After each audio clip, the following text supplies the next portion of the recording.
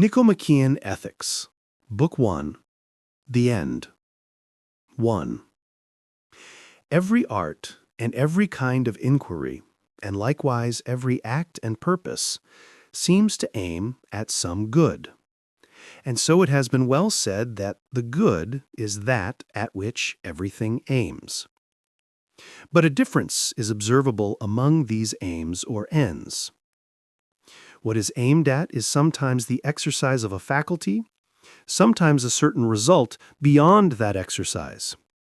And where there is an end beyond the act, there the result is better than the exercise of the faculty. Now, since there are many kinds of actions in many arts and sciences, it follows that there are many ends also. For example, health is the end of medicine, ships of shipbuilding, victory of the art of war, and wealth of economy. But when several of these are subordinated to some one art or science, as the making of bridles and other trappings to the art of horsemanship, and this in turn, along with all else that the soldier does, to the art of war, and so on, then the end of the master art is always more desired than the ends of the subordinate arts, since these are pursued for its sake. And this is equally true whether the end in view be the mere exercise of a faculty or something beyond that, as in the above instances. 2. If then, in what we do, there be some end which we wish for on its own account, choosing all the others as means to this, but not every end without exception as a means to something else, for so we should go on ad infinitum, and desire would be left void and objectless, this evidently will be the good or the best of all things. And surely from a practical point of view it much concerns us to know this good, for then, like archers shooting at a definite mark, we shall be more likely to attain what we want. If this be so, we must try to indicate roughly what it is, and first of all to which of the arts or sciences it belongs. It would seem to belong to the supreme art or science, that one which most of all deserves the name of master art or master science. Now, politics seems to answer to this description, for it prescribes which of the sciences a state needs, and which each man shall study, and up to what point, and to it we see subordinated even the highest arts, such as economy, rhetoric, and the art of war. Since, then, it makes use of the other practical sciences, and since it further ordains what men are to do, and from what to refrain, its end must include the ends of the others, and must be the proper good of man. For though this good is the same for the individual and the state, yet the good of the state seems a grander and more perfect thing both to attain and to secure. And glad as one would be to do this service for a single individual, to do it for a people and for a number of states is nobler and more divine. This, then, is the aim of the present inquiry, which is a sort of political inquiry. 3. We must be content if we can attain to so much precision in our statement as the subject before us admits of, for the same degree of accuracy is no more to be expected in all kinds of reasoning than in all kinds of handicraft. Now the things that are noble and just, with which politics deals, are so various and so uncertain that some think they are merely conventional and not natural distinctions. There is also a similar uncertainty about what is good, because good things often do people harm. Men have before now been ruined by wealth and have lost their lives through courage. Our subject, then, and our data being of this nature, we must be content if we can indicate the truth roughly and in outline, and if, in dealing with matters that are not amenable to immutable laws, and reasoning from premises that are but probable, we can arrive at probable conclusions. The reader, on his part, should take each of my statements in the same spirit, for it is the mark of an educated man to require in each kind of inquiry just so much exactness as the subject admits of. It is equally absurd to accept probable reasoning from a mathematician and to demand scientific proof from an orator. But each man can form a judgment about what he knows, and is called a good judge of that. Of any special matter when he has received a special education therein, a good judge without any qualifying epithet when he has received a universal education. And hence, a young man is not qualified to be a student of politics, for he lacks experience of the affairs of life, which form the data and the subject matter of politics. Further, since he is apt to be swayed by his feelings, he will derive no benefit from a study whose aim is not speculative, but practical. Further, since he is apt to be swayed by his feelings, he will derive no benefit from a study whose aim is not speculative, but practical. But in this respect, young in character counts the same as young in years. For the young man's disqualification is not a matter of time, but is due to the fact that feeling rules his life and directs all his desires. Men of this character turn the knowledge they get to no account in practice, as we see with those we call incontinent. But those who direct their desires and actions by reason will gain much profit from the knowledge of these matters. So much then by way of preface as to the student, and the spirit in which he must accept what we say, and the object which we propose to ourselves. Since, to resume, all knowledge and all purpose aims at some good, what is this which we say is the aim of politics, or, in other words, what is the highest of all realizable goods? As to its name, I suppose nearly all men are agreed, for the masses and the men of culture alike declare that it is happiness, and hold that to live well or to do well is the same as to be happy. But they differ as to what this happiness is, and the masses do not give the same account of it as the philosophers. The former take it to be something palpable and plain as pleasure or wealth or fame. One man holds it to be this and another that, and often the same man is of different minds at different times. After sickness, it is health, and in poverty, it is wealth. While when they are impressed with the consciousness of their ignorance, they admire most those who say grand things that are above their comprehension. Some philosophers, on the other hand, have thought that beside these several good things, there is an absolute good which is the cause of their goodness.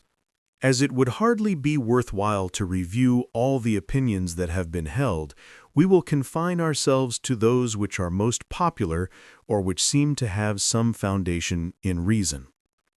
But we must not omit to notice the distinction that is drawn between the method of proceeding from your starting points, or principles, and the method of working up to them. Plato used with fitness to raise this question, and to ask whether the right way is from or to your starting points, as in the racecourse you may run from the judges to the boundary, or vice versa. Well, we must start from what is known. But what is known may mean two things: what is known to us, which is one thing, or what is known simply, which is another. I think it is safe to say that we must start from what is known to us. And on this account, nothing but a good moral training can qualify a man to study what is noble and just, in a word, to study questions of politics. For the undemonstrated fact is here the starting point, and if this undemonstrated fact be sufficiently evident to a man, he will not require a reason why. Now the man who has had a good moral training either has already arrived at starting points or principles of action, or will easily accept them when pointed out. But he who neither has them nor will accept them may hear what Hesiod says: "The best is he who of himself doth know. Good too is he who listens to the wise.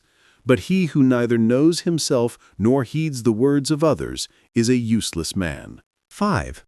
Let us now take up the discussion at the point from which we digressed. It seems that men not unreasonably take their notions of the good or happiness from the lives actually led, and that the masses, who are the least refined, suppose it to be pleasure, which is the reason why they aim at nothing higher than the life of enjoyment. For the most conspicuous kinds of life are three: this life of enjoyment, the life of the statesman, and thirdly, the contemplative life. The mass of men show themselves utterly slavish in their preference for the life of brute beasts, but their views receive consideration because many of those in high places have the tastes of Sardanapalus. Men of refinement with a practical turn prefer honor, for I suppose we may say that honor is the aim of the statesman's life. But this seems too superficial to be the good we are seeking, for it appears to depend upon those who give rather than upon those who receive it, while we have a presentiment that the good is something that is peculiarly a man's own and can scarce be taken away from him. Moreover, these men seem to pursue honor in order that they may be assured of their own excellence. At least, they wish to be honored by men of sense and by those who know them, and on the ground of their virtue or excellence. It is plain, then, that in their view, at any rate, virtue or excellence is better than honor, and perhaps we should take this to be the end of the statesman's life rather than honor. But virtue or excellence also appears too incomplete to be what we want, for it seems that a man might have virtue and yet be asleep or be inactive all his life, and moreover might meet with the greatest disasters and misfortunes, and no one would maintain that such a man is happy, except for argument's sake. But we will not dwell on these matters now, for they are sufficiently discussed in the popular treatises. As for the money-making life, it is something quite contrary to nature, and wealth, evidently, is not the good of which we are in search, for it is merely useful as a means to something else. So we might rather take pleasure and virtue or excellence to be ends than wealth, for they are chosen on their own account. But it seems that not even they are the end, though much breath has been wasted in attempts to show that they are. 6. Dismissing these views, then, we have now to consider the universal good, and to state the difficulties which it presents. Though such an inquiry is not a pleasant task in view of our friendship for the authors of the doctrine of ideas, but we venture to think that this is the right course, and that in the interests of truth we ought to sacrifice even what is nearest to us, especially as we call ourselves philosophers. Both are dear to us, but it is a sacred duty to give the preference to truth. In the first place, the authors of this theory themselves did not assert a common idea in the case of things of which one is prior to the other, and for this reason they did not hold one common idea of numbers. Now the predicate good is applied to substances and also to qualities and relations. But that which has independent existence, what we call substance, is logically prior to that which is relative, for the latter is an offshoot, as it were, or in logical language an accident, of a thing or substance. So, by their own showing, there cannot be one common idea of these goods. Secondly, the term good is used in as many different ways as the term is or being. We apply the term to substances or independent existences as God, reason, to qualities as the virtues, to quantity as the moderate or due amount, to relatives as the useful, to time as opportunity, and so on. It is evident, therefore, that the word good cannot stand for one and the same notion in all these various applications. For if it did, the term could not be applied in all the categories, but in one only. Thirdly, if the notion were one, since there is but one science of all the things that come under one idea, there would be but one science of all goods. But, as it is, there are many sciences even of the goods that come under one category, as, for instance, the science which deals with opportunity in war is strategy, but in disease is medicine. And the science of the due amount in the matter of food is medicine, but in the matter of exercise is the science of gymnastic. Fourthly, one might ask what they mean by the absolute in absolute man and man. The word man has one and the same sense, for in respect of manhood there will be no difference between them, and if so, neither will there be any difference in respect of goodness between absolute good and good. Fifthly, they do not make the good any more good by making it eternal, A white thing that lasts a long while is no whiter than what lasts but a day.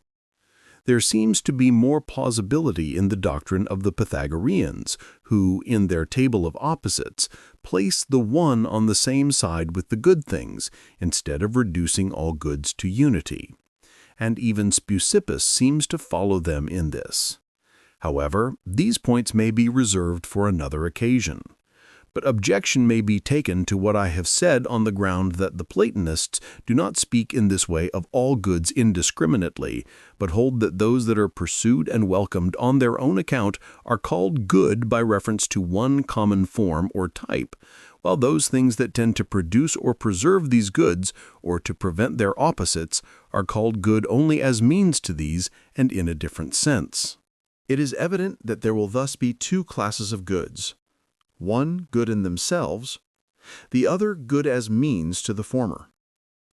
Let us separate then from the things that are merely useful those that are good in themselves, and inquire if they are called good by reference to one common idea or type. Now, what kind of things would one call good in themselves? Surely those things that we pursue even apart from their consequences, such as wisdom and sight and certain pleasures and certain honors. For although we sometimes pursue these things as means, no one could refuse to rank them among the things that are good in themselves. If these be excluded, nothing is good in itself except the idea, and then the type or form will be meaningless. If, however, these are ranked among the things that are good in themselves, then it must be shown that the goodness of all of them can be defined in the same terms, as white has the same meaning when applied to snow and to white lead. But in fact, we have to give a separate and different account of the goodness of honor, wisdom, and pleasure. Good, then, is not a term that is applied to all these things alike in the same sense, or with reference to one common idea or form. But how then do these things come to be called good? For they do not appear to have received the same name by chance merely. Perhaps it is because they all proceed from one source, or all conduce to one end. Or perhaps it is rather in virtue of some analogy, just as we call the reason the eye of the soul, because it bears the same relation to the soul that the eye does to the body, and so on. But we may dismiss these questions at present, for to discuss them in detail belongs more properly to another branch of philosophy. And for the same reason, we may dismiss the further consideration of the idea. For even granting that this term good, which is applied to all these different things, has one and the same meaning throughout, or that there is an absolute good apart from these particulars, it is evident that this good will not be anything that man can realize or attain, but it is a good of this kind that we are now seeking. It might perhaps be thought that it would nevertheless be well to make ourselves acquainted with this universal good, with a view to the goods that are attainable and realizable. With this for a pattern, it may be said, we shall more readily discern our own good, and discerning, achieve it. There certainly is some plausibility in this argument, but it seems to be at variance with the existing sciences. For though they are all aiming at some good and striving to make up their deficiencies, they neglect to inquire about this universal good. And yet it is scarce likely that the professors of the several arts and sciences should not know, nor even look for, what would help them so much. And, indeed, I am at a loss to know how the weaver or the carpenter would be furthered in his art by a knowledge of this absolute good, or how a man would be rendered more able to heal the sick or to command an army by contemplation of the pure form or idea. For it seems to me that the physician does not even seek for health in this abstract way, but seeks for the health of man, or rather of some particular man, for it is individuals that he has to heal. 7. Leaving these matters, then, let us return once more to the question, what this good can be of which we are in search. It seems to be different in different kinds of action and in different arts, one thing in medicine and another in war, and so on. What then is the good in each of these cases? Surely that for the sake of which all else is done. and that in medicine is health, in war is victory, in building is a house.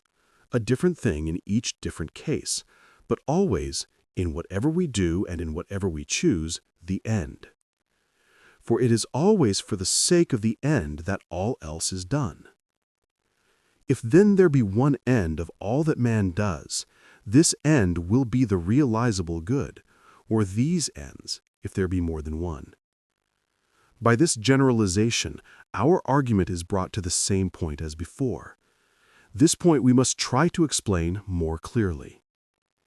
We see that there are many ends, but some of these are chosen only as means, as wealth, flutes, and the whole class of instruments, and so it is plain that not all ends are final. But the best of all things must, we conceive, be something final. If then there be only one final end, this will be what we are seeking, or if it be more than one, then the most final of them. Now that which is pursued as an end in itself is more final than that which is pursued as means to something else, and that which is never chosen as means than that which is chosen both as an end in itself and as means, and that is strictly final, which is always chosen as an end in itself and never as means. Happiness seems more than anything else to answer to this description, for we always choose it for itself, and never for the sake of something else, while honor and pleasure and reason and all virtue or excellence we choose partly indeed for themselves, for apart from any result we should choose each of them, but partly also for the sake of happiness, supposing that they will help to make us happy. But no one chooses happiness for the sake of these things, or as a means to anything else at all. We seem to be led to the same conclusion when we start from the notion of self-sufficiency. The final good is thought to be self-sufficing, or all-sufficing. In applying this term, we do not regard a man as an individual leading a solitary life, but we also take account of parents, children, wife, and in short, friends and fellow citizens generally, since man is naturally a social being. Some limit must indeed be set to this, for if you go on to parents and descendants and friends of friends, you will never come to a stop. But this we will consider further on. For the present, we will take self-sufficing to mean what by itself makes life desirable and in want of nothing. And happiness is believed to answer to this description. And further, happiness is believed to be the most desirable thing in the world, and that not merely as one among other good things. If it were merely one among other good things, so that other things could be added to it, it is plain that the addition of the least of other goods must make it more desirable. For the addition becomes a surplus of good, and of two goods the greater is always more desirable. Thus it seems that happiness is something final and self-sufficing, and is the end of all that man does. But perhaps the reader thinks that, though no one will dispute the statement that happiness is the best thing in the world, yet a still more precise definition of it is needed. This will best be gained, I think, by asking, what is the function of man? For as the goodness and the excellence of a piper or a sculptor, or the practicer of any art, and generally of those who have any function or business to do, lies in that function, so man's good would seem to lie in his function, if he has one. But can we suppose that, while a carpenter and a cobbler has a function and a business of his own, man has no business and no function assigned him by nature?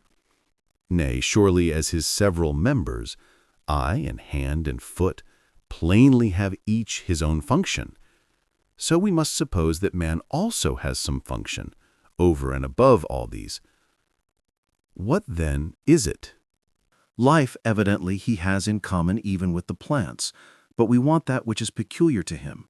We must exclude, therefore, the life of mere nutrition and growth. Next to this comes the life of sense, but this too he plainly shares with horses and cattle and all kinds of animals. There remains then the life whereby he acts, the life of his rational nature, with its two sides or divisions, one rational as obeying reason, the other rational as having and exercising reason. But as this expression is ambiguous, we must be understood to mean thereby the life that consists in the exercise of the faculties, for this seems to be more properly entitled to the name.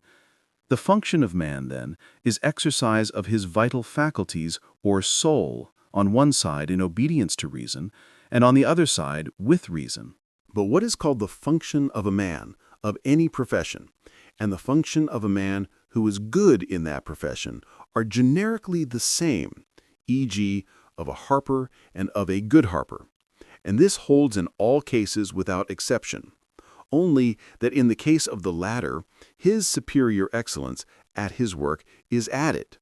For we say a harper's function is to harp, and a good harper's to harp well.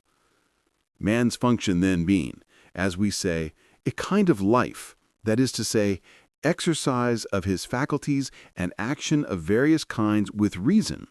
The good man's function is to do this well and beautifully, or nobly. But the function of anything is done well when it is done in accordance with the proper excellence of that thing.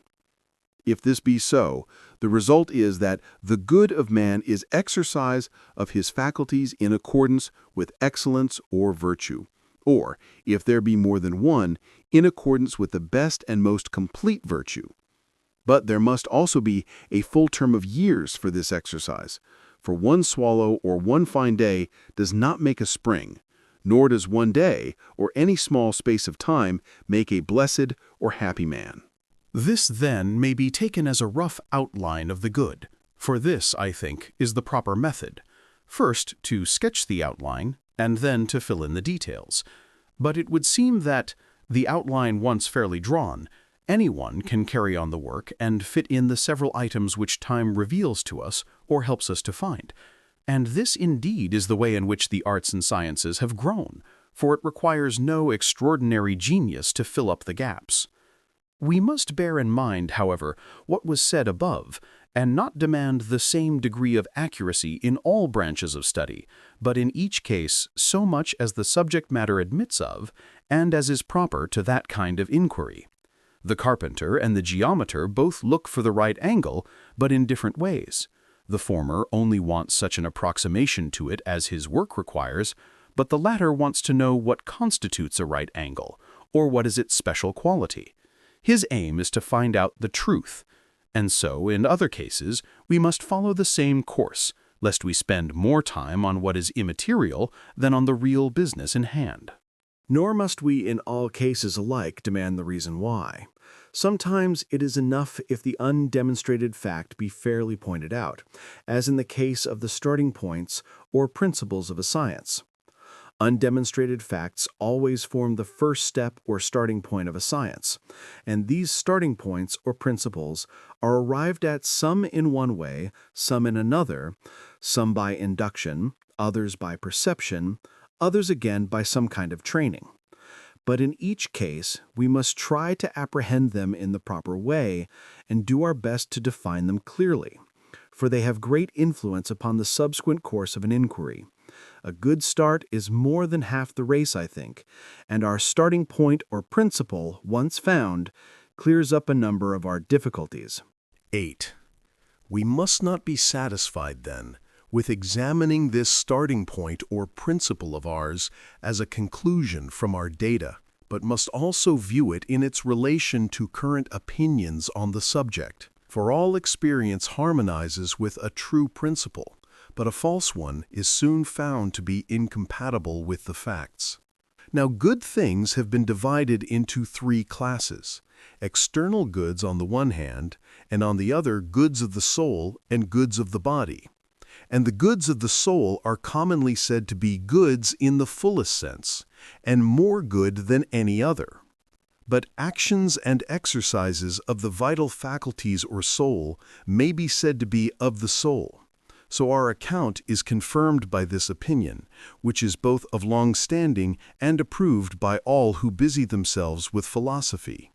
But indeed we secure the support of this opinion by the mere statement that certain actions and exercises are the end, for this implies that it is to be ranked among the goods of the soul and not among external goods.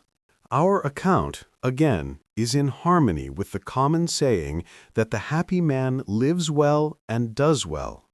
For we may say that happiness, according to us, is a living well and doing well.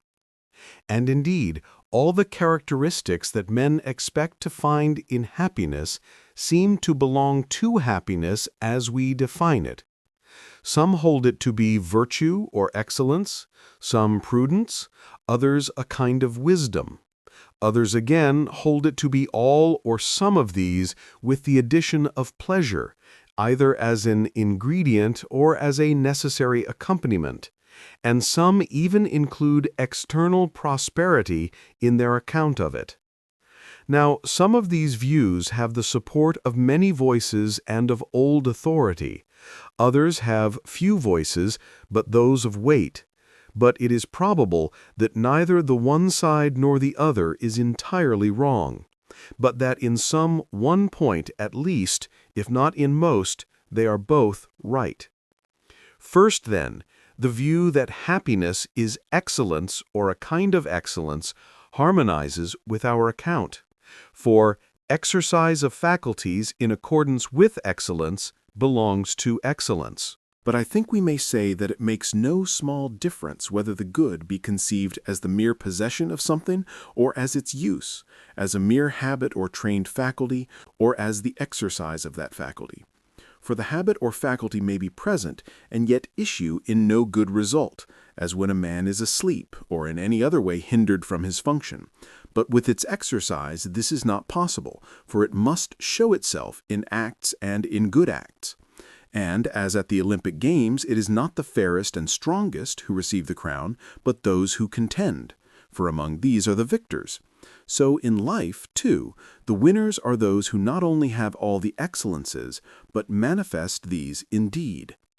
And further, the life of these men is in itself pleasant, for pleasure is an affection of the soul, and each man takes pleasure in that which he is said to love. He who loves horses, in horses, he who loves sightseeing, in sightseeing, and in the same way, he who loves justice, in acts of justice, and generally the lover of excellence or virtue, in virtuous acts or the manifestation of excellence. And while with most men there is a perpetual conflict between the several things in which they find pleasure, since these are not naturally pleasant, those who love what is noble take pleasure in that which is naturally pleasant. For the manifestations of excellence are naturally pleasant, so that they are both pleasant to them and pleasant in themselves. Their life, then, does not need pleasure to be added to it as an appendage, but contains pleasure in itself. Indeed, in addition to what we have said, a man is not good at all unless he takes pleasure in noble deeds. No one would call a man just who did not take pleasure in doing justice, nor generous who took no pleasure in acts of generosity, and so on. If this be so, the manifestations of excellence will be pleasant in themselves, but they are also both good and noble, and that in the highest degree, at least if the good man's judgment about them is right. For this is his judgment. Happiness, then, is at once the best and noblest and pleasantest thing in the world, and these are not separated, as the Delian inscription would have them to be. What is most just is noblest, health is best, pleasantest is to get your heart's desire. For all these characteristics are united in the best exercises of our faculties, and these, or some one of them that is better than all the others, we identify with happiness. But nevertheless, happiness plainly requires external goods too, as we said, for it is impossible, or at least not easy, to act nobly without some furniture of fortune. There are many things that can only be done through instruments, so to speak, such as friends and wealth and political influence, and there are some things whose absence takes the bloom off our happiness, as good birth, the blessing of children, personal beauty, For a man is not very likely to be happy if he is very ugly in person, or of low birth, or alone in the world, or childless, and perhaps still less if he has worthless children or friends, or has lost good ones that he had. As we said then, happiness seems to stand in need of this kind of prosperity, and so some identify it with good fortune, just as others identify it with excellence. 9. This has led people to ask whether happiness is attained by learning, or the formation of habits, or any other kind of training, or comes by some divine dispensation, or even by chance. Well, if the gods do give gifts to men, happiness is likely to be among the number, more likely indeed than anything else, in proportion as it is better than all other human things. This belongs more properly to another branch of inquiry, but we may say that even if it is not heaven-sent, but comes as a consequence of virtue or some kind of learning or training, still it seems to be one of the most divine things in the world, for the prize and aim of virtue would appear to be better than anything else and something divine and blessed. Again, if it is thus acquired, it will be widely accessible, for it will then be in the power of all except those who have lost the capacity for excellence to acquire it by study and diligence. And if it be better that men should attain happiness in this way rather than by chance, it is reasonable to suppose that it is so, since in the sphere of nature all things are arranged in the best possible way, and likewise in the sphere of art and of each mode of causation, and most of all in the sphere of the noblest mode of causation. And indeed it would be too absurd to leave what is noblest and fairest to the dispensation of chance. But our definition itself clears up the difficulty, for happiness was defined as a certain kind of exercise of the vital faculties in accordance with excellence or virtue. And of the remaining goods, other than happiness itself, some must be present as necessary conditions, while others are aids and useful instruments to happiness. And this agrees with what we said at starting. We then laid down that the end of the art political is the best of all ends, but the chief business of that art is to make the citizens of a certain character, that is, good and apt to do what is noble. It is not without reason, then, that we do not call an ox or a horse or any brute happy, for none of them is able to share in this kind of activity. For the same reason also a child is not happy. He is, as yet, because of his age, unable to do such things. If we ever call a child happy, it is because we hope he will do them. For, as we said, happiness requires not only perfect excellence or virtue, but also a full term of years for its exercise. For our circumstances are liable to many changes and to all sorts of chances, and it is possible that he who is now most prosperous will in his old age meet with great disasters, as is told of Priam in the tales of Troy. And a man who is thus used by fortune and comes to a miserable end cannot be called happy. 10. Are we then to call no man happy as long as he lives, but to wait for the end, as Solon said? And supposing we have to allow this, do we mean that he actually is happy after he is dead? Surely that is absurd, especially for us who say that happiness is a kind of activity or life. But if we do not call the dead man happy, and if Solon meant not this, but that only then could we safely apply the term to a man as being now beyond the reach of evil and calamity, then here too we find some ground for objection. For it is thought that both good and evil may in some sort befall a dead man, just as they may befall a living man, although he is unconscious of them, e.g., honors rendered to him, or the reverse of these, and again the prosperity or the misfortune of his children and all his descendants. But this too has its difficulties, for after a man has lived happily to a good old age and ended as he lived, it is possible that many changes may befall him in the persons of his descendants, and that some of them may turn out good and meet with the good fortune they deserve, and others the reverse. It is evident, too, that the degree in which the descendants are related to their ancestors may vary to any extent. and it would be a strange thing if the dead man were to change with these changes and become happy and miserable by turns.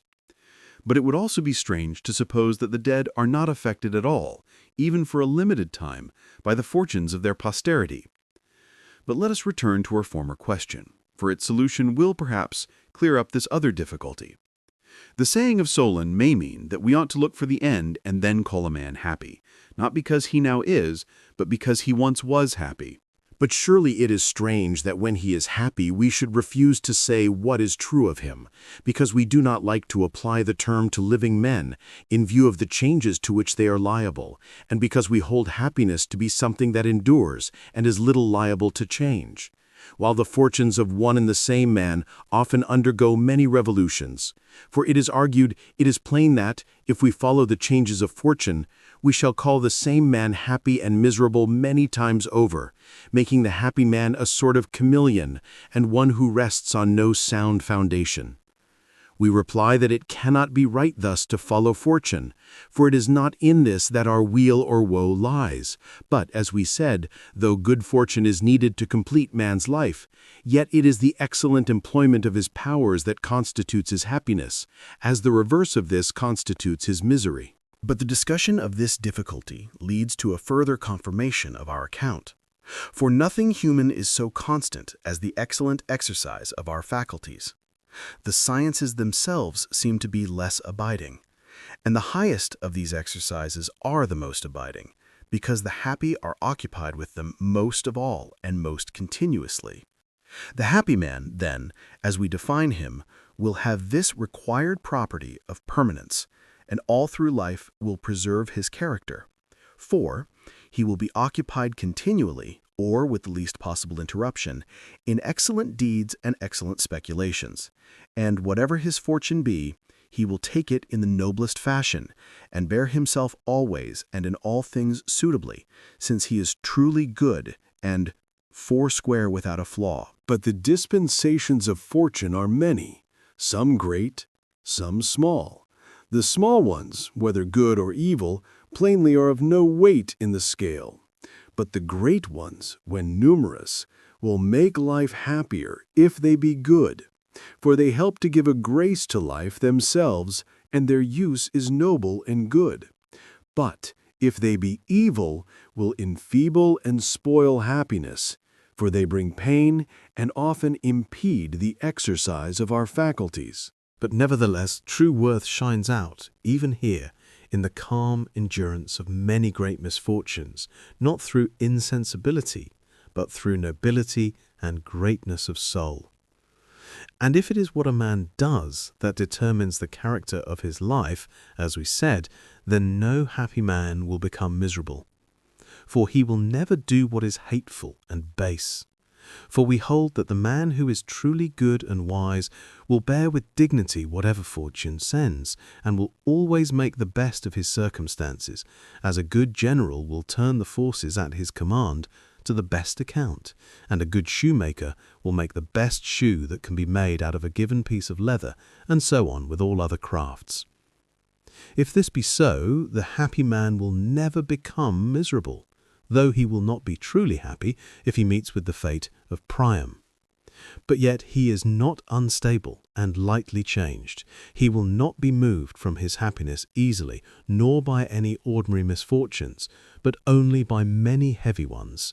And after such, he will not recover his happiness again in a short time, but if at all, only in a considerable period, which has a certain completeness, and in which he attains to great and noble things. We shall meet all objections then if we say that a happy man is one who exercises his faculties in accordance with perfect excellence, being duly furnished with external goods, not for any chance time, but for a full term of years, to which perhaps we should add, and who shall continue to live so and shall die as he lived, since the future is veiled to us, but happiness we take to be the end, and in all ways perfectly final or complete.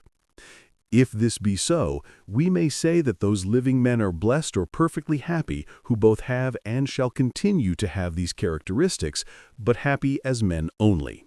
Passing now from this question to that of the fortunes of descendants and of friends generally, The doctrine that they do not affect the departed at all seems too cold and too much opposed to popular opinion.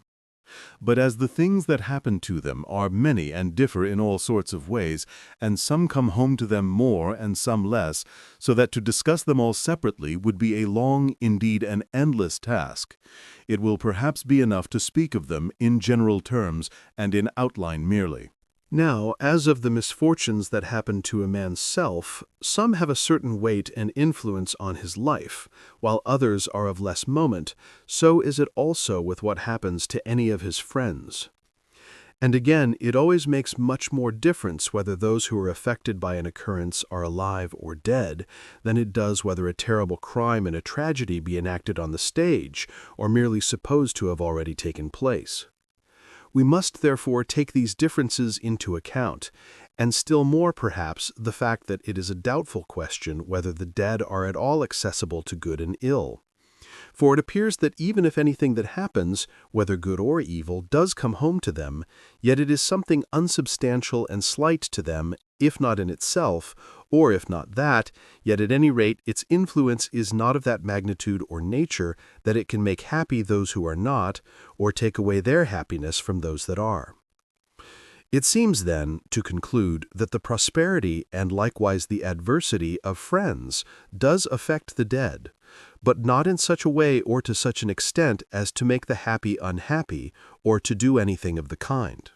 These points being settled, we may now inquire whether happiness is to be ranked among the goods that we praise, or rather among those that we revere, for it is plainly not a mere potentiality, but an actual good.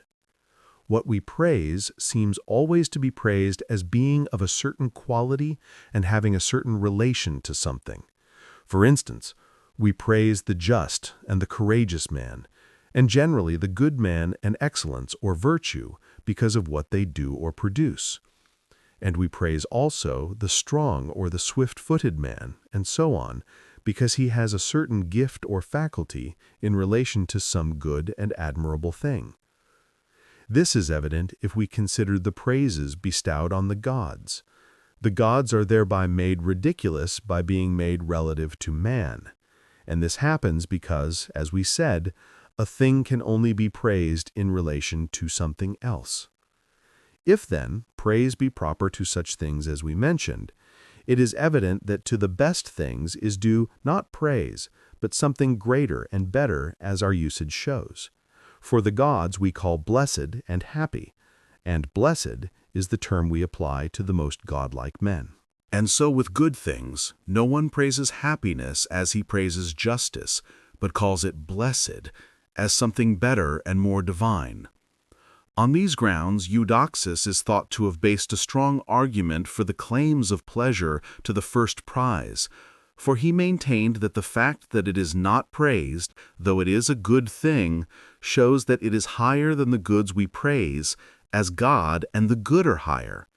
For these are the standards by reference to which we judge all other things, giving praise to excellence or virtue, since it makes us apt to do what is noble, and passing encomiums on the results of virtue, whether these be bodily or psychical.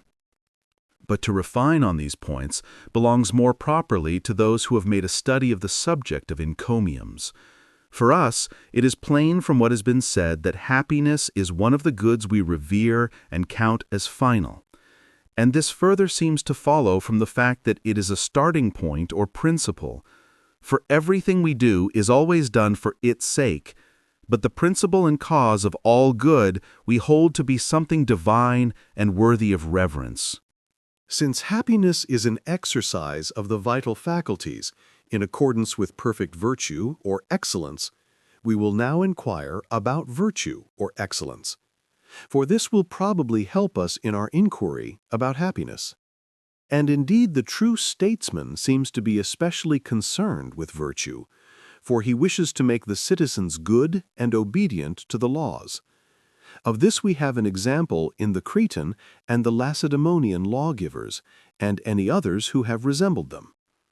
But if the inquiry belongs to politics, or the science of the state, it is plain that it will be in accordance with our original purpose to pursue it.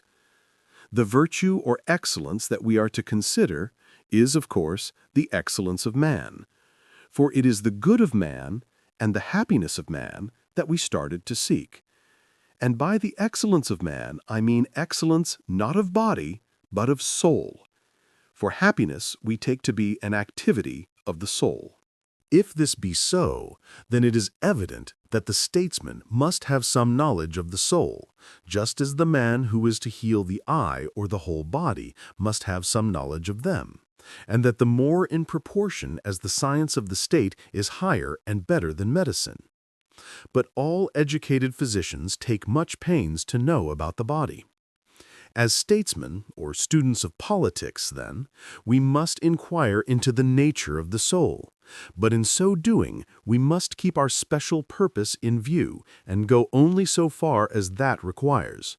For to go into minuter detail would be too laborious for the present undertaking. Now, there are certain doctrines about the soul which are stated elsewhere with sufficient precision, and these we will adopt. Two parts of the soul are distinguished, an irrational and a rational part. Whether these are separated, as are the parts of the body or any divisible thing, or whether they are only distinguishable in thought, but in fact inseparable, like concave and convex in the circumference of a circle, makes no difference for our present purpose.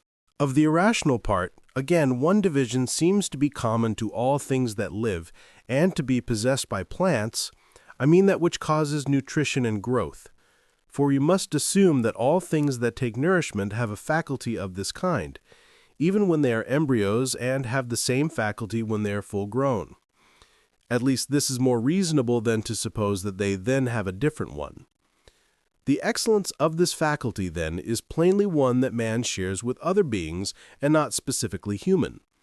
And this is confirmed by the fact that in sleep, this part of the soul, or this faculty, is thought to be most active, while the good and the bad man are undistinguishable when they are asleep, whence the saying that for half their lives there is no difference between the happy and the miserable, which indeed is what we should expect, for sleep is the cessation of the soul from those functions in respect of which it is called good or bad, except that they are to some slight extent roused by what goes on in their bodies, with the result that the dreams of the good man are better than those of ordinary people. However, we need not pursue this further, and may dismiss the nutritive principle, since it has no place in the excellence of man. But there seems to be another vital principle that is irrational, and yet in some way partakes of reason. In the case of the continent, and of the incontinent man alike, we praise the reason, or the rational part, for it exhorts them rightly, and urges them to do what is best, but there is plainly present in them another principle besides the rational one, which fights and struggles against the reason.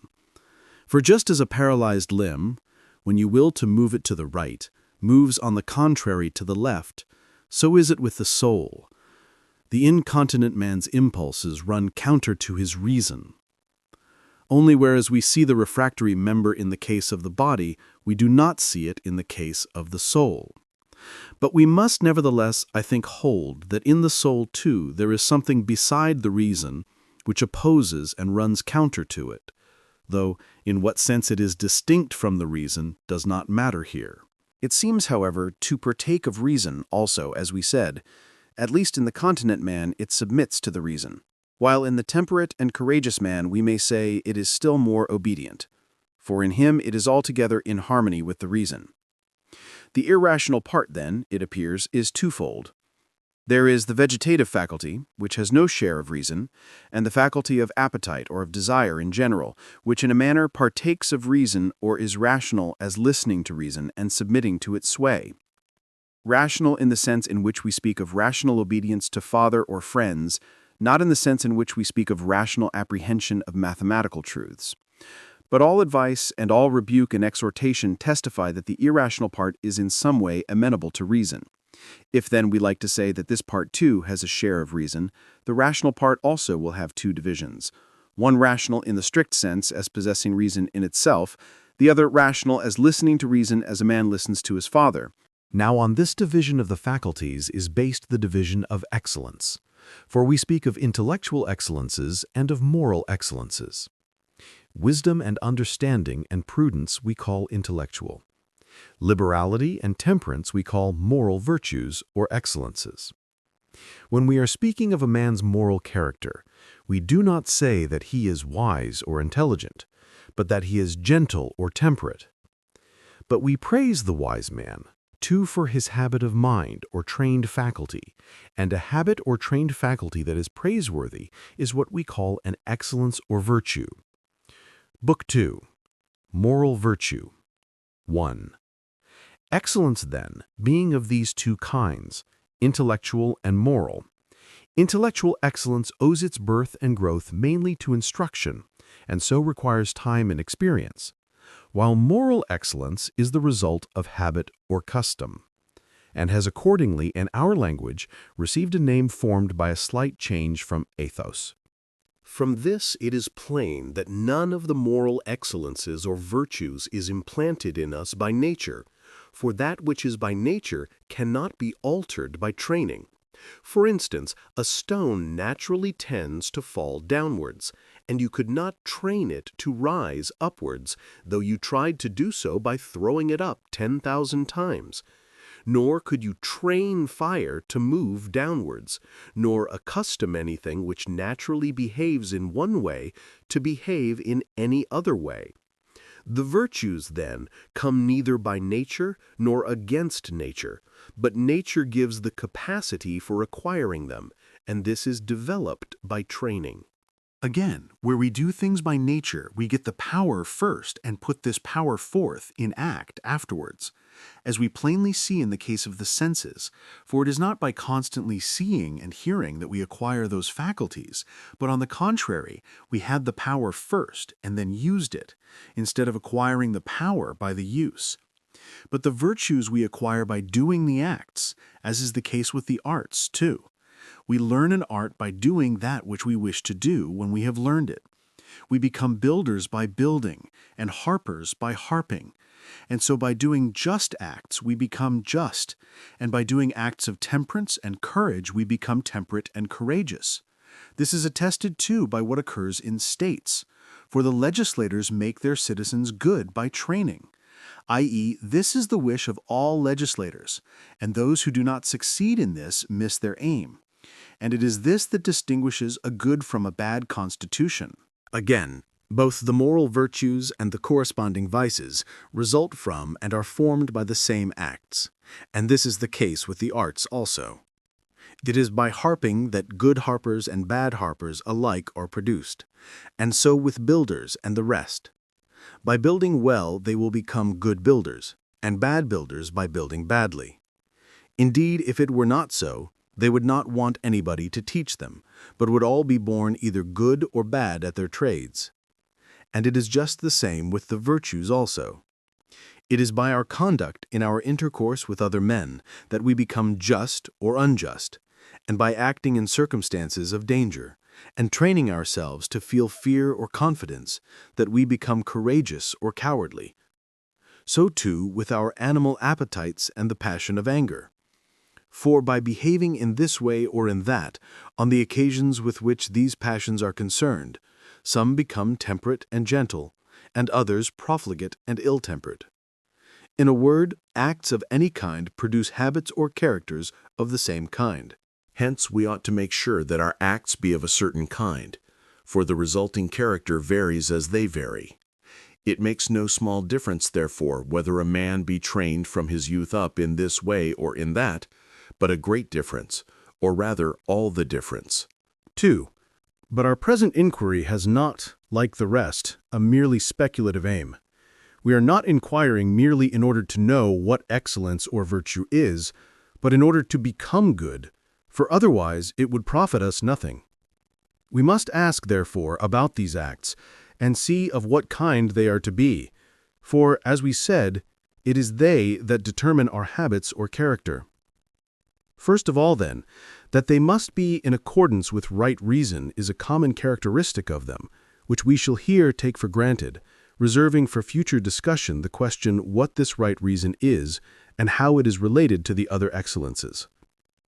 But let it be understood, before we go on, that all reasoning on matters of practice must be in outline merely, and not scientifically exact.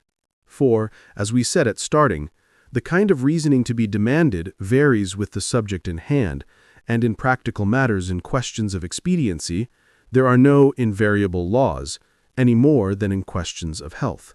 And if our general conclusions are thus inexact, still more inexact is all reasoning about particular cases, for these fall under no system of scientifically established rules or traditional maxims, but the agent must always consider for himself what the special occasion requires, just as in medicine or navigation.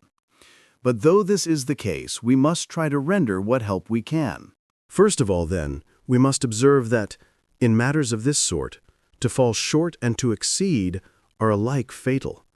This is plain, to illustrate what we cannot see by what we can see in the case of strength and health.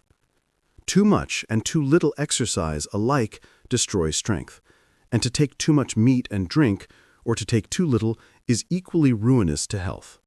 But the fitting amount produces and increases and preserves them.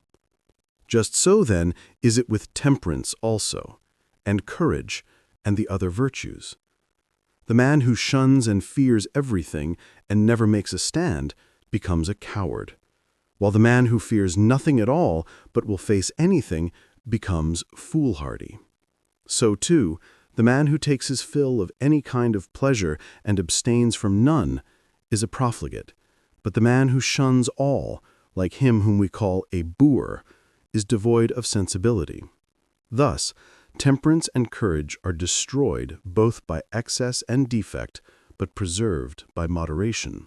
But habits or types of character are not only produced and preserved and destroyed by the same occasions and the same means, but they will also manifest themselves in the same circumstances. This is the case with palpable things like strength. Strength is produced by taking plenty of nourishment and doing plenty of hard work, and the strong man, in turn, has the greatest capacity for these. And the case is the same with the virtues. By abstaining from pleasure, we become temperate, and when we have become temperate, we are best able to abstain. And so with courage. By habituating ourselves to despise danger and to face it, we become courageous. And when we have become courageous, we are best able to face danger. 3.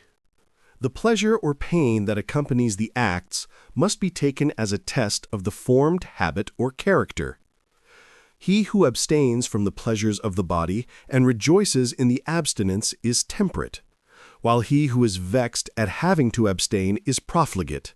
And again, he who faces danger with pleasure, or at any rate without pain, is courageous.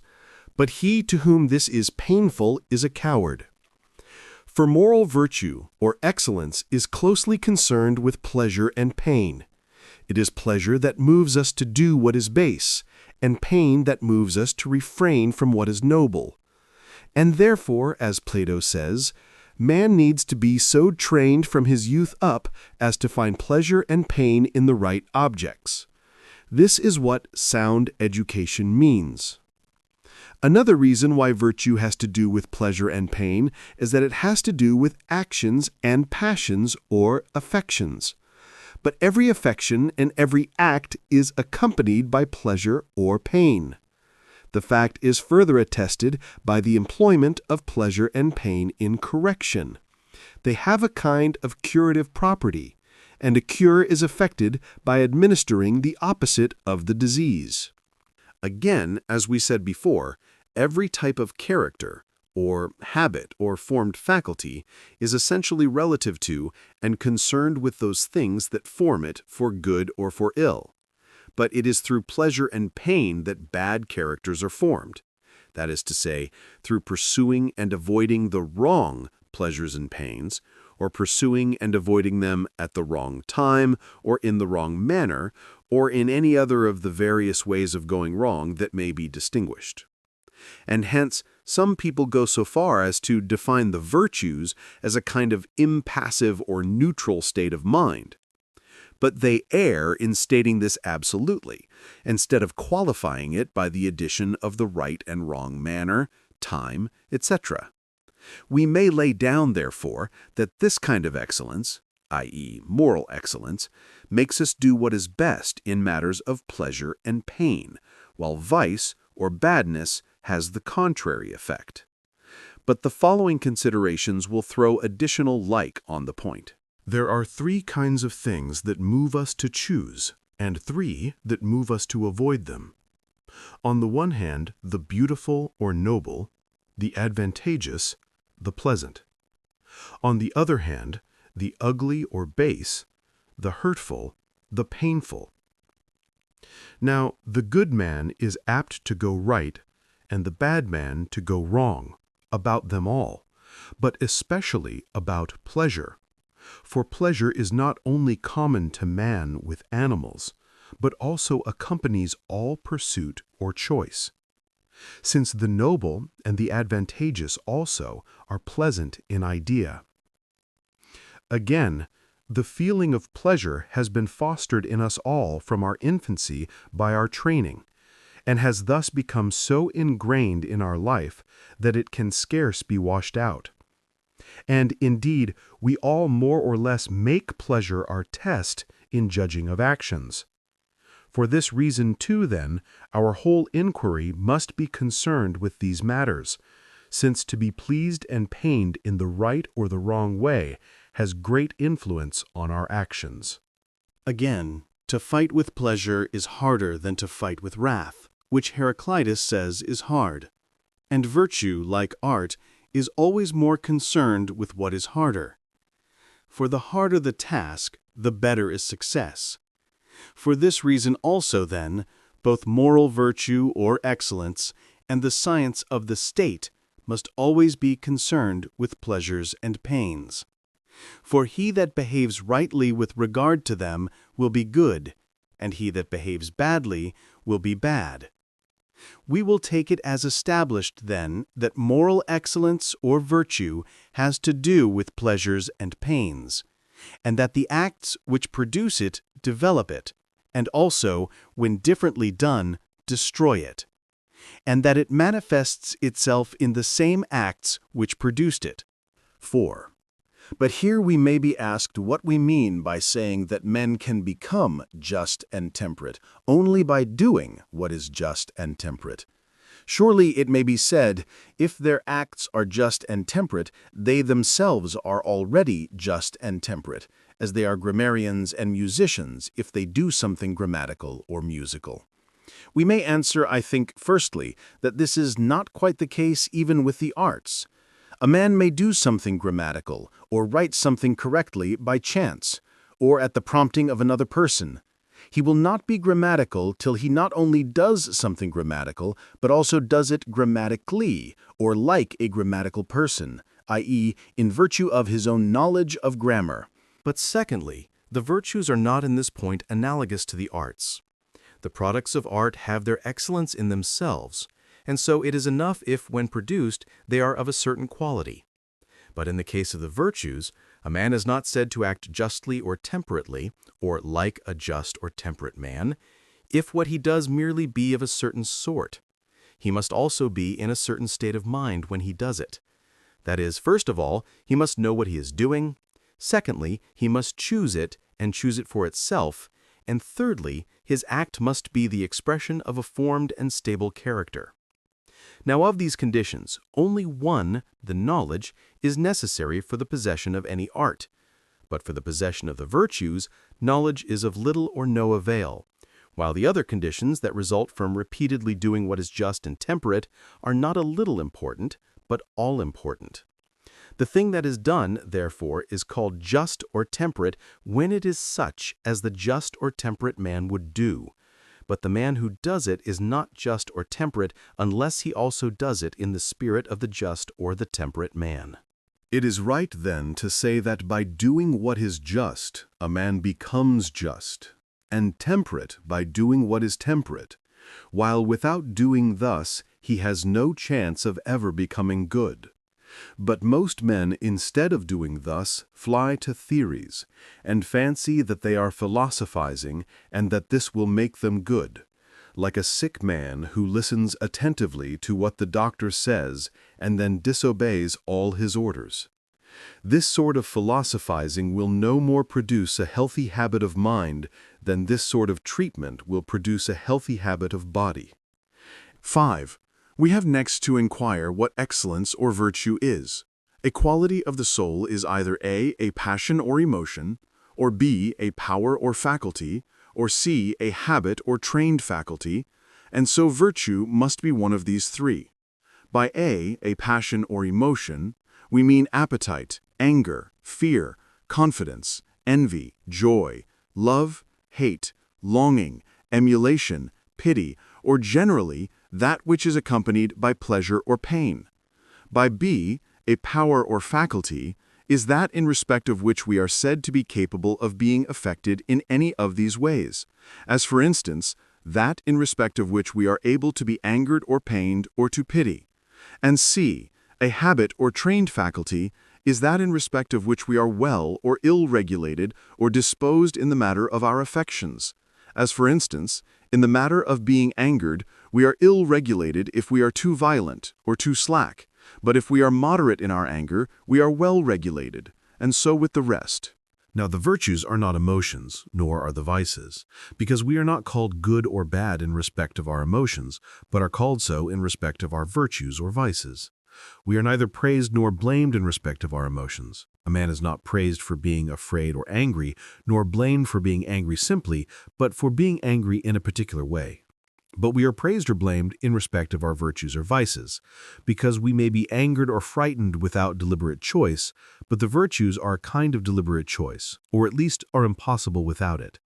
And because in respect of our emotions we are said to be moved, but in respect of our virtues and vices we are not said to be moved, but to be regulated or disposed in this way or in that. For these same reasons also, they are not powers or faculties, for we are not called either good or bad for being merely capable of emotion, nor are we either praised or blamed for this. And further, while nature gives us our powers or faculties, she does not make us either good or bad. This point, however, we have already treated. If, then, the virtues be neither emotions nor faculties, it only remains for them to be habits or trained faculties. 6. We have thus found the genus to which virtue belongs, but we want to know not only that it is a trained faculty, but also what species of trained faculty it is. We may safely assert that the virtue or excellence of a thing causes that thing both to be itself in good condition and to perform its function well. The excellence of the eye, for instance, makes both the eye and its work good, for it is by the excellence of the eye that we see well. So the proper excellence of the horse makes a horse what he should be, and makes him good at running and carrying his rider and standing a charge. If then this holds good in all cases, the proper excellence or virtue of man will be the habit or trained faculty that makes a man good and makes him perform his function well. How this is to be done we have already said, but we may exhibit the same conclusion in another way, by inquiring what the nature of this virtue is. Now, if we have any quantity, whether continuous or discrete, it is possible to take either a larger or too large, or a smaller or too small, or an equal or fair amount, and that either absolutely or relatively to our own needs. By an equal or fair amount, I understand a mean amount, or one that lies between excess and deficiency. By the absolute mean, or mean relatively to the thing itself, I understand that which is equidistant from both extremes, and this is one and the same for all. By the mean relatively to us, I understand that which is neither too much nor too little for us, and this is not one and the same for all. For instance, if 10 be larger, or too large, and 2 be smaller, or too small, if we take 6, we take the mean relatively to the thing itself, or the arithmetic mean, for it exceeds one extreme by the same amount by which it is exceeded by the other extreme, and this is the mean in arithmetical proportion. But the mean relatively to us cannot be found in this way. If 10 pounds of food is too much for a given man to eat, and 2 pounds too little, it does not follow that the trainer will order him 6 pounds, for that also may perhaps be too much for the man in question, or too little. Too little for Milo, too much for the beginner. The same holds true in running and wrestling. And so we may say generally that a master in any art avoids what is too much and what is too little, and seeks for the mean and chooses it, not the absolute, but the relative mean. If then every art or science perfects its work in this way, looking to the mean and bringing its work up to this standard, so that people are wont to say of a good work that nothing could be taken from it or added to it, implying that excellence is destroyed by excess or deficiency, but secured by observing the mean. And good artists, as we say, do in fact keep their eyes fixed on this in all that they do. And if virtue, like nature, is more exact and better than any art, it follows that virtue also must aim at the mean. Virtue, of course, meaning moral virtue or excellence, for it has to do with passions and actions, and it is these that admit of excess and deficiency and the mean. For instance, it is possible to feel fear, confidence, desire, anger, pity, and generally to be affected pleasantly and painfully, either too much or too little, in either case wrongly. But to be thus affected at the right times and on the right occasions, and towards the right persons, and with the right object, and in the right fashion, is the mean course and the best course, and these are characteristics of virtue. And in the same way, our outward acts also admit of excess and deficiency, and the mean or due amount. Virtue, then, has to deal with feelings or passions, and with outward acts, in which excess is wrong, and deficiency also is blamed, but the mean amount is praised and is right, both of which are characteristics of virtue. Virtue, then, is a kind of moderation, or mesotis, inasmuch as it aims at the mean or moderate amount, domeson. Again, there are many ways of going wrong, for evil is infinite in nature, to use a Pythagorean figure, while good is finite, so that the one is easy and the other hard, easy to miss the mark and hard to hit. On this account also, then, excess and deficiency are characteristic of vice. Hitting the mean is characteristic of virtue. Goodness is simple, ill takes any shape. Virtue, then, is a habit or trained faculty of choice, the characteristic of which lies in moderation or observance of the mean relatively to the persons concerned, as determined by reason, that is, by the reason by which the prudent man would determine it. And it is a moderation, firstly, inasmuch as it comes in the middle or mean between two vices, one on the side of excess, the other on the side of defect, and secondly, inasmuch as while these vices fall short or exceed the due measure in feeling and in action, it finds and chooses the mean, middling, or moderate amount. Regarded in its essence, therefore, or according to the definition of its nature, virtue is a moderation, or middle state. But viewed in its relation to what is best and right, it is the extreme of perfection. But it is not all actions nor all passions that admit of moderation. There are some whose very names imply badness, as malevolence, shamelessness, envy, and, among acts, adultery, theft, murder. These and all other like things are blamed as being bad in themselves, and not merely in their excess or deficiency. It is impossible, therefore, to go right in them. They are always wrong. Rightness and wrongness in such things, for example, in adultery, does not depend upon whether it is the right person and occasion and manner, but the mere doing of any one of them is wrong. It would be equally absurd to look for moderation or excess or deficiency in unjust, cowardly, or profligate conduct. For then there would be moderation in excess or deficiency, and excess in excess, and deficiency in deficiency. The fact is that just as there can be no excess or deficiency in temperance or courage, because the mean or moderate amount is, in a sense, an extreme, so in these kinds of conduct also there can be no moderation or excess or deficiency, but the acts are wrong, however they be done. For, to put it generally, there cannot be moderation in excess or deficiency, nor excess or deficiency in moderation. But it is not enough to make these general statements. We must go on and apply them to particulars. For in reasoning about matters of conduct, general statements are too vague and do not convey so much truth as particular propositions. It is with particulars that conduct is concerned. Our statements, therefore, when applied to these particulars, should be found to hold good. These particulars, then, i.e., the several virtues and vices, and the several acts and affections with which they deal, we will take from the following table. Moderation in the feelings of fear and confidence is courage.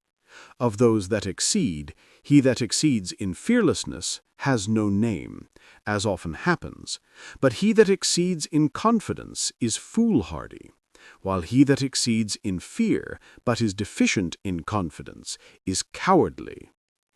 Moderation in respect of certain pleasures and also, though to a less extent, certain pains, is temperance, while excess is profligacy. But defectiveness in the matter of these pleasures is hardly ever found, and so this sort of people also have as yet received no name. Let us put them down as void of sensibility. In the matter of giving and taking money, moderation is liberality. Excess and deficiency are prodigality and illiberality. But both vices exceed and fall short in giving and taking in contrary ways. The prodigal exceeds in spending, but falls short in taking, while the illiberal man exceeds in taking, but falls short in spending. For the present, we are but giving an outline or summary, and aim at nothing more. We shall afterwards treat these points in greater detail. But besides these, there are other dispositions in the matter of money. There was a moderation which is called magnificence, for the magnificent is not the same as the liberal man. The former deals with large sums, the latter with small. And an excess which is called bad taste or vulgarity, and a deficiency which is called meanness. And these vices differ from those which are opposed to liberality. How they differ will be explained later. With respect to honor and disgrace, there is a moderation which is high-mindedness, an excess which may be called vanity, and a deficiency which is little-mindedness. But just as we said that liberality is related to magnificence, differing only in that it deals with small sums, so here there is a virtue related to high-mindedness, and differing only in that it is concerned with small instead of great honors. A man may have a due desire for honor and also more or less than a due desire. He that carries this desire to excess is called ambitious. He that has not enough of it is called unambitious. But he that has the due amount has no name. There are also no abstract names for the characters, except ambition, corresponding to ambitious. And on this account, those who occupy the extremes lay claim to the middle place. And in common parlance, too, the moderate man is sometimes called ambitious and sometimes unambitious. And sometimes the ambitious man is praised, and sometimes the unambitious part.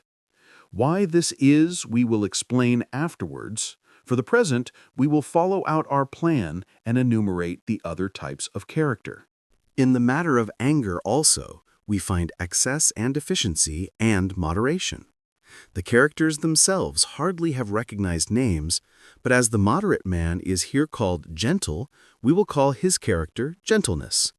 Of those who go into extremes, we may take the term wrathful for him who exceeds, with wrathfulness for the vice, and wrathlessness for him who is deficient, with wrathlessness for his character. Besides these, there are three kinds of moderation, bearing some resemblance to one another and yet different. They all have to do with intercourse in speech and action, but they differ in that one has to do with the truthfulness of this intercourse, while the other two have to do with its pleasantness. One of the two with pleasantness in matters of amusement, the other with pleasantness in all the relations of life. We must, therefore, speak of these qualities also in order that we may the more plainly see how, in all cases, moderation is praiseworthy, while the extreme courses are neither right nor praiseworthy, but blamable. In these cases also, names are for the most part wanting. But we must try, here as elsewhere, to coin names ourselves in order to make our argument clear and easy to follow. In the matter of truth, then, let us call him who observes the mean a true or truthful person, and observance of the mean truth or truthfulness. Pretense, when it exaggerates, may be called boasting, and the person a boaster. When it understates, let the names be irony and ironical. With regard to pleasantness in amusement, he who observes the mean may be called witty, and his character wittiness. Excess may be called buffoonery, and the man a buffoon, while boorish may stand for the person who is deficient, and boorishness for his character. With regard to pleasantness in the other affairs of life, he who makes himself properly pleasant may be called friendly, and his moderation friendliness. He that exceeds may be called obsequious if he have no ulterior motive, but a flatterer if he has an eye to his own advantage. He that is deficient in this respect and always makes himself disagreeable may be called a quarrelsome or peevish fellow. Moreover, in mere emotions and in our conduct with regard to them, there are ways of observing the mean. For instance, shame is not a virtue, but yet the modest, eidemon man is praised. For in these matters also we speak of this man as observing the mean, of that man as going beyond it, as the shamefaced man whom the least thing makes shy, while he who is deficient in the feeling or lacks it altogether is called shameless. But the term modest, eidemon, is applied to him who observes the mean. Righteous indignation, again, hits the mean between envy and malevolence. These have to do with feelings of pleasure and pain at what happens to our neighbors. A man is called righteously indignant when he feels pain at the sight of undeserved prosperity, but your envious man goes beyond him and is pained by the sight of anyone in prosperity, while the malevolent man is so far from being pained that he actually exults in the misfortunes of his neighbors. But we shall have another opportunity of discussing these matters. As for justice, the term is used in more senses than one. We will, therefore, after disposing of the above questions, distinguish these various senses and show how each of these kinds of justice is a kind of moderation. And then we will treat of the intellectual virtues in the same way. 8. There are, as we said, three classes of disposition, namely, two kinds of vice, one marked by excess, the other by deficiency, and one kind of virtue, the observance of the mean. Now each is in a way opposed to each, for the extreme dispositions are opposed both to the mean or moderate disposition and to one another, while the moderate disposition is opposed to both the extremes.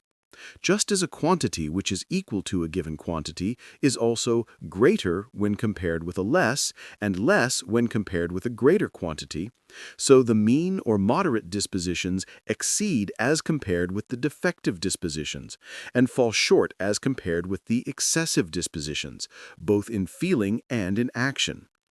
E.g., the courageous man seems foolhardy as compared with the coward, and cowardly as compared with the foolhardy. And similarly, the temperate man appears profligate in comparison with the insensible, and insensible in comparison with the profligate man. And the liberal man appears prodigal by the side of the illiberal man, and illiberal by the side of the prodigal man. And so the extreme characters try to displace the mean or moderate character, and each represents him as falling into the opposite extreme, the coward calling the courageous man foolhardy, the foolhardy calling him coward, and so on in other cases. But while the mean and the extremes are thus opposed to one another, the extremes are strictly contrary to each other rather than to the mean, for they are further removed from one another than from the mean, as that which is greater than a given magnitude is further from that which is less, and that which is less is further from that which is greater, then either the greater or the less is from that which is equal to the given magnitude. Sometimes again, an extreme, when compared with the mean, has a sort of resemblance to it, as foolhardiness to courage or prodigality to liberality. But there is the greatest possible dissimilarity between the extremes. Again, things that are, as far as possible, removed from each other is the accepted definition of contraries, so that the farther things are removed from each other, the more contrary they are. In comparison with the mean, however, it is sometimes the deficiency that is the more opposed, and sometimes the excess. E.g., foolhardiness, which is excess, is not so much opposed to courage as cowardice, which is deficiency. But insensibility, which is lack of feeling, is not so much opposed to temperance as profligacy, which is excess. The reasons for this are two. One is the reason derived from the nature of the matter itself, since one extreme is, in fact, nearer and more similar to the mean. We naturally do not oppose it to the mean so strongly as the other. E.g., as foolhardiness seems more similar to courage and nearer to it, and cowardice more dissimilar, we speak of cowardice as the opposite rather than the other. For that which is further removed from the mean seems to be more opposed to it. This, then, is one reason derived from the nature of the thing itself. Another reason lies in ourselves, and it is this: those things to which we happen to be more prone by nature appear to be more opposed to the mean. E.g., our natural inclination is rather towards indulgence in pleasure, and so we more easily fall into profligate than into regular habits. Those courses, then, in which we are more apt to run to great lengths are spoken of as more opposed to the mean. And thus profligacy, which is an excess, is more opposed to temperance than the deficiency is. We have sufficiently explained, then, that moral virtue is moderation, or observance of the mean.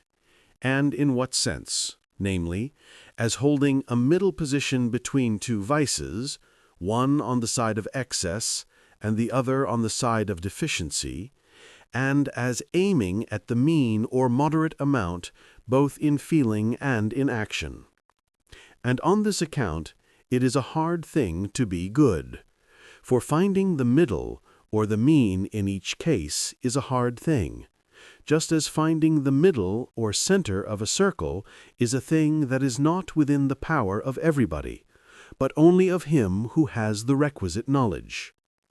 Thus, anyone can be angry, that is quite easy, anyone can give money away or spend it, but to do these things to the right person, to the right extent, at the right time, with the right object, and in the right manner, is not what everybody can do, and is by no means easy. And that is the reason why right doing is rare and praiseworthy and noble. He that aims at the mean, then, should first of all strive to avoid that extreme which is more opposed to it, as Calypso bids Ulysses, "Clear of these smoking breakers keep thy ship."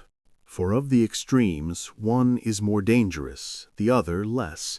Since, then, it is hard to hit the mean precisely, we must row when we cannot sail, as the proverb has it, and choose the least of two evils, and that will be best effected in the way we have described. And secondly, we must consider, each for himself, what we are most prone to, for different natures are inclined to different things, which we may learn by the pleasure or pain we feel. And then we must bend ourselves in the opposite direction, for by keeping well away from error, we shall fall into the middle course, as we straighten the bent stick by bending it the other way. But in all cases, we must be especially on our guard against pleasant things and against pleasure, for we can scarce judge her impartially. And so, in our behavior towards her, we should imitate the behavior of the old counselors towards Helen, and in all cases repeat their saying, if we dismiss her, we shall be less likely to go wrong. This, then, in outline, is the course by which we shall best be able to hit the mean. But it is a hard task, we must admit, especially in a particular case. It is not easy to determine, for instance, how and with whom one ought to be angry, and upon what grounds, and for how long, for public opinion sometimes praises those who fall short and calls them gentle, and sometimes applies the term manly to those who show a harsh temper. In fact, a slight error, whether on the side of excess or deficiency, is not blamed, but only a considerable error, for then there can be no mistake. But it is hardly possible to determine by reasoning how far or to what extent a man must err in order to incur blame, and indeed matters that fall within the scope of perception can never be so determined. Such matters lie within the region of particulars and can only be determined by perception. So much then is plain that the middle character is in all cases to be praised, but that we ought to incline sometimes towards excess, sometimes towards deficiency, for in this way we shall most easily hit the mean and attain to right doing. Book 3, The Will. Part 1.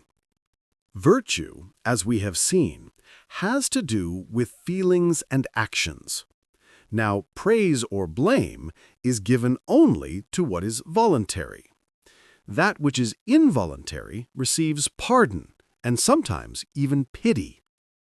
It seems, therefore, that a clear distinction between the voluntary and the involuntary is necessary for those who are investigating the nature of virtue, and will also help legislatures in assigning rewards and punishments. That is generally held to be involuntary, which is done under compulsion or through ignorance. Done under compulsion means that the cause is external, the agent or patient contributing nothing towards it. As, for instance, if he were carried somewhere by a whirlwind or by men whom he could not resist. But there is some question about acts done in order to avoid a greater evil or to obtain some noble end. E.g., if a tyrant were to order you to do something disgraceful, having your parents or children in his power, who were to live if you did it, but to die if you did not, it is a matter of dispute whether such acts are involuntary or voluntary. Throwing a cargo overboard in a storm is a somewhat analogous case. No one voluntarily throws away his property if nothing is to come of it, but any sensible person would do so to save the life of himself and the crew. Acts of this kind, then, are of a mixed nature, but they more nearly resemble voluntary acts, for they are desired or chosen at the time when they are done, and the end or motive of an act is that which is in view at the time. In applying the terms voluntary and involuntary, therefore, we must consider the state of the agent's mind at the time. Now, he wills the act at the time, for the cause which sets the limbs going lies in the agent in such cases, and where the cause lies in the agent, it rests with him to do or not to do. Such acts, then, are voluntary, though in themselves or apart from these qualifying circumstances, we may allow them to be involuntary.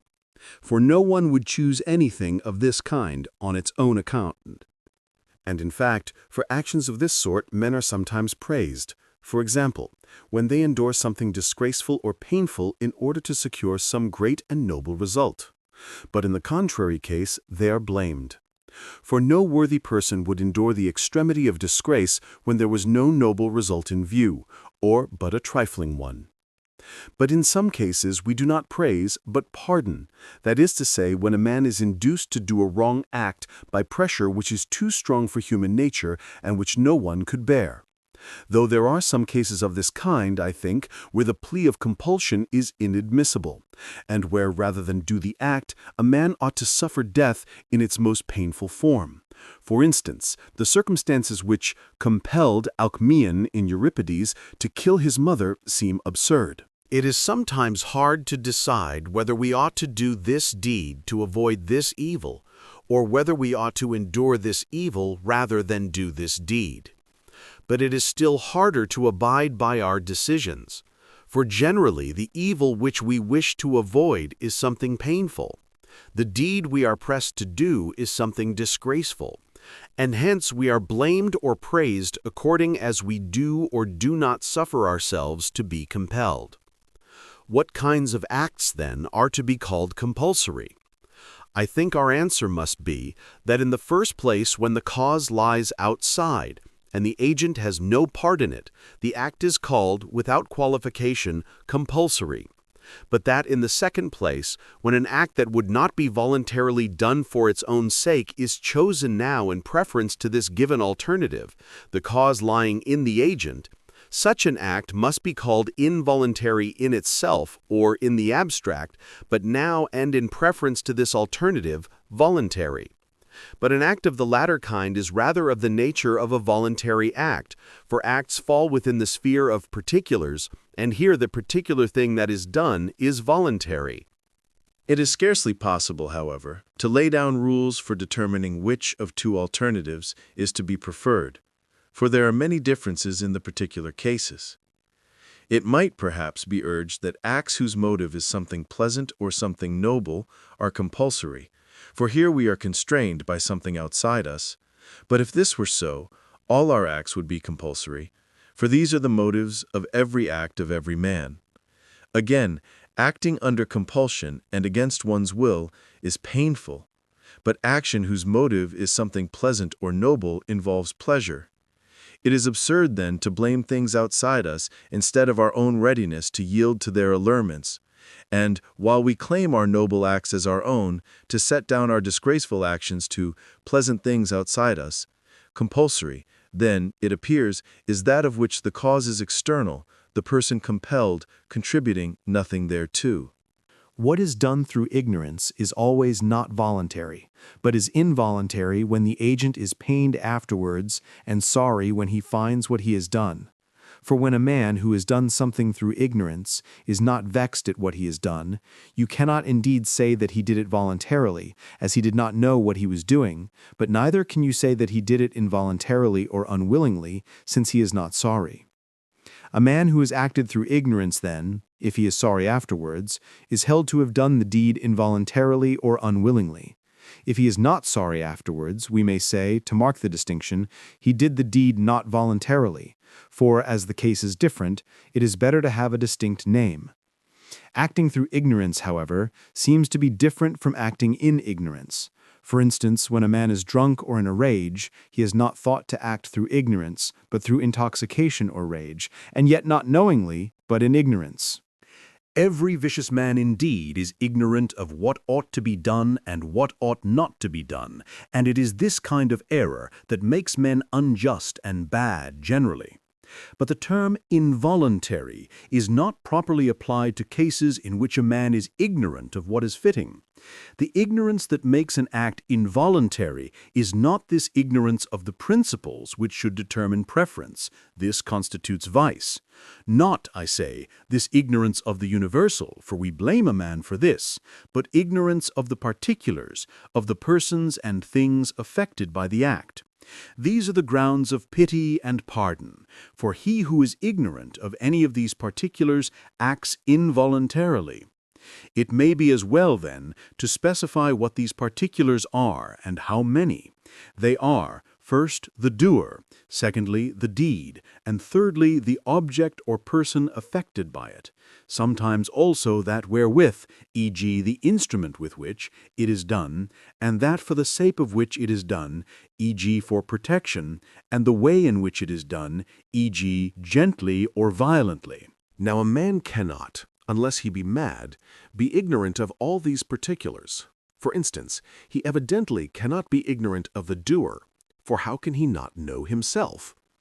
But a man may be ignorant of what he is doing. For example, a man who has said something will sometimes plead that the words escaped him unawares, or that he did not know that the subject was forbidden, as Aeschylus pleaded in the case of the Mysteries. Or a man might plead that when he discharged the weapon, he only intended to show the working of it, as the prisoner did in the catapult case. Again, a man might mistake his son for an enemy, as Merope does, or a sharp spear for one with a button, or a heavy stone for a pumice stone. Again, one might kill a man with a drug intended to save him, or hit him hard when one wished merely to touch him, as boxers do when they spar with open hands. Ignorance, then, being possible with regard to all these circumstances, he who is ignorant of any of them is held to have acted involuntarily, and especially when he is ignorant of the most important particulars. And the most important seem to be the persons affected and the result. Besides this, however, the agent must be grieved and sorry for what he has done if the act thus ignorantly committed is to be called involuntary, not merely not voluntary. But now, having found that an act is involuntary when done under compulsion or through ignorance, we may conclude that a voluntary act is one which is originated by the doer with knowledge of the particular circumstances of the act. For I venture to think that it is incorrect to say that acts done through anger or desire are involuntary. In the first place, if this be so, we can no longer allow that any of the other animals act voluntarily, nor even children. Again, does the saying mean that none of the acts which we do through desire or anger are voluntary, or that the noble ones are voluntary and the disgraceful ones involuntary? Interpreted in the latter sense, it is surely ridiculous, as the cause of both is the same. If we take the former interpretation, it is absurd, I think, to say that we ought to desire a thing, and also to say that its pursuit is involuntary. But in fact, there are things at which we ought to be angry and things which we ought to desire, e.g., health and learning. Again, it seems that what is done unwillingly is painful, while what is done through desire is pleasant. Again, what difference is there, in respect of involuntariness, between wrong deeds done upon calculation and wrong deeds done in anger? Both alike are to be avoided, but the unreasoning passions of feeling seem to belong to the man just as much as does the reason, so that the acts that are done under the impulse of anger or desire are also the man's acts. To make such actions involuntary, therefore, would be too absurd. 2. Now that we have distinguished voluntary from involuntary acts, our next task is to discuss choice or purpose, for it seems to be most intimately connected with virtue and to be a surer test of character than action itself. It seems that choosing is willing, but that the two terms are not identical, willing being the wider. For children and other animals have will, but not choice or purpose, and acts done upon the spur of the moment are said to be voluntary, but not to be done with deliberate purpose. Those who say that choice is appetite or anger or wish or an opinion of some sort do not seem to give a correct account of it. In the first place, choice is not shared by irrational creatures, but appetite and anger are. Again, the incontinent man acts from appetite and not from choice or purpose, the continent man from purpose and not from appetite. Again, appetite may be contrary to purpose, but one appetite cannot be contrary to another appetite. Again, the object of appetite or aversion is the pleasant or the painful, but the object of purpose as such is neither pleasant nor painful. Still less can purpose be anger, for acts done in anger seem to be least of all done of purpose or deliberate choice. Nor yet is it wish, though it seem very like, for we cannot purpose or deliberately choose the impossible, and a man who should say that he did would be thought a fool. But we may wish for the impossible, e.g., to escape death. Again, while we may wish what never could be affected by our own agency, e.g., the success of a particular actor or athlete, we never purpose or deliberately choose such things, but only those that we think may be affected by our own agency. Again, we are more properly said to wish the end, to choose the means, e.g., we wish to be healthy, but we choose what will make us healthy. We wish to be happy and confess the wish, but it would not be correct to say we purpose or deliberately choose to be happy, for we may say roundly that purpose or choice deals with what is in our power. Nor can it be opinion, for in the first place, anything may be matter of opinion, what is unalterable and impossible no less than what is in our power. And in the second place, we distinguish opinion according as it is true or false, not according as it is good or bad, as we do with purpose or choice. We may say then that purpose is not the same as opinion in general, nor indeed does anyone maintain this. But further, it is not identical with a particular kind of opinion, for our choice of good or evil makes us morally good or bad. Holding certain opinions does not. Again, we choose to take or to avoid a good or evil thing.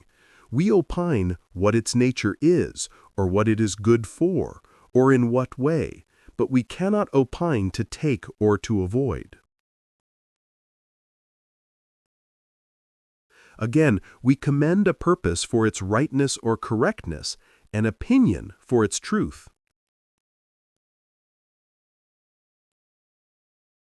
Again, we choose a thing when we know well that it is good. We may have an opinion about a thing of which we know nothing.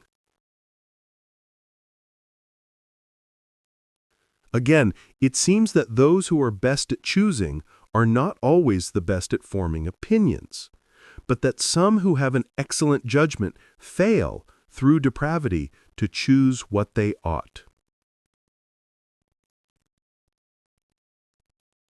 It may be said that choice or purpose must be preceded or accompanied by an opinion or judgment, but this makes no difference. Our question is not that, but whether they are identical.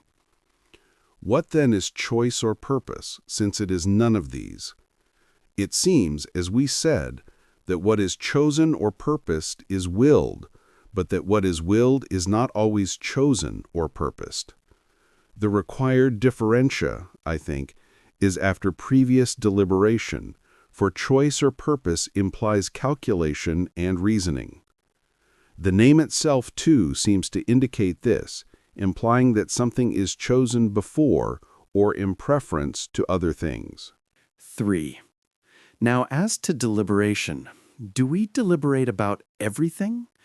And may anything whatever be matter for deliberation, or are there some things about which deliberation is impossible? By matter for deliberation, we should understand, I think, not what a fool or a maniac, but what a rational being would deliberate about. Now, no one deliberates about eternal or unalterable things. For example, the system of the heavenly bodies, or the incommensurability of the side and the diagonal of a square. Again, no one deliberates about things which change, but always change in the same way, whether the cause of change be necessity, or nature, or any other agency, for example, the solstices and the sunrise, or things that are quite irregular like drought and wet. Nor about matters of chance, like the finding of a treasure. Again, even human affairs are not always matter for deliberation. For example, what would be the best constitution for Scythia is a question that no Spartan would deliberate about. The reason why we do not deliberate about these things is that none of them are things that we can ourselves effect. But the things that we do deliberate about are matters of conduct that are within our control. And these are the only things that remain, for besides nature and necessity and chance, the only remaining cause of change is reason and human agency in general. though we must add that men severally deliberate about what they can themselves do.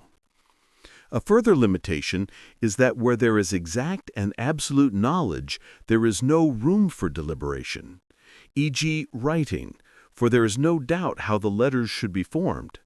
We deliberate, then, about things that are brought about by our own agency, but not always in the same way, e.g., about medicine and money-making, and about navigation more than about gymnastic, inasmuch as it is not yet reduced to so perfect a system, and so on.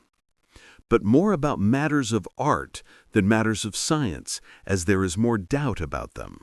Matters of deliberation, then, are matters in which there are rules that generally hold good, but in which the result cannot be predicted, that is, in which there is an element of uncertainty. In important matters, we call in advisors, distrusting our own powers of judgment. It is not about ends, but about means that we deliberate. A physician does not deliberate whether he shall heal, nor an orator whether he shall persuade, nor a statesman whether he shall make a good system of laws, nor a man in any other profession about his end. But, having the proposed end in view, we consider how and by what means this end can be attained, and if it appear that it can be attained by various means, we further consider which is the easiest and best. But if it can only be attained by one means, we consider how it is to be attained by this means, and how this means itself is to be secured, and so on, until we come to the first link in the chain of causes, which is last in the order of discovery. For in deliberation we seem to inquire and to analyze in the way described, just as we analyze a geometrical figure in order to learn how to construct it. And though inquiry is not always deliberation, mathematical inquiry, for instance, is not, deliberation is always inquiry. That which is last in the analysis, coming first in the order of construction. If we come upon something impossible, we give up the plan. For example, if it needs money, and money cannot be got.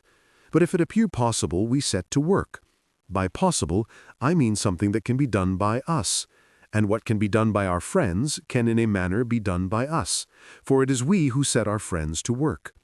Sometimes we have to find out instruments, sometimes how to use them, and so on with the rest. Sometimes we have to find out what agency will produce the desired effect, sometimes how or through whom this agency is to be set at work.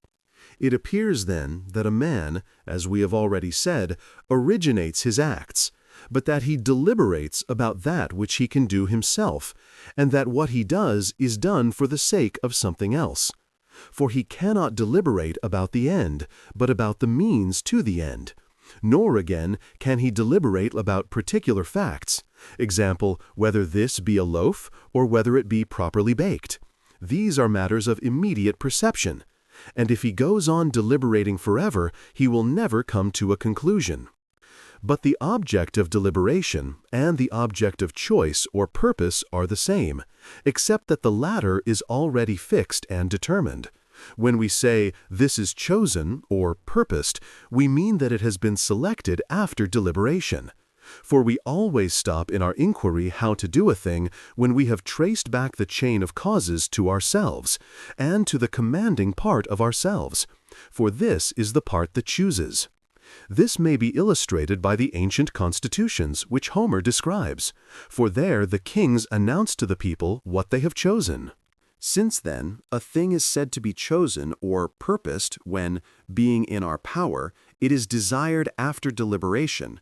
Choice or purpose may be defined as deliberate desire for something in our power. For we first deliberate, and then, having made our decision thereupon, we desire in accordance with deliberation. Let this stand then for an account and outline of choice or purpose, and of what it deals with, viz., means to ends. 4. Wish, we have already said, is for the end, but whereas some hold that the object of wish is the good, others hold that it is what seems good. Those who maintain that the object of wish is the good have to admit that what those wish for who choose wrongly is not object of wish, for if so, it would be good, but it may so happen that it was bad. On the other hand, those who maintain that the object of wish is what seems good have to admit that there is nothing which is naturally object of wish, but that each wishes for what seems good to him, different and even contrary things seeming good to different people. As neither of these alternatives quite satisfies us, perhaps we had better say that the good is the real object of wish, without any qualifying epithet, but that what seems good is object of wish to each man. The good man, then, wishes for the real object of wish, but what the bad man wishes for may be anything whatever, just as, with regard to the body, those who are in good condition find those things healthy that are really healthy, while those who are diseased find other things healthy. And it is just the same with things bitter, sweet, hot, heavy, etc. For the good or ideal man judges each case correctly, and in each case what is true seems true to him. For corresponding to each of our trained faculties, there is a special form of the noble and the pleasant, and perhaps there is nothing so distinctive of the good or ideal man as the power he has of discerning these special forms in each case, being himself, as it were, their standard and measure. What misleads people seems to be in most cases pleasure. It seems to be a good thing, even when it is not. So they choose what is pleasant as good, and shun pain as evil. We have seen that while we wish for the end, we deliberate upon and choose the means thereto. Actions that are concerned with means, then, will be guided by choice, and so will be voluntary. But the acts in which the virtues are manifested are concerned with means. Therefore, virtue depends upon ourselves, and vice likewise. For where it lies with us to do, it lies with us not to do. Where we can say no, we can say yes. If, then, the doing a deed which is noble lies with us, the not doing it, which is disgraceful, lies with us. And if the not doing, which is noble, lies with us, the doing, which is disgraceful, also lies with us. But if the doing and likewise the not doing of noble or base deeds lies with us, and if this is, as we found, identical with being good or worthless, then it follows that it lies with us to be worthy or worthless men. And so the saying, "None would be wicked, none would not be blessed," seems partly false and partly true. No one, indeed, is blessed against his will, but vice is voluntary. If we deny this, we must dispute the statements made just now, and must contend that man is not the originator and the parent of his actions, as of his children. But if those statements commend themselves to us, and if we are unable to trace our acts to any other sources than those that depend upon ourselves, then that whose source is within us must itself depend upon us and be voluntary. This seems to be attested, moreover, by each one of us in private life, and also by the legislators, for they correct and punish those that do evil, except when it is done under compulsion or through ignorance for which the agent is not responsible, and honor those that do noble deeds, evidently intending to encourage the one sort and discourage the other. But no one encourages us to do that which does not depend on ourselves and which is not voluntary. It would be useless to be persuaded not to feel heat or pain or hunger and so on, as we should feel them all the same. I say ignorance for which the agent is not responsible, for the ignorance itself is punished by the law if the agent appear to be responsible for his ignorance. For example, for an offense committed in a fit of drunkenness, the penalty is doubled. For the origin of the offense lies in the man himself. He might have avoided the intoxication which was the cause of his ignorance. Again, ignorance of any of the ordinances of the law, which a man ought to know and easily can know, does not avert punishment. And so in other cases where ignorance seems to be the result of negligence, the offender is punished, since it lay with him to remove this ignorance, for he might have taken the requisite trouble. It may be objected that it was the man's character not to take the trouble.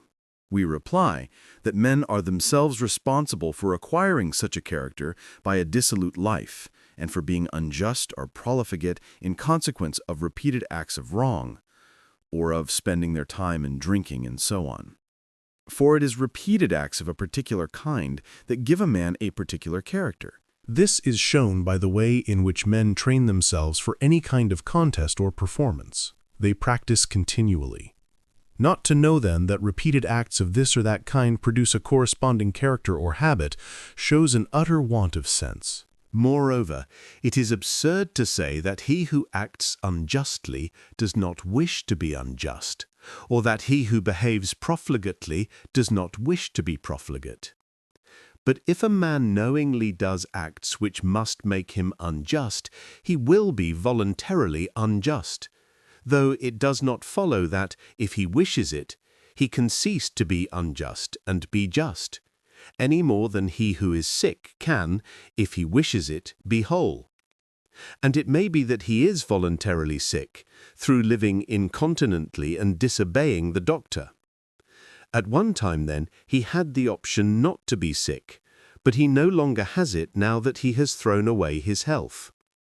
When you have discharged a stone, it is no longer in your power to call it back, but nevertheless the throwing and casting away of that stone rests with you, for the beginning of its flight depended upon you.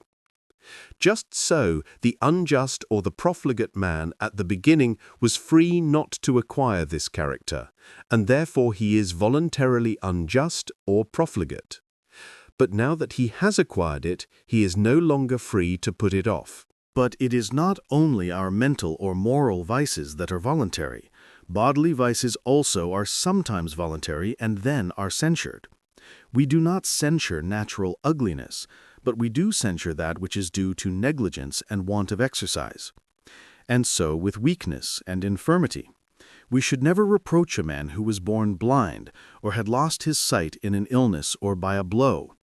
We should rather pity him, but we should all censure a man who had blinded himself by excessive drinking or any other kind of profligacy.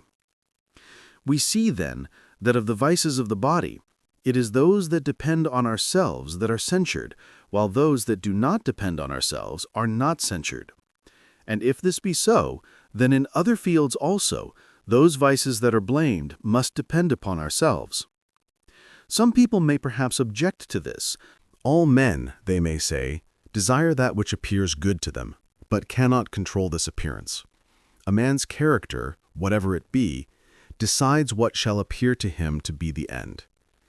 If, I answer, each man be in some way responsible for his habits or character, then in some way he must be responsible for this appearance also.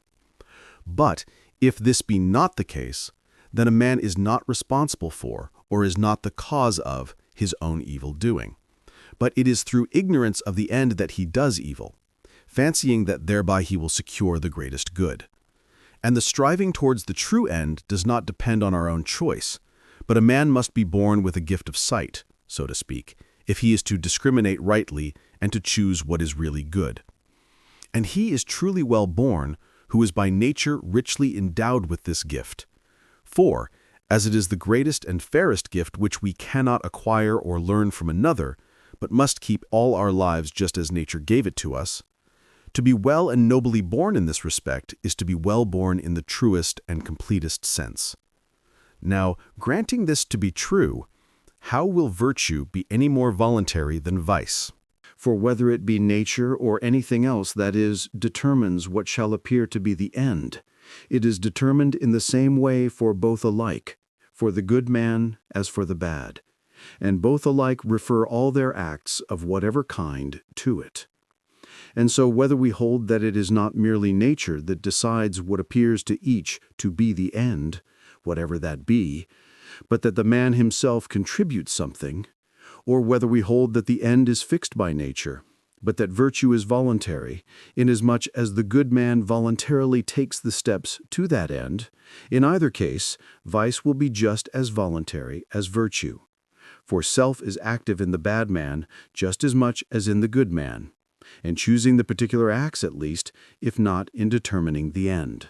If then, as is generally allowed, the virtues are voluntary, for we do in fact in some way help to make our character, and by being of a certain character give a certain complexion to our idea of the end. The vices also must be voluntary, for all this applies equally to them.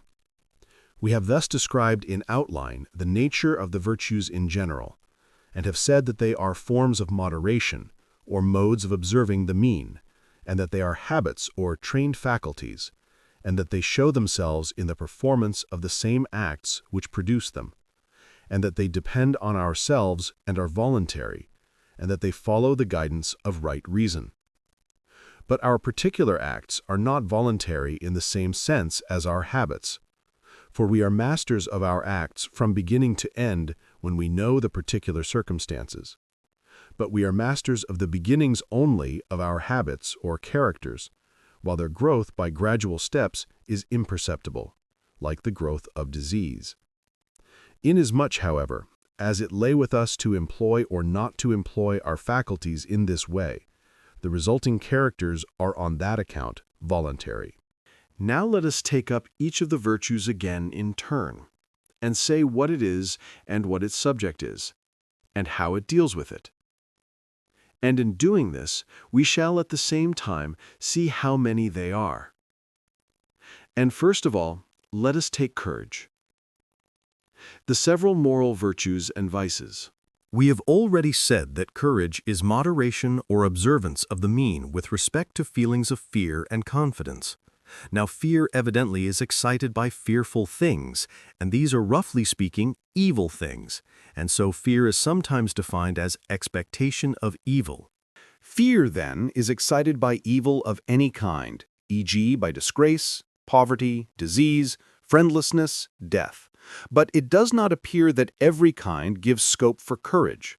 There are things which we actually ought to fear, which it is noble to fear and base not to fear, e.g. disgrace.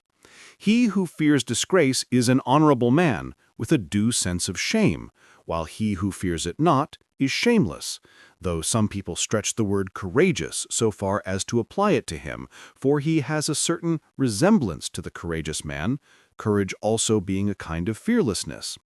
Poverty, perhaps, we ought not to fear, nor disease, nor generally those things that are not the result of vice and do not depend upon ourselves. But still to be fearless in regard to these things is not strictly courage, though here also the term is sometimes applied in virtue of a certain resemblance. There are people, for instance, who, though cowardly in the presence of the dangers of war, are yet liberal and bold in the spending of money. On the other hand, a man is not to be called cowardly for fearing outrage to his children or his wife, or for dreading envy and things of that kind, nor courageous for being unmoved by the prospect of a whipping. In what kind of terrors, then, does the courageous man display his quality? Surely in the greatest, for no one is more able to endure what is terrible. But of all things, the most terrible is death. For death is our limit, and when a man is once dead, it seems that there is no longer either good or evil for him. It would seem, however, that even death does not on all occasions give scope for courage, for example, death by water or by disease. On what occasions, then? Surely on the noblest occasions, and those are the occasions which occur in war, for they involve the greatest and the noblest danger. This is confirmed by the honors which courage receives in free states and at the hands of princes.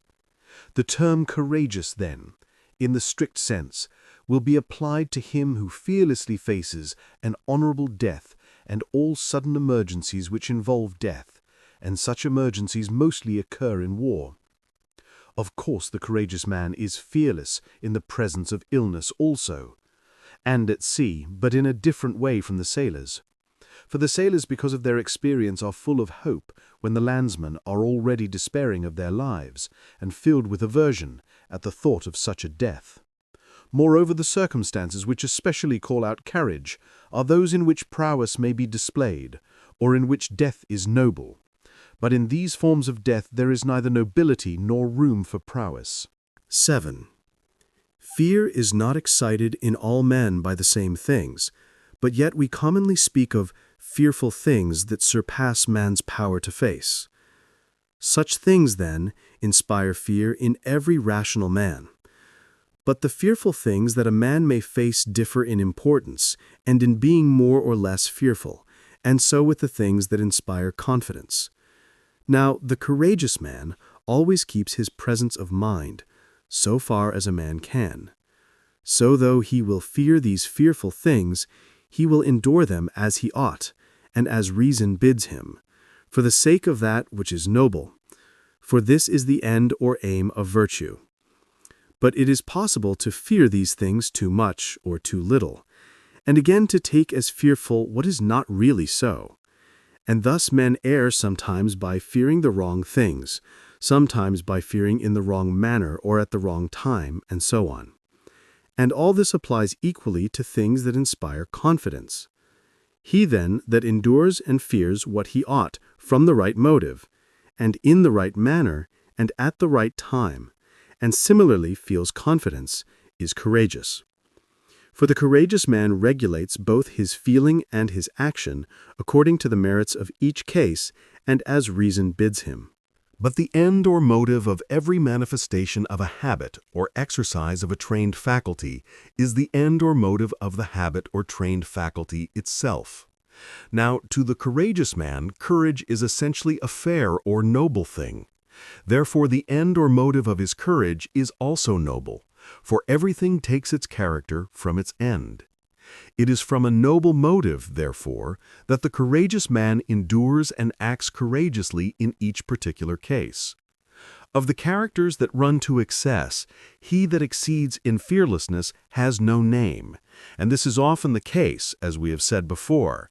But a man would be either a maniac or quite insensible to pain, who should fear nothing, not even earthquakes and breakers, as they say is the case with the Celts. He that is overconfident in the presence of fearful things is called foolhardy. But the foolhardy man is generally thought to be really a braggart, and to pretend a courage which he has not. At least he wishes to seem what the courageous man really is in the presence of danger. So he imitates him where he can. And so your foolhardy man is generally a coward at bottom. He blusters so long as he can do so safely, but turns tail when real danger comes. He who is over-fearful is a coward, for he fears what he ought not, and as he ought not, etc. He is also deficient in confidence, but his character rather displays itself in excess of fear in the presence of pain. The coward is also despondent, for he is frightened at everything. But it is the contrary with the courageous man, for confidence implies hopefulness. Thus, the coward and the foolhardy and the courageous man displayed their characters in the same circumstances, behaving differently under them. For while the former exceed or fall short, the latter behaves moderately and as he ought. And while the foolhardy are precipitate and eager before danger comes, but fall away in its presence, the courageous are keen in action, but quiet enough beforehand. Courage, then, as we have said, is observance of the mean with regard to things that excite confidence or fear, under the circumstances which we have specified, and chooses its course and sticks to its post because it is noble to do so, or because it is disgraceful not to do so. But to seek death as a refuge from poverty or love or any painful thing is not the act of a brave man, but of a coward. For it is effeminacy thus to fly from vexation, and in such a case death is accepted not because it is noble, but simply as an escape from evil. 8. Courage proper, then, is something of this sort. But besides this, there are 5 other kinds of courage, so called. First, political courage, which most resembles true courage. Citizens seem often to face dangers because of legal pains and penalties on the one hand, and honors on the other. And on this account, the people seem to be most courageous in those states where cowards are disgraced and brave men honored. This too is the kind of courage which inspires Homer's characters, e.g., Diomed and Hector. Whoso is seen to skulk and shirk the fight shall nowise save his carcass from the dogs. And the same thing is done by commanders who order their men to stand and flog them if they run, or draw them up with a ditch in their rear, and so on. All alike, I mean, employ compulsion. But a man ought to be courageous, not under compulsion, but because it is noble to be so. Secondly, experience in this or that matter is sometimes thought to be a sort of courage, and this indeed is the ground of the Socratic notion that courage is knowledge. This sort of courage is exhibited by various persons in various matters, but notably by regular troops in military affairs. For it seems that in war there are many occasions of groundless alarm, and with these the regulars are better acquainted, so they appear to be courageous, simply because the other troops do not understand the real state of the case. Again, the regular troops, by reason of their experience, are more efficient both in attack and defense, for they are skilled in the use of their weapons, and are also furnished with the best kind of arms for both purposes. So they fight with the advantage of armed over unarmed men, or of trained over untrained men. For in athletic contests also, it is not the bravest men that can fight best, but those who are strongest and have their bodies in the best order. But these regular troops turn cowards whenever the danger rises to a certain height, and they find themselves inferior in numbers and equipment. Then they are the first to fly, while the citizen troops stand and are cut to pieces, as happened at the temple of Hermes. For the citizens deem it base to fly, and hold death preferable to saving their lives on these terms. But the regulars originally met the danger only because they fancied they were stronger, and run away when they learn the truth, fearing death more than disgrace. But that is not what we mean by courageous. Thirdly, people sometimes include rage within the meaning of the term courage. Those who in sheer rage turn like wild beasts on those who have wounded them are taken for courageous, because the courageous man also is full of rage. For rage is above all things eager to rush on danger. So we find in Homer, put might into his rage, and roused his wrath and rage, and fierce wrath breathed through his nostrils, and his blood boiled. For all these expressions seem to signify the awakening and the bursting out of rage. The truly courageous man, then, is moved to act by what is noble, rage helping him. But beasts are moved by pain, that is, by blows or by fear. For in a wood or a marsh they do not attack man. And so beasts are not courageous, since it is pain and rage that drives them to rush on danger, without foreseeing any of the terrible consequences. If this be courage, then, asses must be called courageous when they are hungry. For though you beat them, they will not leave off eating. Adulterers also are moved to do many bold deeds by their lust. Being driven to face danger by pain or rage, then, is not courage proper. However, this kind of courage, whose impulse is rage, seems to be the most natural, and when deliberate purpose and the right motive are added to it, to become real courage. Again, anger is a painful state. The act of revenge is pleasant, but those who fight from these motives, that is, to avoid the pain or gain the pleasure, may fight well, but are not courageous.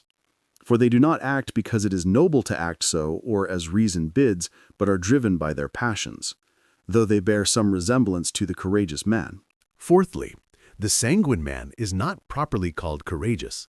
He is confident in danger because he has often won and has defeated many adversaries. The two resemble one another, since both are confident. But whereas the courageous man is confident for the reasons specified above, the sanguine man is confident because he thinks he is superior and will win without receiving a scratch. People behave in the same sort of way when they get drunk, for then they become sanguine.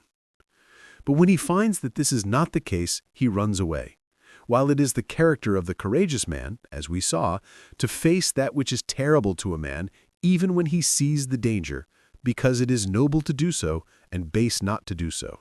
And so, it is thought, It needs greater courage to be fearless and cool in sudden danger than in danger that has been foreseen. For behavior in the former case must be more directly the outcome of formed character, since it is less dependent on preparation.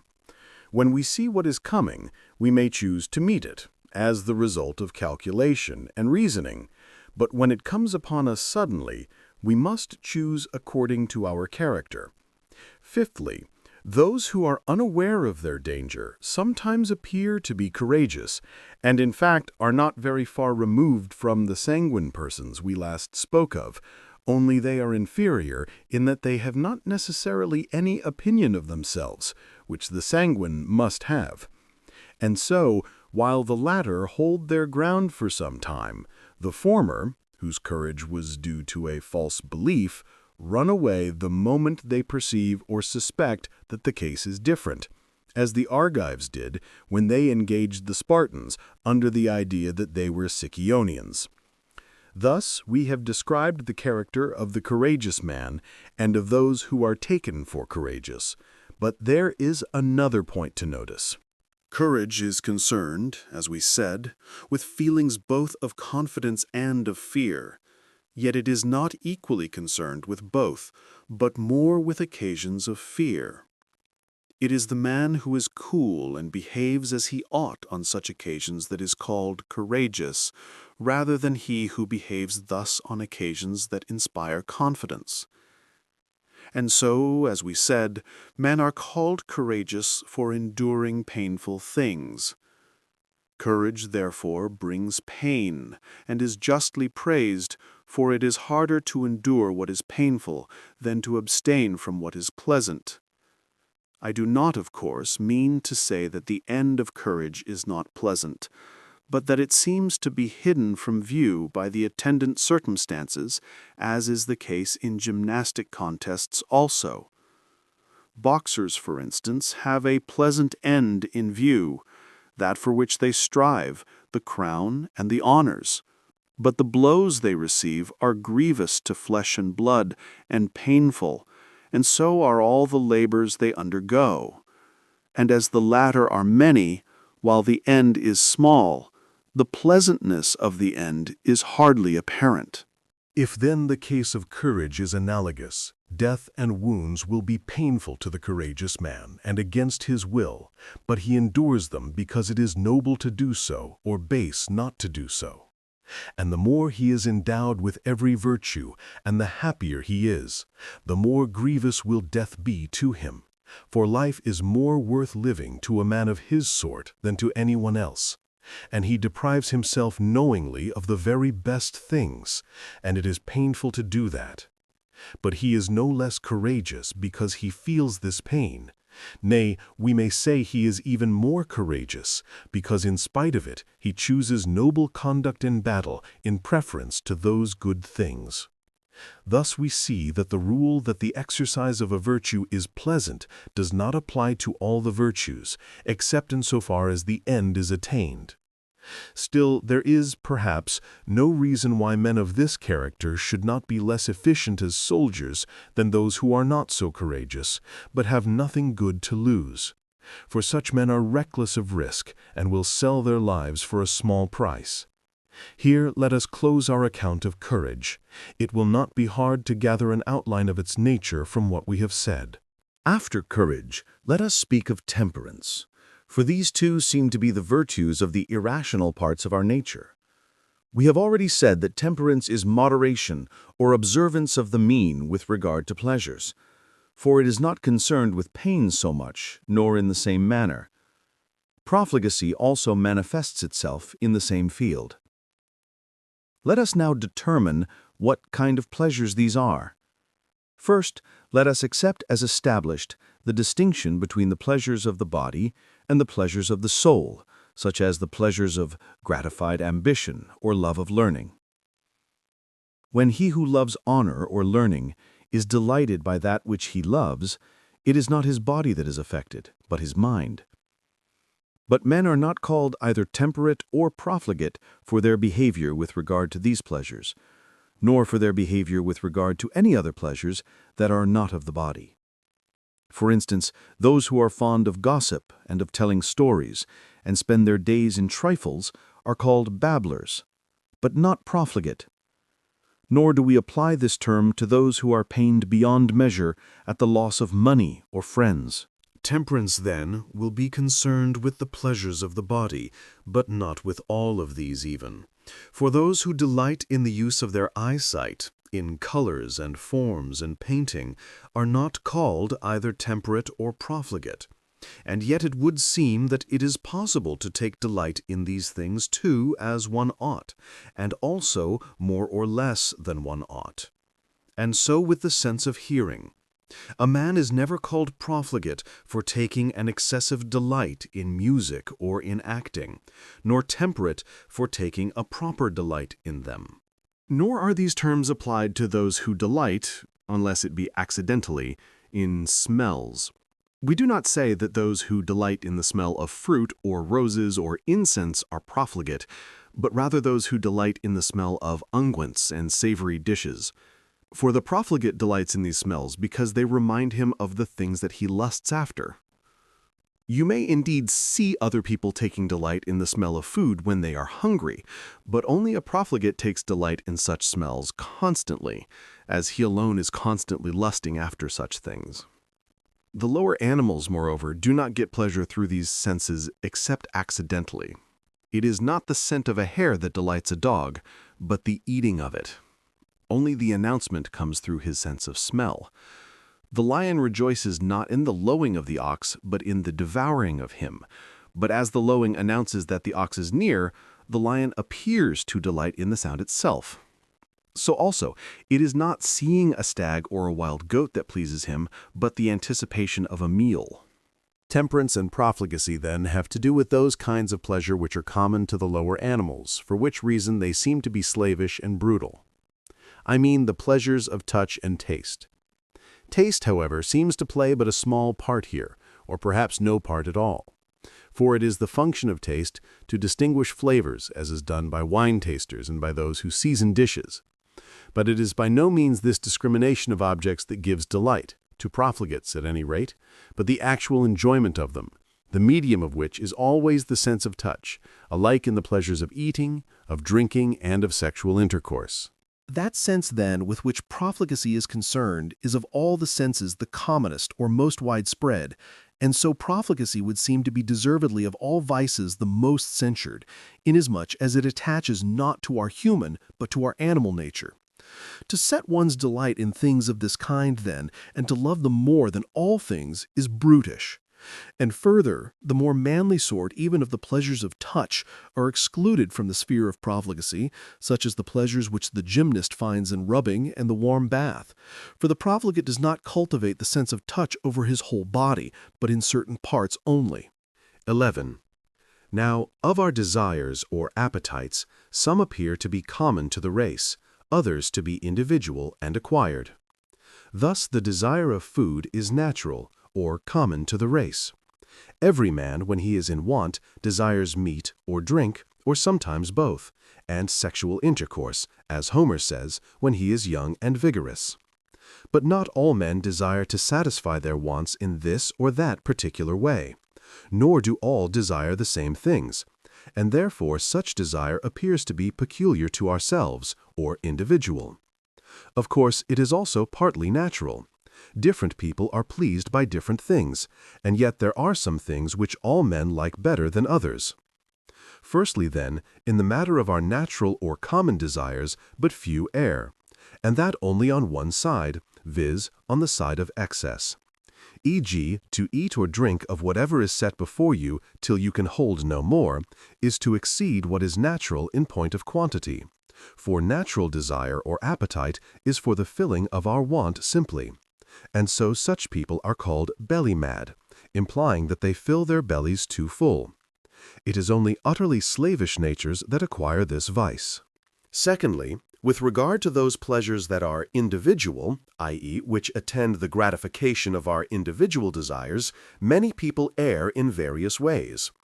Whereas people are called fond of this or that because they delight either in wrong things, or to an unusual degree, or in a wrong fashion, profligates exceed in all these ways. For they delight in some things in which they ought not to delight, since they are hateful things. And if it be right to delight in any of these things, they delight in them more than is right, and more than is usual. It is plain, then, that excess in these pleasures is profligacy, and is a thing to be blamed. But in respect of the corresponding pains, the case is not the same here as it was with regard to courage. A man is not called temperate for bearing them, and profligate for not bearing them. But the profligate man is called profligate for being more pained than he ought at not getting certain pleasant things, his pain being caused by his pleasure. And the temperate man is called temperate because the absence of these pleasant things, or the abstinence from them, is not painful to him. The profligate, then, desires all pleasant things, or those that are most intensely pleasant, and is led by his desire so as to choose these in preference to all other things. And so he is constantly pained by failing to get them and by lusting after them, for all appetite involves pain. But it seems a strange thing to be pained for the sake of pleasure. People who fall short in the matter of pleasure and take less delight than they ought in these things are hardly found at all, for this sort of insensibility is scarcely in human nature. And indeed, even the lower animals discriminate kinds of food, and delight in some and not in others. And a being to whom nothing was pleasant, and who found no difference between one thing and another, would be very far removed from being a man. We have no name for such a being, because he does not exist. But the temperate man observes the mean in these things. He takes no pleasure in those things that the profligate most delights in, but rather disdains them, nor generally in the wrong things, nor very much in any of these things.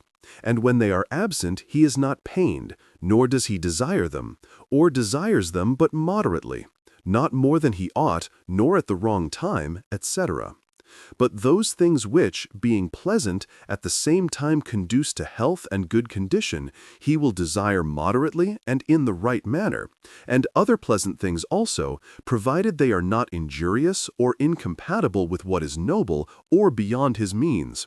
For he who cares for them then, cares for them more than is fitting, and the temperate man is not apt to do that, but rather to be guided by right reason. 12. Profligacy seems to be more voluntary than cowardice. For a man is impelled to the former by pleasure, to the latter by pain. But pleasure is a thing we choose, while pain is a thing we avoid. Pain puts us beside ourselves and upsets the nature of the sufferer, while pleasure has no such effect. Profligacy, therefore, is more voluntary. Profligacy is for these reasons more to be blamed than cowardice, and for another reason too, viz., that it is easier to train oneself to behave rightly on these occasions, i.e., those in which profligacy is displayed. For such occasions are constantly occurring in our lives, and the training involves no risk. But with occasions of fear, the contrary is the case. Again, it would seem that the habit of mind or character called cowardice is more voluntary than the particular acts in which it is exhibited. It is not painful to be a coward, but the occasions which exhibit cowardice put men beside themselves through fear of pain, so that they throw away their arms and altogether disgrace themselves, and hence these particular acts are even thought to be compulsory. In the case of the profligate, on the contrary, the particular acts are voluntary, for they are done with appetite and desire, but the character itself less so, for no one desires to be a profligate. The term profligacy we apply also to childish faults, for they have some sort of resemblance. It makes no difference for our present purpose which of the two is named after the other, but it is plain that the later is named after the earlier. And the metaphor, I think, is not a bad one. What needs chastening or correction is that which inclines to base things and which has great powers of expansion. Now, these characteristics are nowhere so strongly marked as in appetite and in childhood. Children, too, as well as the profligate, live according to their appetites, and the desire for pleasant things is most pronounced in them. If, then, this element be not submissive and obedient to the governing principle, it will make great head. For in an irrational being, the desire for pleasant things is insatiable and ready to gratify itself in any way, and the gratification of the appetite increases the natural tendency, and if the gratifications are great and intense, they even thrust out reason altogether. The gratifications of appetite, therefore, should be moderate and few, and appetite should be in no respect opposed to reason. This is what we mean by submissive and chastened, but subject to reason as a child should be subject to his tutor. And so the appetites of the temperate man should be in harmony with his reason, for the aim of both is that which is noble. The temperate man desires what he ought, and as he ought, and when he ought, and this again is what reason prescribes. This then may be taken as an account of temperance. Book 4. The Several Moral Virtues and Vices, continued. 1. Liberality, of which we will next speak, seems to be moderation in the matter of wealth. What we commend in a liberal man is his behavior, not in war, nor in those circumstances in which temperance is commended, nor yet in passing judgment, but in the giving and taking of wealth, and especially in the giving, wealth meaning all those things whose value can be measured in money. But both prodigality and illiberality are at once excess and defect in the matter of wealth. Illiberality always means caring for wealth more than is right, but prodigality sometimes stands for a combination of vices. Thus, incontinent people who squander their money in riotous living are called prodigals. And so prodigals are held to be very worthless individuals as they combine a number of vices. But we must remember that this is not the proper use of the term. For the term prodigal, asotos, is intended to denote a man who has one vice, viz., that of wasting his substance. For he is asotos, or prodigal, who is destroyed through his own fault, and the wasting of one's substance is held to be a kind of destruction of one's self, as one's life is dependent upon it. This, then, we regard as the proper sense of the term prodigality. Anything that has a use may be used well or ill. Now, riches is abundance of useful things, ta chrysima. But each thing is best used by him who has the virtue that is concerned with that thing. Therefore, he will use riches best who has the virtue that is concerned with wealth, ta chrimata, i.e., the liberal man. Now, the ways of using wealth are spending and giving, while taking and keeping are rather the ways of acquiring wealth. And so it is more distinctive of the liberal man to give to the right people than to take from the right source and not to take from the wrong source. For it is more distinctive of virtue to do good to others than to have good done to you, and to act nobly than not to act basely. But it is plain that doing good and acting nobly go with the giving, while having good done to you and not acting basely go with the taking. Again, we are thankful to him who gives, not to him who does not take, and so also we praise the former rather than the latter. Again, it is easier not to take than to give, for we are more inclined to be too stingy with our own goods than to take another's. Again, it is those who give that are commonly called liberal, while those who abstain from taking are not praised for their liberality especially, but rather for their justice, and those who take are not praised at all. Again, of all virtuous characters, the liberal man is perhaps the most beloved, because he is useful, but his usefulness lies in his giving. But virtuous acts, we said, are noble, and are done for the sake of that which is noble. The liberal man, therefore, like the others, will give with a view to, or for the sake of, that which is noble, and give rightly, i.e., he will give the right things to the right persons at the right times. In short, his giving will have all the characteristics of right giving. Moreover, his giving will be pleasant to him, or at least painless, for virtuous acts are always pleasant or painless, certainly very far from being painful. He who gives to the wrong persons, or gives from some other motive than desire for that which is noble, is not liberal, but must be called by some other name. Nor is he liberal who gives with pain, for that shows that he would prefer the money to the noble action, which is not the feeling of the liberal man. The liberal man, again, will not take from wrong sources, for such taking is inconsistent with the character of a man who sets no store by wealth. Nor will he be ready to beg a favor, for he who confers benefits on others is not usually in a hurry to receive them.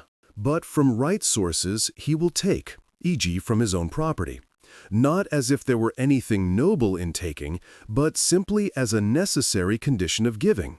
And so he will not neglect his property, since he wishes by means of it to help others.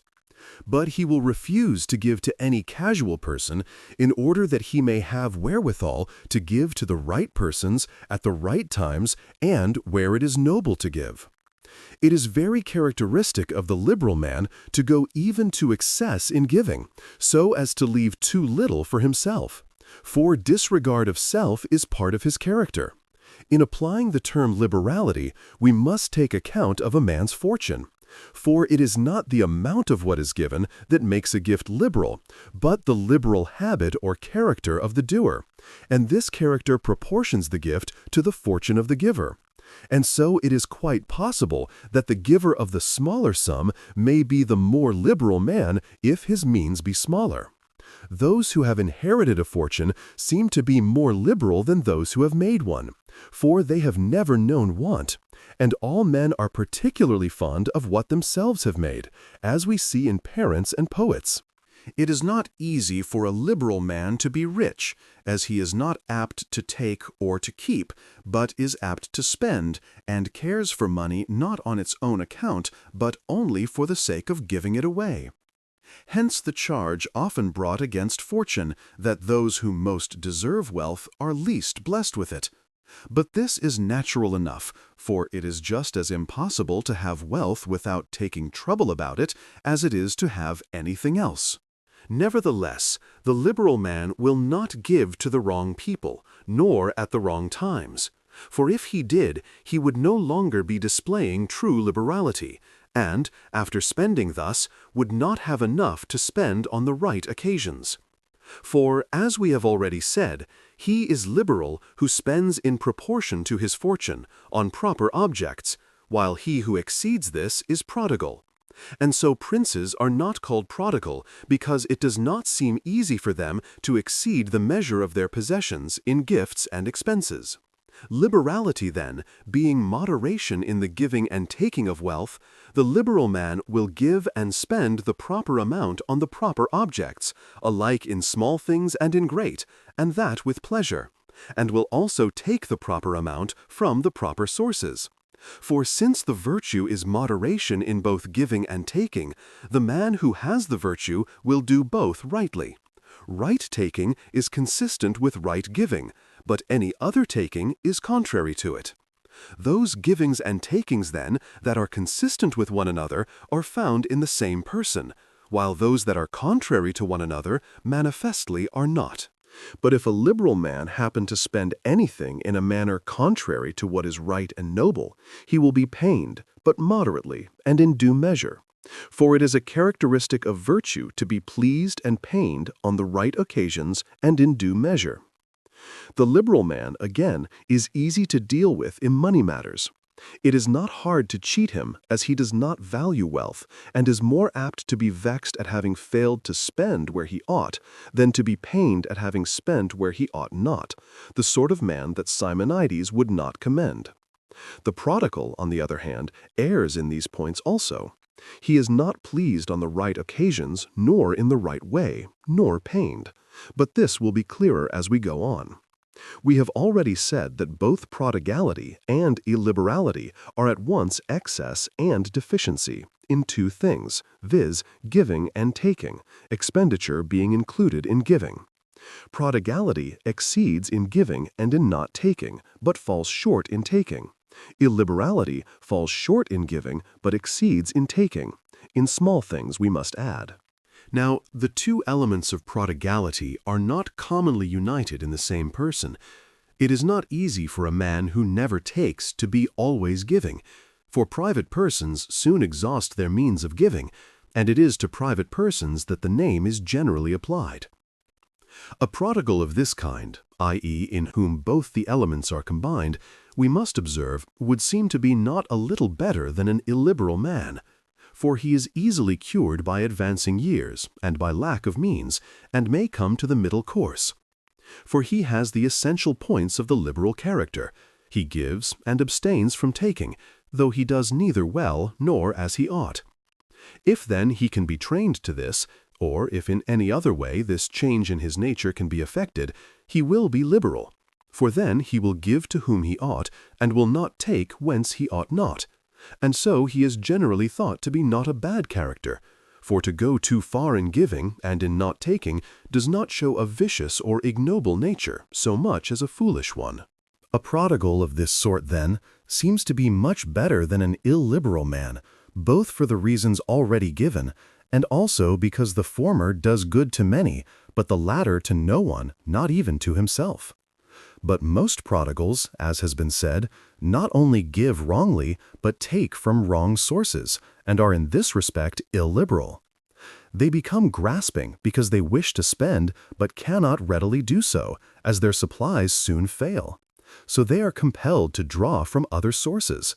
At the same time, since they care nothing for what is noble, they will take quite recklessly from any source whatever, for they long to give, but care not a whit how the money goes or whence it comes.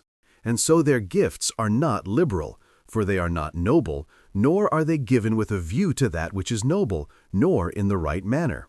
Sometimes they enrich those who ought to be poor, and will give nothing to men of well-regulated character, while they give a great deal to those who flatter them or furnish them with any other pleasure.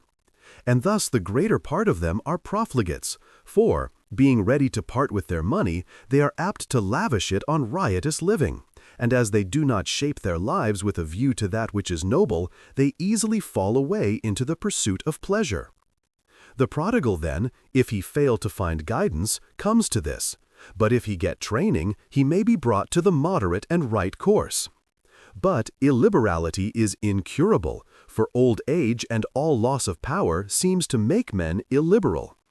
It also runs in the blood more than prodigality. The generality of men are more apt to be fond of money than of giving. Again, it is far-reaching and has many forms, for there seem to be many ways in which one can be illiberal. It consists of two parts, deficiency in giving and excess of taking. But it is not always found in its entirety. Sometimes the parts are separated, and one man exceeds in taking, while another falls short in giving. Those, for instance, who are called by such names as niggardly, stingy, miserly, all fall short in giving, but do not covet other people's goods or wish to take them. Some are impelled to this conduct by a kind of honesty, or desire to avoid what is disgraceful. I mean that some of them seem, or at any rate profess, to be saving in order that they may never be compelled to do anything disgraceful, e.g. the cheese-parer, and those like him, who is so named because of the extreme lengths to which he carries his unwillingness to give. But others are moved to keep their hands from their neighbor's goods only by fear, believing it to be no easy thing to take the goods of others without having one's own goods taken in turn. So they are content with neither taking nor giving. Others, again, exceed in the matter of taking so far as to make any gain they can in any way whatever, e.g., those who ply debasing trades, brothel-keepers and such like, and usurers who lend out small sums at a high rate. For all these make money from improper sources to an improper extent. The common characteristic of these last seems to be the pursuit of base gain, for all of them endure reproach for the sake of gain, and that a small gain. For those who make improper gains in improper ways on a large scale are not called illiberal, e.g. tyrants who sack cities and pillage temples. They are rather called wicked, impious, unjust.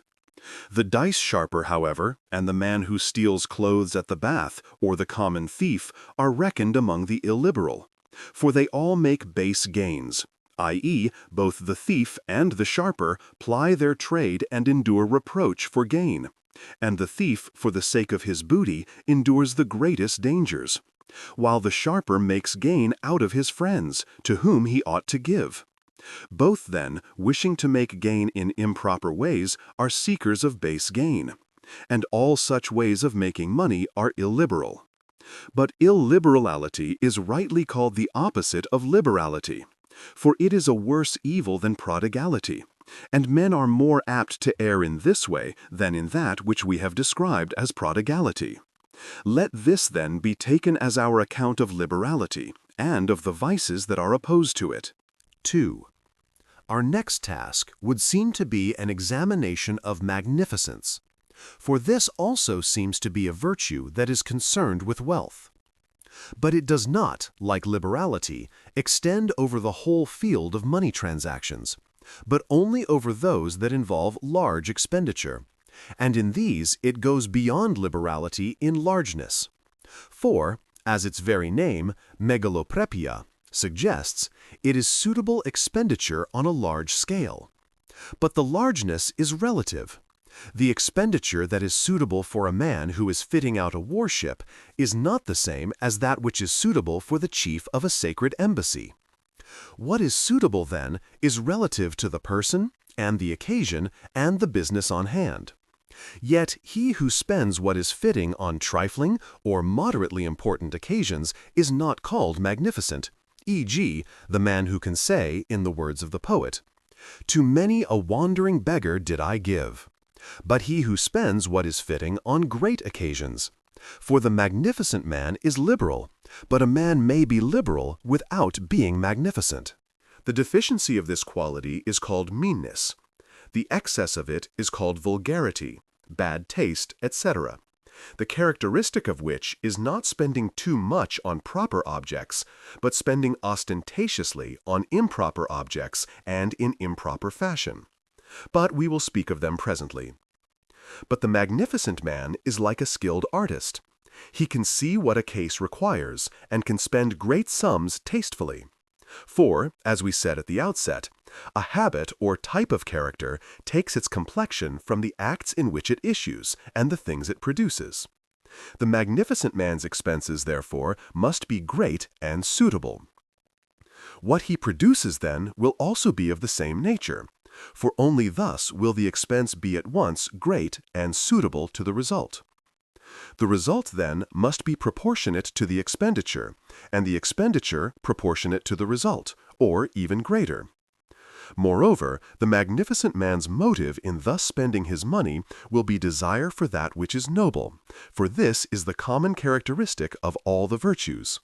Further, he will spend gladly and lavishly, for a minute calculation of cost is mean. He will inquire how the work can be most beautiful and most elegant, rather than what its cost will be, and how it can be done most cheaply. So the magnificent man must be liberal also, for the liberal man, too, will spend the right amount in the right manner. Only, both the amount and the manner being right, magnificence is distinguished from liberality, which has the same sphere of action, by greatness. I mean by actual magnitude of amount spent. And secondly, where the amount spent is the same, the result of the magnificent man's expenditure will be more magnificent. For the excellence of a possession is not the same as the excellence of a product or work of art. As a possession, that is most precious or estimable which is worth most, e.g., gold. As a work of art, that is most estimable which is great and beautiful. For the sight of such a work excites admiration, and a magnificent thing is always admirable, Indeed, excellence of work on a great scale is magnificence. Now, there is a kind of expenditure which is called in a special sense estimable or honorable, such as expenditure on the worship of the gods, e.g. offerings, temples, and sacrifices, and likewise all expenditure on the worship of heroes, and again all public service which is prompted by a noble ambition. E.g., a man may think proper to furnish a chorus or a worship, or to give a public feast in a handsome style. But in all cases, as we have said, we must have regard to the person who spends, and ask who he is and what his means are, for expenditure should be proportionate to circumstances, and suitable not only to the result, but to its author. And so a poor man cannot be magnificent. He has not the means to spend large sums suitably. If he tries, he is a fool, for he spends disproportionately and in a wrong way. But an act must be done in the right way to be virtuous. But such expenditure is becoming in those who have got the requisite means, either by their own efforts or through their ancestors or their connections, and who have birth and reputation, etc. For all these things give a man a certain greatness and importance. The magnificent man, then, is properly a man of this sort, and magnificence exhibits itself most properly in expenditure of this kind, as we have said, for this is the greatest and most honorable kind of expenditure.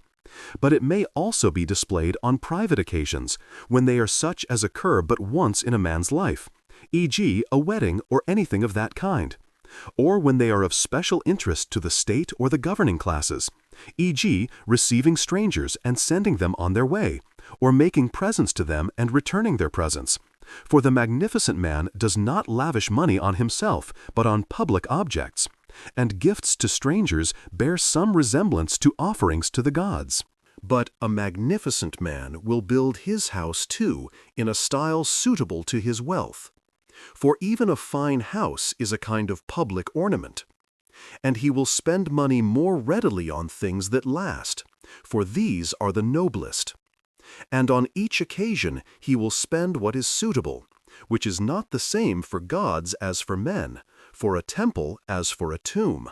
And since every expenditure may be great after its kind, great expenditure on a great occasion being most magnificent, and then, in a less degree, that which is great for the occasion, whatever it be.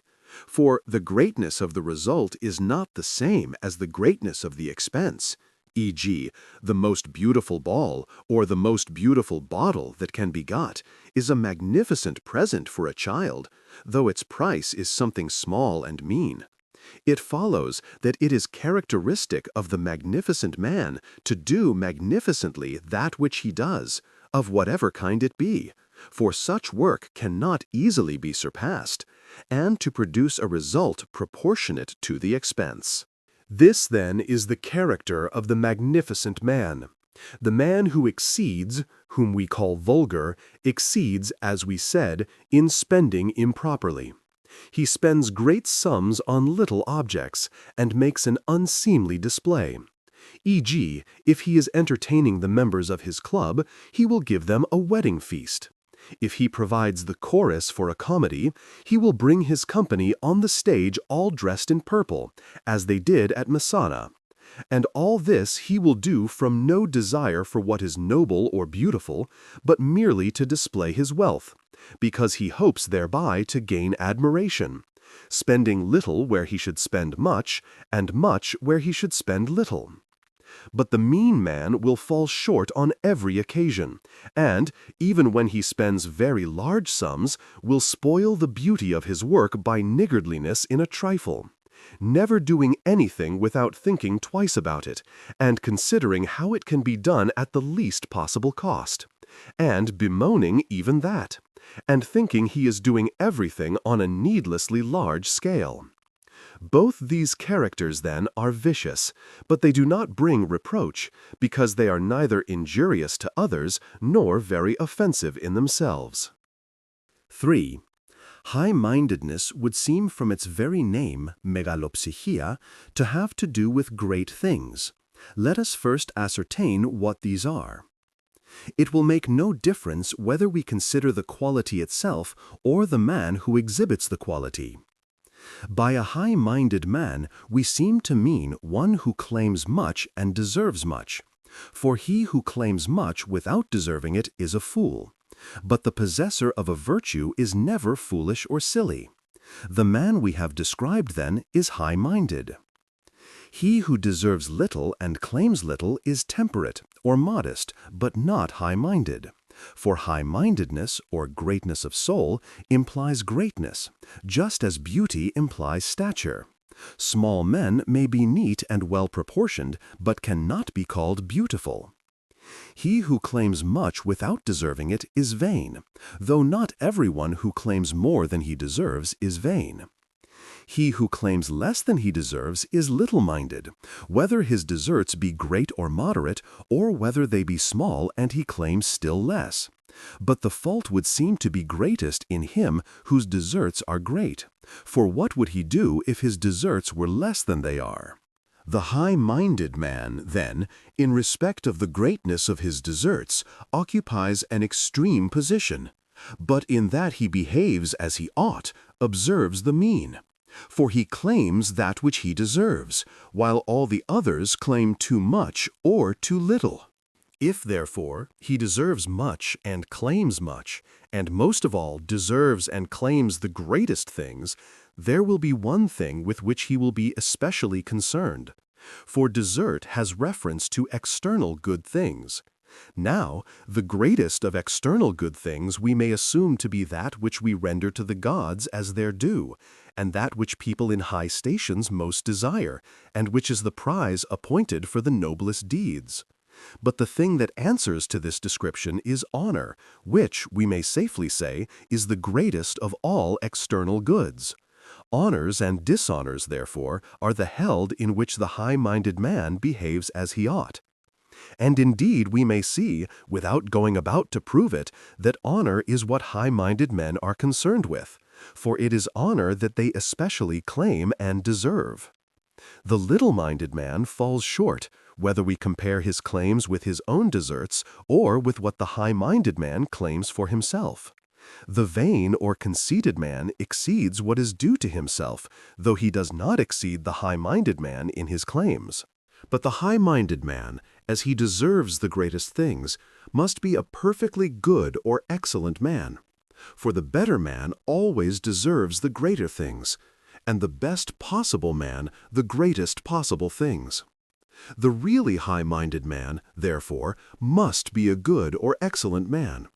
And indeed, greatness in every virtue or excellence would seem to be necessarily implied in being a high-minded or great-souled man. It would be equally inconsistent with the high-minded man's character to run away swinging his arms, and to commit an act of injustice. For what thing is there for love of which he would do anything unseemly, seeing that all things are of little account to him? Survey him point by point, and you will find that the notion of a high-minded man that is not a good or excellent man is utterly absurd. Indeed, if he were not good, he could not be worthy of honor. For honor is the prize of virtue, and is rendered to the good as their due. High-mindedness, then, seems to be the crowning grace, as it were, of the virtues. It makes them greater, and cannot exist without them. And on this account it is a hard thing to be truly high-minded, for it is impossible without the union of all the virtues. The high-minded man, then, exhibits his character especially in the matter of honors and dishonors, and at great honor from good men he will be moderately pleased, as getting nothing more than his due, or even less, for no honor can be adequate to complete virtue, but nevertheless he will accept it, as they have nothing greater to offer him. But honor from ordinary men and on trivial grounds he will utterly despise, for that is not what he deserves. And dishonor likewise he will make light of, for he will never merit it. But though it is especially in the matter of honors, as we have said, that the high-minded man displays his character, yet he will also observe the mean in his feelings with regard to wealth and power, and all kinds of good and evil fortune, whatever may befall him, and will neither be very much exalted by prosperity, nor very much cast down by adversity, seeing that not even honor affects him as if it were a very important thing. For power and wealth are desirable for honor's sake. At least those who have them wish to gain honor by them. But he who thinks lightly of honor must think lightly of them also. And so high-minded men seem to look down upon everything. But the gifts of fortune also are commonly thought to contribute to high-mindedness. For those who are well-born are thought worthy of honor, and those who are powerful or wealthy, for they are in a position of superiority, and that which is superior in any good thing is always held in greater honor. And so these things do make people more high-minded in a sense, for such people find honor from some. But in strictness it is only the good man that is worthy of honor, though he that has both goodness and good fortune is commonly thought to be more worthy of honor. Those, however, who have these good things without virtue neither have any just claim to great things, nor are properly to be called high-minded, for neither is possible without complete virtue. But those who have these good things readily come to be supercilious and insolent. For without virtue it is not easy to bear the gifts of fortune becomingly. And so, being unable to bear them, and thinking themselves superior to everybody else, such people look down upon others, and yet themselves do whatever happens to please them. They imitate the high-minded man without being really like him, and they imitate him where they can. That is to say, they do not exhibit virtue in their acts, but they look down upon others. For the high-minded man never looks down upon others without justice, for he estimates them correctly, while most men do so for quite irrelevant reasons. The high-minded man is not quick to run into petty dangers, and indeed does not love danger, since there are few things that he much values. But he is ready to incur a great danger, and whenever he does so is unsparing of his life, as a thing that is not worth keeping at all costs. It is his nature to confer benefits, but he is ashamed to receive them. For the former is the part of a superior, the latter of an inferior. And when he has received a benefit, he is apt to confer a greater in return, for thus his creditor will become his debtor and be in the position of a recipient of his favor. It seems, moreover, that such men remember the benefits which they have conferred better than those which they have received. For the recipient of a benefit is inferior to the benefactor, but such a man wishes to be in the position of a superior, and that they like to be reminded of the one, but dislike to be reminded of the other. And this is the reason why we read that Thetis would not mention to Zeus the services she had done him, and why the Lacedaemonians, in treating with the Athenians, reminded them of the benefits received by Sparta rather than of those conferred by her. It is characteristic of the high-minded man, again, never or reluctantly to ask favors, but to be ready to confer them, and to be lofty in his behavior to those who are high in station and favored by fortune, but affable to those of the middle ranks. For it is a difficult thing and a dignified thing to assert superiority over the former, but easy to assert it over the latter. A haughty demeanor in dealing with the great is quite consistent with good breeding, but in dealing with those of low estate is brutal, like showing off one's strength upon a cripple. Another of his characteristics is not to rush in wherever honor is to be won, nor to go where others take the lead, but to hold aloof and to shun an enterprise, except when great honor is to be gained, or a great work to be done. Not to do many things, but great things and notable. Again, he must be open in his hate and in his love, for it is cowardly to dissemble your feelings and to care less for truth than for what people will think of you. And he must be open in word and in deed, for his consciousness of superiority makes him outspoken, and he is truthful except in so far as he adopts an ironical tone in his intercourse with the masses. And he must be unable to fashion his life to suit another, except he be a friend, for that is servile. And so all flatterers or hangers-on of great men are of a slavish nature, and men of low natures become flatterers. Nor is he easily moved to admiration, for nothing is great to him. He readily forgets injuries, for it is not consistent with his character to brood on the past, especially on past injuries, but rather to overlook them. He is no gossip. He will neither talk about himself nor about others, for he cares not that men should praise him, nor that others should be blamed, though, on the other hand, he is not very ready to bestow praise. And so he is not apt to speak evil of others, not even of his enemies, except with the express purpose of giving offense. When an event happens that cannot be helped or is of slight importance, he is the last man in the world to cry out or to beg for help, for that is the conduct of a man who thinks these events very important. He loves to possess beautiful things that bring no profit, rather than useful things that pay, for this is characteristic of the man whose resources are in himself. Further, the character of the high-minded man seems to require that his gait should be slow, his voice deep, his speech measured. For a man is not likely to be in a hurry when there are few things in which he is deeply interested, nor excited when he holds nothing to be of very great importance. And these are the causes of a high voice and rapid movements. This, then, is the character of the high-minded man. But he that is deficient in this quality is called little-minded, he that exceeds, vain or conceited. Now these two also do not seem to be bad, for they do no harm, though they are in error.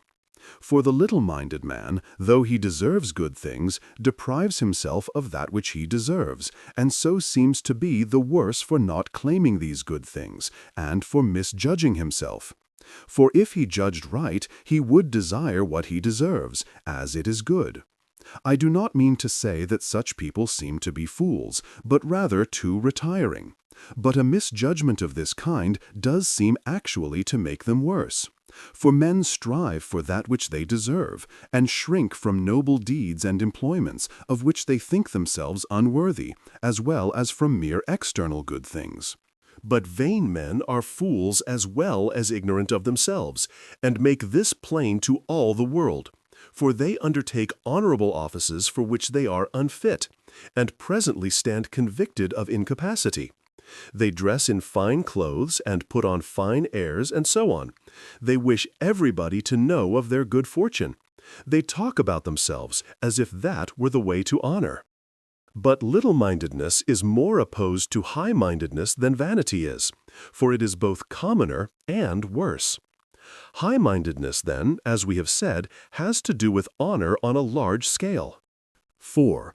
But it appears, as we said at the outset, that there is also a virtue concerned with honor, which bears the same relation to high-mindedness that liberality bears to magnificence, i.e., both the virtue in question and liberality have nothing to do with great things, but cause us to behave properly in matters of moderate or of trifling importance. Just as in the taking and giving of money, it is possible to observe the mean, and also to exceed or fall short of it, so it is possible in desire for honor to go too far or not far enough, or, again, to desire honor from the right source and in the right manner. A man is called ambitious or fond of honor, philotimos, in reproach, as desiring honor more than he ought, and from wrong sources. And a man is called unambitious or not fond of honor, aphilotimos, in reproach, as not desiring to be honored even for noble deeds. But sometimes a man is called ambitious or fond of honor in praise, as being manly and fond of noble things, and sometimes a man is called unambitious or not fond of honor in praise, as being moderate and temperate, as we said at the outset. It is plain, then, that there are various senses in which a man is said to be fond of a thing, and that the term fond of honor has not always the same sense, but that as a term of praise it means fonder than most men, and as a term of reproach it means fonder than is right. But as there is no recognized term for the observance of the mean, the extremes fight, so to speak, for what seems an empty place. But wherever there is excess and defect, there is also a mean, and honor is in fact desired more than is right and less. Therefore, it may also be desired to the right degree. This character, then, is praised, being observance of the mean in the matter of honor, though it has no recognized name. Compared with ambition, it seems to be lack of ambition. Compared with lack of ambition, it seems to be ambition. Compared with both at once, it seems in a way to be both at once. This, we may observe, also happens in the case of the other virtues. But in this case, the extreme characters seem to be opposed to one another instead of to the moderate character, because the character that observes the mean has no recognized name. 5. Gentleness is moderation with respect to anger. But it must be noted that we have no recognized name for the mean, and scarcely any recognized names for the extremes. And so the term gentleness, which properly denotes an inclination towards deficiency in anger, for which also we have no recognized name, is applied to the mean.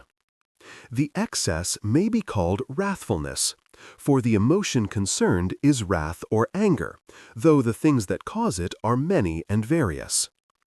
He then who is angry on the right occasions, and with the right persons, and also in the right manner, and at the right season, and for the right length of time, is praised. We will call him gentle, therefore, since gentleness is used as a term of praise.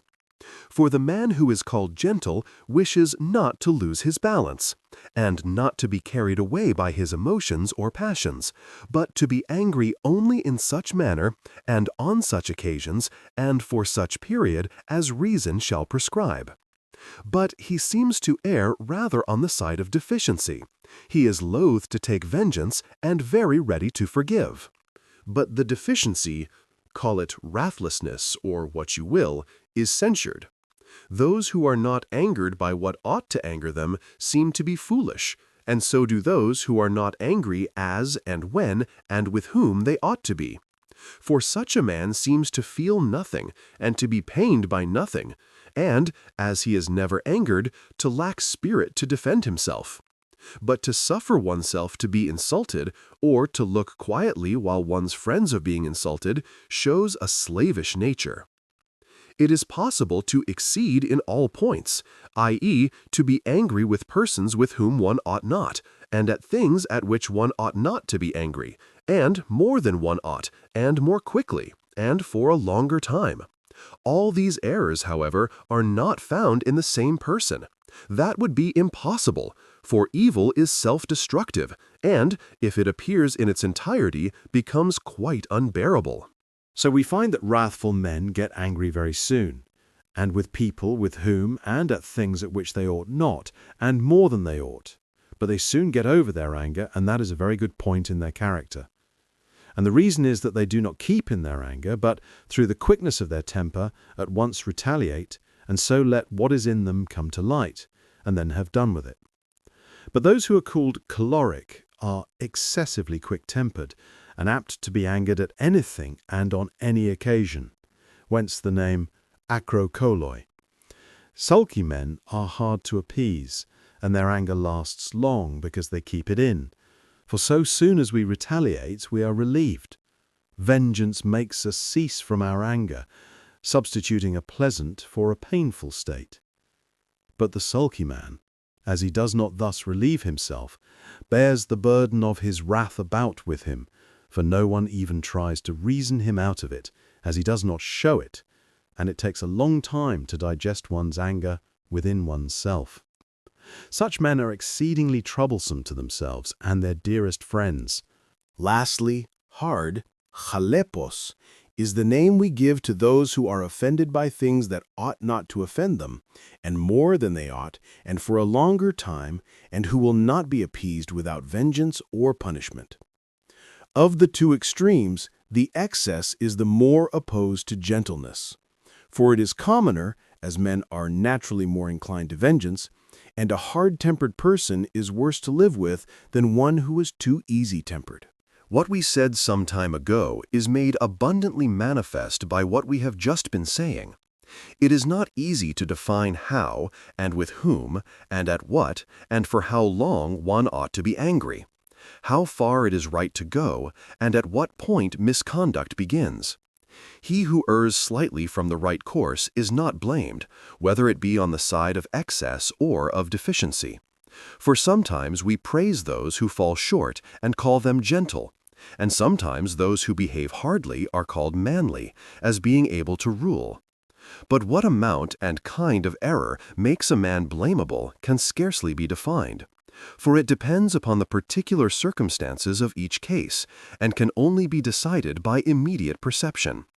But so much at least is manifest, that on the one hand, the habit which observes the mean is to be praised, i.e., the habit which causes us to be angry with the right persons, at the right things, in the right manner, etc., and that, on the other hand, all habits of excess or deficiency deserve censure, slight censure if the error be trifling, graver censure if it be considerable, and severe censure if it be great. It is evident, therefore, that we must strive for the habit which observes the mean. This, then, may be taken as our account of the habits which have to do with anger. 6. In the matter of social intercourse, i.e., the living with others, and joining with them in conversation and in common occupations, some men show themselves what is called obsequious, those who, to please you, praise everything, and never object to anything, but think they ought always to avoid giving pain to those whom they meet. Those who take the opposite line, and object to everything, and never think for a moment what pain they may give, are called cross and contentious. It is sufficiently plain that both these habits merit censure, and that the habit which takes the middle course between them is to be commended. The habit which makes a man acquiesce in what he ought, and in the right manner, and likewise refuse to acquiesce. This habit, or type of character, has no recognized name, but seems most nearly to resemble friendliness, philia. For the man who exhibits this moderation is the same sort of man that we mean when we speak of an upright friend, except that then affection also is implied. This differs from friendliness in that it does not imply emotion and affection for those with whom we associate.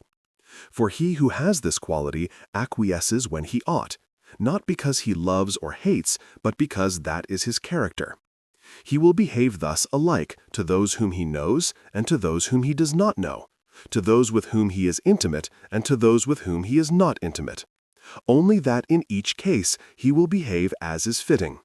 For we are not bound to show the same consideration to strangers as to intimates, nor to take the same care not to pain them. We have already said in general terms that such a man will behave as he ought in his intercourse with others, but we must add that while he tries to contribute to the pleasure of others and to avoid giving them pain, he will always be guided by reference to that which is noble and fitting. It seems to be with the pleasures and pains of social intercourse that he is concerned. Now, whenever he finds that it is not noble, or is positively hurtful to himself, to contribute to any of these pleasures, he will refuse to acquiesce, and will prefer to give pain. And if the pleasure is such as to involve discredit, and no slight discredit, or some injury to him who is the source of it, while his opposition will give a little pain, he will not acquiesce, but will set his face against it. But he will behave differently according as he is in the company of great people or ordinary people, of intimate friends or mere acquaintances, and so on, rendering to each his due, preferring, apart from other considerations, to promote pleasure, and loath to give pain, but regulating his conduct by consideration of the consequences, if they be considerable. By consideration I mean of what is noble and fitting. And thus, for the sake of great pleasure in the future, he will inflict a slight pain now. The man who observes the mean, then, is something of this sort, but has no recognized name. The man who always makes himself pleasant, if he aims simply at pleasing and has no ulterior object in view, is called obsequious. But he who sets his face against everything is, as we have already said, cross and contentious. But the extremes seem here to be opposed to one another instead of to the mean, because there is no name for the mean. 7. The moderation which lies between boastfulness and irony, which virtue also lacks a name, seems to display itself in almost the same field. It will be as well to examine these qualities also, for we shall know more about human character when we have gone through each of its forms. And we shall be more fully assured that the virtues are modes of observing the mean when we have surveyed them all and found that this is the case with every one of them. We have already spoken of the characters that are displayed in social intercourse, in the matter of pleasure and pain. Let us now go on to speak in like manner of those who show themselves truthful or untruthful in what they say and do, and in the pretensions they put forward. First of all, then, the boaster seems to be fond of pretending to things that men esteem, though he has them not, or not to such extent as he pretends.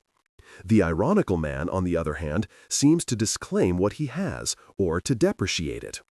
While he who observes the mean, being a man who is always himself, authekastostis, is truthful in word and deed, confessing the simple facts about himself and neither exaggerating nor diminishing them. Now, each of these lines of conduct may be pursued either with an ulterior object or without one. When he has no ulterior object in view, each man speaks and acts and lives according to his character.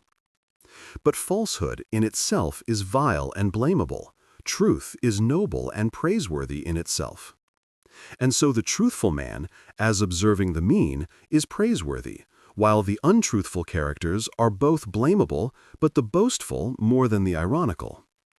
Let us speak then of each of them, and first of the truthful character. We must remember that we are not speaking of the man who tells the truth in matters of business, or in matters which come within the sphere of injustice and justice, for these matters would belong to another virtue. The man we are considering is the man who, in cases where no such important issues are involved, is truthful in his speech and in his life, because that is his character. Such a man would seem to be a good man, epiakos. For he who loves truth, and is truthful where nothing depends upon it, will still more surely tell the truth where serious interests are involved. He will shun falsehood as a base thing here, seeing that he shunned it elsewhere, apart from any consequences. But such a man merits praise. He inclines rather towards understatement than overstatement of the truth, and this seems to be the more suitable course, since all exaggeration is offensive. On the other hand, he who pretends to more than he has with no ulterior object, the boaster proper, seems not to be a good character, for if he were, he would not take pleasure in falsehood, but to be silly rather than bad. But of boasters who have an ulterior object, he whose object is reputation or honor is not very severely censured, just as the boaster proper is not. But he whose object is money, or means of making money, is held in greater reproach.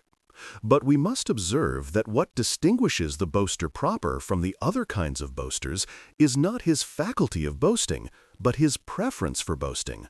The boaster proper is a boaster by habit, and because that is his character, just as there is on the one hand the liar proper who delights in falsehood itself, and on the other hand, the liar who lies through desire of honor or gain.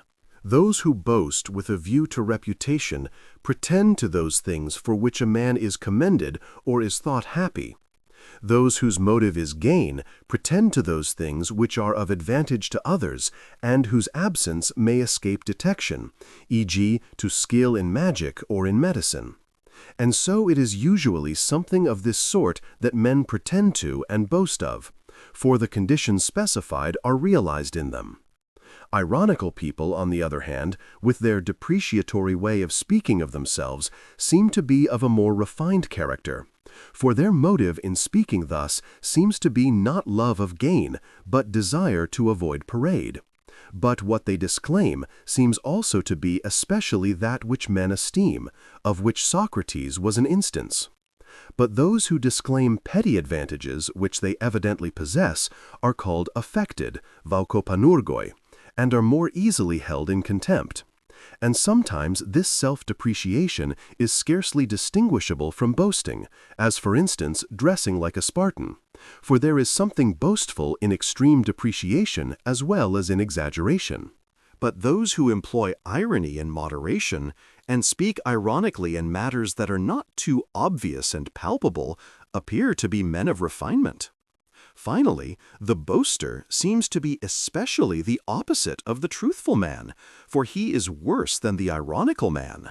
Again, since relaxation is an element in our life, and one mode of relaxation is amusing conversation, it seems that in this respect also there is a proper way of mixing with others, i.e., that there are things that it is right to say and a right way of saying them, and the same with hearing, though here also it will make a difference what kind of people they are in whose presence you are speaking or to whom you are listening.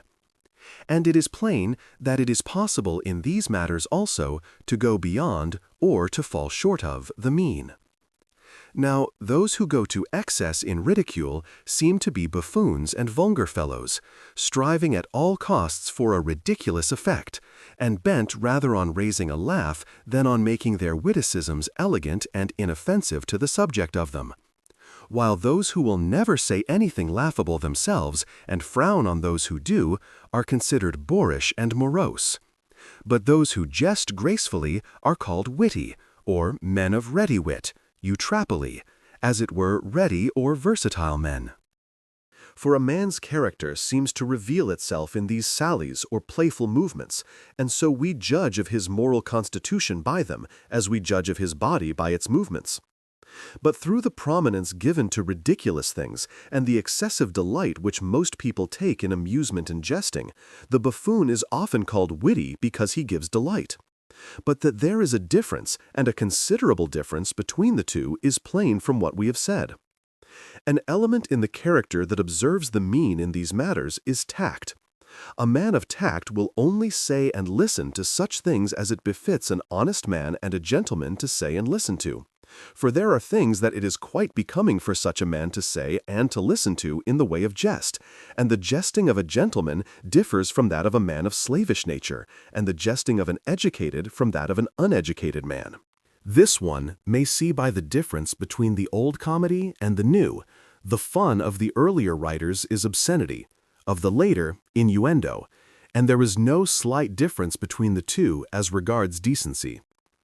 Can good jesting, then, be defined as making jests that befit a gentleman, or that do not pain the hearer, or that even give him pleasure? Nay, surely a jest that gives pleasure to the hearer is something quite indefinite, for different things are hateful and pleasant to different people. But the things that he will listen to will be of the same sort as those that he will say, whatever that be. Jests that a man can listen to, he can, we think, make himself. So then there are jests that he will not make, though we cannot exactly define them. For to make a jest of a man is to vilify him in a way, and the law forbids certain kinds of vilification, and ought perhaps also to forbid certain kinds of jesting. The refined and gentlemanly man, therefore, will thus regulate his wit, being as it were a law to himself. This, then, is the character of him who observes the mean, whether we call him a man of tact or a man of ready wit. The buffoon, on the other hand, cannot resist an opportunity for a joke, and, if he can but raise a laugh, will spare neither himself nor others, and will say things which no man of refinement would say, and some of which he would not even listen to. The boor, lastly, is wholly useless for this kind of intercourse. He contributes nothing, and takes everything in ill part. And yet recreation and amusement seem to be necessary ingredients in our life. In conclusion, then, the modes just described of observing the mean in social life are 3 in number, and all have to do with conversation or joint action of some kind. But they differ in that one has to do with truth, while the other 2 are concerned with what is pleasant. And of the 2 that are concerned with pleasure, one finds its field in our amusements, the other in all other kinds of social intercourse. 9. Shame, eidos, cannot properly be spoken of as a virtue, for it is more like a feeling or emotion than a habit or trained faculty. At least, it is defined as a kind of fear of disgrace, and its effects are analogous to those of the fear that is excited by danger. For men blush when they are ashamed, while the fear of death makes them pale. Both then seem to be in a way physical, which is held to be a mark of a feeling or emotion rather than of a habit or trained faculty. Again, it is a feeling which is not becoming at all times of life, but only in youth. It is thought proper for young people to be ready to feel shame, because, as their conduct is guided by their emotions, they often are misled, but are restrained from wrong actions by shame. And so we praise young men when they are ready to feel shame, but no one would praise a man of more advanced years for being apt to be ashamed. For we consider that he ought not to do anything which could make him ashamed of himself. Indeed, shame is not the part of a good man, since it is occasioned by vile acts, for such acts should not be done. Nor does it matter that some acts are really shameful, others shameful in public estimation only, for neither ought to be done, and so a man ought not to be ashamed. It is the part of a worthless man, and the result of being such as to do something shameful. But supposing a man's character to be such that if he were to do one of these shameful acts, he would be ashamed, it is absurd for him to fancy that he is a good man on that account. For shame is only felt at voluntary acts, and a good man will never voluntarily do vile acts. At the utmost, shame would be hypothetically good. That is to say, supposing he were to do the act, a good man would be ashamed, but there is nothing hypothetical about the virtues.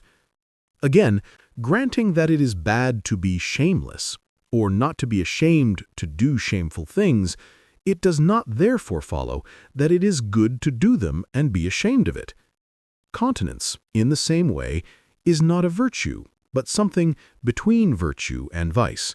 But we will explain this point about continence later.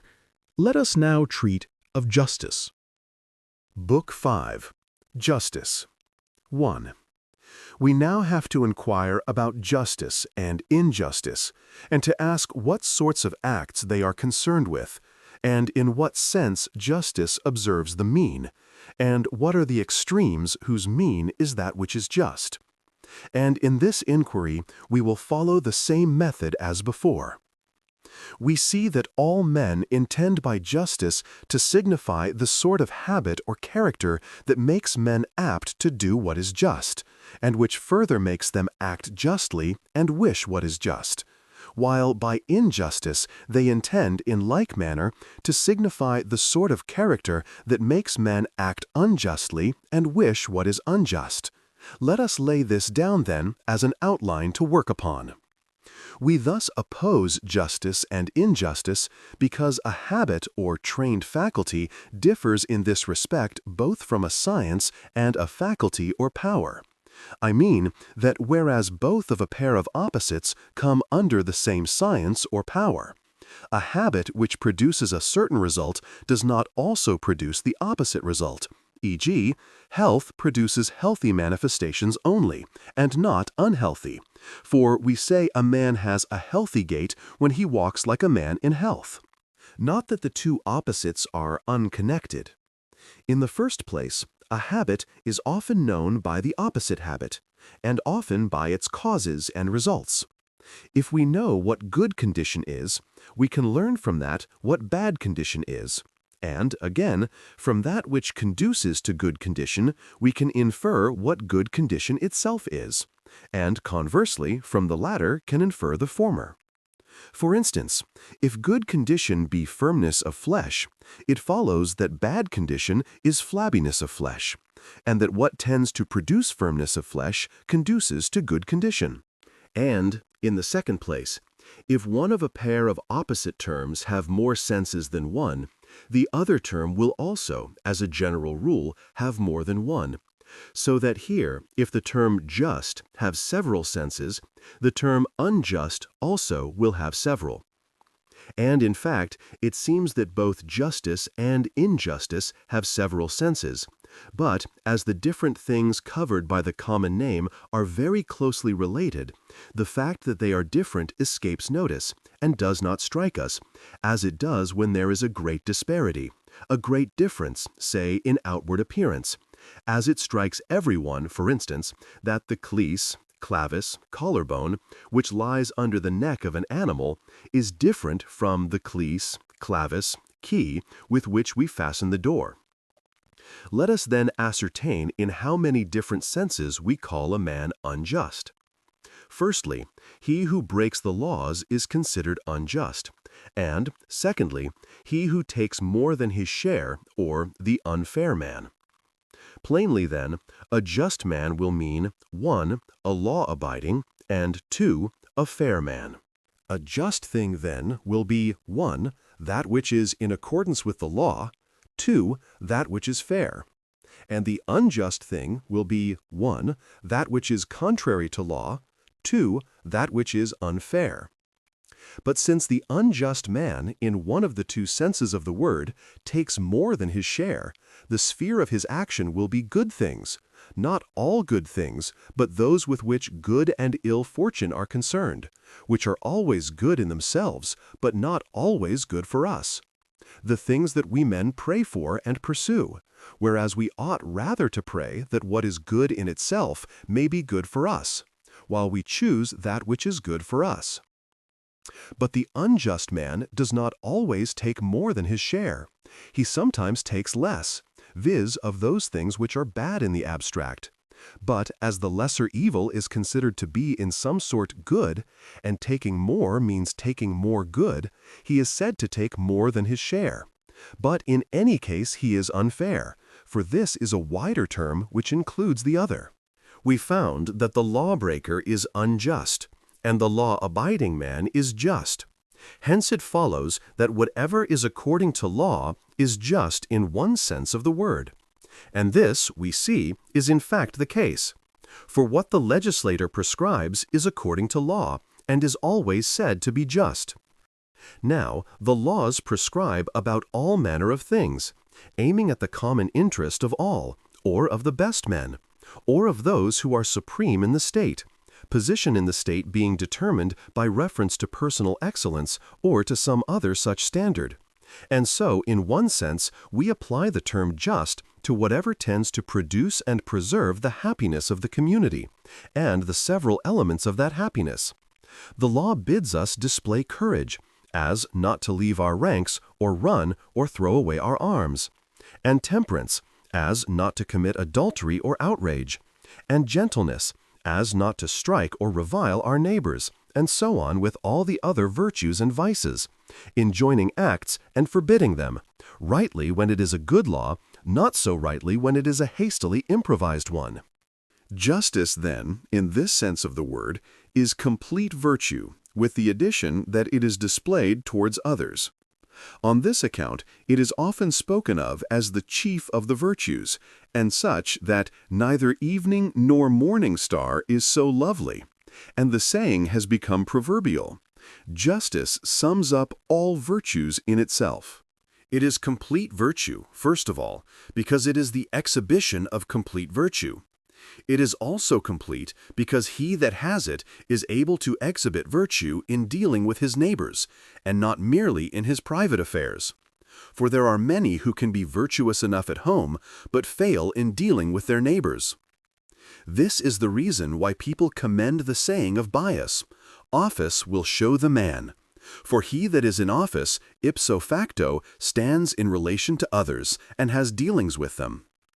This, too, is the reason why justice alone of all the virtues is thought to be another's good, as implying this relation to others. For it is another's interest that justice aims at, the interest, namely, of the ruler or of our fellow citizens. While then the worst man is he who displays vice both in his own affairs and in his dealings with his friends, The best man is not he who displays virtue in his own affairs merely, but he who displays virtue towards others, for this is the hard thing to do. Justice, then, in this sense of the word, is not a part of virtue, but the whole of it. And the injustice which is opposed to it is not a part of vice, but the whole of it. How virtue differs from justice in this sense is plain from what we have said. It is one and the same character differently viewed. Viewed in relation to others, this character is justice. Viewed simply as a certain character, it is virtue. 2. We have now to examine justice in that sense, in which it is a part of virtue. For we maintain that there is such a justice, and also the corresponding kind of injustice. That the word is so used is easily shown. In the case of the other kinds of badness, the man who displays them, though he acts unjustly, in one sense of the word, yet does not take more than his share.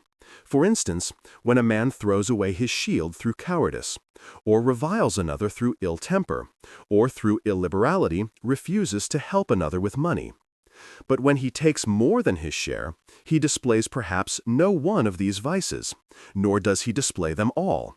Yet he displays a kind of badness, for we blame him, namely, injustice, in the second sense of the word.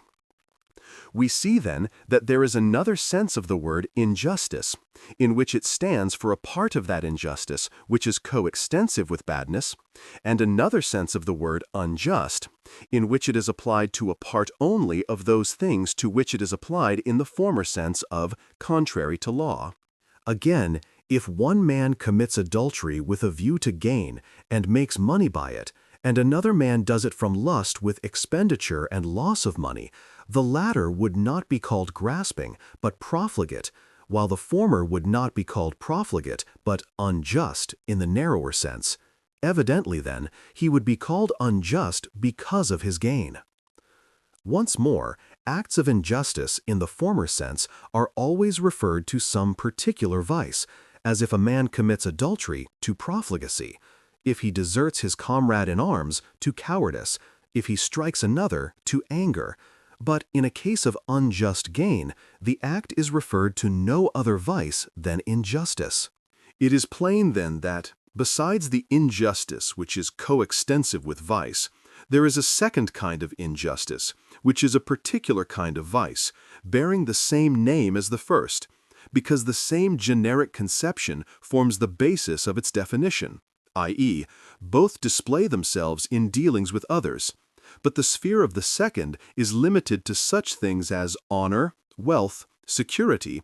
Perhaps some one name might be found to include all this class, and its motive is the pleasure of gain, while the sphere of the first is coextensive with the sphere of the good man's action.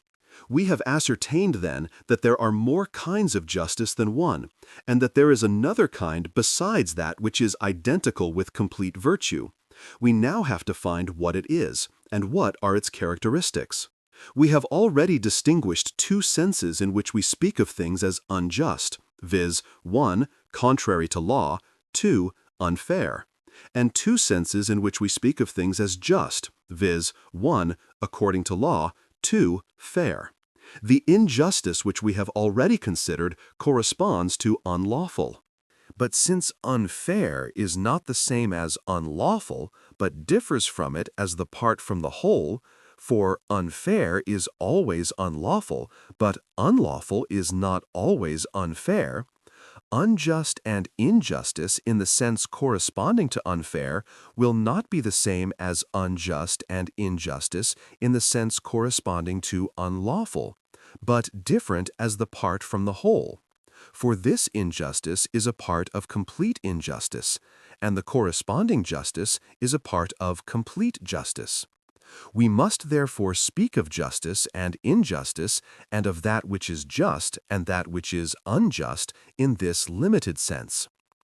We may dismiss then the justice which coincides with complete virtue and the corresponding injustice, the former being the exercise of complete virtue towards others, the latter of complete vice. It is easy also to see how we are to define that which is just and that which is unjust in their corresponding senses, according to law and contrary to law. For the great bulk, we may say, of the acts which are according to law are the acts which the law commands with a view to complete virtue. For the law orders us to display all the virtues and none of the vices in our lives.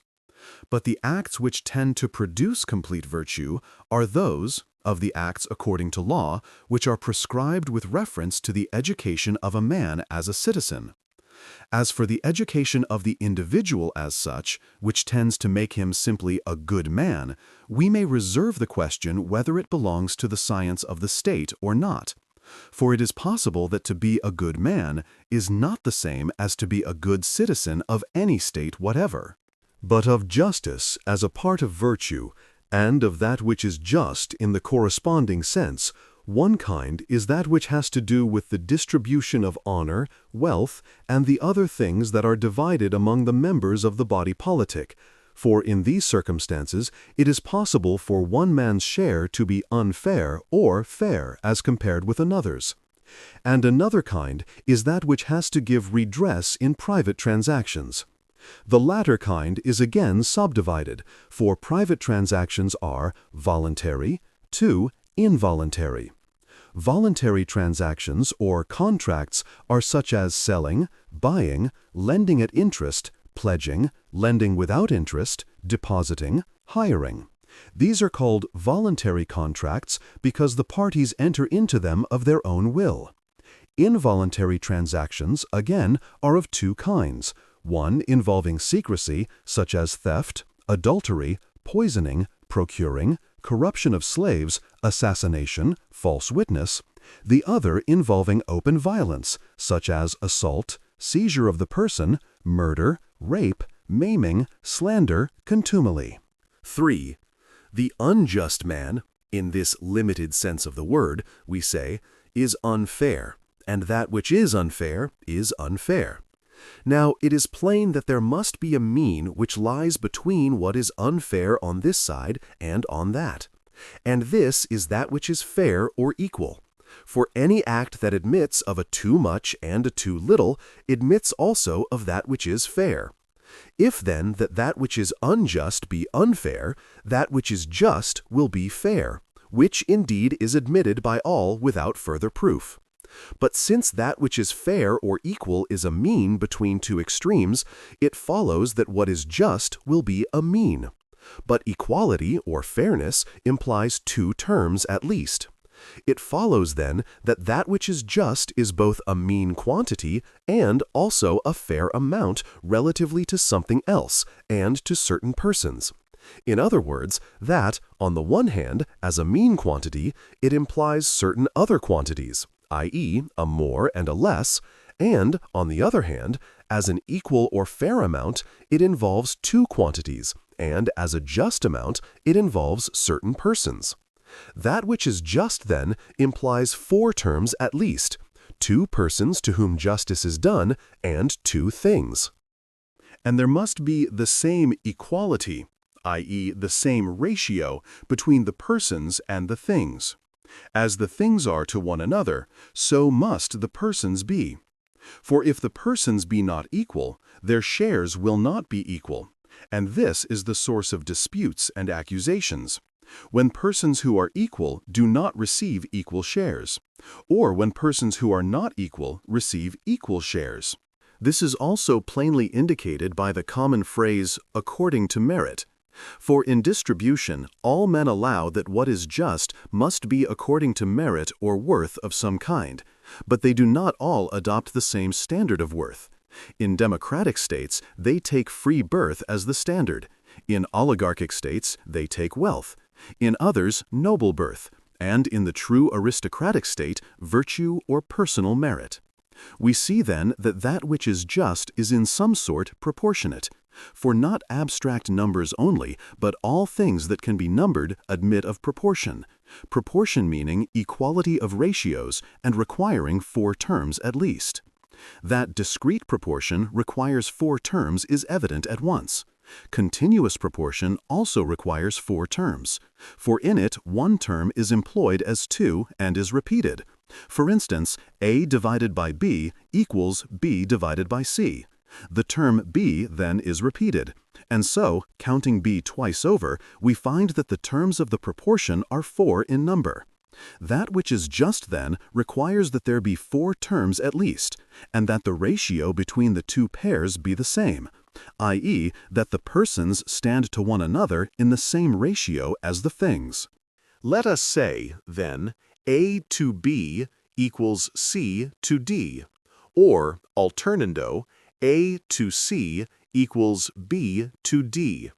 The sums of these new pairs, then, will stand to one another in the original ratio, that is, A plus C over B plus D equals A to B, or C to D. But these are the pairs which the distribution joins together, and if the things be assigned in this manner, the distribution is just. This joining, then, of A to C and of B to D is that which is just in distribution, and that which is just in this sense is a mean quantity, while that which is unjust is that which is disproportionate. For that which is proportionate is a mean quantity, but that which is just is, as we said, proportionate. This proportion is called by the mathematicians a geometrical proportion, for it is when 4 terms are in geometrical proportion that the sum of the first and third is to the sum of the second and fourth in the original ratio of the first to the second or the third to the fourth. But this proportion, as applied in justice, cannot be a continuous proportion, for one term cannot represent both a person and a thing. That which is just, then, in this sense, is that which is proportionate, but that which is unjust is that which is disproportionate. In the latter case, one quantity becomes more, or too much, the other less, or too little. And this we see in practice, for he who wrongs another gets too much, and he who is wronged gets too little of the good in question, but of the evil conversely. For the lesser evil stands in the place of good when compared with the greater evil. For the lesser evil is more desirable than the greater, but that which is desirable is good, and that which is more desirable is a greater good. This, then, is one form of that which is just. It remains to treat of the other form, viz., that which is just in the way of redress, the sphere of which is private transactions, whether voluntary or involuntary. This differs in kind from the former. For that which is just in the distribution of a common stock of good things is always in accordance with the proportion above specified. Even when it is a common fund that has to be divided, the sums which the several participants take must bear the same ratio to one another as the sums they have put in. And that which is unjust in the corresponding sense is that which violates this proportion. But that which is just in private transactions is indeed fair or equal in some sort, and that which is unjust is unfair or unequal. But the proportion to be observed here is not a geometrical proportion as above, but an arithmetical one. For it makes no difference whether a good man defrauds a bad one, or a bad man a good one, nor whether a man who commits an adultery be a good or a bad man. The law looks only to the difference created by the injury, treating the parties themselves as equal, and only asking whether the one has done and the other suffered injury or damage. That which is unjust, then, is here something unequal or unfair, which the judge tries to make equal or fair. For even when one party is struck and the other strikes, or one kills and the other is killed, that which is suffered and that which is done may be said to be unequally or unfairly divided. The judge then tries to restore equality by the penalty or loss which he inflicts upon the offender, subtracting it from his gain. For in such cases, though the terms are not always quite appropriate, we generally talk of the doer's gain, e.g. the strikers, and the sufferer's loss. But when the suffering has been assessed by the court, what the doer gets is called loss or penalty, and what the sufferer gets is called gain. What is fair or equal, then, is a mean between more or too much and less or too little. but gain and loss are both more or too much and less or too little in opposite ways, i.e., gain is more or too much good and less or too little evil, and loss the opposite of this. And in the mean between them, as we found, lies that which is equal or fair, which we say is just. That which is just in the way of redress, then, is the mean between loss and gain.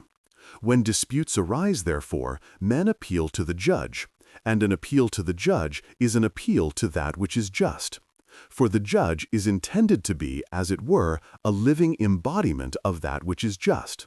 And men require of a judge that he shall be moderate, or observe the mean, and sometimes even call judges mediators, mesideus, signifying that if they get the mean, they will get that which is just. That which is just, then, must be a sort of mean, if the judge be a mediator. But the judge restores equality. It is as if he found a line divided into two unequal parts, and were to cut off from the greater that by which it exceeds the half, and to add this to the less.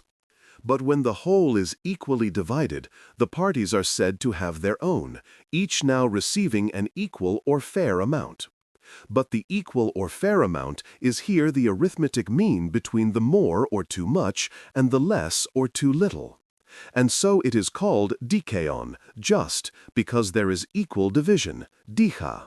Dikaion being in fact equivalent to dikaion, and dikastis to dichastis. If you cut off a part from one of two equal lines and add it to the other, the second is now greater than the first by two such parts. For if you had only cut off the part from the first without adding it to the second would have been greater by only one such part. The second exceeds the mean by one such part, and the mean also exceeds the first by one. Thus we can tell how much to take away from him who has more or too much, and how much to add to him who has less or too little. To the latter's portion must be added that by which it falls short of the mean, and from the former's portion must be taken away that by which it exceeds the mean. To illustrate this, let AA, BB, CC be three equal lines. The first of three lines, AA, is divided close to point A at point E. The second line is BB, which is undivided. The third line, CC, is extended past point C to point D by an amount equal to AE, and is divided between points C and C' at point Z, which is as close to point C as E to A. From AA, let AE be cut off, and let D, equal to AE, be added to CC. Then the whole DCC' exceeds EA' by CD and CZ equal to AE or CD, and exceeds BB by CD. And this holds good not only in geometry, but in the arts also. They could not exist unless that which is worked upon received an impression corresponding in kind and quantity and quality to the exertions of the artist. But these terms, loss and gain, are borrowed from voluntary exchange. For in voluntary exchange, having more than your own is called gaining, and having less than you started with is called losing. In buying and selling, I mean, and in the other transactions in which the law allows free play. But when the result to each is neither more nor less, but the very same amount with which he started, then they say that they have their own, and are neither losers nor gainers.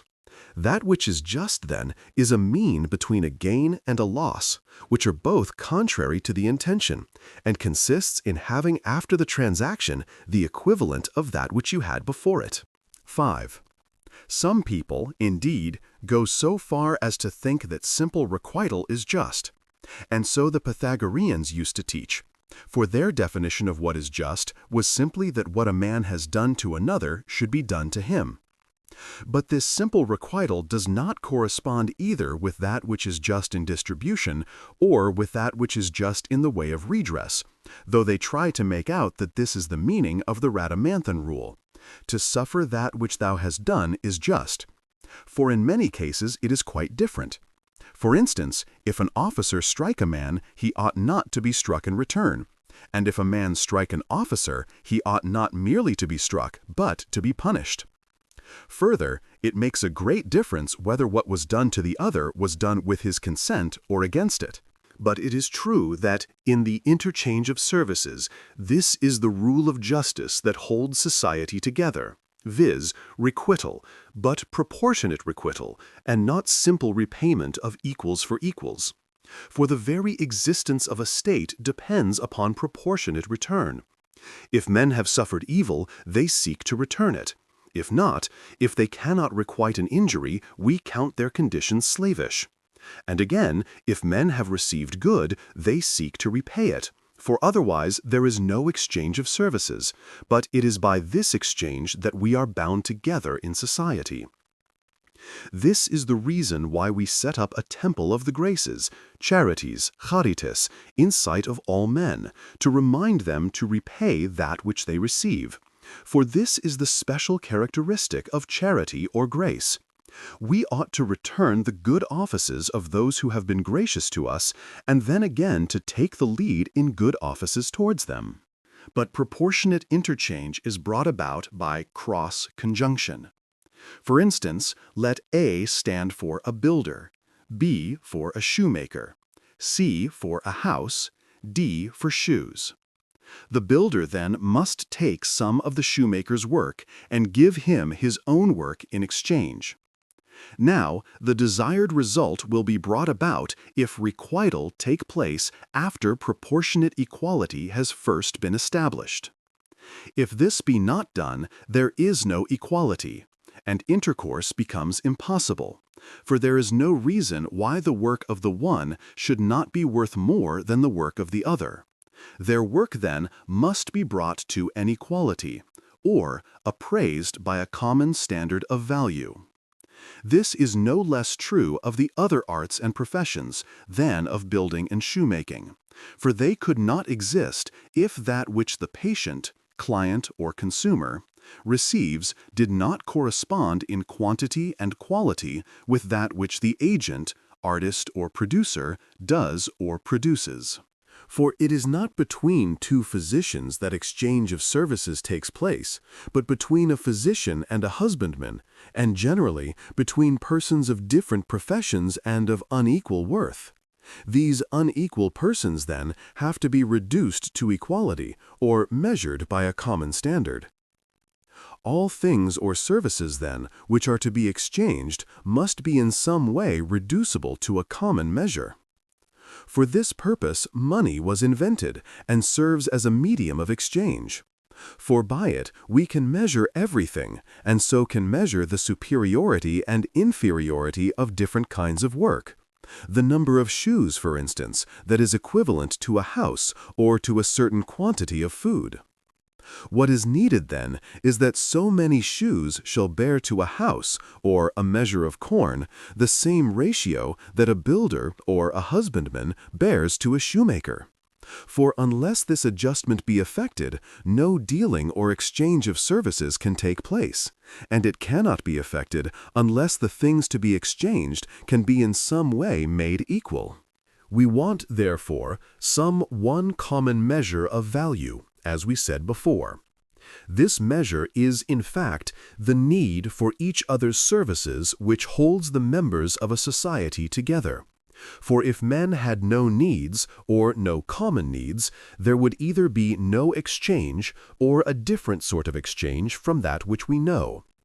But money has been introduced by convention as a kind of substitute for need or demand, and this is why we call it nomisma, because its value is derived not from nature, but from law, nomos, and can be altered or abolished at will.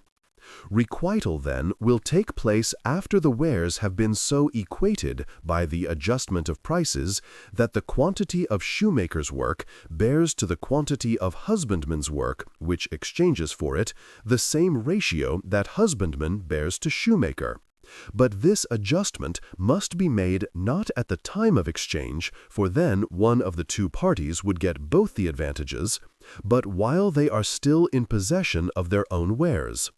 If this be done, they are put on an equal footing and can make an exchange, because this kind of equality can be established between them. If A stand for a husbandman, and C for a certain quantity of his work or corn, B will stand for a shoemaker, and D for that quantity of shoemaker's work that is valued as equal to C. If they could not requite each other in this way, interchange of services would be impossible. That it is our need which forms, as it were, a common bond to hold society together is seen from the fact that people do not exchange unless they are in need of one another's services, each party of the services of the other, or at least one party of the service of the other, as when that which one has, e.g. wine, is needed by other people who offer to export corn in return. This article, then, the corn to be exported, must be made equal to the wine that is imported. But even if we happen to want nothing at the moment, money is a sort of guarantee that we shall be able to make an exchange at any future time when we happen to be in need. For the man who brings money must always be able to take goods in exchange. Money is, indeed, subject to the same conditions as other things. Its value is not always the same, but still it tends to be more constant than the value of anything else. Everything, then, must be assessed in money, for this enables men always to exchange their services and so makes society possible. Money, then, as a standard, serves to reduce things to a common measure, so that equal amounts of each may be taken, for there would be no society if there were no exchange, and no exchange if there were no equality, and no equality if it were not possible to reduce things to a common measure. In strictness, indeed, it is impossible to find any common measure for things so extremely diverse. But our needs give a standard which is sufficiently accurate for practical purposes. There must then be some one common symbol for this, and that a conventional symbol. So we call it money, nomisma, nomos. Money makes all things commensurable, for all things are valued in money. For instance, let A stand for a house, B for 10 minae, C for a bed, and let A equal B divided by 2, taking a house to be worth or equal to 5 minae, and let C, the bed, equal B divided by 10. We see at once then how many beds are equal to one house, viz. 5. It is evident that, before money came into use, all exchange must have been of this kind. It makes no difference whether you give 5 beds for a house or the value of 5 beds. Thus we have described that which is unjust and that which is just. And now that these are determined, we can see that doing justice is a mean between doing and suffering injustice. For the one is having too much or more, and the other too little or less than one's due.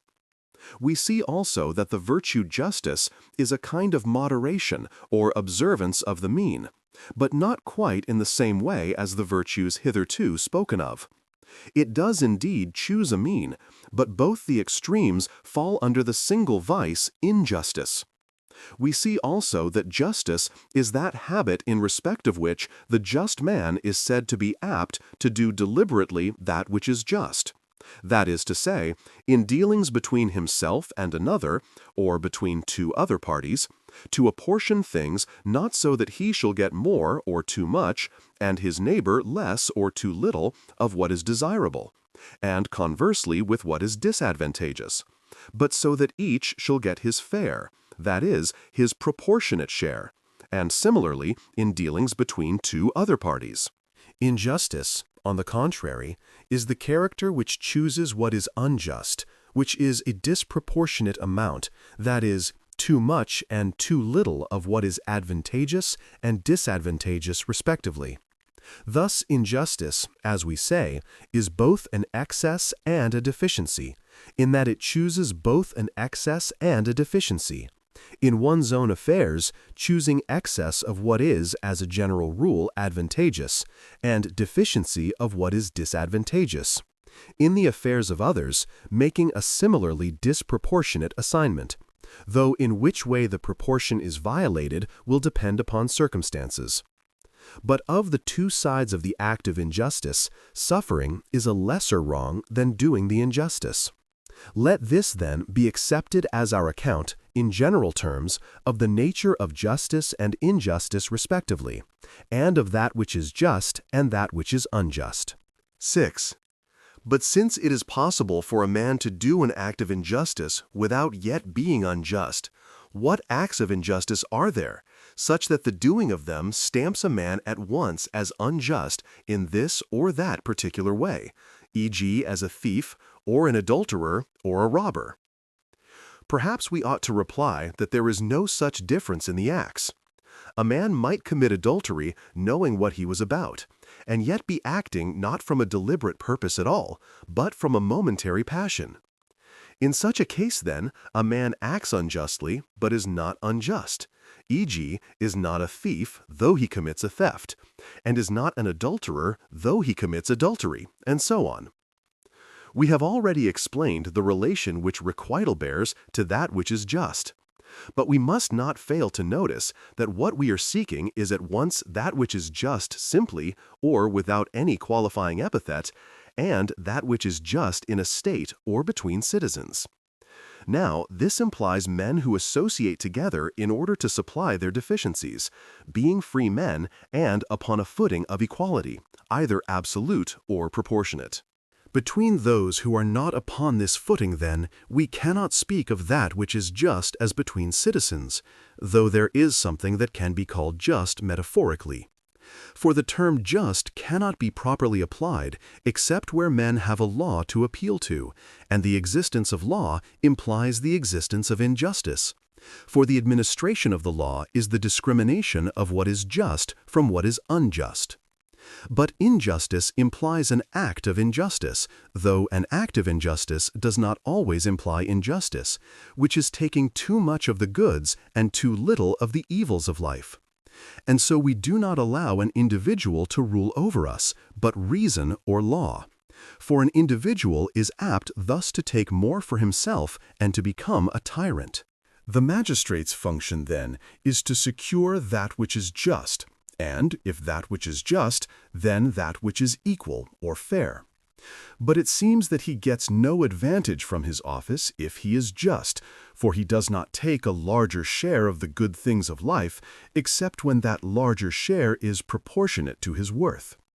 He works, therefore, in the interests of others, which is the reason why justice is sometimes called another's good, as we remarked before. Some salary, therefore, must be given him, and this he receives in the shape of honors and privileges. And it is when magistrates are not content with these that they make themselves tyrants.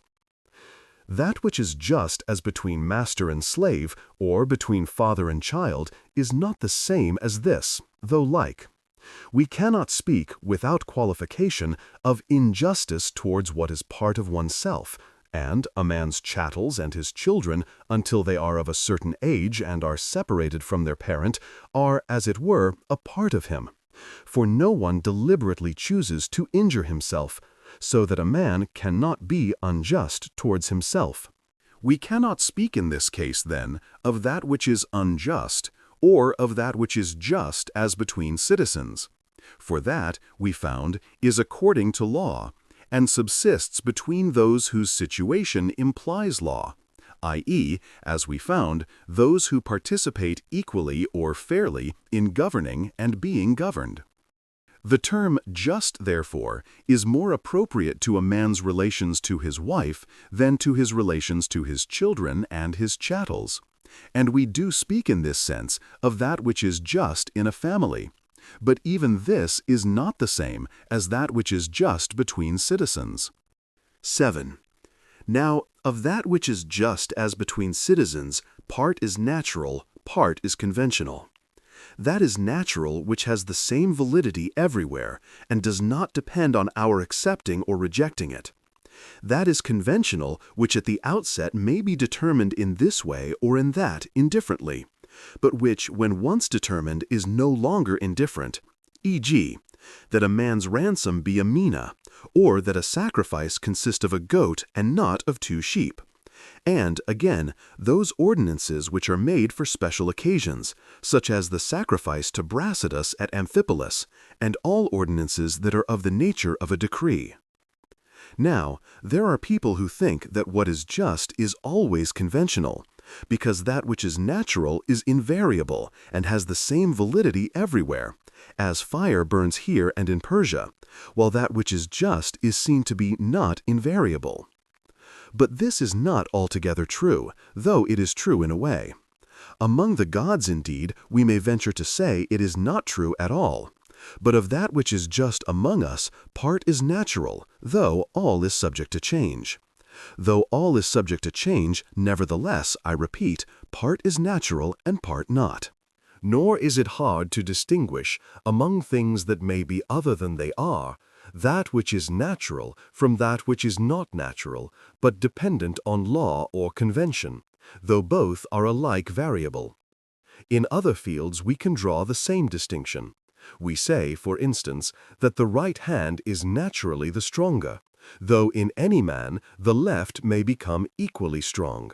And so, of that which is just, that part which is conventional and prescribed with a view to a particular end varies as measures vary.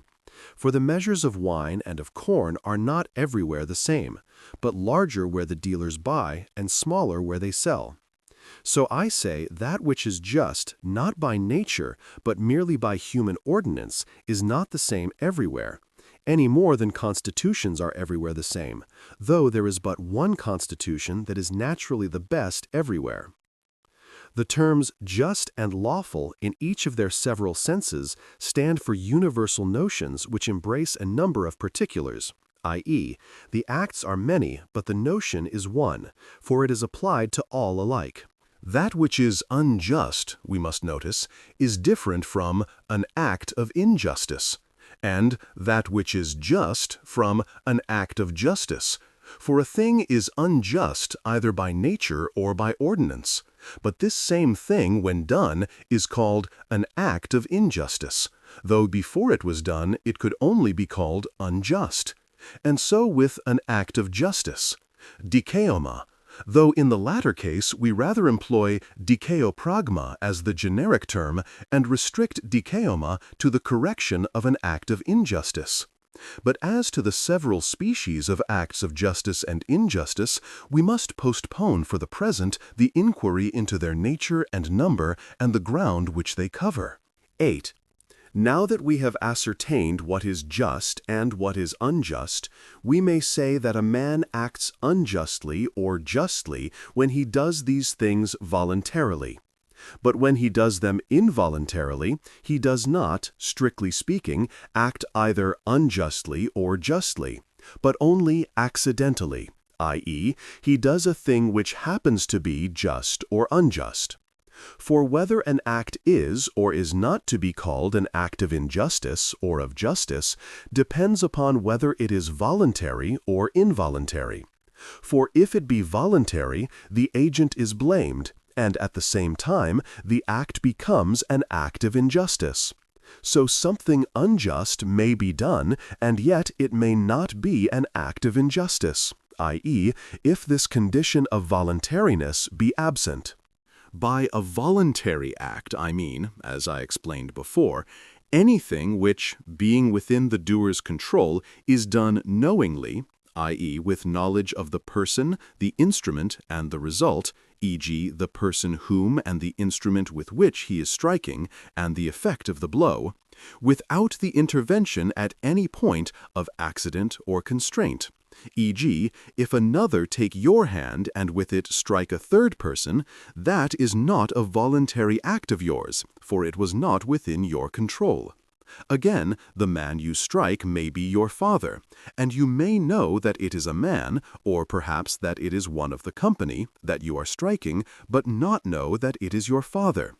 And it must be understood that the same distinction is to be made with regard to the result, and, in a word, to the whole act.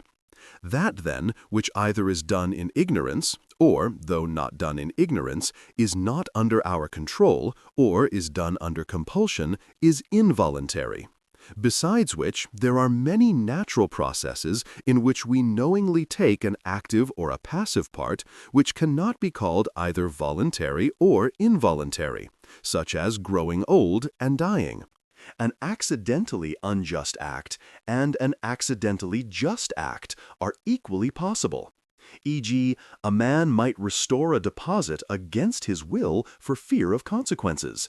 And then you could not say that he did what was just or acted justly except accidentally. And similarly, a man who, against his will, was forcibly prevented from restoring a deposit would be said only accidentally to act unjustly or to do that which is unjust. Voluntary acts, again, are divided into 1. Those that are done of set purpose, and 2. Those that are done without set purpose, i.e., 1. Those that are done after previous deliberation, and 2. Those that are done without previous deliberation. Now, there are 3 ways in which we may hurt our neighbor. Firstly, a hurt done in ignorance is generally called a mistake when there is a misconception as to the person affected or the thing done, or the instrument or the result. E.g., I may not think to hit or not to hit with this instrument, or not to hit this person, or not to produce this effect. But an effect follows other than that which was present to my mind. I may mean to inflict a prick, not a wound, or not to wound the person whom I wound, or not to deal a wound of this kind. But if we draw the distinction more accurately, when the hurt comes about contrary to what might reasonably be expected, it may be called a mishap. But when, though it is not contrary to what might reasonably be expected, there is still no vicious intention, it is a mistake. For a man makes a mistake when he sets the train of events in motion, but he is unfortunate when an external agency interferes. Secondly, when the agent acts with knowledge but without previous deliberation, it is an act of injustice. E.g., when he is impelled by anger or any of the other passions to which man is necessarily or naturally subject. In doing such hurt and committing such errors, the doer acts unjustly, and the acts are acts of injustice, though they are not such as to stamp him as unjust or wicked, for the hurt is not done out of wickedness. But thirdly, when it is done of set purpose, the doer is unjust and wicked. On this account, acts done in anger are rightly held not to be done of malice aforethought, for he who gave the provocation began it, not he who did the deed in a passion. Again, in such cases as this last, what men dispute about is usually not whether the deed was done or not, but what the justice of the case is. For it is an apparent injustice that stirs the assailant's wrath. There is a difference between cases of this kind and disputes about contracts. In the latter, the question is a question of fact, and one or other of the parties must be of vicious character, unless his memory be at fault. But in these cases, they agree about the facts, but differ as to which side is in the right, whereas the deliberate aggressor knows very well the rights of the case, so that the one thinks that he is wronged, while the other thinks differently. But if a man hurt another of set purpose, he acts unjustly, and acts of injustice, i.e., violations of what is proportionate and fair, when so done, stamp the doer as an unjust character. In like manner, a man is a just character when he of set purpose acts justly. But he is said to act justly if he merely do voluntarily that which is just. Of involuntary injuries, on the other hand, some are pardonable, some unpardonable. Errors that are committed not merely in ignorance, but by reason of ignorance are pardonable. But those that are committed not through ignorance, but rather in ignorance, through some unnatural or inhuman passion, are not pardonable. 9. But it may be doubted whether we have sufficiently explained what it is to sutler and to do injustice. First of all, are these terms applicable to such a case as that which is described in those strange verses of Euripides? A. I slew my mother, that is all my tale. P. But say, did both or neither will the deed? Is it really possible, to suffer injustice or be wronged voluntarily?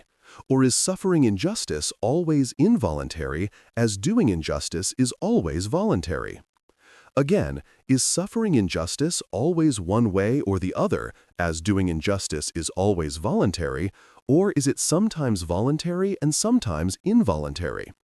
Similarly, with regard to having justice done to you, doing justice is always voluntary, as doing injustice is, so that one might expect that there is the same relation in both cases between the active and the passive, and that suffering injustice and having justice done to you are either both voluntary or both involuntary. But it would surely be absurd to maintain, even with regard to having justice done to you, that it is always voluntary, for some that have justice done to them certainly do not will it. Again, we may raise the question in this more general form. Can a man who has that which is unjust done to him always be said to suffer injustice, or be wronged? Or are there further conditions necessary for suffering as there are for doing injustice? Both what I do and what I suffer may be, as we saw, accidentally just, and so also it may be accidentally unjust. For doing that which is unjust is not identical with doing injustice, nor is suffering that which is unjust the same as suffering injustice, and similarly with doing justice and having justice done to you. For to have injustice done to you implies someone that does injustice, and to have justice done to you implies someone that does justice. But if to do injustice means simply to hurt a man voluntarily, and voluntarily means with knowledge of the person, the instrument, and the manner, then the incontinent man, who voluntarily hurts himself, will voluntarily suffer injustice, and it will be possible for a man to do injustice to himself, the possibility of which last is also one of the questions in dispute. Again, a man might, through incontinence, voluntarily suffer himself to be hurt by another also acting voluntarily, so that in this case also a man might voluntarily suffer injustice.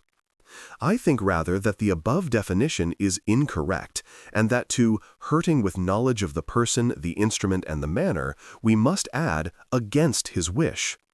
If we defined it so, then a man may voluntarily be hurt and suffer that which is unjust, but cannot voluntarily have injustice done to him.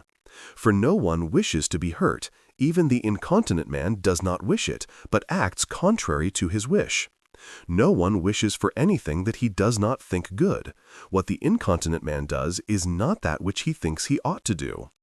But he that gives, as Glaucus gives to Diomede in Homer, gold for his bronze, 50 kinds worth for 9, does not suffer injustice, for the giving rests with him, but suffering injustice does not rest with oneself.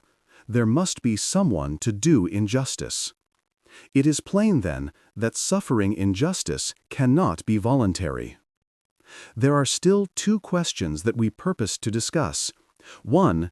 Is it the man who assigns or the man who receives a disproportionately large share that does injustice? 2. Is it possible to do injustice to yourself? In the former case, i.e., if he who assigns and not he who receives the undue share does injustice, then if a man knowingly and voluntarily gives too much to another and too little to himself, he does injustice to himself.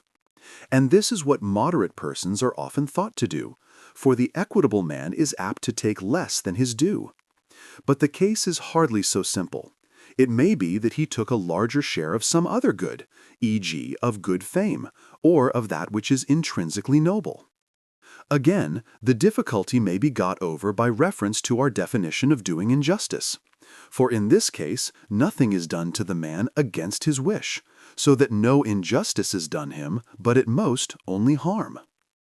It is plain, moreover, that the man who makes the unjust award does injustice, but not always he who gets more than his share. For a man does not always do injustice when we can say of what he does that it is unjust, but only when we can say that he voluntarily does that which is unjust. And that we can only say of the prime mover in the action, which in this case is the distributor and not the receiver. Again, there are many senses of the word do, and in a certain sense, an inanimate instrument, or my hand, or again, my slave under my orders, may be said to slay. But though these may be said to do what is unjust, they cannot be said to act unjustly, or to do an act of injustice. Again, if a man unwittingly gives unjust judgment, he does not commit injustice in the sense of contravening that which is just according to law, nor is his judgment unjust in this sense, but in a certain sense it is unjust. For there is a difference between that which is just according to law and that which is just in the primary sense of the word. But if he knowingly gives unjust judgment, he is himself grasping at more than his share, in the shape either of favor with one party or vengeance on the other. The judge, then, who gives unjust judgment on these grounds takes more than his due, quite as much as if he received a share of the unjust award. For even in the latter case, a judge who awards a piece of land would receive not land, but money. Men fancy that as it is in their power to act unjustly, so it is an easy matter. But it is not so. To lie with your neighbor's wife, or to strike your neighbor, or to pass certain coins from your hand to his is easy enough, and always within your power. But to do these acts as the outcome of a certain character is not an easy matter, nor one which is always within your power. Similarly, men think that to know what is just and what is unjust needs no great wisdom, since anyone can inform himself about those things which the law prescribes, though these things are only accidentally, not essentially just. But to know how these acts must be done, and how these distributions must be made in order to be just, that indeed is a harder matter than to know what conduces to health, though that is no easy matter. It is easy enough to know the meaning of honey, and wine, and hellebore, and cautery, and the knife, but to know how, and to whom, and when they must be applied in order to produce health is so far from being easy that to have this knowledge is to be a physician. For the same reason, some people think that the just man is as able to act unjustly as justly, for he is not less but rather more capable than another of performing the several acts, e.g. of lying with a woman or of striking a blow, as the courageous man is rather more capable than another of throwing away his shield and turning his back and running away anywhere. But to play the coward or to act unjustly means not merely to do such an act, though the doer might be said accidentally to act unjustly, but to do it in a certain frame of mind. Just as to act the part of a doctor and to heal does not mean simply to apply the knife or not to apply it, to give or to withhold a drug, but to do this in a particular fashion. Justice, lastly, implies persons who participate in those things that, generally speaking, are good, but who can have too much or too little of them. For some, for the gods perhaps, no amount of them is too much, and for others, for the incurably vicious, no amount is beneficial. They are always hurtful. But for the rest of mankind, they are useful within certain limits. Justice, therefore, is essentially human. 10. We have next to speak of equity and of that which is equitable, and to inquire how equity is related to justice, and that which is equitable to that which is just. For, on consideration, they do not seem to be absolutely identical, nor yet generically different.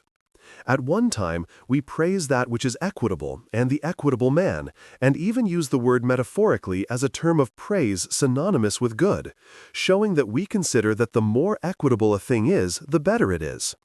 At another time, we reflect and find it strange that what is equitable should be praiseworthy if it be different from what is just.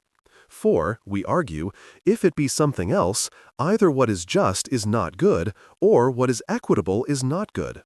If both be good, they are the same. These are the reflections which give rise to the difficulty about what is equitable.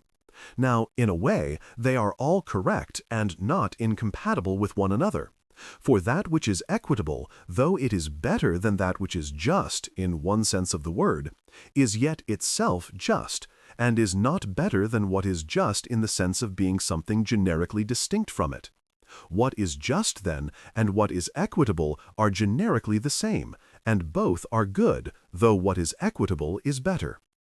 But what obscures the matter is that though what is equitable is just, it is not identical with, but a correction of, that which is just according to law. The reason of this is that every law is laid down in general terms, while there are matters about which it is impossible to speak correctly in general terms. Where then it is necessary to speak in general terms, but impossible to do so correctly, the legislator lays down that which holds good for the majority of cases, being quite aware that it does not hold good for all. The law, indeed, is none the less correctly laid down because of this defect. For the defect lies not in the law, nor in the lawgiver, but in the nature of the subject matter, being necessarily involved in the very conditions of human action. When, therefore, the law lays down a general rule, but a particular case occurs which is an exception to this rule, it is right, where the legislator fails and is in error through speaking without qualification, to make good this deficiency, just as the lawgiver himself would do if he were present, and as he would have provided in the law itself if the case had occurred to him. What is equitable, then, is just, and better than what is just in one sense of the word, not better than what is absolutely just, but better than that which fails through its lack of qualification. And the essence of what is equitable is that it is an amendment of the law in those points where it fails through the generality of its language.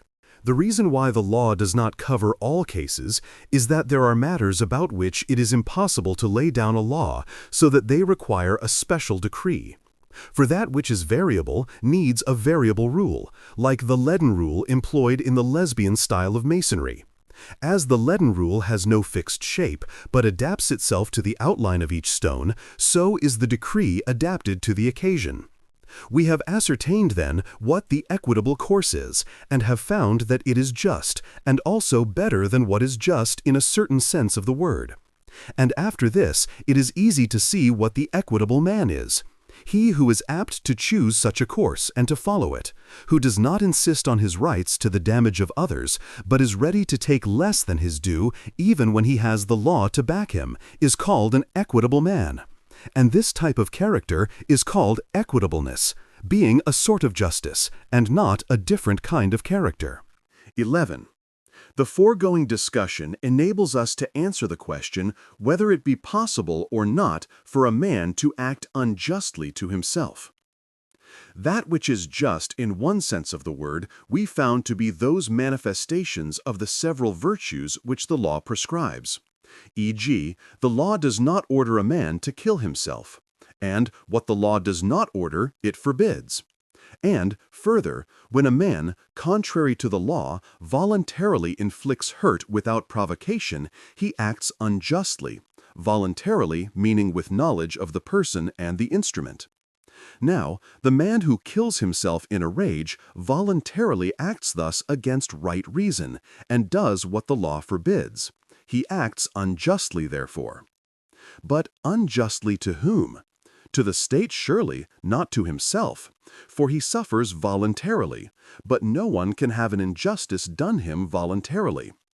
And upon this ground the state actually punishes him, i.e., it pronounces a particular kind of disfranchisement upon the man who destroys himself, as one who acts unjustly towards the state. Again, if we take the word unjust in the other sense, in which it is used to designate not general badness, but a particular species of vice, we find that in this sense also it is impossible to act unjustly to oneself. This, we found, is different from the former sense of the word. The unjust man in this second sense is bad in the same way as the coward is bad, i.e., as having a particular form of vice, not as having a completely vicious character. Nor do we mean to say that he displays a completely vicious character when we say that he acts unjustly. For if it were possible, it would be possible for the same thing at the same time to be taken from and added to the same person. But this is impossible. And, in fact, a just deed or an unjust deed always implies more persons than one. Further, an act of injustice, besides being voluntary, if not deliberate, must be prior to hurt received. For he who, having received some hurt, repays the same that he received, is not held to act unjustly. But he who hurts himself suffers that very hurt at the same time that he inflicts it. Again, if it were possible for a man to act unjustly to himself, it would be possible to suffer injustice voluntarily. Further, a man cannot act unjustly without doing an act of injustice of some particular kind, but no one commits adultery with his own wife, or burglariously breaks through his own walls, or steals his own property. But the whole question about acting unjustly to oneself is settled, without going into detail, by the answer we gave to the question whether a man could voluntarily suffer injustice. It is plain that to suffer and to do injustice are both bad, for the one is to get less and the other more than the mean amount, which corresponds to what is healthy in medicine, or to what promotes good condition in gymnastics.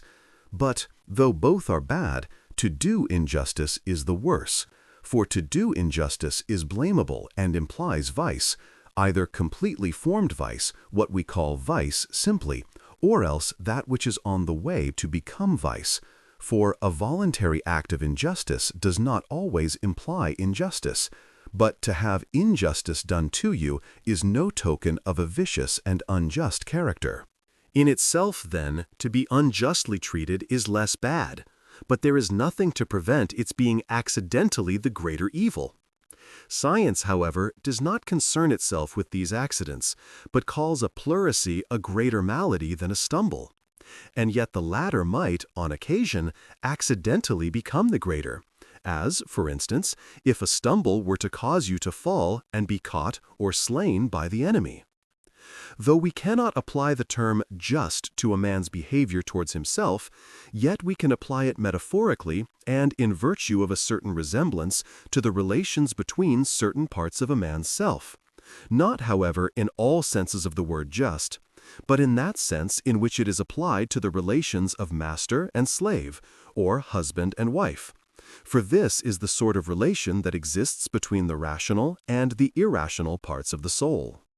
And it is this distinction of parts that leads people to fancy that there is such a thing as injustice to oneself. One part of a man can have something done to it by another part contrary to its desires. And so they think that the term just can be applied to the relations of these parts to one another, just as to the relations of ruler and ruled. We may now consider that we have concluded our examination of justice and the other moral virtues. Book 6. The Intellectual Virtues. 1. We said above that what we should choose is neither too much nor too little, but the mean, and that the mean is what right reason prescribes. This we now have to explain. Each of the virtues we have discussed implies, as every mental habit implies, some aim which the rational man keeps in view when he is regulating his efforts. In other words, there must be some standard for determining the several modes of moderation, which we say lie between excess and deficiency, and are in accordance with right reason. But though this is quite true, it is not sufficiently precise.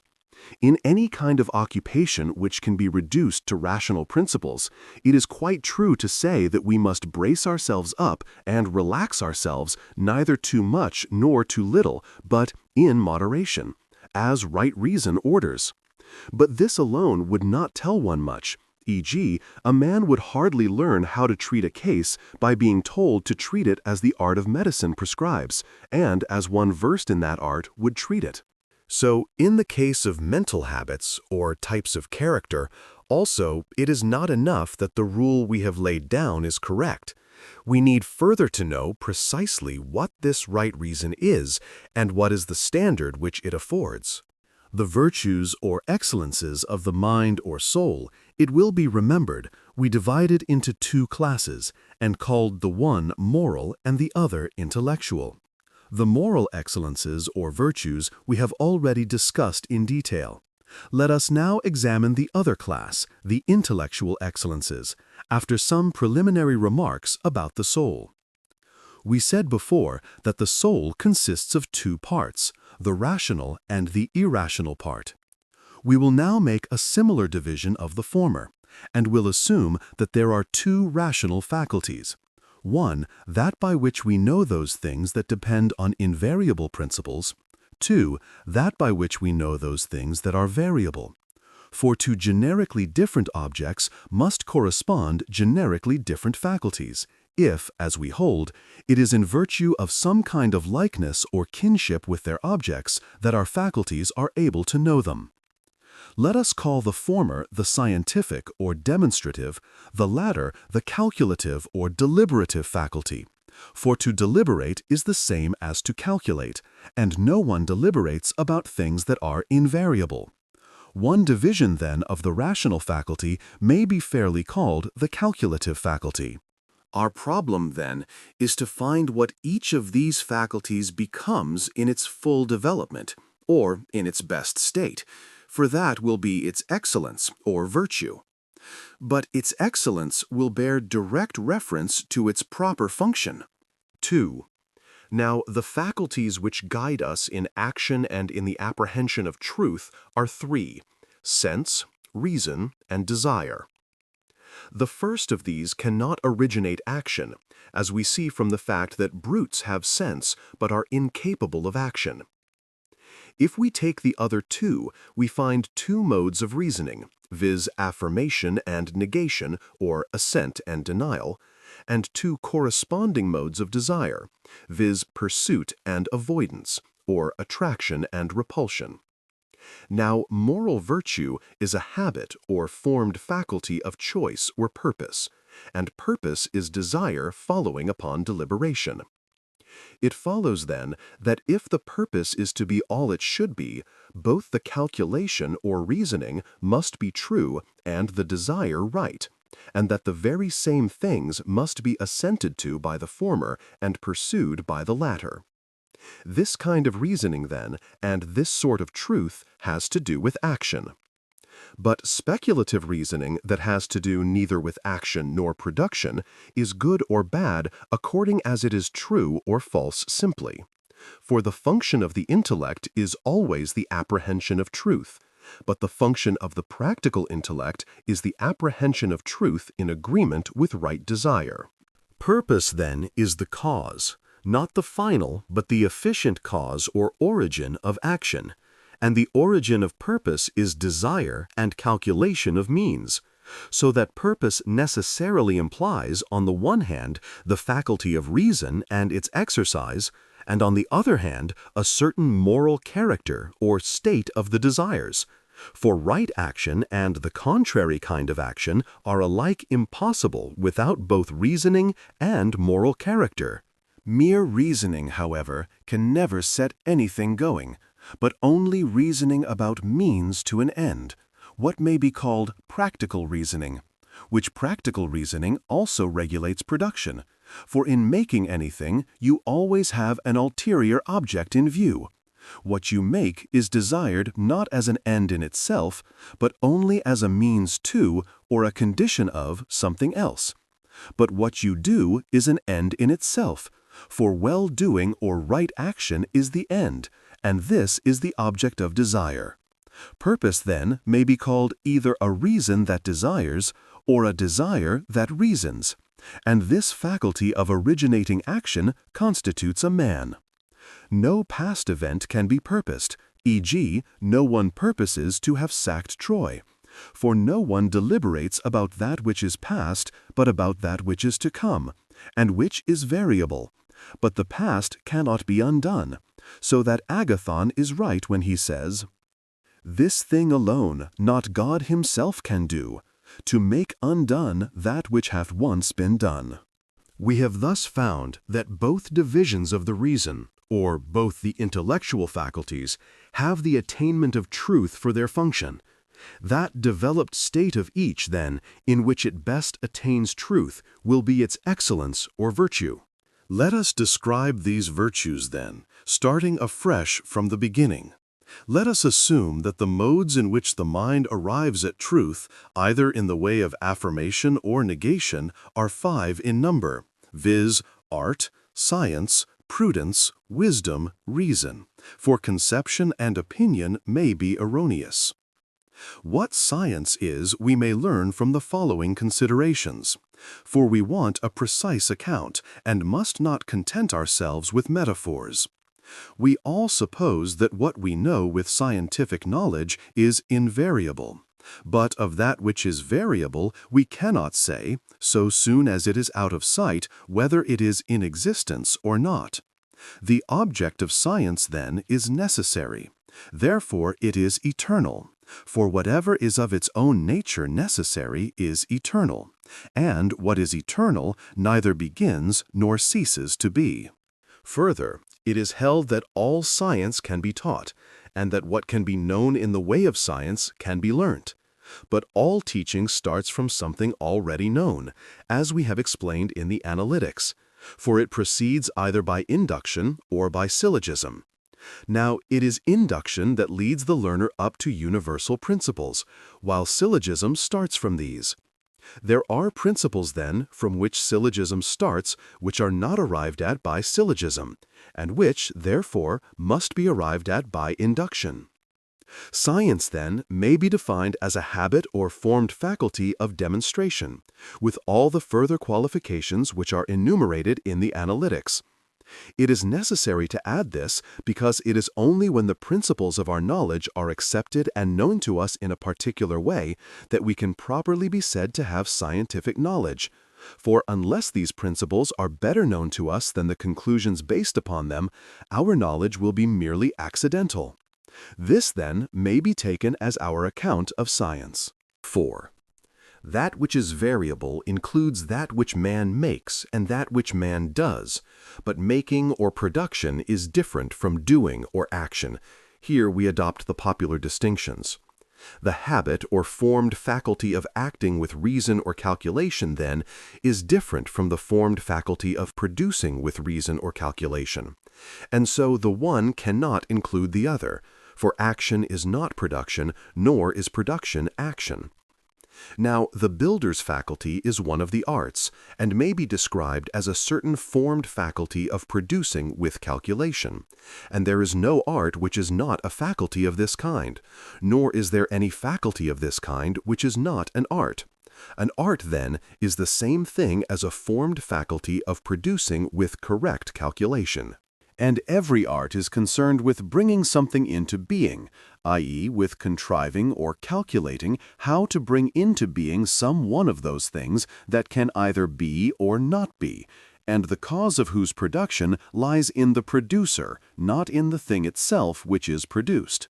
For art has not to do with that which is or comes into being of necessity, nor with the products of nature, for these have the cause of their production in themselves. Production and action being different, art of course has to do with production and not with action, and in a certain sense its domain is the same as that of chance or fortune, as Agathon says. Art waits on fortune, fortune waits on art.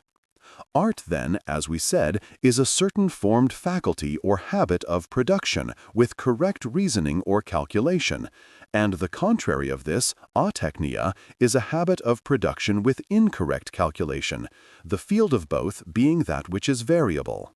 5. In order to ascertain what prudence is, we will first ask who they are whom we call prudent. It seems to be characteristic of a prudent man that he is able to deliberate well about what is good or expedient for himself, not with a view to some particular end, such as health or strength, but with a view to well-being or living well.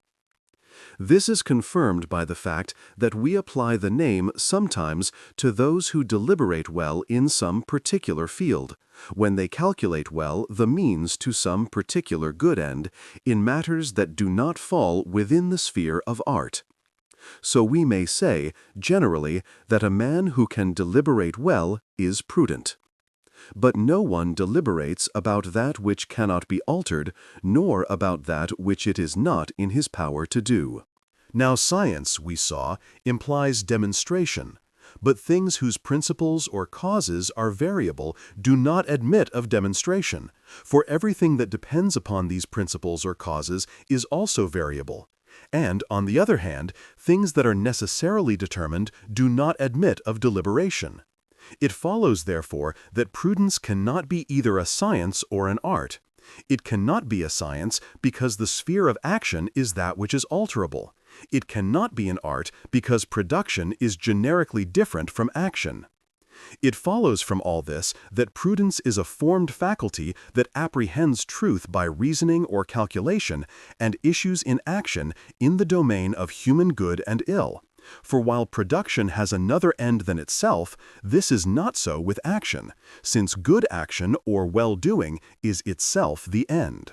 For this reason, Pericles and men who resemble him are considered prudent, because they are able to see what is good for themselves and for men, and this we take to be the character of those who are able to manage a household or a state.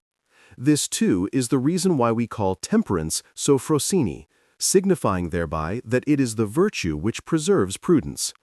But what temperance preserves is this particular kind of judgment. For it is not any kind of judgment that is destroyed or perverted by the presentation of pleasant or painful objects, not such a judgment, for instance, as that the angles of a triangle are equal to 2 right angles, but only judgments about matters of practice. For the principles of practice, or the causes which originate action, are the ends for the sake of which acts are done. But when a man is corrupted by pleasure or pain, he straightway loses sight of the principle, and no longer sees that this is the end for the sake of which, and as a means to which, each particular act should be chosen and done. For vice is apt to obliterate the principle. Our conclusion, then, is that prudence is a formed faculty which apprehends truth by reasoning or calculation and issues in action in the field of human good. Moreover, art, or the artistic faculty, has its excellence or perfect development in something other than itself, but this is not so with prudence. Again, in the domain of art, voluntary error is not so bad as involuntary, but it is worse in the case of prudence, as it is in the case of all the virtues or excellences. It is plain, then, that prudence is a virtue or excellence and not an art. And the rational parts of the soul, or the intellectual faculties, being 2 in number, prudence will be the virtue of the second, the calculative part, or the faculty of opinion, for opinion deals with that which is variable, and so does prudence. But it is something more than a formed faculty of apprehending truth by reasoning or calculation, as we see from the fact that such a faculty may be lost, but prudence, once acquired, can never be lost. 6. Science is a mode of judging that deals with universal and necessary truths. But truths that can be demonstrated depend upon principles, and, since science proceeds by demonstrative reasoning, every science has its principles. The principles, then, on which the truths of science depend, cannot fall within the province of science, nor yet of art or prudence. For a scientific truth is one that can be demonstrated, but art and prudence have to do with that which is variable. Nor can they fall within the province of wisdom, for it is characteristic of the wise man to have a demonstrative knowledge of certain things. But the habits of mind or formed faculties by which we apprehend truth without any mixture of error, whether in the domain of things invariable or in the domain of things variable, are science, prudence, wisdom, and reason. If then no one of the first 3, prudence, science, wisdom, can be the faculty which apprehends these principles, the only possible conclusion is that they are apprehended by reason. 7. The term sophia, wisdom, is sometimes applied in the domain of the arts to those who are consummate masters of their art. E.g., it is applied to Phidias as a master of sculpture and to Polycletus for his skill in portrait statues. And in this application, it means nothing else than excellence of art or perfect development of the artistic faculty. But there are also men who are considered wise, not in part nor in any particular thing, as Homer says in the Margitis. Him the gods gave no skill with spade or plough, nor made him wise in aught, but generally wise.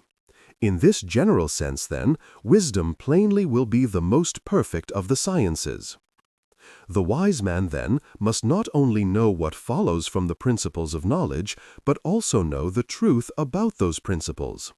Wisdom, therefore, will be the union of intuitive reason with demonstrative scientific knowledge, or scientific knowledge of the noblest objects with its crowning perfection, so to speak, added to it. For it would be absurd to suppose that the political faculty or prudence is the highest of our faculties, unless indeed man is the best of all things in the universe. Now, as the terms wholesome and good mean one thing in the case of men and another in the case of fishes, while white and straight always have the same meaning, we must all allow that wise means one thing always, while prudent means different things. For we should all say that those who are clear-sighted in their own affairs are prudent, and deem them fit to be entrusted with those affairs. And for this reason, we sometimes apply the term prudent even to animals, when they show a faculty of foresight in what concerns their own life. Moreover, it is plain that wisdom cannot be the same as statesmanship. If we apply the term wisdom to knowledge of what is advantageous to ourselves, there will be many kinds of wisdom. For the knowledge of what is good will not be one and the same for all animals, but different for each species. It can no more be one than the art of healing can be one and the same for all kinds of living things. Man may be superior to all other animals, but that will not make any difference here, for there are other things of a far diviner nature than man, as, to take the most conspicuous instance, the heavenly bodies. It is plain, then, after what we have said, that wisdom is the union of scientific or demonstrative knowledge and intuitive reason about objects of the noblest nature. And on this account people call Anaxagoras and Thales and men of that sort wise, but not prudent, seeing them to be ignorant of their own advantage, and say that their knowledge is something out of the common, wonderful, hard of attainment, nay, superhuman, but useless, since it is no human good that they seek. Prudence, on the other hand, deals with human affairs and with matters that admit of deliberation. For the prudent man's special function, as we conceive it, is to deliberate well. But no one deliberates about what is invariable, or about matters in which there is not some end, in the sense of some realizable good. But a man is said to deliberate well, without any qualifying epithet, when he is able, by a process of reasoning or calculation, to arrive at what is best for man in matters of practice. Prudence, moreover, does not deal in general propositions only, but implies knowledge of particular facts also, for it issues in action, and the field of action is the field of particulars. This is the reason why some men that lack scientific knowledge are more efficient in practice than others that have it, especially men of wide experience. For if you know that light meat is digestible and wholesome, but do not know what meats are light, you will not be able to cure people so well as a man who only knows that chicken is light and wholesome.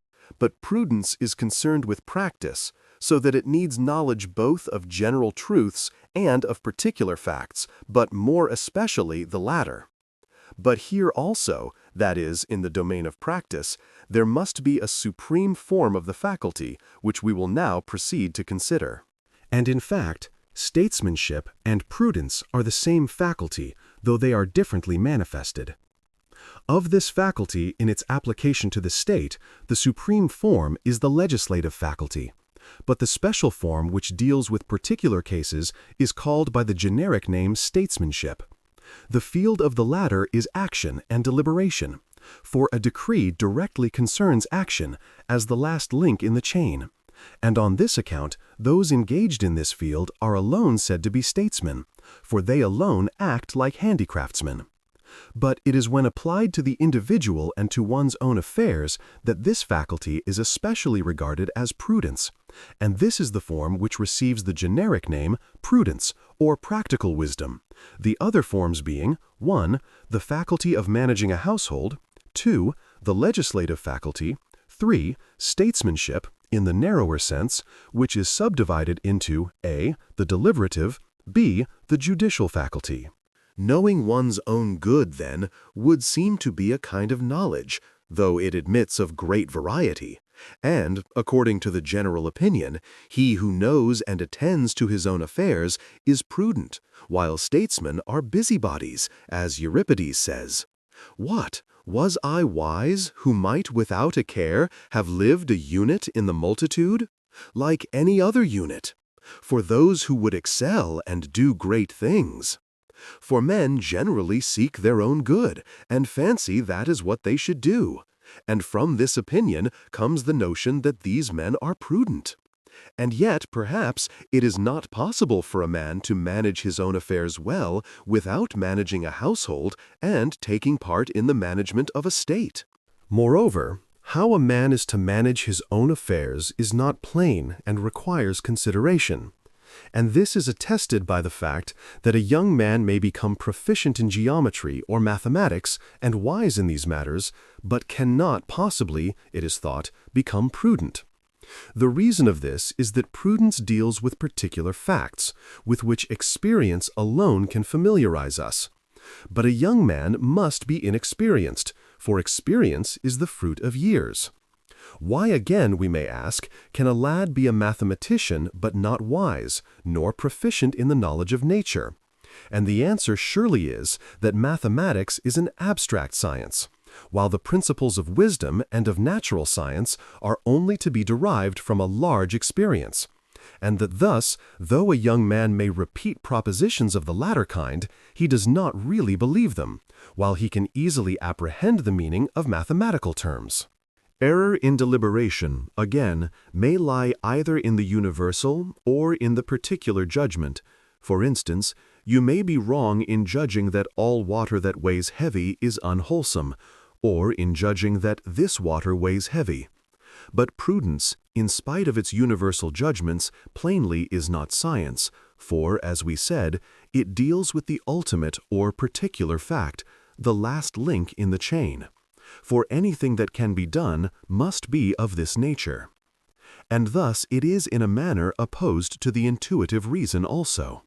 The intuitive reason deals with primary principles, which cannot be demonstrated, while prudence deals with ultimate, particular facts, which cannot be scientifically proved, but are perceived by sense.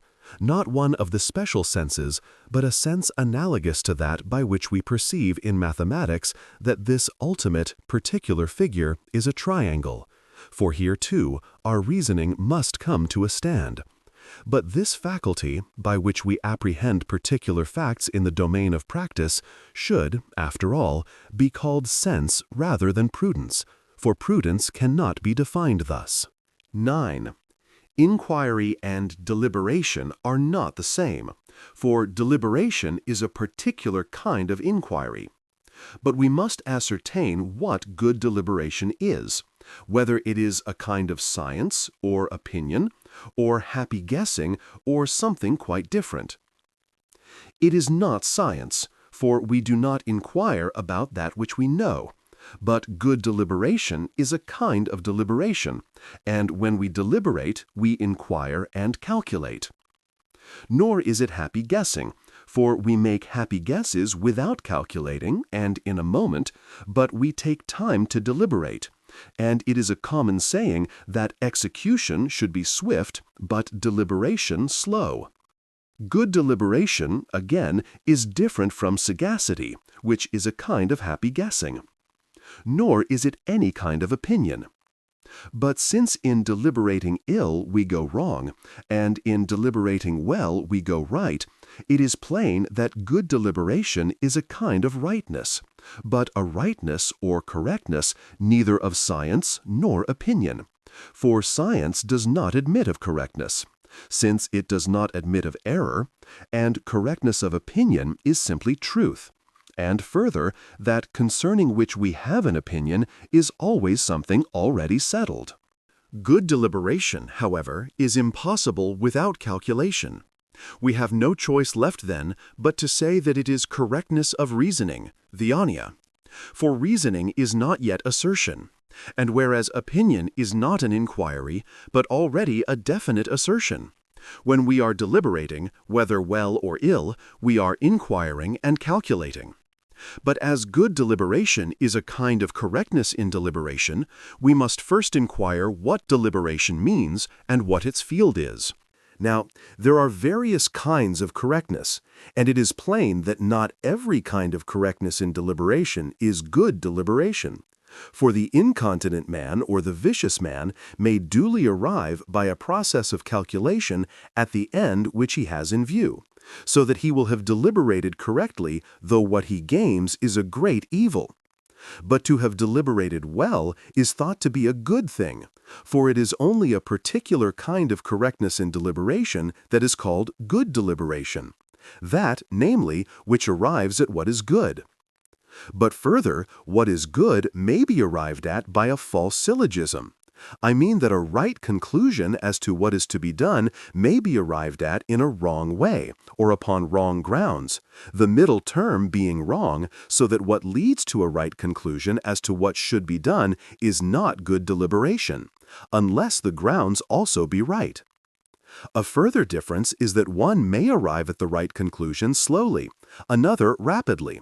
So we must add yet another condition to the above and say that good deliberation means coming to a right conclusion as to what is expedient or ought to be done, and coming to it in the right manner and at the right time.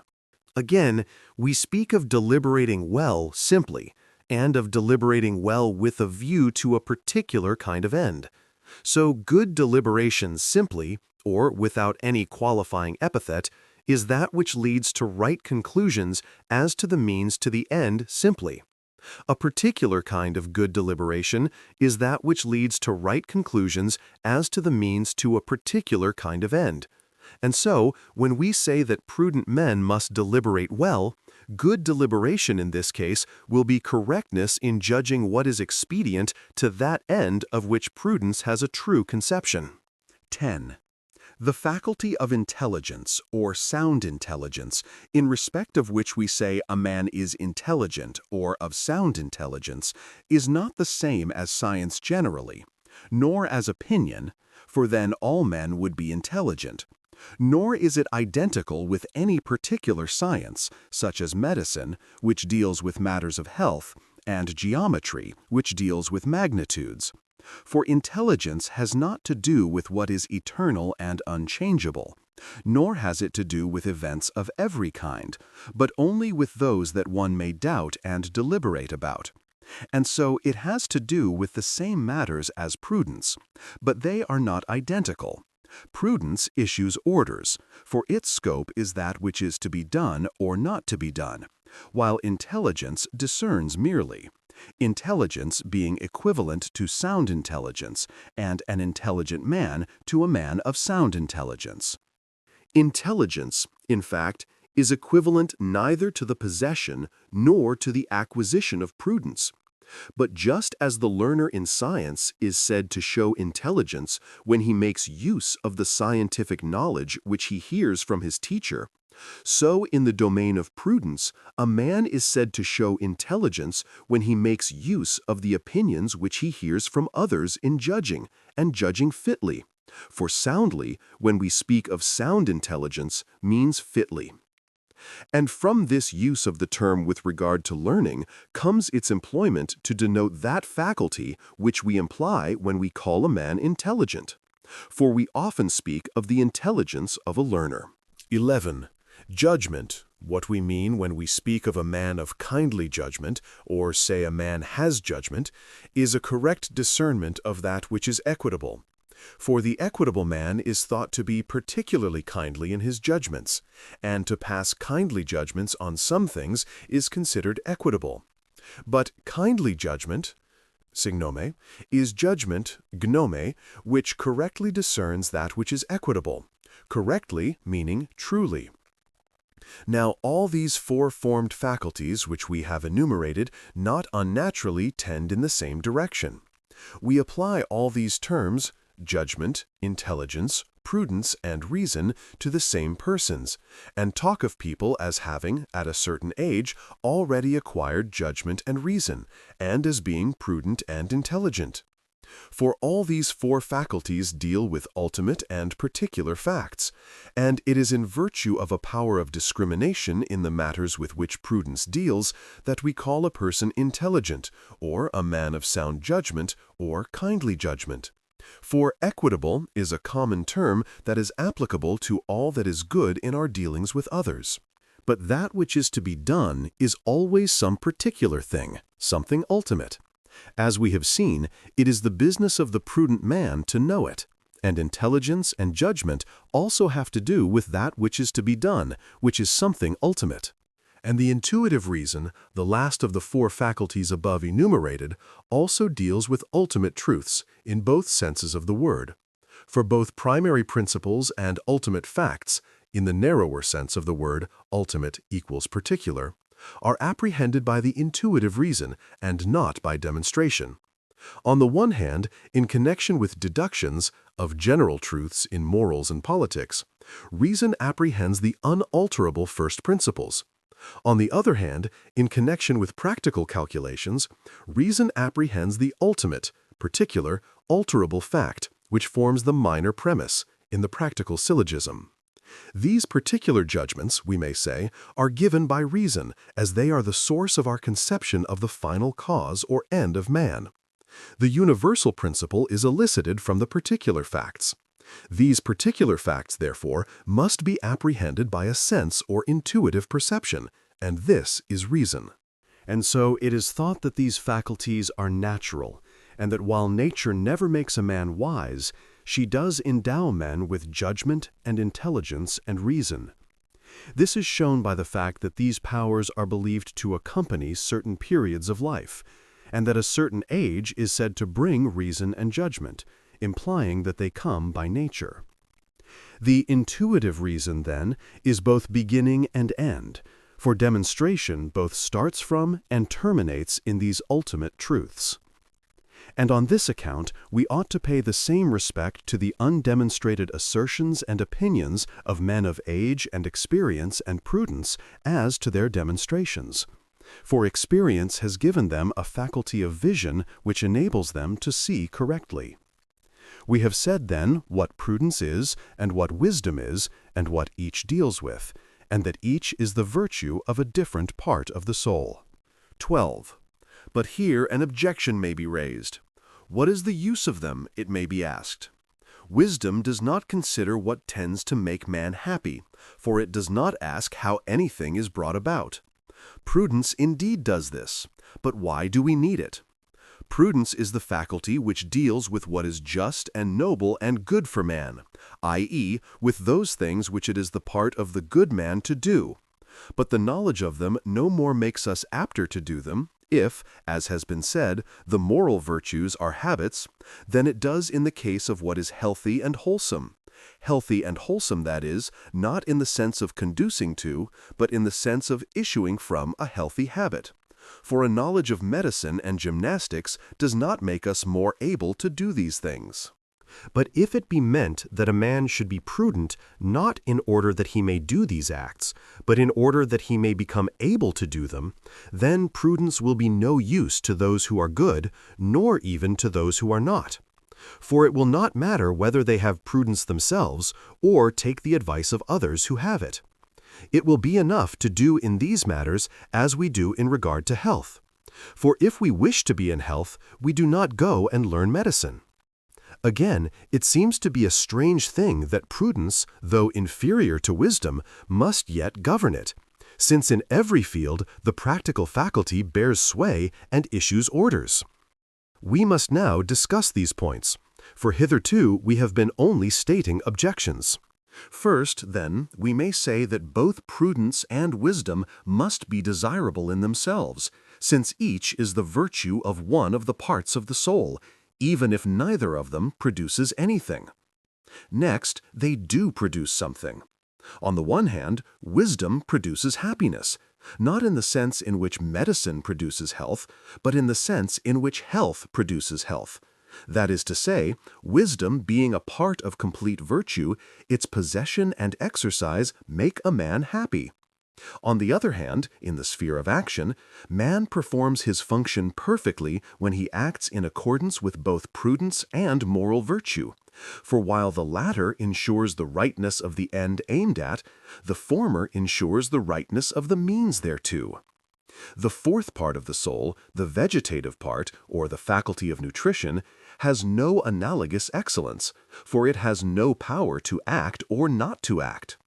But as to the objection that prudence makes us no more apt to do what is noble and just, let us take the matter a little deeper, beginning thus. We allow, on the one hand, that some who do just acts are not yet just, e.g., those who do what the laws enjoin, either unwillingly or unwittingly, or for some external motive, and not for the sake of the acts themselves, though they do that which they ought, and all that a good man should do. And, on the other hand, it seems that when a man does the several acts with a certain disposition, he is good, i.e., when he does them of deliberate purpose and for the sake of the acts themselves. Now, the rightness of the purpose is secured by moral virtue, but to decide what is proper to be done in order to carry out the purpose belongs not to moral virtue, but to another faculty. But we must dwell a little on this point and try to make it quite clear. There is a faculty which we call cleverness, denotus, the power of carrying out the means to any proposed end, and so achieving it. If then the end be noble, the power merits praise, but if the end be base, the power is the power of the villain.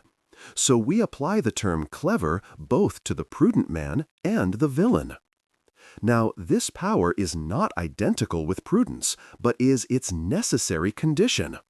But this power, the eye of the soul, as we may call it, does not attain its perfect development without moral virtue, as we said before, and as may be shown thus. All syllogisms, or deductive reasonings about what is to be done, have for their starting point, principle or major premise, the end, or the supreme good, is so-and-so, whatever it be. Any definition of the good will do for the argument. But it is only to the good man that this presents itself as the good, for vice perverts us and causes us to err about the principles of action. So it is plain, as we said, that it is impossible to be prudent without being morally good. 13. This suggests a further consideration of moral virtue, for the case is closely analogous to this. I mean that just as prudence is related to cleverness, being not identical with it, but closely akin to it, so is fully developed moral virtue related to natural virtue. All admit that in a certain sense, the several kinds of character are bestowed by nature. Justice, a tendency to temperance, courage, and the other types of character are exhibited from the moment of birth. Nevertheless, we look for developed goodness as something different from this, and expect to find these same qualities in another form. For even in children and brutes, these natural virtues are present, but without the guidance of reason, they are plainly hurtful. So much at least seems to be plain, that just as a strong-bodied creature devoid of sight stumbles heavily when it tries to move because it cannot see, so is it with this natural virtue. But when it is enlightened by reason, it acts surpassingly well, and the natural virtue, which before was only like virtue, will then be fully developed virtue. We find, then, that just as there are two forms of the calculative faculty, viz., cleverness and prudence, so there are two forms of the moral qualities, viz., natural virtue and fully developed virtue, and that the latter is impossible without prudence. On this account, some people say that all the virtues are forms of prudence, and in particular, Socrates held this view, being partly right in his inquiry and partly wrong. Wrong in thinking that all the virtues are actually forms of prudence, but right in saying that they are impossible without prudence. This is corroborated by the fact that nowadays everyone, in defining virtue, would, after specifying its field, add that it is a formed faculty or habit in accordance with right reason. Right meaning in accordance with prudence. Thus, it seems that everyone has a sort of inkling that a formed habit or character of this kind, that is, in accordance with prudence, is virtue. Only a slight change is needed in this expression. Virtue is not simply a formed habit in accordance with right reason, but a formed habit implying right reason. But right reason in these matters is prudence. So, whereas Socrates held that the moral virtues are forms of reason, for he held that they are all modes of knowledge, we hold that they imply reason. It is evident then from what has been said that it is impossible to be good in the full sense without prudence, or to be prudent without moral virtue. And in this way we can meet an objection which may be urged. The virtues, it may be said, are found apart from each other. A man who is strongly predisposed to one virtue has not an equal tendency towards all the others, so that he will have acquired this virtue while he still lacks that.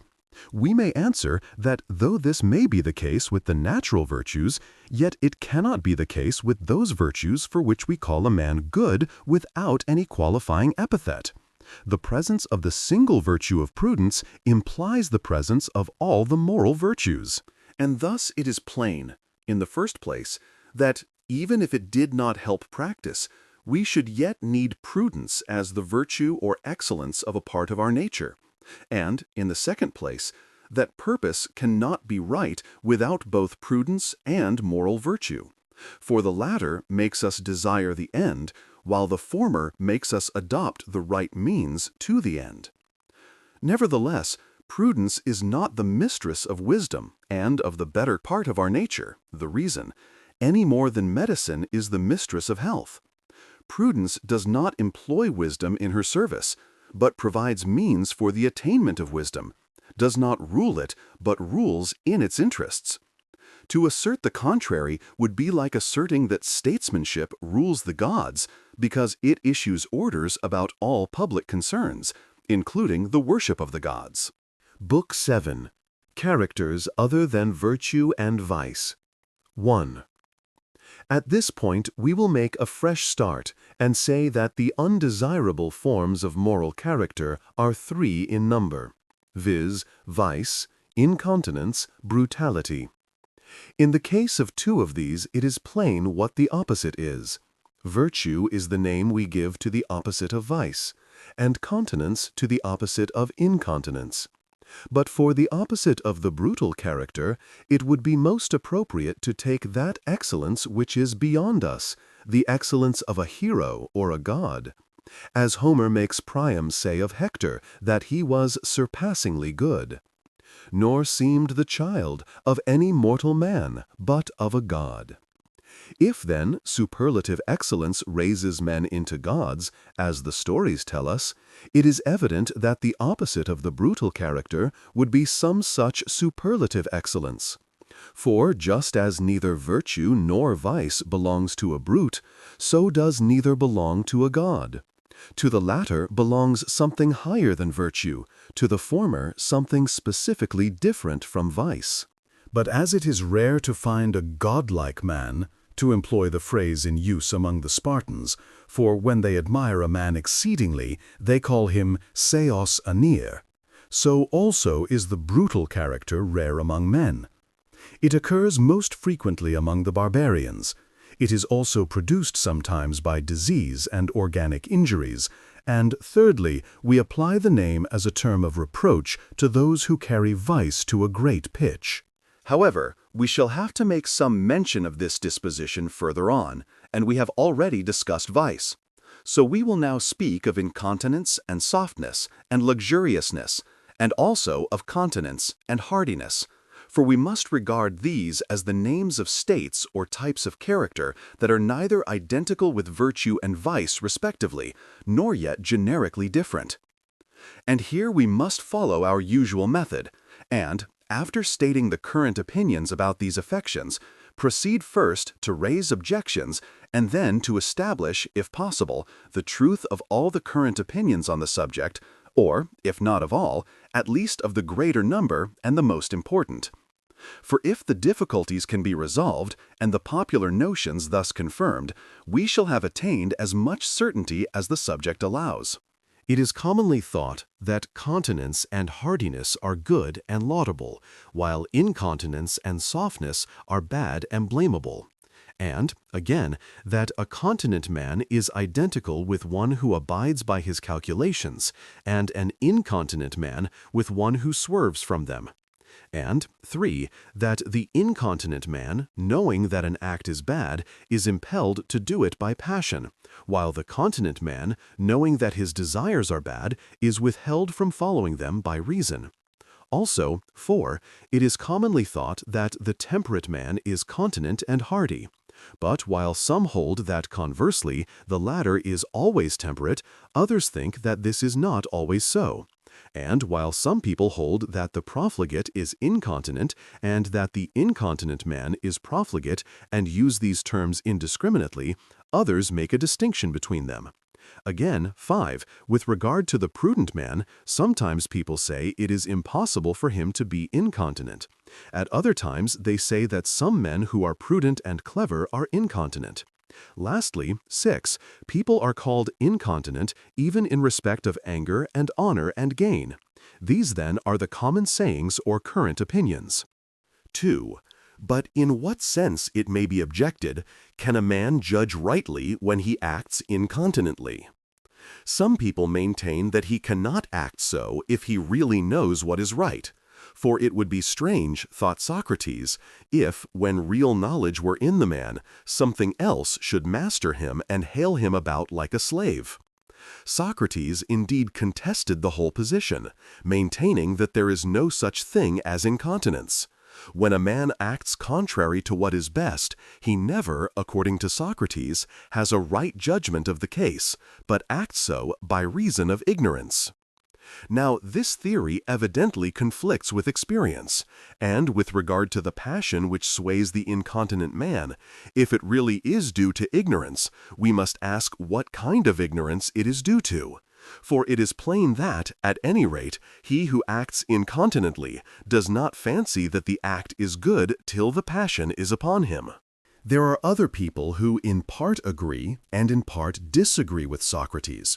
They allow that nothing is able to prevail against knowledge, but do not allow that men never act contrary to what seems best. And so they say that the incontinent man, when he yields to pleasure, has not knowledge but only opinion. But if, in truth, it be only opinion and not knowledge, and if it be not a strong but a weak belief or judgment that opposes the desires, as is the case when a man is in doubt, we pardon a man for not abiding by it in the face of strong desires. But, in fact, we do not pardon vice, nor anything else that we call blamable. Are we then to say that it is prudence that opposes desire in those cases when we blame a man for yielding? For it is the strongest form of belief. Surely that would be absurd, for then the same man would be at once prudent and incontinent. But no one would maintain that a prudent man could voluntarily do the vilest acts. Moreover, we have already shown that prudence is essentially a faculty that issues in act, for it is concerned with the ultimate thing, the thing to be done, and implies the possession of all the moral virtues. Again, if a man cannot be continent without having strong and bad desires, the temperate man will not be continent, nor the continent man temperate. For it is incompatible with the temperate character to have either very violent or bad desires. They must, however, be both strong and bad in the continent man. For if they were good, the habit that hindered from following them would be bad, so that continence would not always good. If they were weak and not bad, it would be nothing to respect. And if they were bad, but at the same time weak, it would be nothing to admire. Again, if continence makes a man apt to abide by any opinion whatsoever, it is a bad thing, as, for instance, if it makes him abide by a false opinion. And if incontinence makes a man apt to abandon any opinion whatsoever, there will be a kind of incontinence that is good, an instance of which is Neoptolemus in the Philoctetes of Sophocles. For he merits praise for being prevented from persevering in the plan which Ulysses had persuaded him to adopt, by the pain which he felt at telling a lie. Again, the well-known argument of the sophists, though fallacious, makes a difficulty. For, wishing to establish a paradoxical conclusion, so that they may be thought clever if they succeed, they construct a syllogism which puzzles the hearer, for his reason fettered, as he is unwilling to rest in the conclusion, which is revolting to him, but is unable to advance, since he cannot find a flaw in the argument. Thus, it may be argued that folly combined with incontinence is virtue. By reason of his incontinence, a man does the opposite of that which he judges to be good, but he judges that the good is bad and not to be done. The result is that he will do the good and not the bad. Again, he who pursues and does what is pleasant from conviction, and deliberately chooses these things, would seem, if this doctrine be true, to be better than he who does so, not upon calculation, but by reason of incontinence. For the former is more curable, as his convictions might be changed. But to the incontinent man we may apply the proverb which says, "If water chokes you, what will you wash it down with?" For if he were convinced that what he does is good, a change in his convictions might stop his doing it. But as it is, though he is convinced that something else is good, he nevertheless does this. Again, if incontinence and continence may be displayed in anything, who is the man whom we call incontinent simply? For though no one man unites all the various forms of incontinence, there yet are people to whom we apply the term without any qualification. Something of this sort, then, are the objections that suggest themselves, and of these we must remove some and leave others, for the resolution of a difficulty is the discovery of the truth. We have, then, to inquire, 1. Whether the incontinent man acts with knowledge or not, and what knowledge means here. Then, 2. What is to be regarded as the field in which continence and incontinence manifest themselves? I mean, whether their field be all pleasures and pains, or certain definite classes of these. Then, 3. With regard to the continent and the hardy man, whether they are the same or different, and so on with the other points that are akin to this inquiry. But we ought to begin by inquiring whether the species of continence and the species of incontinence of which we are here speaking are to be distinguished from other species by the field of their manifestation or by their form or manner. I mean, whether a man is to be called incontinent in this special sense merely because he is incontinent or uncontrolled by reason in certain things, or because he is incontinent in a certain manner, or rather on both grounds. And in connection with this, we ought to determine whether or no this incontinence and this continence may be displayed in all things. And our answer to these questions will be that the man who is called simply incontinent, without any qualification, does not display his character in all things, but only in those things in which the profligate manifests himself. Nor is it simply an uncontrolled disposition with regard to them that makes him what he is, for then incontinence would be the same as profligacy, but a particular kind of uncontrolled disposition. For the profligate is carried along of his own deliberate choice or purpose, holding that what is pleasant at the moment is always to be pursued, while the incontinent man thinks otherwise, but pursues it all the same. Let us now turn to question 1. As to the argument that it is true opinion and not knowledge against which men act incontinently, it really makes no difference here. For some of those who merely have opinions are in no doubt at all, but fancy that they have exact knowledge. If then it be said that those who have opinion more readily act against their judgment because of the weakness of their belief, we would answer that there is no such difference between knowledge and opinion. For some people have just as strong a belief in their mere opinions as others have in what they really know. of which Heraclitus is an instance. But we use the word know, epistasthai, in two different senses. He who has knowledge which he is not now using is said to know a thing, and also he who is now using his knowledge.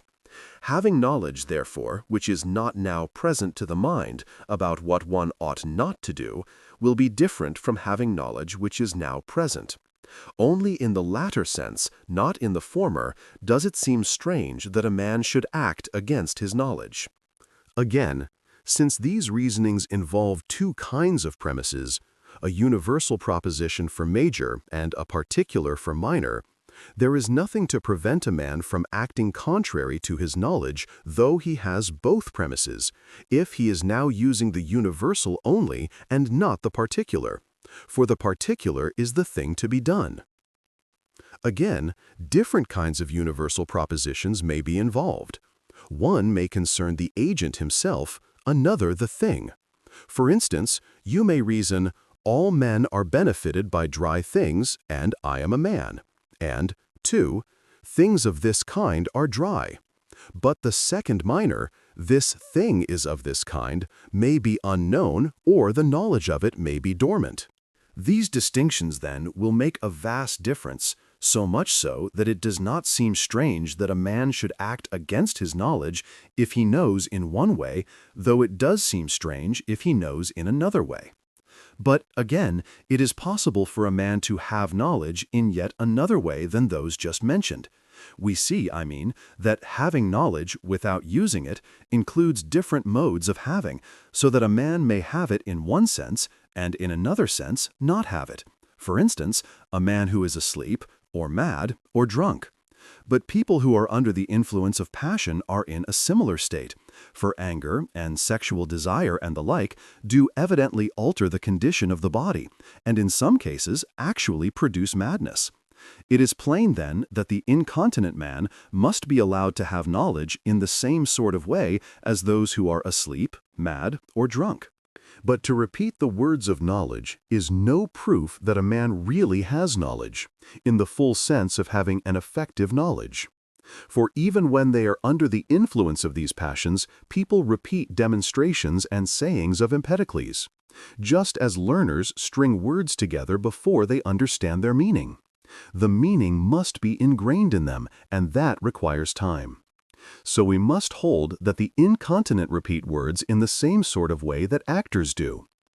Again, one may inquire into the cause of this phenomenon of incontinence by arguments based upon its special nature, as follows. You may have 1. A universal judgment, 2. A judgment about particular facts which fall at once within the province of sense or perception. But when the two are joined together, the conclusion must, in matters of speculation, be assented to by the mind. In matters of practice, be carried out at once into act.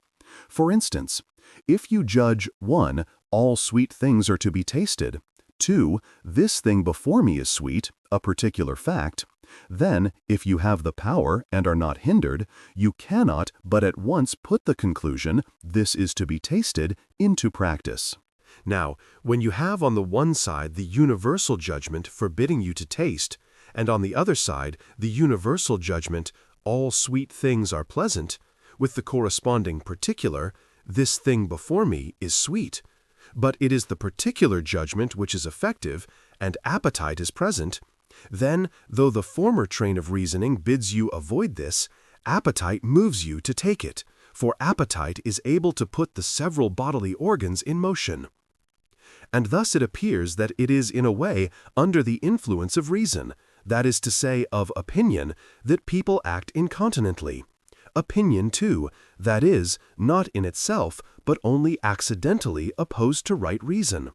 For it is the desire, not the opinion, that is opposed to right reason. And this is the reason why brutes cannot be incontinent. They have no universal judgments, but only images and memories of particular facts. As to the process by which the incontinent man gets out of this ignorance and recovers his knowledge, the account of it will be the same as in the case of a man who is drunk or asleep, and will not be peculiar to this phenomenon. And for such an account we must go to the professors of natural science. But since the minor premise is an opinion or judgment about a fact of perception and determines action, the incontinent man, when under the influence of passion, either has it not or has it in a sense in which, as we explained, having is equivalent not to knowing in the full sense, but to repeating words as a drunken man repeats the sayings of Empedocles. And thus, since the minor premise is not universal and is thought to be less a matter of knowledge than the universal judgment or major premise, it seems that what Socrates sought to establish really is the case. For when passion carries a man away, what is present to his mind is not what is regarded as knowledge in the strict sense, nor is it such knowledge that is perverted by his passion, but sensitive knowledge merely. 4. So much, then, for the question whether the incontinent man knows or not, and in what sense it is possible to act incontinently with knowledge. We next have to consider whether a man can be incontinent simply, or only incontinent in some particular way. And, if the former be the case, what is the field in which the character is manifested? It is evident that it is in the matter of pleasures and pains that both continent and hardy and incontinent soft men manifest their characters. Of the sources of pleasure, some are necessary, and others are desirable in themselves but admit of excess. Necessary are the bodily processes, such as nutrition, the propagation of the species, and generally those bodily functions with which we said that profligacy and temperance have to do. Others, though not necessary, are in themselves desirable, such as victory, honor, wealth, and other things of the kind that are good and pleasant. Now, those who go to excess in these latter, in spite of their own better reason, are not called incontinent simply, but with a qualifying epithet, as incontinent with respect to money, or gain, or honor, or anger. Not simply, since they are different characters, and only called incontinent in virtue of a resemblance, just as the victor in the last Olympic Games was called a man. For though the meaning of the name as applied to him was but slightly different from its common meaning, still it was different. And this may be proved thus. Incontinence is blamed not simply as a mistake, but as a kind of vice, either of vice simply or of some particular vice. But those who are thus incontinent, in the pursuit of wealth, etc., are not thus blamed. But of the characters that manifest themselves in the matter of bodily enjoyments, with which we say the temperate and the profligate are concerned, he who goes to excess in pursuing what is pleasant and avoiding what is painful, in the matter of hunger and thirst and heat and cold, and all things that affect us by touch or taste, and who does this not of deliberate choice, but contrary to his deliberate choice and reasoning, is called incontinent, not with the addition that he is incontinent with respect to this particular thing, as anger, but simply incontinent. A proof of this is that people are also called soft in these latter matters, but not in any of the former, honor, gain, etc. And on this account we group the incontinent with the profligate, and the continent and the temperate, but do not class with them any of those who are metaphorically called continent and incontinent, because they are in a way concerned with the same pleasures and pains. They are, in fact, concerned with the same matters, but their behavior is different. For whereas the other three deliberately choose what they do, the incontinent man does not. And so a man who, without desire, or with only a moderate desire, pursues excess of pleasure, and avoids even slight pains, would more properly be called profligate than one who is impelled so to act by violent desires. For what would the former do if the violent passions of youth were added, and if it were violent pain to him to forego the satisfaction of his natural appetites? But some of our desires and pleasures are to be classed as noble and good, for some of the things that please us are naturally desirable, while others are the reverse of this, and others are intermediate between the two, as we explained before. Such things as money, gain, victory, and honor falling within the first class. With regard both to these, then, and to the intermediate class, Men are blamed not for being affected by them, or desiring them, or caring for them, but only for doing so in certain ways and beyond the bounds of moderation. So we blame those who are moved by or pursue some good and noble object to an unreasonable extent, as, for instance, those who care too much for honor, or for their children or parents. For these too are noble objects, and men are praised for caring about them. But still, one might go too far in them also, if one were to fight even against the gods, like Niobe, or to do as did Satyrus, who was nicknamed Philopator from his affection for his father, for he seemed to carry his affection to the pitch of folly. In these matters, then, there is no room for vice or wickedness, for the reason mentioned, viz., that all these are objects that are in themselves desirable, though excess in them is not commendable, and is to be avoided. Similarly, in these matters there is no room for incontinence strictly so called, for incontinence is not only to be avoided, but is actually blamable. But because of the similarity of the state of mind, we do here use the term incontinence with a qualification, saying incontinent in this or in that, just as we apply the term bad physician or bad actor to a man whom we should not call bad simply or without a qualifying epithet. Just as in the latter case, then, the term badness or vice is applied not simply but with a qualification, because each of these qualities is not a vice strictly, but only analogous to a vice. So in this case also, it is plain that we must understand that only to be strictly incontinence, or continence, which is manifested in those matters with which temperance and profligacy are concerned, while that which is manifested with regard to anger is only metaphorically called so, and therefore we call a man incontinent in anger, as in honor or in gain, adding a qualifying epithet. 5. While some things are naturally pleasant, of which some are pleasant in themselves, others pleasant to certain classes of animals or men, other things, though not naturally pleasant, come to be pleasant, 1. Through organic injuries, or 2. Through custom, or again, 3. Through an originally bad nature. And in each of these three classes of things, a corresponding character is manifested. For instance, taking 3 first, there are the brutal characters, such as the creature in woman's shape that is said to rip up pregnant females and devour the embryos, or the people who take delight, as some of the wild races about the Black Sea are said to take delight, in such things as eating raw meat or human flesh, or giving their children to one another to feast upon, or, again, in such things as are reported of Phalaris. These, then, are what we call brutal natures, corresponding to 3. But in other cases, the disposition is engendered by disease or madness. For instance, there was the man who slew and ate his mother, and that other who devoured the liver of his fellow slave, and these correspond to 1.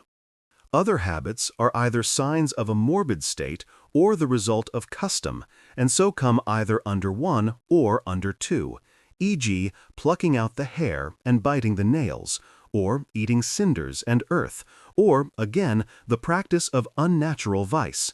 For these habits sometimes come naturally, sometimes by custom, as in the case of those who have been ill-treated from their childhood. Whenever nature is the cause of these morbid habits, no one would think of applying the term incontinence, any more than we should call women incontinent for the part they play in the propagation of the species. Nor should we apply the term to those who, by habitual indulgence, have brought themselves into a morbid state. Habits of this kind, then, fall without the pale of vice, just as the brutal character does. But when a man who has these impulses conquers or is conquered by them, this is not to be called continence or incontinence strictly, but only metaphorically, just as the man who behaves thus in the matter of his angry passions cannot be strictly called incontinence. For even folly and cowardice and profligacy and ill temper, whenever they are carried beyond a certain pitch, are either brutal or morbid.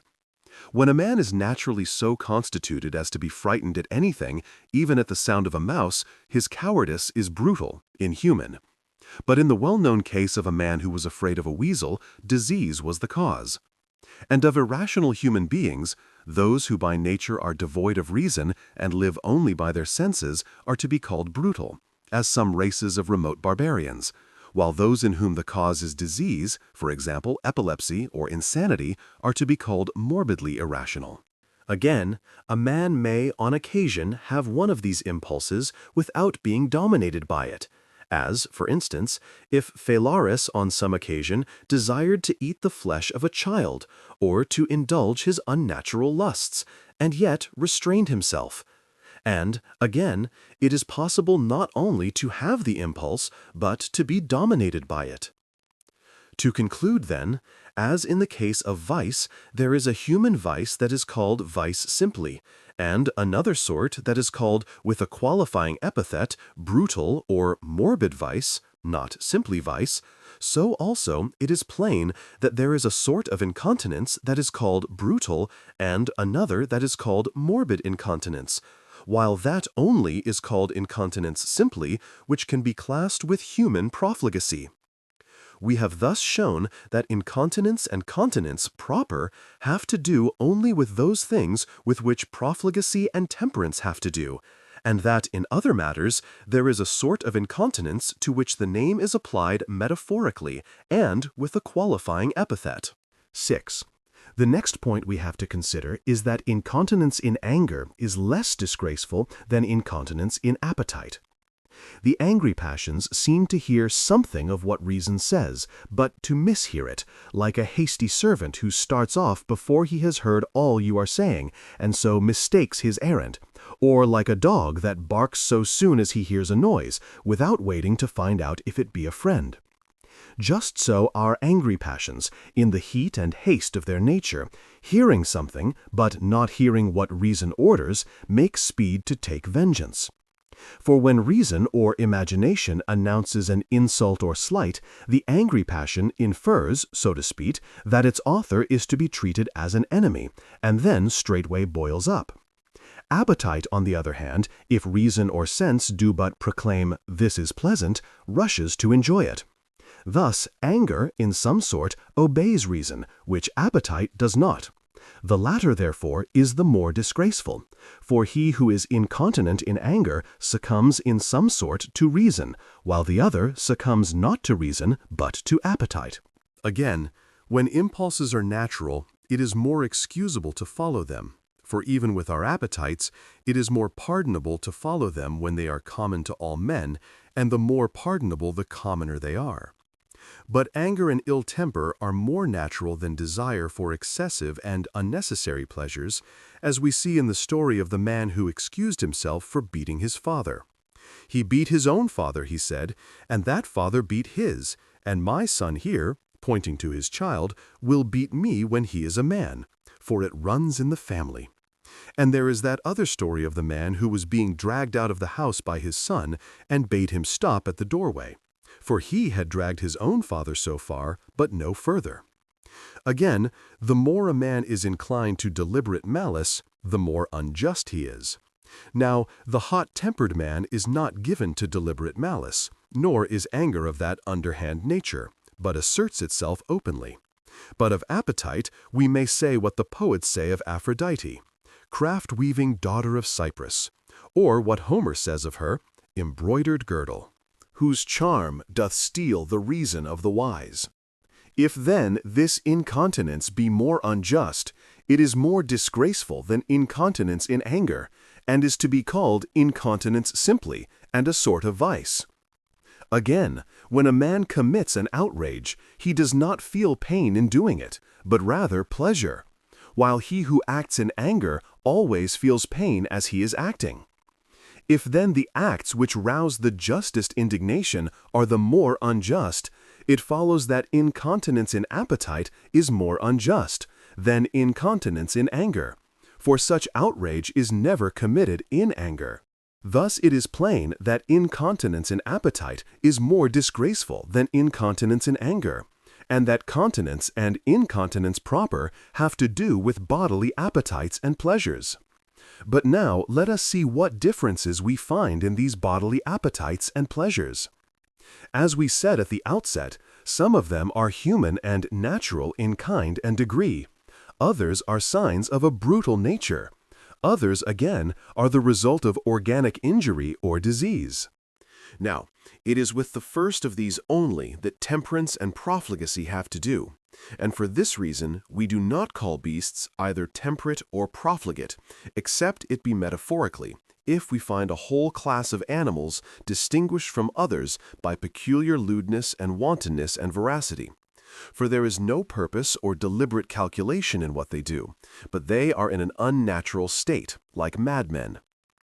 Brutality is less dangerous than vice, but more horrible, for the noble part is not corrupted here, as in a man who is merely vicious in a human way, but is altogether absent. To ask which is worse, then, would be like comparing inanimate things with animate.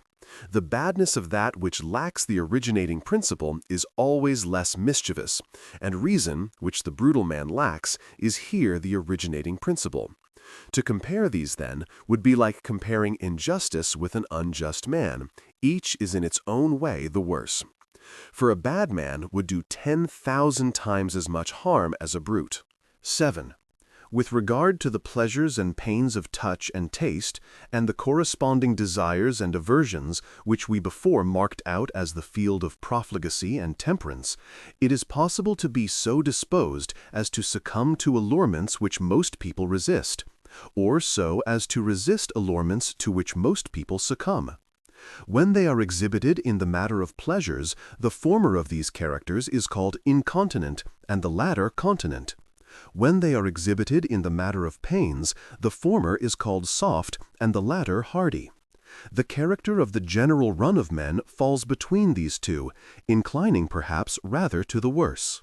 But since some pleasures are necessary, while others are not, and since the necessary pleasures are necessary in certain quantities only, but not in too great, nor yet in too small quantities, and since the same is true of appetites and of pains, he who pursues pleasures that fall beyond the pale of legitimate pleasures, or pursues any pleasures to excess, is called profligate, if he pursues them of deliberate purpose, for their own sake, and not for any result which follows from them.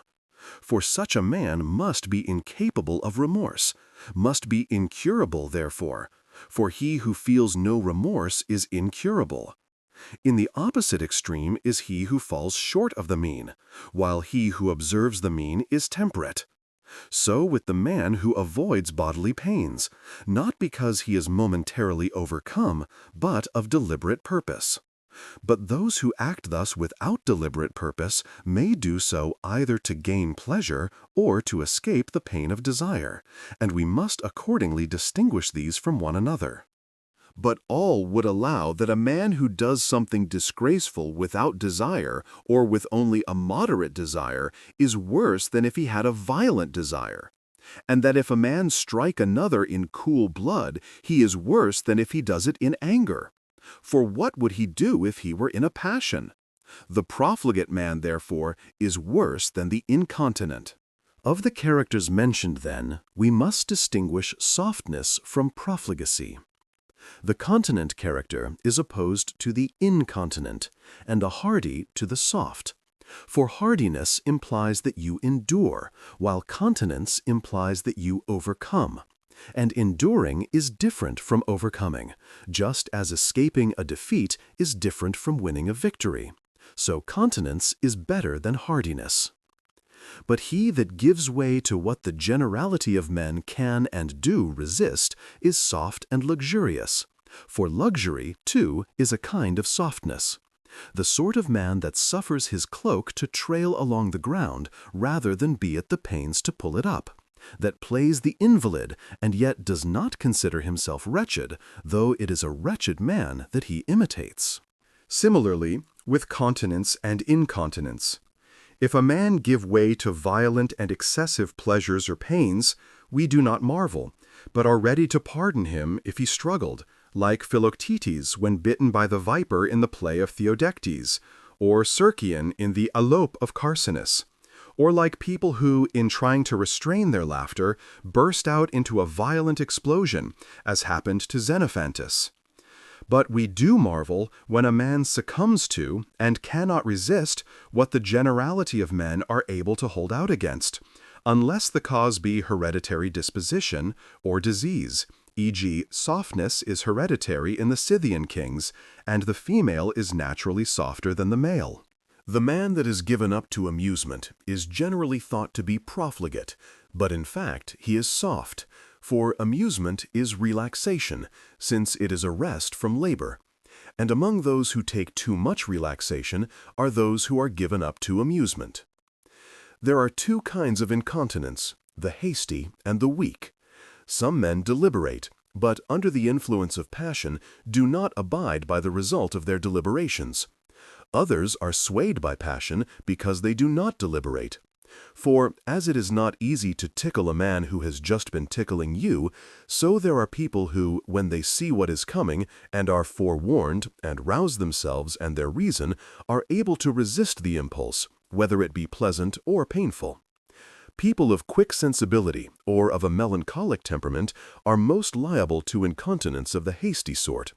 Such people do not wait to hear the voice of reason, because in the former case, through the rapidity, in the latter case, through the intensity of their impressions, they are apt to follow their imagination. Again, a profligate man, as we said, is not given to remorse, for he abides by his deliberate purpose. But an incontinent man is always apt to feel remorse. So the case is not as it was put in one of the difficulties we enumerated, but the former is incurable, the latter is curable. For full-formed vice, profligacy, seems to be like such diseases as dropsy or consumption, incontinence like epilepsy. For the former is chronic, the latter intermittent badness. Indeed, we may roundly say that incontinence is generically different from vice, for the vicious man knows not, but the incontinent man knows the nature of his acts. But of these incontinent characters, those who momentarily lose their reason are not so bad as those who retain their reason but disobey it. For the latter give way to a slighter impulse, and cannot, like the former, be said to act without deliberation. For an incontinent man is like one who gets drunk quickly and with little wine, i.e., with less than most men. We have seen that incontinence is not vice, but perhaps we may say that it is in a manner vice. The difference is that the vicious man acts with deliberate purpose, while the incontinent man acts against it. But in spite of this difference, their acts are similar. As Dimodocus said against the Milesians are not fools, but they act like fools. So an incontinent man is not unjust, but will act unjustly. It is the character of the incontinent man to pursue, without being convinced of their goodness, bodily pleasures that exceed the bounds of moderation and are contrary to right reason. But the profligate man is convinced that these things are good because it is his character to pursue them. The former, then, may be easily brought to a better mind, the latter not. For virtue preserves, but vice destroys the principle. But in matters of conduct, the motive, or end or final cause, is the principal, beginning or efficient cause of action, holding the same place here that the hypotheses do in mathematics. In mathematics, no reasoning or demonstration can instruct us about these principles or starting points. So here, it is not reason but virtue, either natural or acquired by training, that teaches us to hold right opinions about the principle of action. A man of this character, then, is temperate, while a man of opposite character is profligate. But there is a class of people who are apt to be momentarily deprived of their right senses by passion, and who are swayed by passion so far as not to act according to reason, but not so far that it has become part of their nature to believe that they ought to pursue pleasures of this kind without limit. These are the incontinent, who are better than the profligate, and not absolutely bad. For the best part of our nature, the principle of right conduct, still survives in them. To these are opposed another class of people who are wont to abide by their resolutions and not to be deprived of their senses by passion at least. It is plain from this, then, that the latter is a good type of character, the former not good. Now, who is to be called continent? He who abides by any kind of reason and any kind of purpose, or he who abides by a right purpose? And who is to be called incontinent? He who abandons any kind of purpose and any kind of reason, or he who abandons a true reason and a right purpose? A difficulty which we raised before. Is it not the case that though accidentally it may be any kind, yet essentially it is a true reason and a right purpose that the one abides by and the other abandons? For if you choose or pursue A for the sake of B, you pursue and choose B essentially, but A accidentally. But by essentially, kath haito, we mean absolutely or simply, haplos, so that we may say that in a certain sense it may be any kind of opinion, but absolutely or simply it is a true opinion that the one abides by and the other abandons. But there is another class of persons that are apt to stick to their opinions, I mean those whom we call stubborn or obstinate, because they are averse to persuasion and not readily induced to change their mind. These bear some resemblance to the continent, as the prodigal does to the liberal, and the foolhardy to the courageous, but in many respects are different. For it is changing his mind at the prompting of passion or appetite that the continent man dislikes. He is ready enough on occasion to yield to reason. But it is to reason especially that the obstinate man will not listen, while he often conceives a passion and is led about by his pleasures. The opinionated, the ignorant, and the boorish are all obstinate. The opinionated from motives of pleasure and pain, for they delight in the sense of victory when they hold out against argument, and are pained if their opinion comes to naught, like a decree that is set aside. They resemble the incontinent man, therefore, rather than the continent. Sometimes also people abandon their resolutions from something else than incontinence, as, for instance, Neoptolemus in the Philoctetes of Sophocles. It may be said, indeed, that pleasure was his motive in abandoning his resolution, but it was a noble pleasure. For truth was fair in his eyes, but Ulysses had persuaded him to lie. For he who acts with pleasure for motive is not always either profligate, or worthless, or incontinent, but only when his motive is a base pleasure. Again, as there are people whose character it is to take too little delight in the pleasures of the body, and who swerve from reason in this direction, those who come between these and the incontinent are the continent. For while the incontinent swerve from reason because of an excess, and these because of a deficiency, the continent man holds fast and is not turned aside by the one or the other. But if continence be a good thing, the characters that are opposed to it must be bad, as in fact they evidently are. Only, since the other extreme is found but rarely and in few cases, incontinence comes to be regarded as the only opposite of continence, just as profligacy comes to be regarded as the only opposite of temperance. We often apply names metaphorically, and so we come to speak metaphorically of the continence of the temperate man. For it is the nature both of the continent and of the temperate man never to do anything contrary to reason for the sake of bodily pleasures. But whereas the former has, the latter has not bad desires. And whereas the latter is of such a nature as to take no delight in what is contrary to reason, the former is of such a nature as to take delight in, but not to be swayed by such things. The incontinent and the profligate also resemble each other, though they are different. Both pursue bodily pleasures, but the latter pursues them on principle, while the former does not. 10.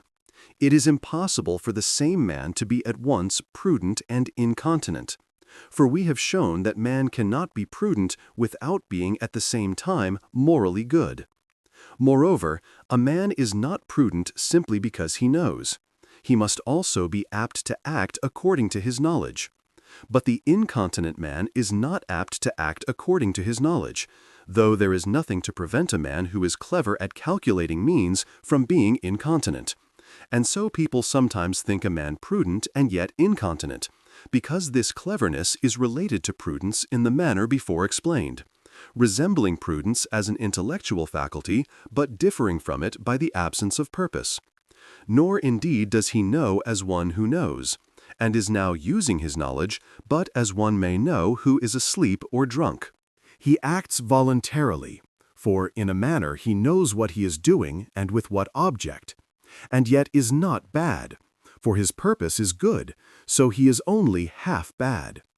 Moreover, incontinent men are not unjust, for they are not deliberately malicious, some of them being apt to swerve from their deliberate resolutions, others of melancholic temper, and act without deliberating at all. An incontinent man, then, may be compared to a state which always makes excellent decrees and has good laws, but never carries them out. As Anaxandrides jestingly says, "So willed the state that takes no heed of laws." The bad man, on the contrary, may be compared to a state that carries out its laws, but has bad laws. Both incontinence and continence imply something beyond the average character of men, for the one is more steadfast than most men can be, the other less. Of the several kinds of incontinence, that of the melancholic temper is more curable than that of those who make resolutions but do not keep them, and that which proceeds from custom than that which rests on natural infirmity. It is easier to alter one's habit than to change one's nature. For the very reason why habits are hard to change is that they are a sort of second nature, as Eunice says, "Train men but long enough to what you will, and that shall be their nature in the end." We have now considered the nature of continence and incontinence, of hardiness and softness, and the relation of these types of character to each other. Of pleasure. 11. The consideration of pleasure and pain also falls within the scope of the political philosopher, since he has to construct the end by reference to which we call everything good or bad.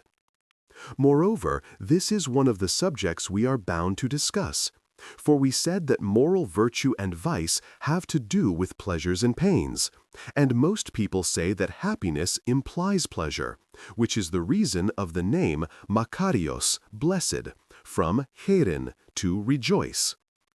Now, 1. Some people think that no pleasure is good, either essentially or accidentally, for they say that good and pleasure are two distinct things. 2. Others think that though some pleasures are good, most are bad. 3. Others again think that even though all pleasures be good, yet it is impossible that the supreme good can be pleasure. 1. It is argued that pleasure cannot be good. A. Because all pleasure is a felt transition to a natural state, but a transition or process is always generically different from an end. E.g., the process of building is generically different from a house. B. Because the temperate man avoids pleasures. C. Because the prudent man pursues the painless, not the pleasant. D. Because pleasures impede thinking, and that in proportion to their intensity. For instance, the sexual pleasures. No one engaged therein could think at all. E.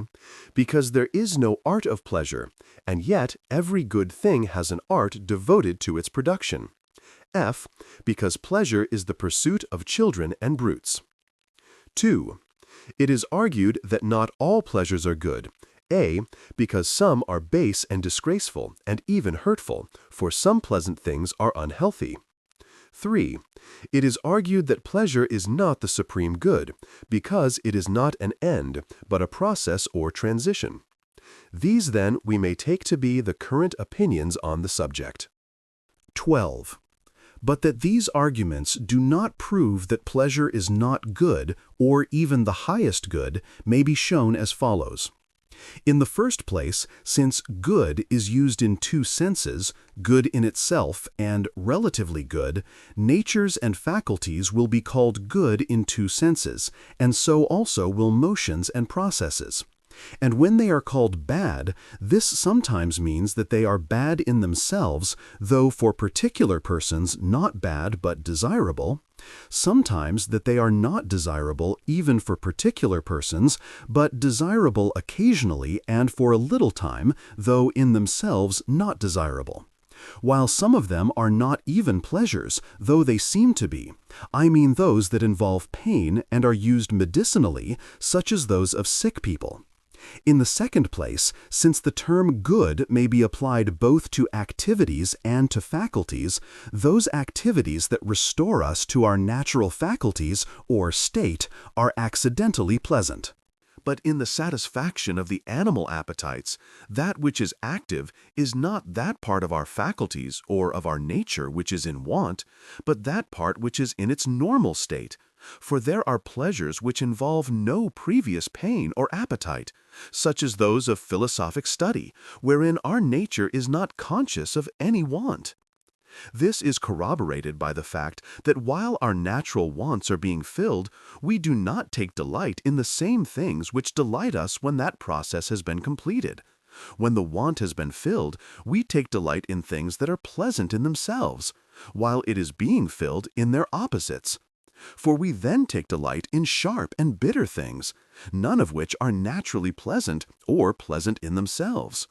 The pleasures, then, which these things give are not real pleasures, for pleasures are related to one another as the things that produce them. Again, it does not necessarily follow, as some maintain, that there is something else better than pleasure, as the end is better than the process or transition to the end. For a pleasure is not a transition, nor does it always even imply a transition, but it is an activity or exercise of faculty and itself an end. Further, it is not in becoming something, but in doing something that we feel pleasure.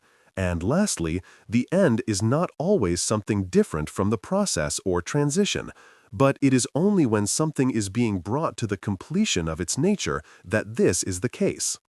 For these reasons, it is not proper to say that pleasure is a felt transition, but rather that it is an exercise of faculties that are in their natural state, substituting unimpeded for felt. Some people, indeed, think that pleasure is a transition, just because it is in the full sense good, supposing that the exercise of faculty is a transition, but it is in fact something different. But to say that pleasures are bad because some pleasant things are unhealthy is like saying that health is bad because some healthy things are bad for money-making. Both are bad in this respect, but that does not make them bad. Even philosophic study is sometimes injurious to health. As to pleasure being an impediment to thinking, the fact is that neither prudence nor any other faculty is impeded by the pleasure proper to its exercise, but by other pleasures. The pleasure derived from study and learning will make us study and learn more. That there should be no art devoted to the production of any kind of pleasure is but natural, for art never produces an activity, but only makes it possible. The arts of perfumery and cookery, however, are usually considered to be arts of pleasure. As to the arguments that the temperate man avoids pleasure, that the prudent man pursues the painless life, and that children and brutes pursue pleasure, they may all be met in the same way, viz. thus. As we have already explained in what sense all pleasures are to be called good in themselves, and in what sense not good, we need only say that pleasures of a certain kind are pursued by brutes and by children, and that freedom from the corresponding pains is pursued by the prudent man. The pleasures, namely, that involve appetite and pain, i.e. the bodily pleasures, for these do so, and excess in them, the deliberate pursuit of which constitutes the profligate. These pleasures, then, the temperate man avoids, but he has pleasures of his own. 13. But all admit that pain is a bad thing, undesirable, partly bad in itself, partly bad as in some sort an impediment to activity. But that which is opposed to what is undesirable, in that respect in which it is undesirable and bad, is good. It follows then that pleasure is a good thing, And this argument cannot be met, as Speusippus tried to meet it, by the analogy of the greater, which is opposed to the equal as well as to the less. For no one would say that pleasure is essentially a bad thing. Moreover, there is no reason why a certain kind of pleasure should not be the supreme good, even though some kinds be bad, just as there is no reason why a certain kind of knowledge should not be, though some kinds be bad.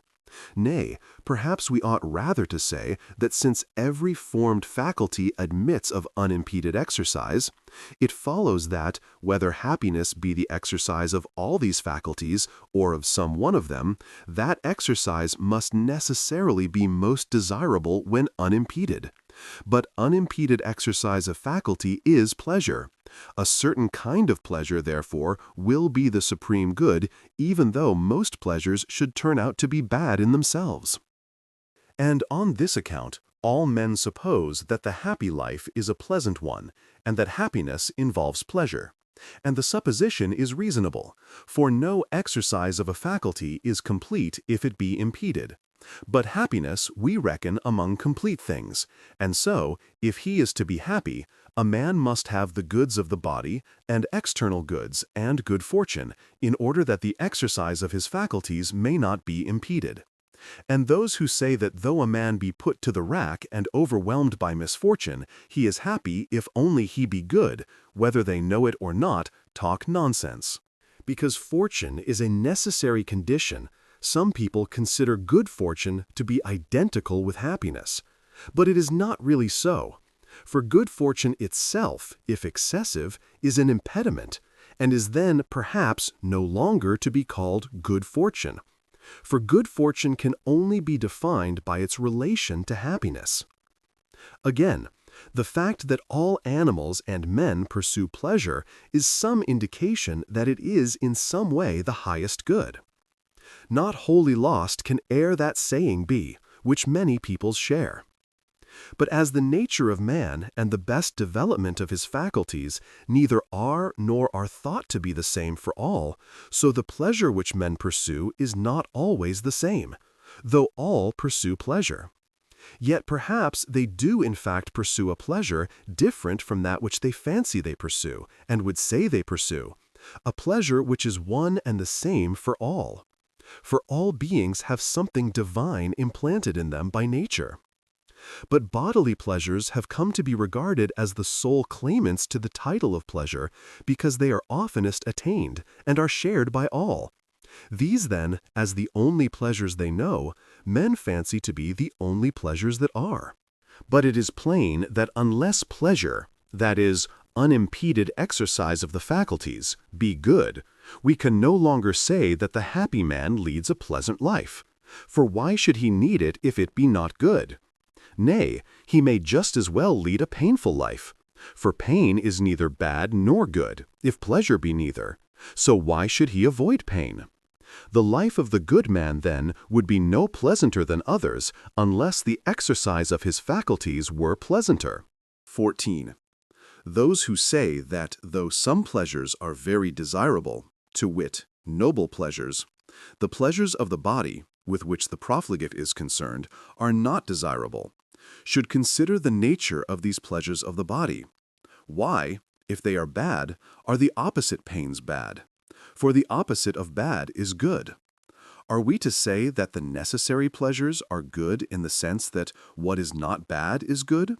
Or are they good up to a certain point? Those faculties and those motions or activities which do not admit of excess beyond what is good do not admit of excessive pleasure, but those which admit of excess admit also of excessive pleasure. Now, bodily goods admit of excess, and the bad man is bad because he pursues this excess, not merely because he pursues the necessary pleasures. For men always take some delight in meat and drink and the gratification of the sexual appetite, but not always as they ought. But with pain the case is reversed. It is not excess of pain merely that the bad man avoids, but pain generally, which is not inconsistent with the proposition that pain is bad. For the opposite of excessive pleasure is not painful, except to the man who pursues the excess. But we ought to state not only the truth, but also the cause of the error, for this helps to produce conviction, as, when something has been pointed out to us which would naturally make that seem true which is not, we are more ready to believe the truth. And so we must say why it is that the bodily pleasures seem more desirable. First of all, then, it is because of its efficacy in expelling pain, and because of the excessiveness of the pain to which it is regarded as an antidote, that men pursue excessive pleasure and bodily pleasure generally. But these remedies produce an intense feeling, and so are pursued because they appear in strong contrast to the opposite pain. The reasons why pleasure is thought to be not good are two, as we said before. 1. Some pleasures are the manifestation of a nature that is bad, either from birth, as with brutes, or by habit, as with bad men. 2. The remedial pleasures imply want, and it is better to be in a natural state than in a transition to such a state. But these pleasures are felt while a want in us is being filled up, and therefore they are only accidentally good. Again, these pleasures are pursued because of their intensity by those who are unable to take delight in other pleasures. Thus, we see people make themselves thirsty on purpose. When the pleasures they pursue are harmless, we do not blame them, though when they are hurtful, the pursuit is bad. For they have no other sources of enjoyment, and the neutral state is painful to many because of their nature. For an animal is always laboring, as physical science teaches, telling us that seeing and hearing is labor and pain. Only we are all used to it, as the saying is. And thus, in youth, because they are growing, men are in a state resembling drunkenness, and youth is pleasant. But people of a melancholic nature are always wanting something to restore their balance, for their bodies are always vexing them because of their peculiar temperament, and they are always in a state of violent desire. But pain is expelled either by the opposite pleasure or by any pleasure, if it be sufficiently strong, and this is the reason why such men become profligate and worthless. But pleasures that have no antecedent pain do not admit of excess. These are the pleasures derived from things that are naturally and not merely accidentally pleasant. I call those things accidentally pleasant that have a restorative effect. For as the restoration cannot take place unless that part of the system which remains healthy be in some way active, the restoration itself seems pleasant. But I call those things naturally pleasant that stimulate the activity of a healthy system. But nothing can continue to give us uninterrupted pleasure, because our nature is not simple, but contains a second element which makes us mortal beings. So that if the one element be active in any way, this is contrary to the nature of the other element. But when the two elements are in equilibrium, what we do seems neither painful nor pleasant. For if there were a being whose nature were simple, the same activity would be always most pleasant to him. And on this account, God always enjoys one simple pleasure. For besides the activity of movement, there is also activity without movement, and rest admits of truer pleasure than motion. But change is the sweetest of all things, as the poet says, because of a certain badness in us. For just as it is the bad man who is especially apt to change, so is it the bad nature that needs change, for it is neither simple nor good. We have now considered continence and incontinence, and pleasure and pain, and have explained what each is, and how some of them are good and some bad. It remains to consider friendship. Book 8. Friendship or Love. 1. After the foregoing, a discussion of friendship will naturally follow, as it is a sort of virtue, or at least implies virtue, and is, moreover, most necessary to our life. For no one would care to live without friends, though he had all other good things. Indeed, it is when a man is rich and has got power and authority that he seems most of all to stand in need of friends. For what is the use of all this prosperity if he have no opportunity for benevolence, which is most frequently and most commendably displayed towards friends? Or how could his position be maintained and preserved without friends? For the greater it is, the more is it exposed to danger.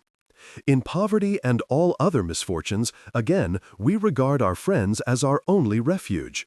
We need friends when we are young to keep us from error, when we get old to tend upon us, and to carry out those plans which we have not strength to execute ourselves, and in the prime of life to help us in noble deeds, two together, as Homer says, for thus we are more efficient both in thought and in action. Love seems to be implanted by nature in the parent towards the offspring, and in the offspring towards the parent, not only among men, but also among birds and most animals, and in those of the same race towards one another, among men especially, for which reason we commend those who love their fellow men.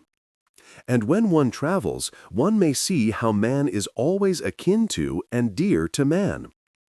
Again, it seems that friendship is the bond that holds states together, and that lawgivers are even more eager to secure it than justice. For concord bears a certain resemblance to friendship, and it is concord that they especially wish to retain, and dissension that they especially wish to banish as an enemy. If citizens be friends, they have no need of justice, but though they be just, they need friendship or love also. Indeed, the completest realization of justice seems to be the realization of friendship or love also.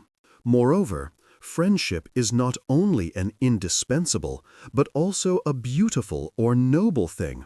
For we commend those who love their friends, and to have many friends is thought to be a noble thing. And some even think that a good man is the same as a friend. But there are not a few differences of opinion about the matter. Some hold that it is a kind of likeness, and that those who are like one another are friends, and this is the origin of like to like, and birds of a feather flock together, and other similar sayings. Others, on the contrary, say that two of a trade never agree. Others go deeper into these questions and into the causes of the phenomena. Euripides, for instance, says, "The parched earth loves the rain, and the high heaven, with moisture laden, loves earthwards to fall." Heraclitus also says, "Opposites fit together, and out of discordant elements comes the fairest harmony, and it is by battle that all things come into the world." Others, and notably Empedocles, take the opposite view, and say that like desires like. Of these difficulties, all that refer to the constitution of the universe may be dismissed, for they do not properly concern our present inquiry. But those that refer to human nature and are intimately connected with man's character and affections, we will discuss, as, for instance, whether friendship can exist in all men, or whether it is impossible for men to be friends if they are bad, and whether there be one form of friendship or rather many. For those who suppose that there is only one kind of friendship because it admits of degrees go upon insufficient grounds. Things that differ in kind may differ also in degree, but we have already spoken about this point. 2. Perhaps these difficulties will be cleared up if we first ascertain what is the nature of the lovable. For it seems that we do not love anything but only the lovable, and that the lovable is either good or pleasant or useful. But useful would appear to mean that which helps us to get something good or some pleasure, so that the good and the pleasant only would be loved as ends. Now, do men love what is good or what is good for themselves? For there is sometimes a discrepancy between these two. The same question may be asked about the pleasant. It seems that each man loves what is good for himself, and that, while the good is lovable in itself, that is lovable to each man which is good for him. It may be said that each man loves not what is really good for him, but what seems good for him. But this will make no difference, for the lovable we are speaking of will then be the apparently lovable. The motives of love being thus threefold, the love of inanimate things is not called friendship, for there is no return of affection here, nor any wish for the good of the object. It would be absurd to wish well to wine, for instance. At the most, we wish that it may keep well, in order that we may have it. But it is commonly said that we must wish our friends good for his own sake. One who thus wishes the good of another is called a well-wisher, when the wish is not reciprocated. When the well-wishing is mutual, it is called friendship. But ought we not to add that each must be aware of the other's well-wishing? For a man often wishes well to those whom he has never seen, but supposes to be good or useful men, and one of these may have the same sentiments towards him. These two, then, are plainly well-wishers one of another, but how could one call them friends when each is unaware of the other's feelings? In order to be friends, then, they must be well-wishers one of another, i.e., must wish each other's good from one of the three motives above mentioned, and be aware of each other's feelings. But these three motives are specifically different from one another. The several affections and friendships based upon them, therefore, will also be specifically different. The kinds of friendship, accordingly, are three, being equal in number to the motives of love. For any one of these may be the basis of a mutual affection of which each is aware. Now, those who love one another wish each other's good in respect of that which is the motive of their love.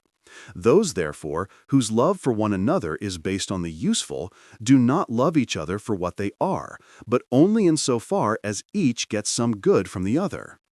It is the same also with those whose affection is based on pleasure.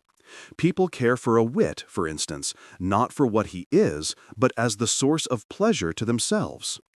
Those, then, whose love is based on the useful care for each other on the ground of their own good, and those whose love is based on pleasure care for each other on the ground of what is pleasant to themselves, each loving the other not as being what he is, but as useful or pleasant. These friendships, then, are accidental, for the object of affection is loved not as being the person or character that he is, but as the source of some good or some pleasure. Friendships of this kind, therefore, are easily dissolved, as the persons do not continue unchanged. For if they cease to be pleasant or useful to one another, their love ceases. But the useful is nothing permanent, but varies from time to time. On the disappearance, therefore, of that which was the motive of their friendship, the friendship itself is dissolved, since it existed solely with a view to that. Friendship of this kind seems especially to be found among elderly men, for at that time of life men pursue the useful rather than the pleasant, and those middle-aged and young men who have a keen eye to what is profitable. But friends of this kind do not generally even live together, for sometimes they are by no means pleasant, nor indeed do they want such constant intercourse with others, unless they are useful, for they make themselves pleasant only just so far as they have hopes of getting something good thereby. With these friendships is generally classed the kind of friendship that exists between host and guest. The friendship of young men is thought to be based on pleasure, for young men live by impulse and, for the most part, pursue what is pleasant to themselves and what is immediately present. But the things in which they take pleasure change as they advance in years. They are quick to make friendships, therefore, and quick to drop them, for their friendship changes as the object which pleases them changes, and pleasure of this kind is liable to rapid alteration. Moreover, young men are apt to fall in love, for love is, for the most part, a matter of impulse and based on pleasure. So they fall in love and again soon cease to love, passing from one state to the other many times in one day. Friends of this kind wish to spend their time together and to live together, for thus they attain the object of their friendship. But the perfect kind of friendship is that of good men who resemble one another in virtue, for they both alike wish well to one another as good men, and it is their essential character to be good men. And those who wish well to their friends for the friend's sake are friends in the truest sense, for they have these sentiments towards each other as being what they are, and not in an accidental way. Their friendship, therefore, lasts as long as their virtue, and that is a lasting thing. Again, each is both good simply and good to his friend, for it is true of good men that they are both good simply and also useful to one another. In like manner they are pleasant too, for good men are both pleasant in themselves and pleasant to one another. For every kind of character takes delight in the acts that are proper to it and those that resemble these, but the acts of good men are the same or similar.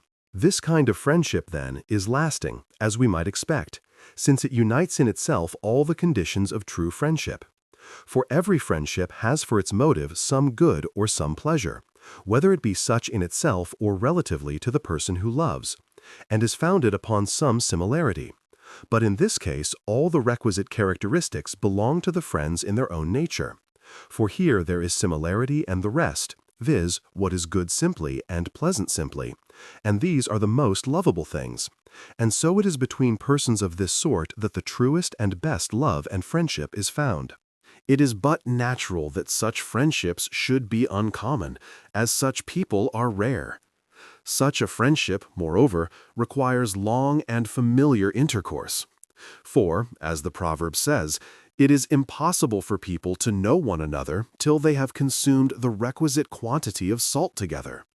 Nor can they accept one another as friends, or be friends, till each show and approve himself to the other as worthy to be loved. Those who quickly come to treat one another like friends may wish to be friends, but are not really friends unless they not only are lovable, but know each other to be so.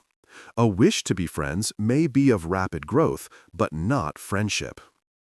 This kind of friendship, then, is complete in respect of duration and in all other points, and that which each gets from the other is in all respects identical or similar, as should be the case with friends. 4. The friendship of which pleasure is the motive bears some resemblance to the foregoing, for good men, too, are pleasant to each other.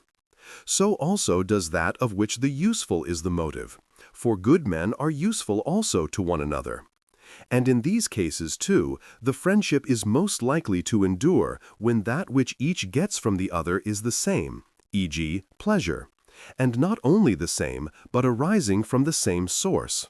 A friendship between two wits, for instance, rather than one between a lover and his beloved.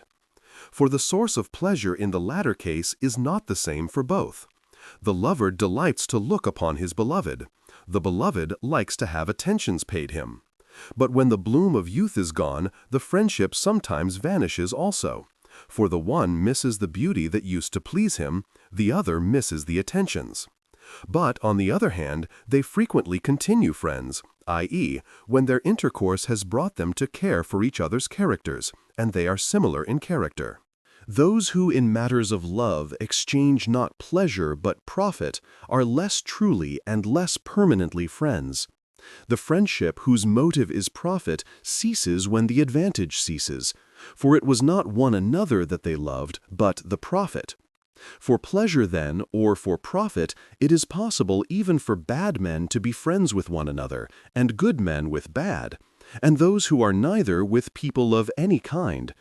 But it is evident that the friendship in which each loves the other for himself is only possible between good men, for bad men take no delight in each other unless some advantage is to be gained. The friendship of good men, again, is the only one that can defy calumny, for people are not ready to accept the testimony of anyone else against him whom themselves have tested. Such friendship also implies mutual trust, and the certainty that neither would ever wrong the other, and all else that is implied in true friendship, while in other friendships there is no such security. For since men also apply the term friends to those who love one another for profit's sake, as happens with states, for expediency is thought to be the ground on which states make alliances, and also to those who love one another for pleasure's sake, as children do, perhaps we too ought to apply the name to such people, and to speak of several kinds of friendship. Firstly, in the primary and strict sense of the word, the friendship of good men as such. Secondly, the other kinds that are so called because of a resemblance to this. For these other people are called friends insofar as their relation involves some element of good, which constitutes a resemblance. For the pleasant, too, is good to those who love pleasant things. But these two latter kinds are not apt to coincide, nor do the same people become friends for the sake both of profit and pleasure, for such accidental properties are not apt to be combined in one subject. Now that we have distinguished these several kinds of friendship, we may say that bad men will be friends for the sake of pleasure or profit, resembling one another in this respect, while good men, when they are friends, love each other for what they are, i.e., as good men. These, then, we say, are friends simply. The others are friends accidentally, and so far as they resemble these. 5. But just as with regard to the virtues we distinguish excellence of character or faculty from excellence manifested, so is it also with friendship. When friends are living together, they take pleasure in and do good to each other. When they are asleep or at a distance from one another, they are not acting as friends, but they have the disposition which, if manifested, issues in friendly acts. For distance does not destroy friendship simply, but the manifestation of friendship. But if the absence be prolonged, it is thought to obliterate even friendship. Whence the saying, "Full many a friendship hath ere now been loosed, by lack of converse." Old men do not seem apt to make friends, nor morose men, for there is little in them that can give pleasure. But no one can pass his days in intercourse with what is painful or not pleasant. For our nature seems, above all things, to shun the painful and seek the pleasant. Those who accept each other's company, but do not live together, seem to be rather well-wishers than friends. For there is nothing so characteristic of friendship as living together. Those who need help seek it thus, but even those who are happy desire company, for a solitary life suits them least of all men. But people cannot live together unless they are pleasant to each other, nor unless they take delight in the same things, which seems to be a necessary condition of comradeship. The truest friendship, then, is that which exists between good men, as we have said again and again. For that, it seems, is lovable and desirable which is good or pleasant in itself, but to each man that which is good or pleasant to him. And the friendship of good men for one another rests on both these grounds. But it seems that while love is a feeling, friendship is a habit or trained faculty. For inanimate things can equally well be the object of love, but the love of friends for one another implies purpose, and purpose proceeds from a habit or trained faculty. And in wishing well for their sakes to those they love, they are swayed not by feeling, but by habit. Again, in loving a friend, they love what is good for themselves. For he who gains a good man for his friend gains something that is good for himself. Each, then, loves what is good for himself, and what he gives in good wishes and pleasure is equal to what he gets. For love and equality, which are joined in the popular saying philotis isotis, are found in the highest degree in the friendship of good men. 6. Morose men and elderly men are less apt to make friends in proportion as they are harsher in temper and take less pleasure in society. For delight in society seems to be, more than anything else, characteristic of friendship and productive of it. So young men are quick to make friends, but not old men, for people do not make friends with those who do not please them, nor morose men. Such people may, indeed, be well-wishers, for they wish each other good and help each other in need, but they are by no means friends, since they do not live with nor delight in each other, which things are thought to be, more than anything else, characteristic of friendship. It is impossible to have friendship, in the full sense of the word, for many people at the same time, just as it is impossible to be in love with many persons at once, for it seems to be something intense, but intense feeling implies a single object. And it is not easy for one man to find at one time many very agreeable persons, perhaps not many good ones. Moreover, they must have tested and become accustomed to each other, which is a matter of great difficulty. But in the way of profit or pleasure, it is quite possible to find many agreeable persons, for such people are not rare, and their services can be rendered in a short time. Of these other kinds, that which more nearly resembles true friendship is that whose motive is pleasure, when each renders the same service to the other, and both take pleasure in one another, or in the same things, such as young men's friendships are wont to be. For a generous spirit is commoner in them than in others. But the friendship whose motive is utility is the friendship of sordid souls. Those who are happy do not need useful but pleasant friends. It is people to live with that they want, and though they may for a short time put up with what is painful, yet no one could endure anything continually, not even the good itself, if it were painful to him. So they require that their friends shall be pleasant. But they ought, we may say, to require that they shall be good as well as pleasant, and good for them. Then all the characteristics of a friend will be combined. People in exalted positions seem to make distinct classes of friends. They have some who are useful and others who are pleasant, but seldom any that unite both these qualities. For they do not seek for people who are at once agreeable and virtuous, or people who can be useful to them in noble actions, but they seek for witty persons to satisfy their craving for pleasure, while for other purposes they choose men who are clever at carrying out their instructions. But these two qualities are seldom united in one person. The good man, indeed, as we have already said, is both pleasant and useful. But such a man does not make friends with a man in a superior station unless he allows himself inferior in virtue. Only thus does he meet the good man on equal terms, being inferior in one respect in the same ratio as he is superior in another. But great men are by no means wont to behave in this manner. In the friendships hitherto spoken of, the persons are equal, for they do the same and wish the same for each other, or else exchange equal quantities of different things, as pleasure for profit. We have already explained that the latter less deserve the name of friendship, and are less lasting than the former kind. We may even say that, being at once both like it and unlike it, they seem both to be and not to be friendships.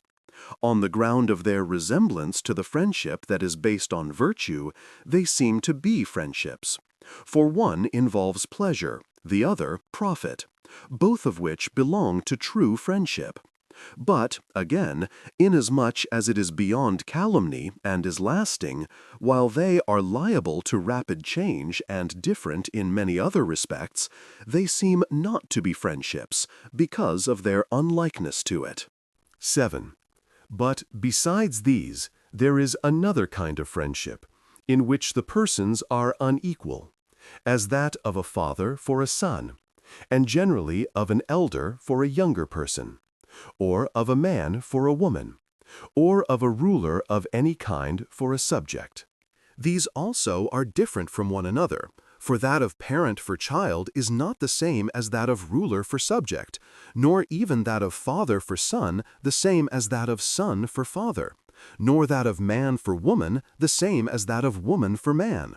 For each of these classes has a different excellence and a different function, and the grounds of their affection are different. Therefore, their love and their friendship also are different.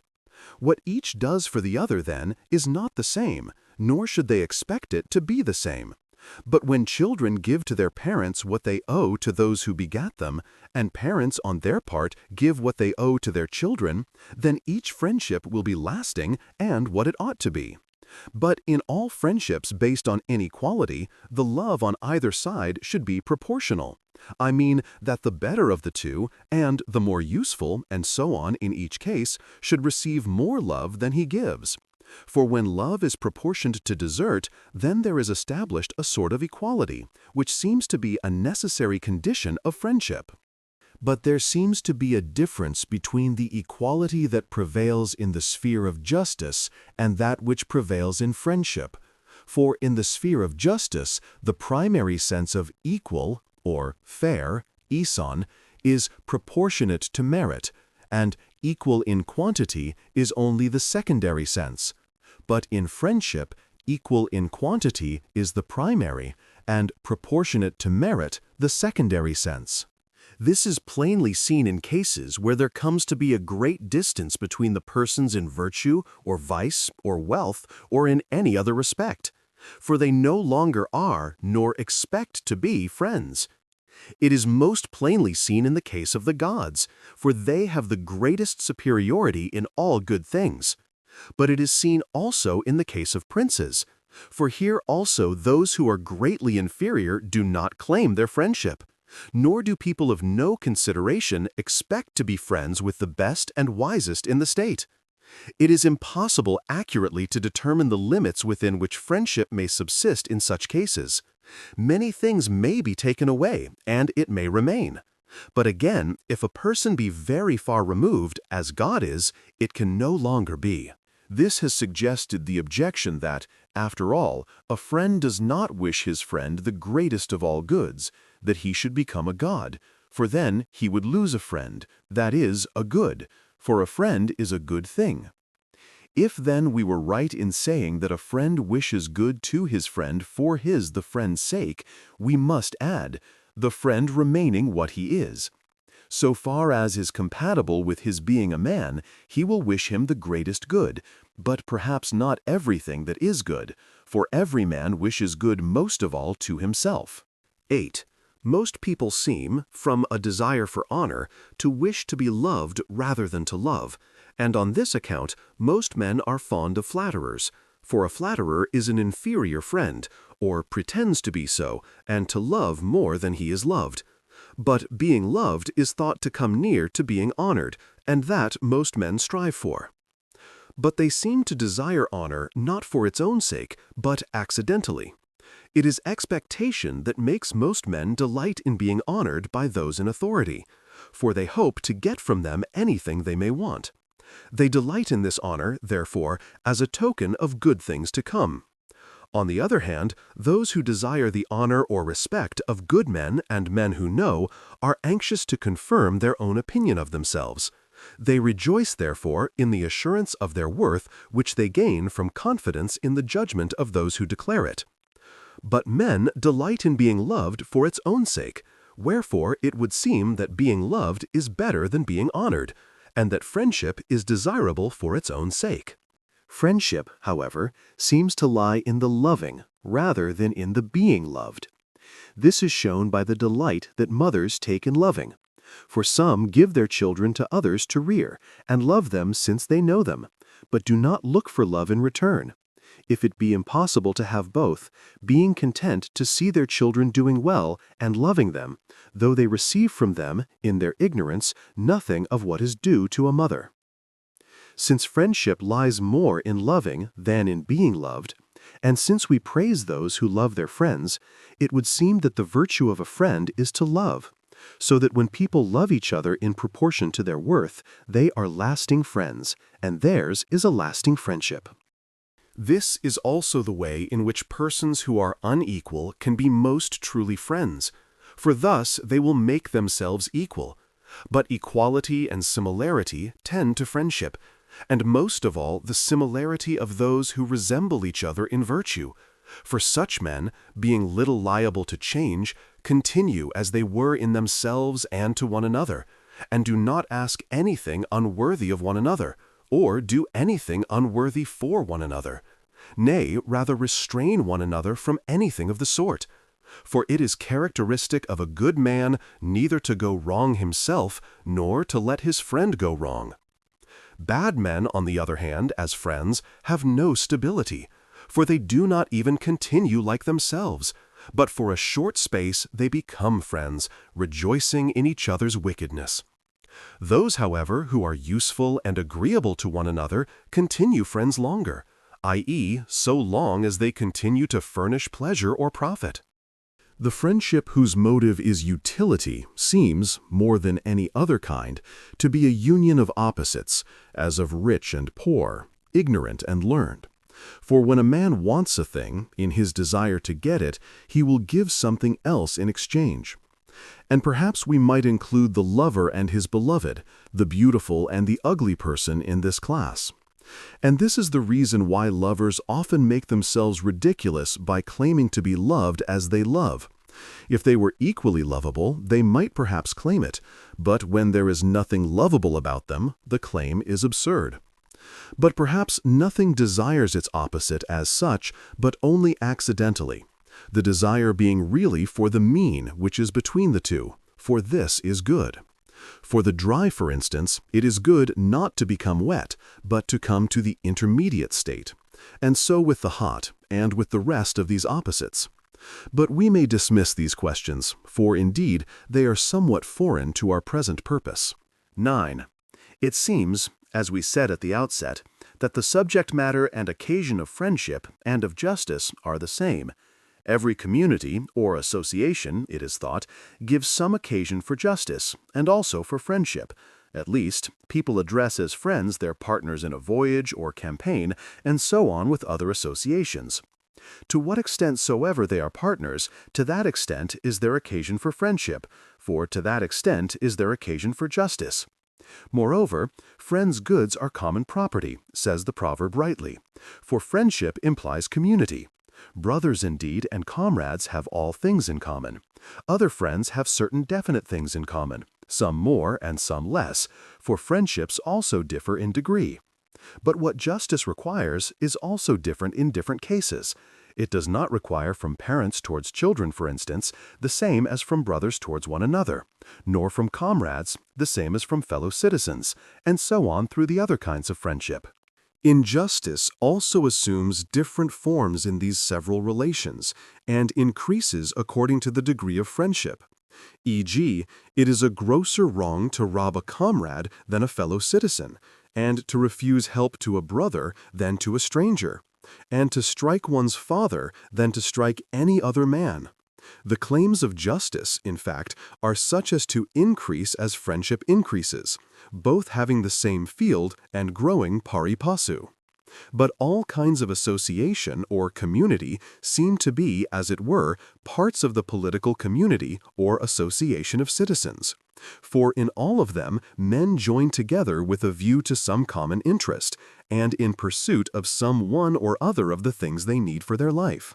But the association of citizens seems both originally to have been instituted and to continue for the sake of common interests. For this is what legislators aim at, and that which is for the common interest of all is said to be just. Thus, all other associations seem to aim at some particular advantage, e.g., sailors work together for a successful voyage, with a view to making money or something of that sort. Soldiers for a successful campaign, whether their ulterior end be riches or victory or the founding of a state. And so it is with the members of a tribe or a deme. Some associations, again, seem to have pleasure for their object, as when men join together for a feast or a club dinner, for the object here is feasting and company.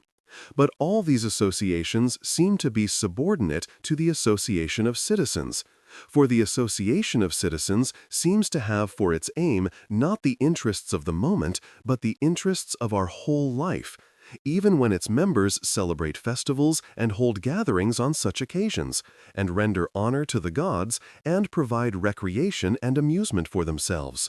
For the ancient festivals and assemblies seem to take place after the gathering in of the harvest, being of the nature of a dedication of the firstfruits, as it was at these seasons that people had most leisure. All associations, then, seem to be parts of the association of citizens, and the several kinds of friendship will correspond to the several kinds of association. 10. Now, of constitutions, there are 3 kinds, and an equal number of perverted forms, which are, so to speak, corruptions of these. Constitutions proper are kingly government and aristocracy. And thirdly, there is a form of government based upon an assessment of property, which should strictly be called timocracy, though most people are wont to speak of it as constitutional government simply. Of these, kingly government is the best, and timocracy the worst. The perversion of kingly government is tyranny. Both are monarchies, but there is a vast difference between them. For the tyrant seeks his own interest, the king seeks the interest of his subjects. For he is not properly a king who is not self-sufficient and superabundantly furnished with all that is good. Such a man wants nothing more. His own advantage, then, will not be his aim, but that of his subjects. A man of another character than this could only be the sort of king that is chosen by lot. Tyranny is the opposite of kingly rule, because the tyrant seeks his own good. And of this government, it is quite obvious that it is the worst of all. We may add that the opposite of the best must be the worst.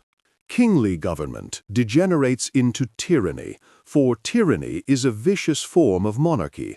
The bad king, then, becomes a tyrant. Aristocracy degenerates into oligarchy through the vice of the rulers, who, instead of distributing public property and honors according to merit, take all or most of the good things for themselves, and give the offices always to the same people, setting the greatest store by wealth. You have, then, a small number of bad men in power in place of the best men. Lastly, timocracy degenerates into democracy, and indeed they border closely upon each other, for even timocracy is intended to be government by the multitude, and all those who have the property qualification are equal. Democracy is the least bad of the corrupt forms, for it is but a slight departure from the corresponding form of constitution. These, then, are the ways in which the several constitutions are most apt to change, for these are the directions in which the change is slightest and encounters the least resistance. Likenesses of these forms of government, and patterns of them, so to speak, may be found in families. For instance, the association of father and sons has the form of kingly rule, for the father cares for his children. This also is the reason why Homer addresses Zeus as father, for kingly government aims at being a paternal government. But in Persia, the association of father and son is tyrannical, for fathers there use their sons as slaves. The association of master and slave is also tyrannical, for it is the interest of the master that is secure by it. But this seems to be a legitimate kind of tyranny, while the Persian kind seems to be wrong, for different beings require different kinds of government. The association of man and wife seems to be aristocratic, for the husband bears rule proportionate to his worth, i.e., he rules in those matters which are his province, but he entrusts to his wife those matters that properly belong to her. But when the man lords it in all things, he perverts this relation into an oligarchical one. For he then takes rule where he is not entitled to it, and not only in those matters in which he is better. Sometimes, on the other hand, the wife rules because she is an heiress. In these cases, authority is not proportionate to merit, but is given on the ground of wealth and influence, just as in oligarchies. The association of brothers resembles a timocracy, for they are equal except insofar as they differ in age. On this account, if they differ very widely in age, their friendship can no longer be a brotherly friendship. A democratic form of association is chiefly found in those households which have no master, for there all are on a footing of equality, or where the head of the house is weak and everyone does what he likes. 11. In each of these forms of government, friendship has place to the same extent as justice. In the first place, the king shows his friendship for his subjects by transcendent benefits, for he does good to his subjects, seeing that he is good, and tends them with a view to their welfare, as a shepherd tends his sheep, whence Homer calls Agamemnon shepherd of peoples. The friendship of a father for his child is of a similar kind, though the benefits conferred are still greater. For the father is the author of the child's existence, which seems the greatest of all benefits, and of his nurture and education, and we also ascribe these to our forefathers generally. And thus it is in accordance with nature that fathers should rule their children, forefathers their descendants, kings their subjects. These friendships involve the superiority of one side to the other, and on this account parents receive honor as well as service. Moreover, what justice requires here is not the same on both sides, but that which is proportionate to their worth, for this is the rule of friendship also, as well as of justice. The friendship, again, of man and wife is the same as that which has place in an aristocracy, for both benefit in proportion to their merit, the better getting more good, and each what is fitting. But this is the rule of justice also. The friendship of brothers resembles that of comrades, for they are equal and of like age. But those with whom that is the case for the most part have the same feelings and character. And the friendship in a timocracy is of the same type as this, for the citizens here wish to be equal and fair, so they take office in turn and share it equally. Their friendship, then, will follow the same rule. In the corrupt forms, as there is but little room for justice, so there is but little room for friendship, and least of all in the worst. In a tyranny there is little or no friendship. For where ruler and subject have nothing in common, there cannot be any friendship, any more than there can be any justice, e.g., when the relation is that of a workman to his tools, or of the soul to the body, or of master to slave. The tools and the body and the slave are all benefited by those who use them, but our relations with inanimate objects do not admit of friendship or justice, nor our relations with a horse or an ox, nor our relations with a slave as such. For there is nothing in common between master and slave. The slave is a living tool. The tool is a lifeless slave. As a slave, then, his master's relations with him do not admit of friendship. But as a man they may. For there seems to be room for some kind of justice in the relations of any man to anyone that can participate in law and contract. And if so, then for some kind of friendship, so far, that is to say, as he deserves the name man. And so friendships and justice are found to some small extent even in tyrannies, but to a greater extent in democracies than in any other of the corrupt forms. For there the citizens, being equal, have many things in common. 12. All friendship, as we have already said, implies association. But we may separate from the rest the friendship of kinsmen and that of comrades.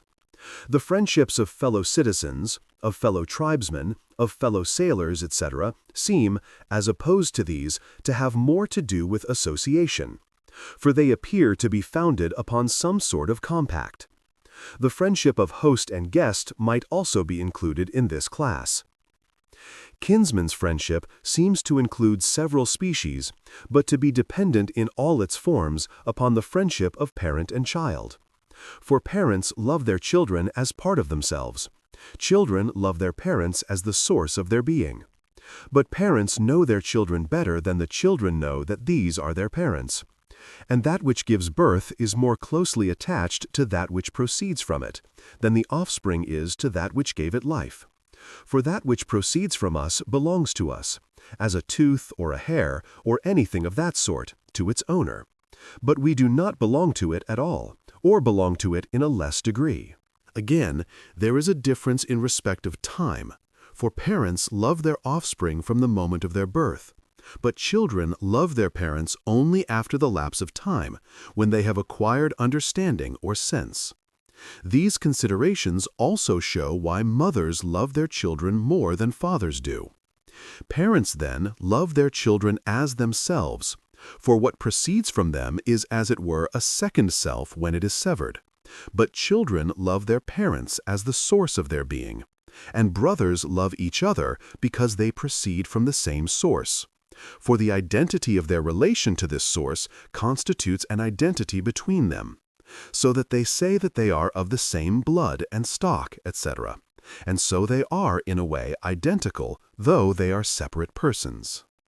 But friendship between brothers is greatly furthered by common nurture and similarity of age, for those of the same age naturally love one another, as the saying is, and those who are used to one another naturally make comrades of one another, so that the friendship of brothers comes to resemble that of comrades. Cousins and other kinsfolk become attached to each other for the same reason, I mean because they come of the same stock. But the attachment is more or less close according to the nearness or remoteness of the founder of the family.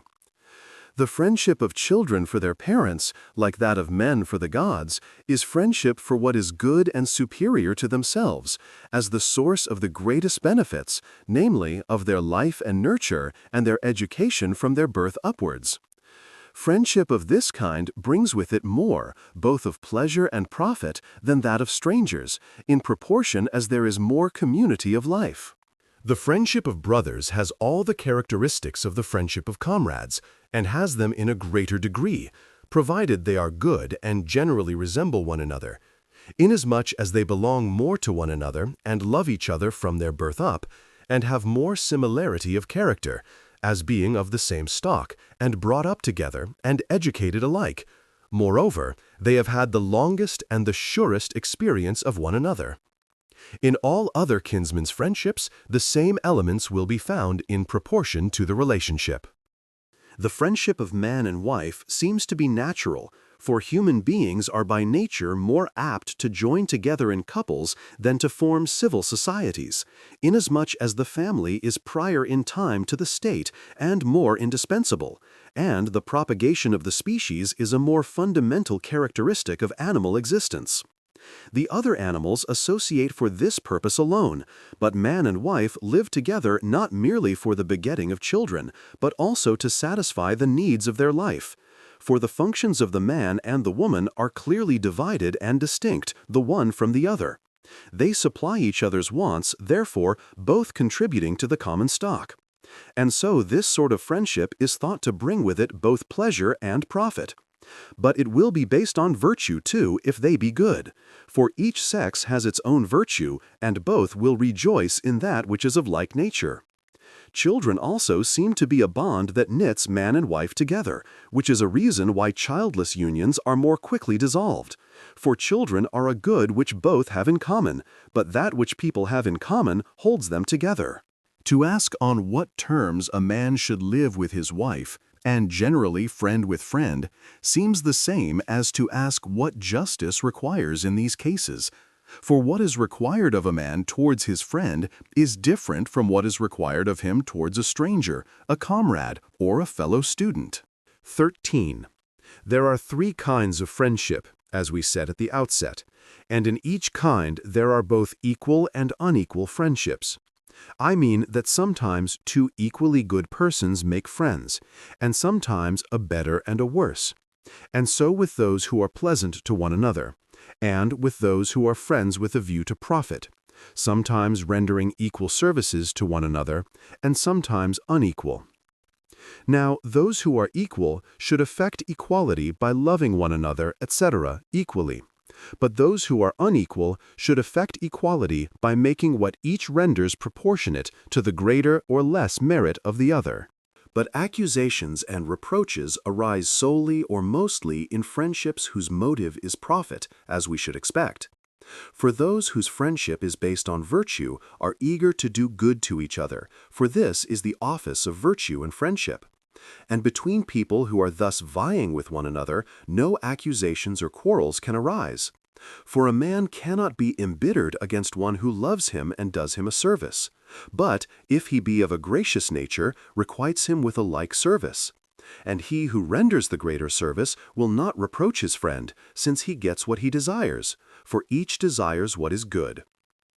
Such quarrels, again, are not apt to arise in friendships whose motive is pleasure. For both get at the same time that which they desire, if they delight in each other's company. But if one were to accuse the other for not being agreeable to him, he would make himself ridiculous, seeing that he was under no compulsion to associate with him.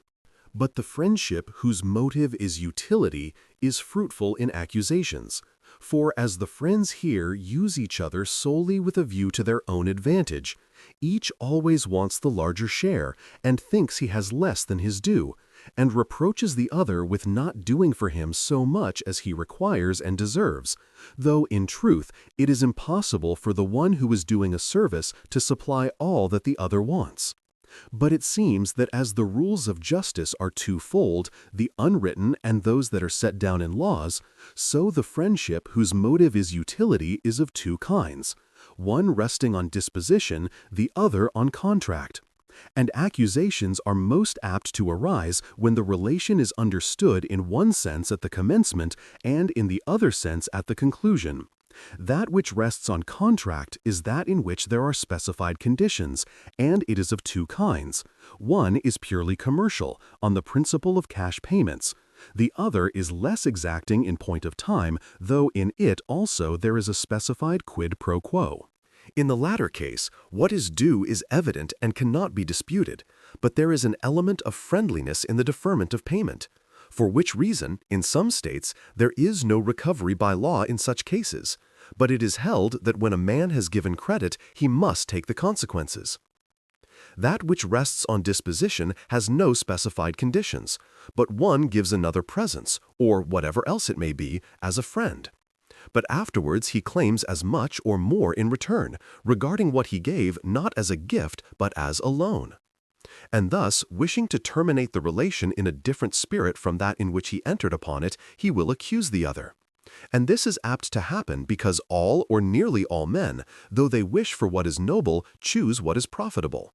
And while it is noble to do a good service without expecting a return, it is profitable to receive a benefit. In such cases, then, we should, if we have the power, make an equivalent return for benefits received, for we must not treat a man as a friend if he does not wish it. We should consider that we made a mistake at the beginning, and received a benefit from a person from whom we ought not to have accepted it, for he was not a friend and did not act disinterestedly. And so we ought to terminate the relation in the same way as if we had received a service for a stipulated consideration. And the return should be what we would have agreed to repay if able. If we were unable, the donor would not even have expected repayment. So we may fairly say that we should repay if we have the power. But we ought at the outset carefully to consider who it is that is doing us a service, and on what understanding, so that we may accept it on that understanding or else reject it. It is a debatable question whether the requital is to be measured by, and to be made proportionate to, the value of the service to the recipient or to the benefactor. For the recipients are apt to say that they received what was but a small matter to their benefactors, and what they might just as well have got from others, depreciating the service done them. But the others, on the contrary, are apt to say that what they gave was the best they had, and what could not be got from anyone else, and that it was given in a time of danger or on some other pressing occasion. Perhaps we may say that, if the friendship have profit for its motive, the benefit received should be taken as the measure, for it is the recipient who asks a service, which the other renders in expectation of an equal service in return.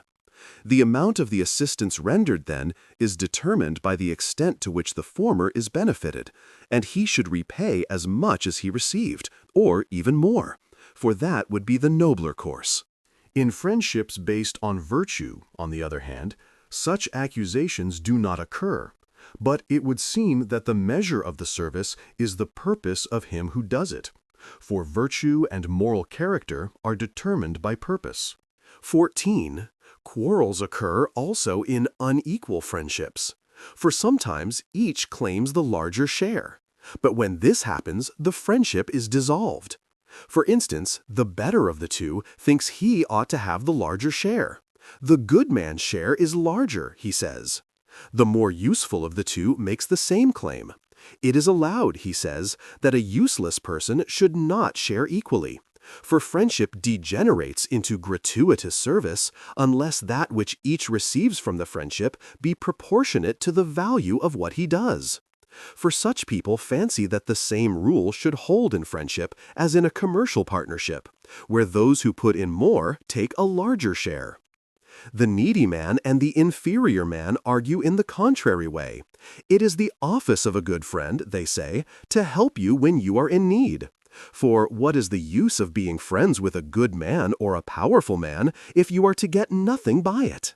It seems that the claims of both are right, and that each ought to receive a larger share than the other, but not of the same things.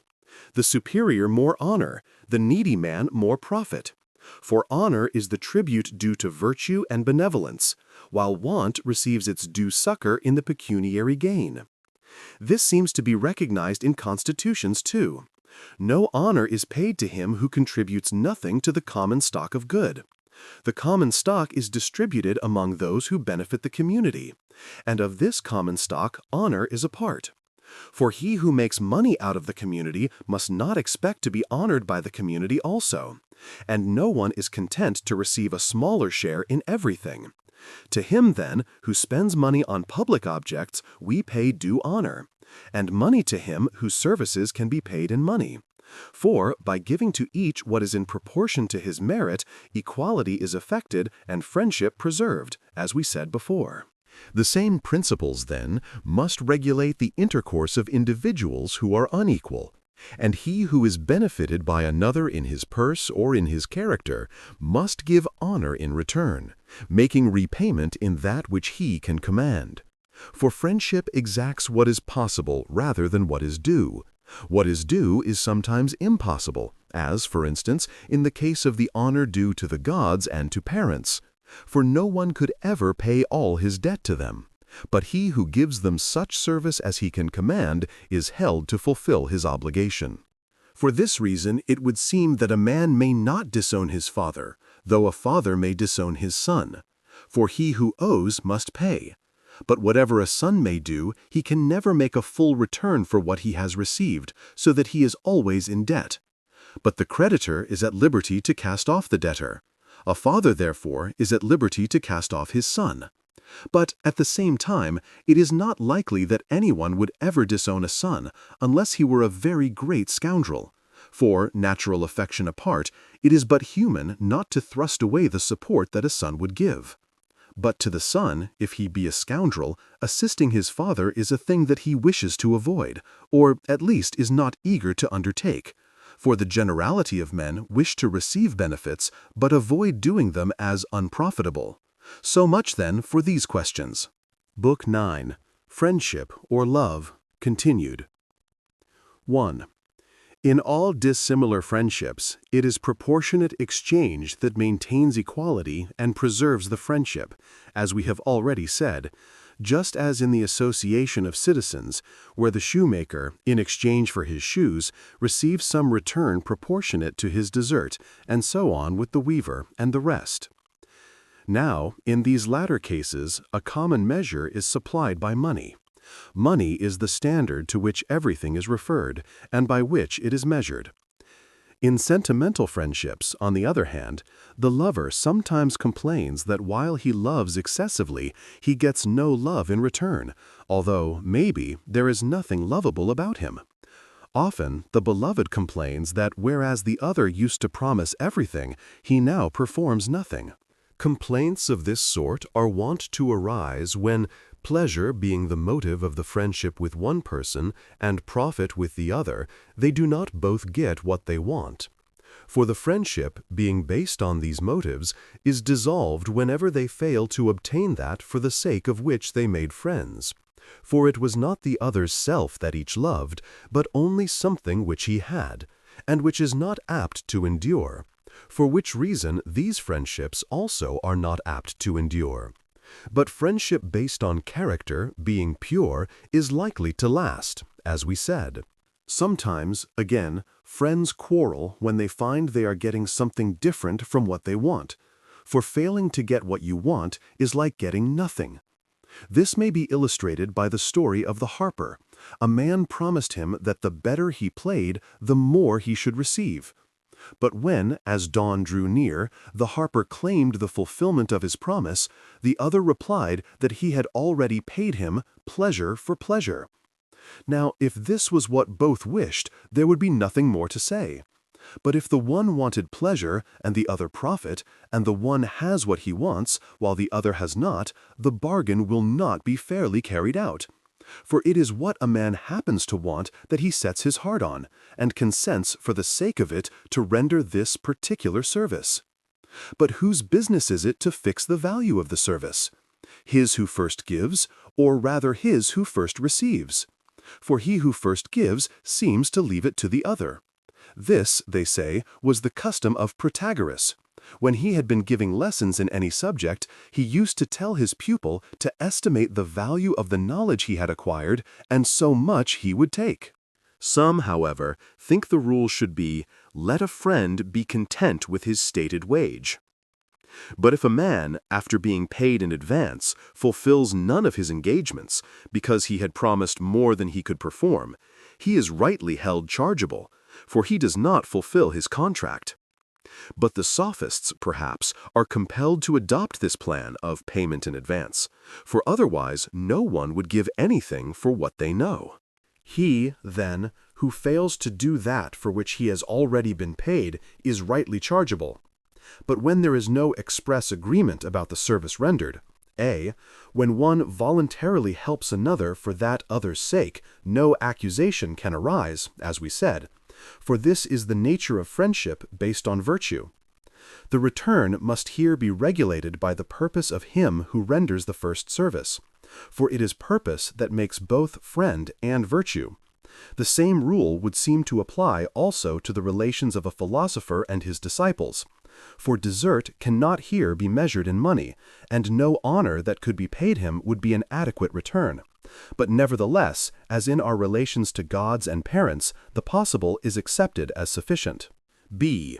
If, however, the first gift has been made, not in this spirit, but on the understanding that there shall be some return, the return should, if possible, be such as both deem proportionate to desert. But if this cannot be, it would seem to be not only necessary, but just, that the recipient of the first benefit should assess it. For whatever be the amount of the advantage he has received, or whatever he would have been willing to give for the pleasure, the other, in receiving the same amount, will receive as much as is due from him. For even in sales this is plainly what takes place. And in some states there is no recovery by law in voluntary contracts, as it is held that when you have given a man credit, you must conclude your bargain with him in the same spirit in which you began it. It is held to be fairer that the service should be valued by him who is trusted than by him who trusts. For most things are differently valued by those who have them and by those who wish to get them. What belongs to us and what we give away always seems very precious to us. Nevertheless, the return to be made must be measured by the value which is set upon the service by the receiver. But perhaps he ought to put it not at what it seems to be worth when he has got it, but at the value he set upon it before he had it. 2. There are some further questions that here suggest themselves, such as whether the father's claims to service ought to be unlimited, and the son should obey him in everything, or whether in sickness he should obey the physician, and in the election of a general should choose him who is skilled in war. And, similarly, whether one ought to help one's friend rather than a good man, and repay a benefactor rather than make a present to a comrade, if one cannot do both. We may perhaps say that to lay down precise rules for all such cases is scarcely possible, for the different cases differ in all sorts of ways, according to the importance or unimportance, the nobility or necessity of the act. But it is tolerably evident that no single person's claims can override all others, and that, as a general rule, we ought to repay benefits received before we do a favor to a comrade, just as, if we had borrowed money, we ought to pay our creditors before we make presents to our comrades. But it may be that even this rule will not hold good in all cases. For instance, if a man has been ransomed from a band of brigands, ought he in turn to ransom his ransomer, whoever he may be, or repay him when he demands it, even though he be not captured, in preference to ransoming his father? For it would seem that a man ought to ransom his father even before himself. As we said then, generally speaking, we should repay what we owe. But if giving be more noble or meet a more pressing need, it is right to incline in this direction. For sometimes it is not even fair to repay the original service, e.g., when one man has helped another, knowing him to be a good man, while the latter, in repaying him, would be helping one whom he believes to be a bad man. And so a man is sometimes not bound to lend in turn to one who has lent him money. A may have lent to B in full expectation of being repaid, as B is an honorable man, but B may have no hope of being repaid by A, who is a rascal. If this be the real state of the case, the demand for a loan in return is not fair.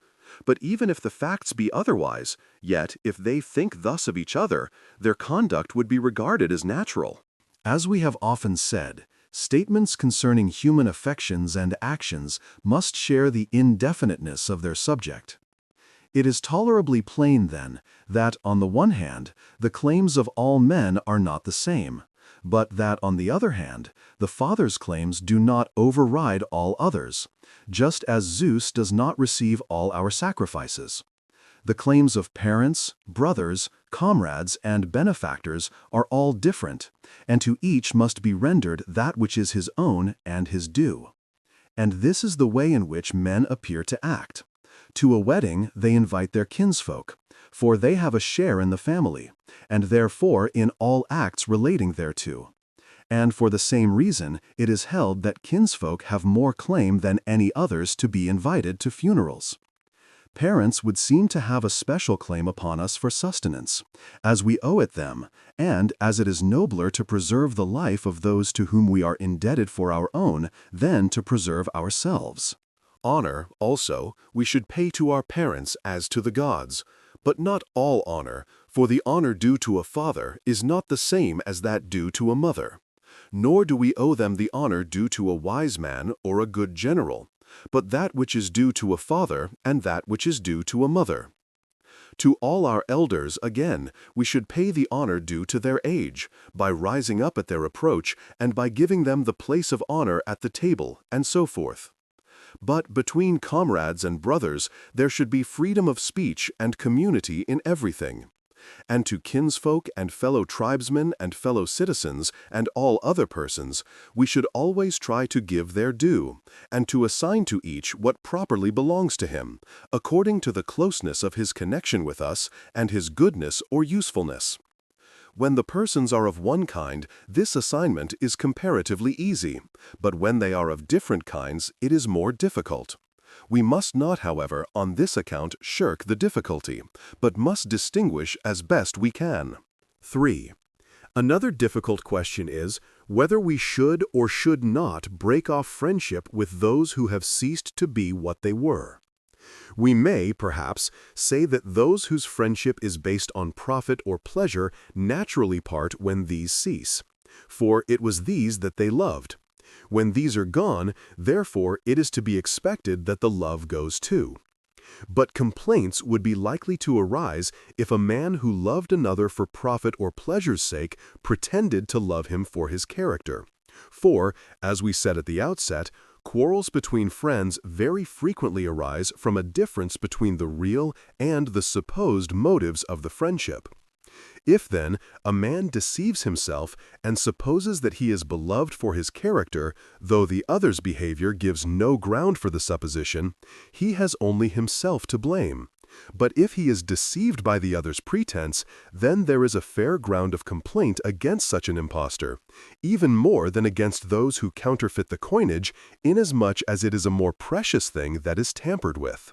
But if a man admit another to his friendship as a good man, and he becomes and shows himself to be a bad man, is he still to be loved? Perhaps we may answer that it is impossible, as it is not everything that is lovable, but only the good. A bad man, then, is not lovable, and ought not to be loved.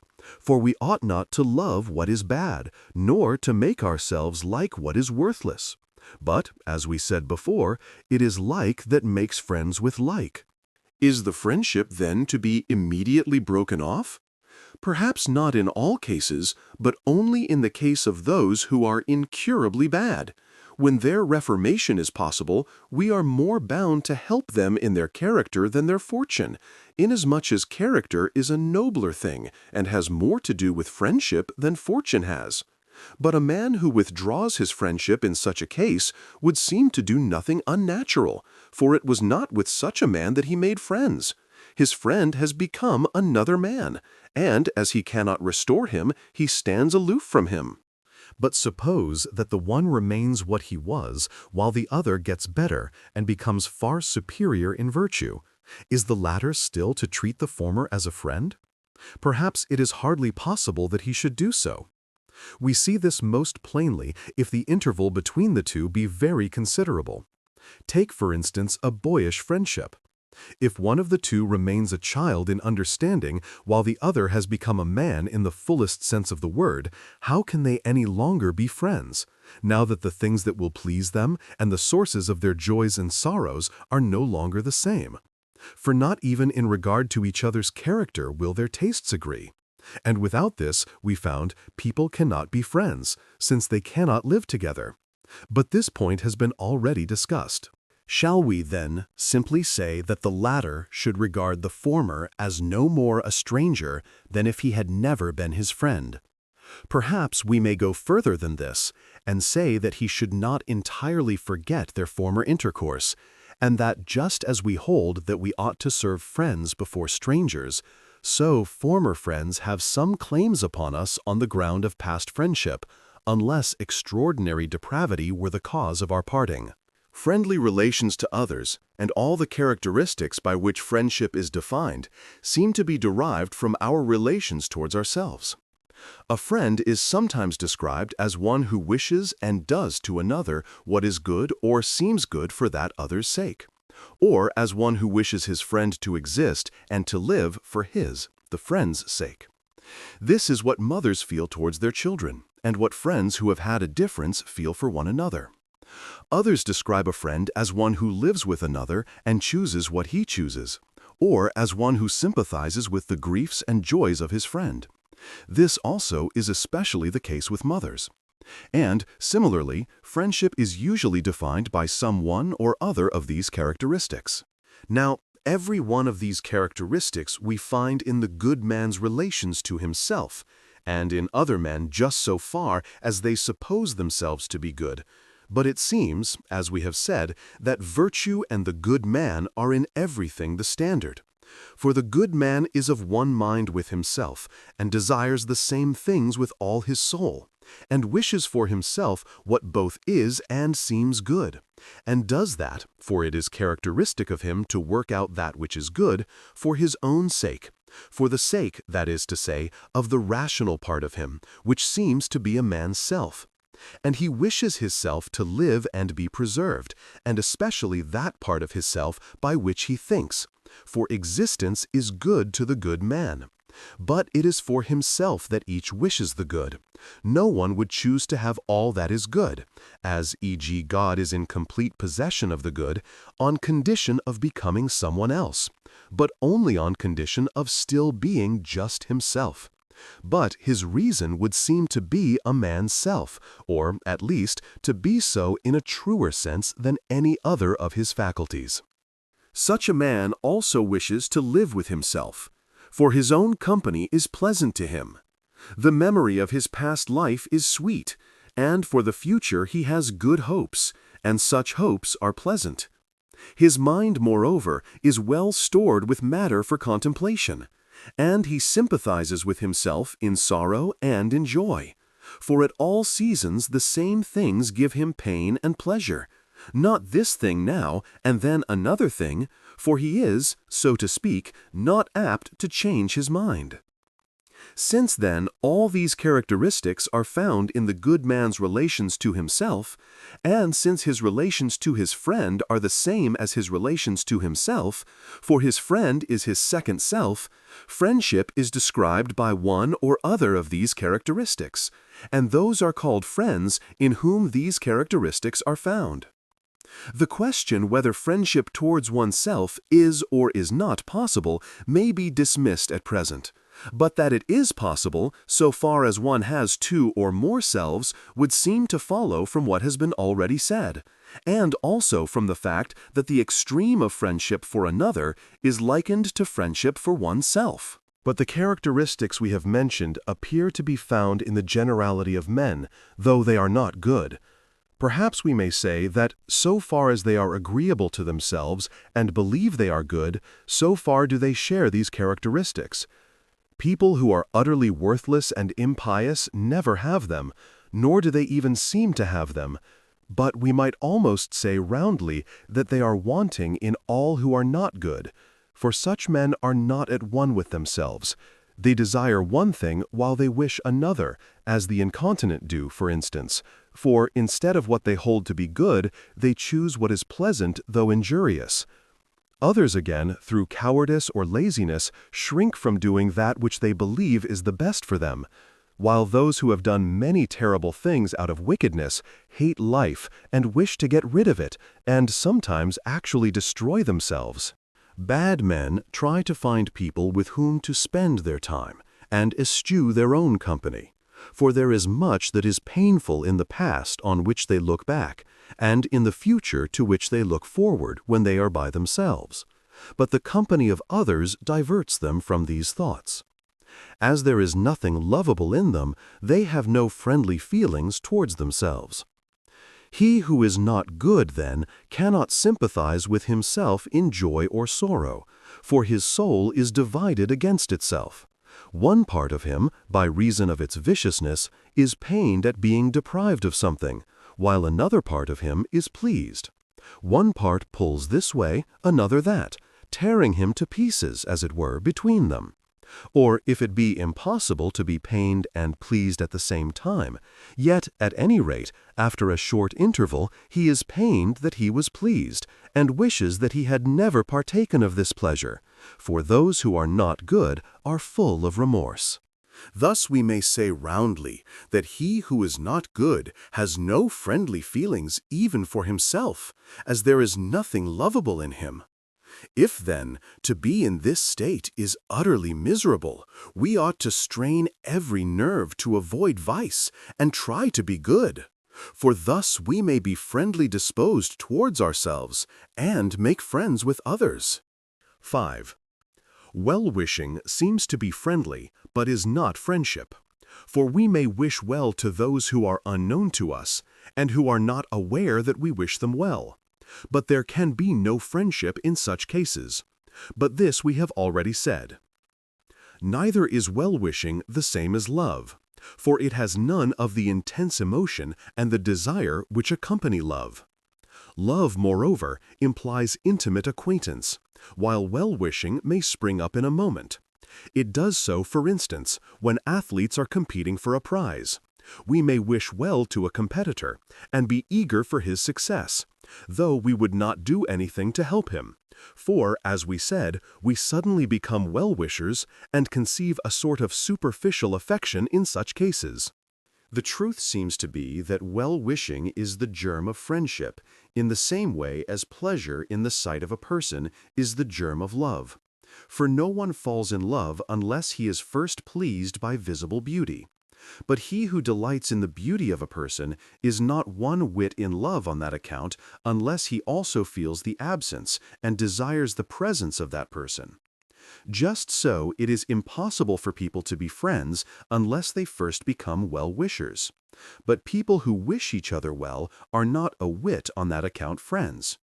For they merely wish good to those whose well-wishers they are, but would never help them in any enterprise or put themselves out for them. One might say, then, extending the meaning of the term, that well-wishing is an undeveloped friendship, which with time and intimate acquaintance may become friendship proper. Not that friendship whose motive is profit, nor that whose motive is pleasure, for well-wishing is no element in them. He who has received a benefit does indeed give his good wishes in return to his benefactor, and it is but just that he should. But he who wishes that another may prosper, in the hope of good things to be got by his means, does not seem really to wish well to the other, but rather to himself, just as he is not really a friend if he serves him with an eye to profit. But, generally speaking, well-wishing is grounded upon some kind of excellence or goodness, and arises when a person seems to us beautiful or brave, or endowed with some other good quality, as we said in the case of the athletes. 6. Unanimity, or unity of sentiment, also seems to be an element in friendship, and this shows that it is not mere agreement in opinion, for that is possible even between people who know nothing of each other. Nor do we apply the term to those who agree in judgment upon any kind of subject, e.g., upon astronomy, for being of one mind in these matters has nothing to do with friendship. But we say that unanimity prevails in a state when the citizens agree in their judgments about what is for the common interest, and choose the same course, and carry out the decision of the community. It is with regard to practical matters, therefore, that people are said to be of one mind, especially with regard to matters of importance and things that may be given to both persons, or to all the persons concerned. For instance, a state is said to be of one mind when all the citizens are agreed that the magistracies shall be elective, or that an alliance be made with Sparta, or that Pittacus be governor, Pittacus himself being willing to accept the office.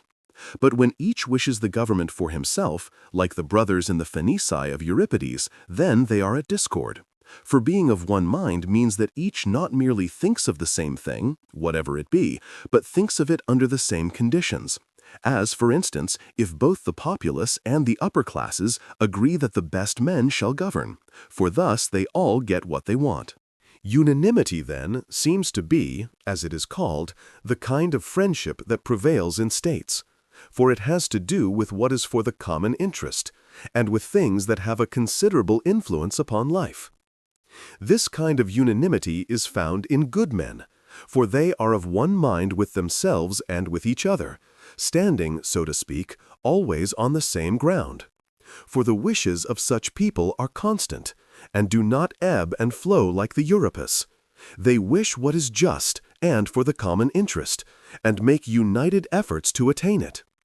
But people who are not good cannot be of one mind, just as they cannot be friends except for a little space or to a slight extent, as they strive for more than their share of profit, but take less than their share of labors and public services. But every man, while wishing to do this himself, keeps a sharp eye upon his neighbor, and prevents him from doing it. For if they are not thus on their guard, the community is ruined. The result is that they are at discord, striving to compel one another to do what is just, but not willing to do it themselves. 7. Benefactors seem to love those whom they have benefited more than those who have received benefits love those who have conferred them. And as this appears irrational, people seek for the cause of this phenomenon. Most people think the reason is that the one is in the position of a debtor, the other in the position of a creditor, and that, therefore, just as in the case of a loan, the debtor wishes his creditor were out of the way, while the lender, on the other hand, is anxious that his debtor may be preserved. So here, the benefactor desires the existence of him whom he has benefited in hopes of receiving favors in return, while the other is not at all anxious to repay. Epicharmus, indeed, might perhaps say that this is only the view of those who have bad places at the play. But it seems to be true to life, for the generality of men have short memories and are more eager to receive benefits than to confer them. But it would seem that the real cause is something that lies deeper in the nature of things, and that the case of creditors does not even resemble this, for creditors have no real affection for their debtors, but only a wish that they may be preserved in order that they may repay. But those who have conferred benefits have a real love and affection for those whom they have benefited, even though they are not and are never likely to be of any service. The same phenomenon may be observed in craftsmen, for every craftsman loves the work of his own hands more than it would love him if it came to life. But perhaps poets carry it furthest, for they love their own poems to excess and are as fond of them as if they were their children. Now, the case of the benefactors seems to resemble theirs. Those whom they have benefited, they have made, so to speak. That which they have made, then, they love more than the work loves its maker. And the reason of this is that we all desire existence and love it, but it is in the exercise of our faculties or in the realization of ourselves that our existence lies, for it lies in living and doing. But that which a man makes is, in a way, a realization of his self. Therefore he loves it because he loves existence. But this is in accordance with the nature of things, for it is a law of nature that what a thing is as yet potentially is exhibited in realization by that which it makes or does. Moreover, the manifestation of his action is beautiful to the benefactor, so that he delights in the person that makes it manifest. But to him who has received the benefit, there is nothing beautiful in the benefactor, but at the most something useful, and such an object is less pleasing and less lovable. Again, we take pleasure in realizing ourselves in the present, in hopes for the future, and in memories of the past. But that in which we are realizing ourselves is the most pleasant, and likewise the most lovable. Now, for the benefactor, what he has done endures, for that which is beautiful is lasting. While for him who has received the benefit, the advantage soon passes away. Again, the memory of beautiful deeds is pleasant, of profitable actions not at all pleasant, or not so pleasant. But with expectation, the reverse seems to be the case. Again, loving seems like doing something, being loved like having something done to you. But those who have the better part in the transaction naturally feel and show more love. Again, we all have more affection for what we have achieved with toil, as those who have made money love it more than those who have inherited it. But receiving a benefit seems to involve no labor, while conferring one seems to be troublesome. And for this reason, mothers have more affection for their children than fathers, for they have more trouble in giving them birth, and fuller assurance that they are their own. But this would seem to be a characteristic of benefactors also. Another question which is raised is whether we ought most to love ourselves or others. We blame, it is said, those who love themselves most, and apply the term self-loving to them as a term of reproach. And, again, he who is not good is thought to have regard to himself in everything that he does, and the more so, the worse he is. And so we accuse him of doing nothing disinterestedly. The good man, on the other hand, it is thought, takes what is noble as his motive, and the better he is, the more is he guided by this motive and by regard for his friend, neglecting his own interest. But this theory disagrees with facts, nor is it surprising that it should. For it is allowed that we ought to love him most who is most truly a friend, and that he is most truly a friend who, in wishing well to another, wishes well to him for his, the other's, sake, and even though no one should ever know. But all these characteristics, and all the others which go to make up the definition of a friend, are found in the highest degree in a man's relations to himself. For we have already seen how it is from our relations to ourselves that all our friendly relations to others are derived. Moreover, all the proverbs point to the same conclusion, such as, friends have one soul, friends have all things in common, equality makes friendship, the knee is nearer than the shin. All these characteristics are found in the highest degree in a man's relations to himself, for he is his own best friend, and so he must love himself better than anyone else. People not unnaturally are puzzled to know which of these two statements to adopt, since both appeal to them. Perhaps the best method of dealing with conflicting statements of this kind is first to make out the difference between them, and then to determine how far and in what sense each is right. So here, if we first ascertain what self-loving means in each statement, the difficulty will perhaps be cleared up. Those who use self-loving as a term of reproach apply the name to those who take more than their due of money and honor and bodily pleasures, for the generality of men desire these things and set their hearts upon them as the best things in the world, so that they are keenly competed for. Those, then, who grasp at more than their share of these things indulge their animal appetites and their passions generally, in a word, the irrational part of their nature. But this is the character of the generality of men, and hence the term self-loving has come to be used in this bad sense from the fact that the greater part of mankind are not good. It is with justice, then, that we reproach those who are self-loving in this sense. That it really is to those who take more than their due of these things that the term is usually applied by the generality of men may easily be shown. For if what a man always set his heart upon were that he, rather than another, should do what is just or temperate, or in any other way virtuous, if, in a word, he were always claiming the noble course of conduct, no one would call him self-loving, and no one would reproach him. And yet, such a man would seem to be more truly self-loving. At least, he takes for himself that which is noblest and most truly good, and gratifies the ruling power in himself, and in all things obeys it. But just as the ruling part in a state or in any other system seems, more than any other part, to be the state or the system, so also the ruling part of a man seems to be most truly the man's self. He therefore who loves and gratifies this part of himself is most truly self-loving.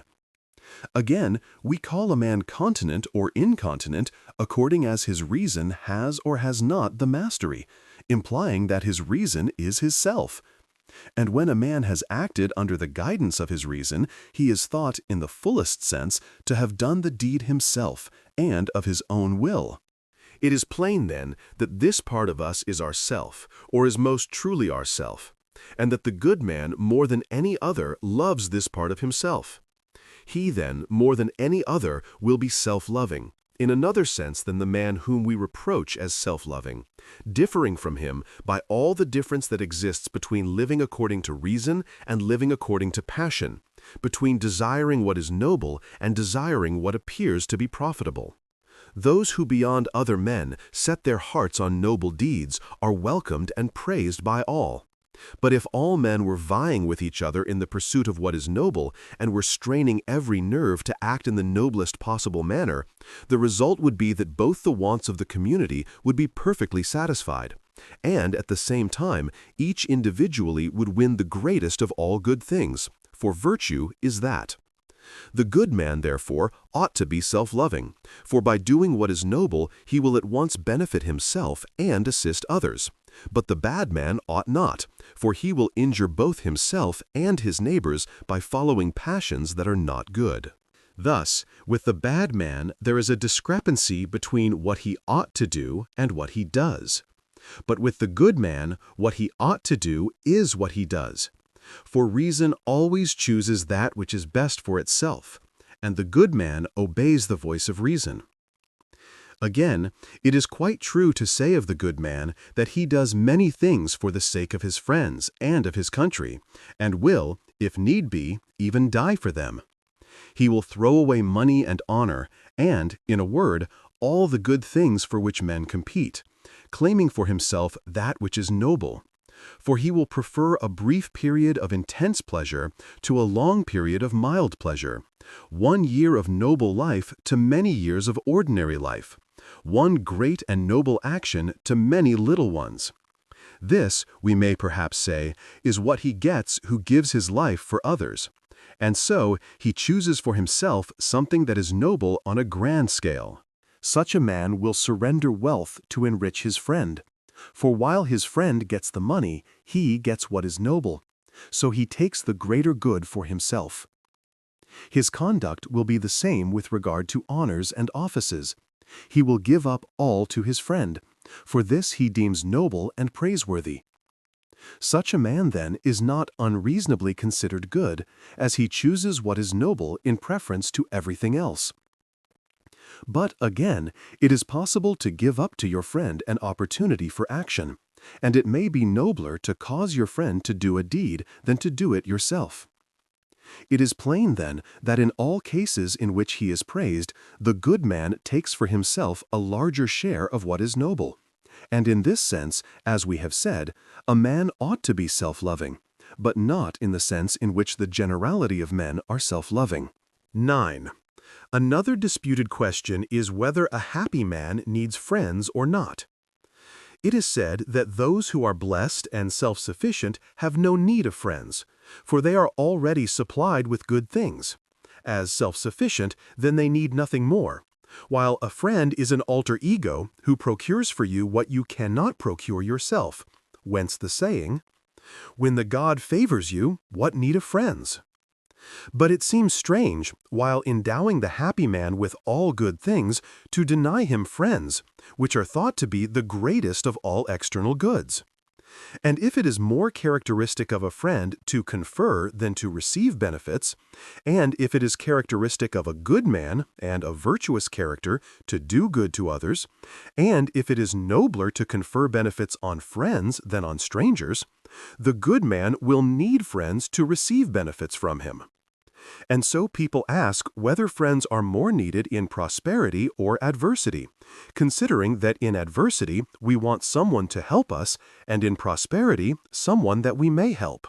Again, it is surely absurd to make the happy man a solitary being, for no one would choose to have all conceivable good things on condition of being alone.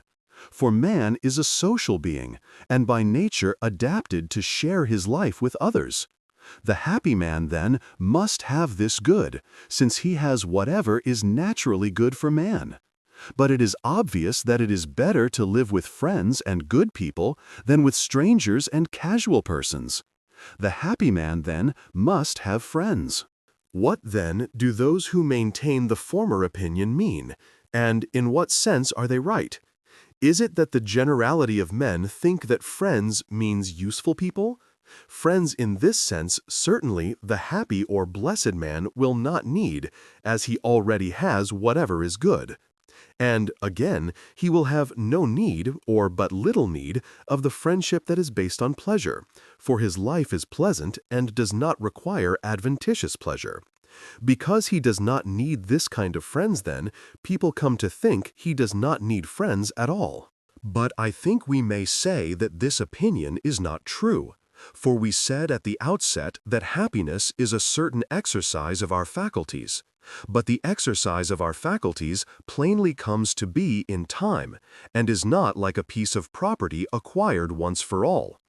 But if happiness consists in living and exercising our faculties, and if the exercise of the good man's faculties is good and pleasant in itself, as we said at the outset, and if the sense that a thing belongs to us is also a source of pleasure, but it is easier to contemplate others than ourselves and others' acts than our own, then the acts of the good men who are his friends are pleasant to the good man, for both the natural sources of pleasure are united in them.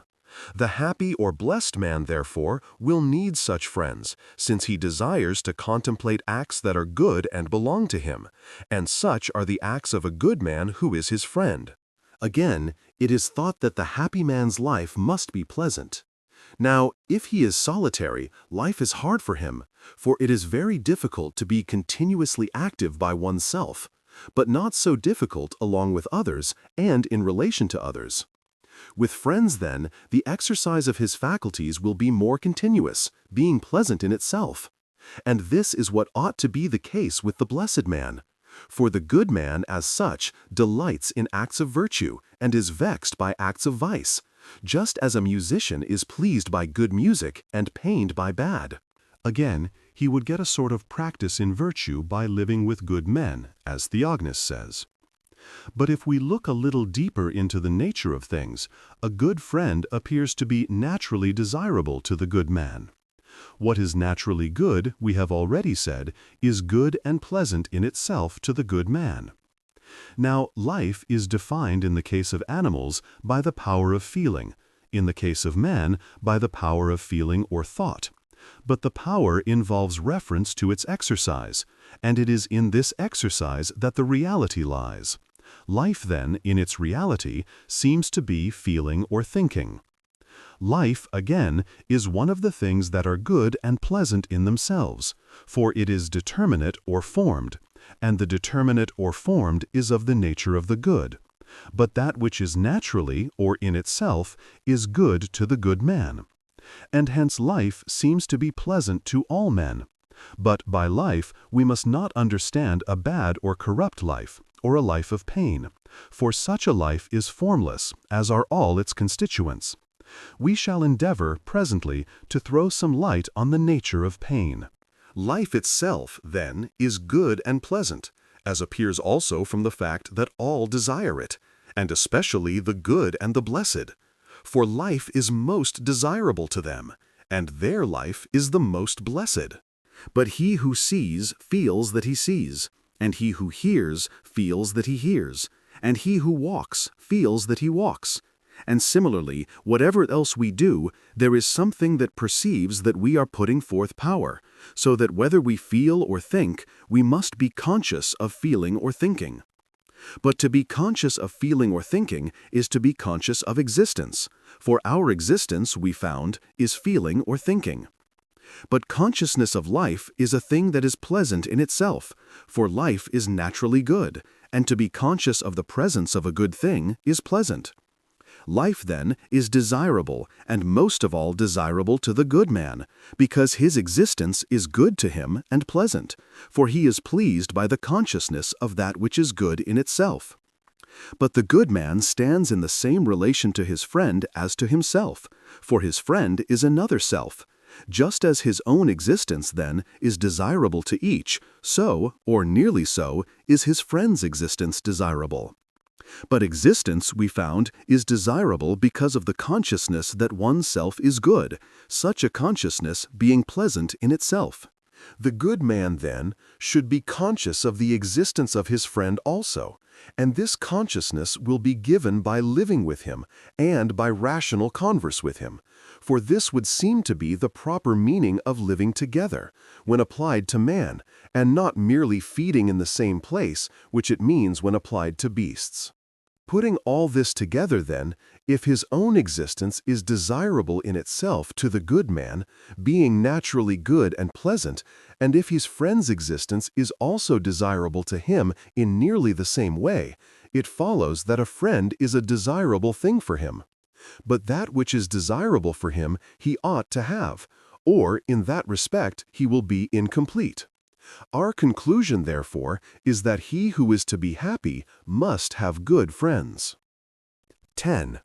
Are we to make as many friends as possible, or, as in the case of guest friendship, we approve of the saying, neither a host of guest friends nor yet none, shall we say that in the case of friendship also it is best neither to be friendless nor yet to have too many friends?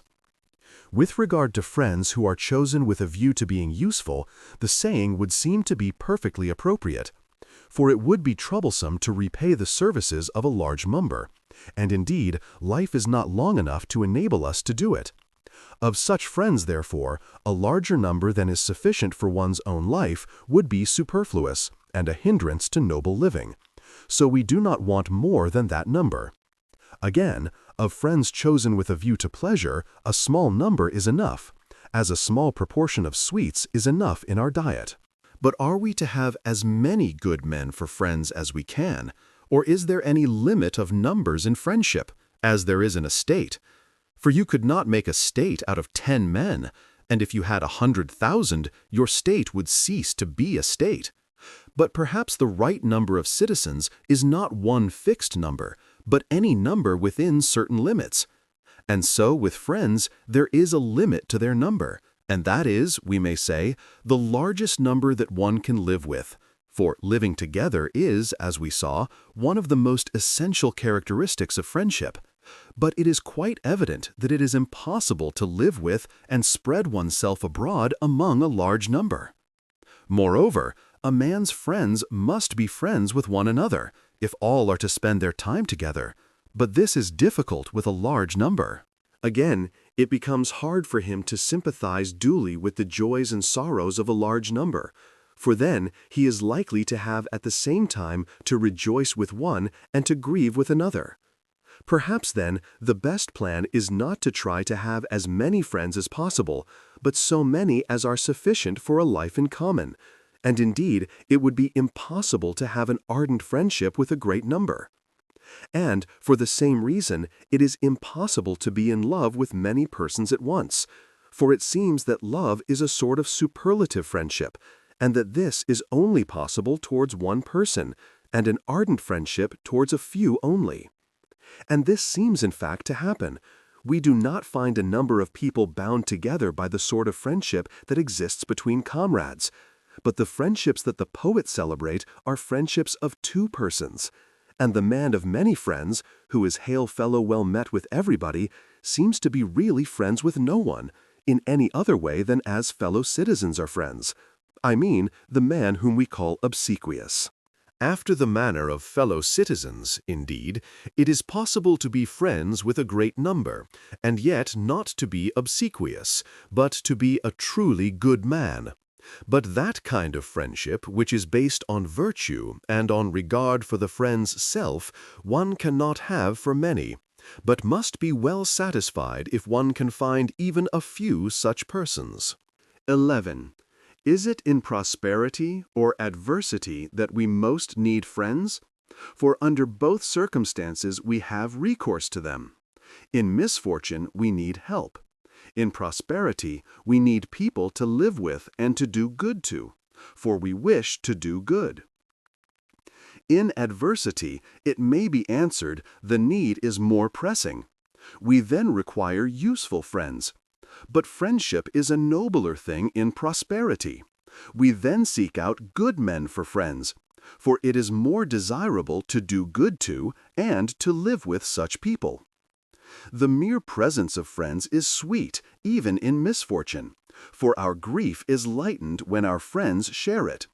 And so it might be asked whether they literally take a share of it as of a weight, or whether it is not so, but rather that their presence, which is sweet, and the consciousness of their sympathy make our grief less. But whether this or something else be the cause of the relief, we need not farther inquire. The fact is evidently as we said. But their presence seems to be complex in its effects. On the one hand, the mere sight of friends is pleasant, especially when we are in adversity, and contributes something to assuage our grief. For a friend can do much to comfort us both by sight and speech, if he has tact. He knows our character, and what pleases and what pains us. But, on the other hand, to see another grieving over our misfortunes is a painful thing, for everyone dislikes to be the cause of sorrow to his friends.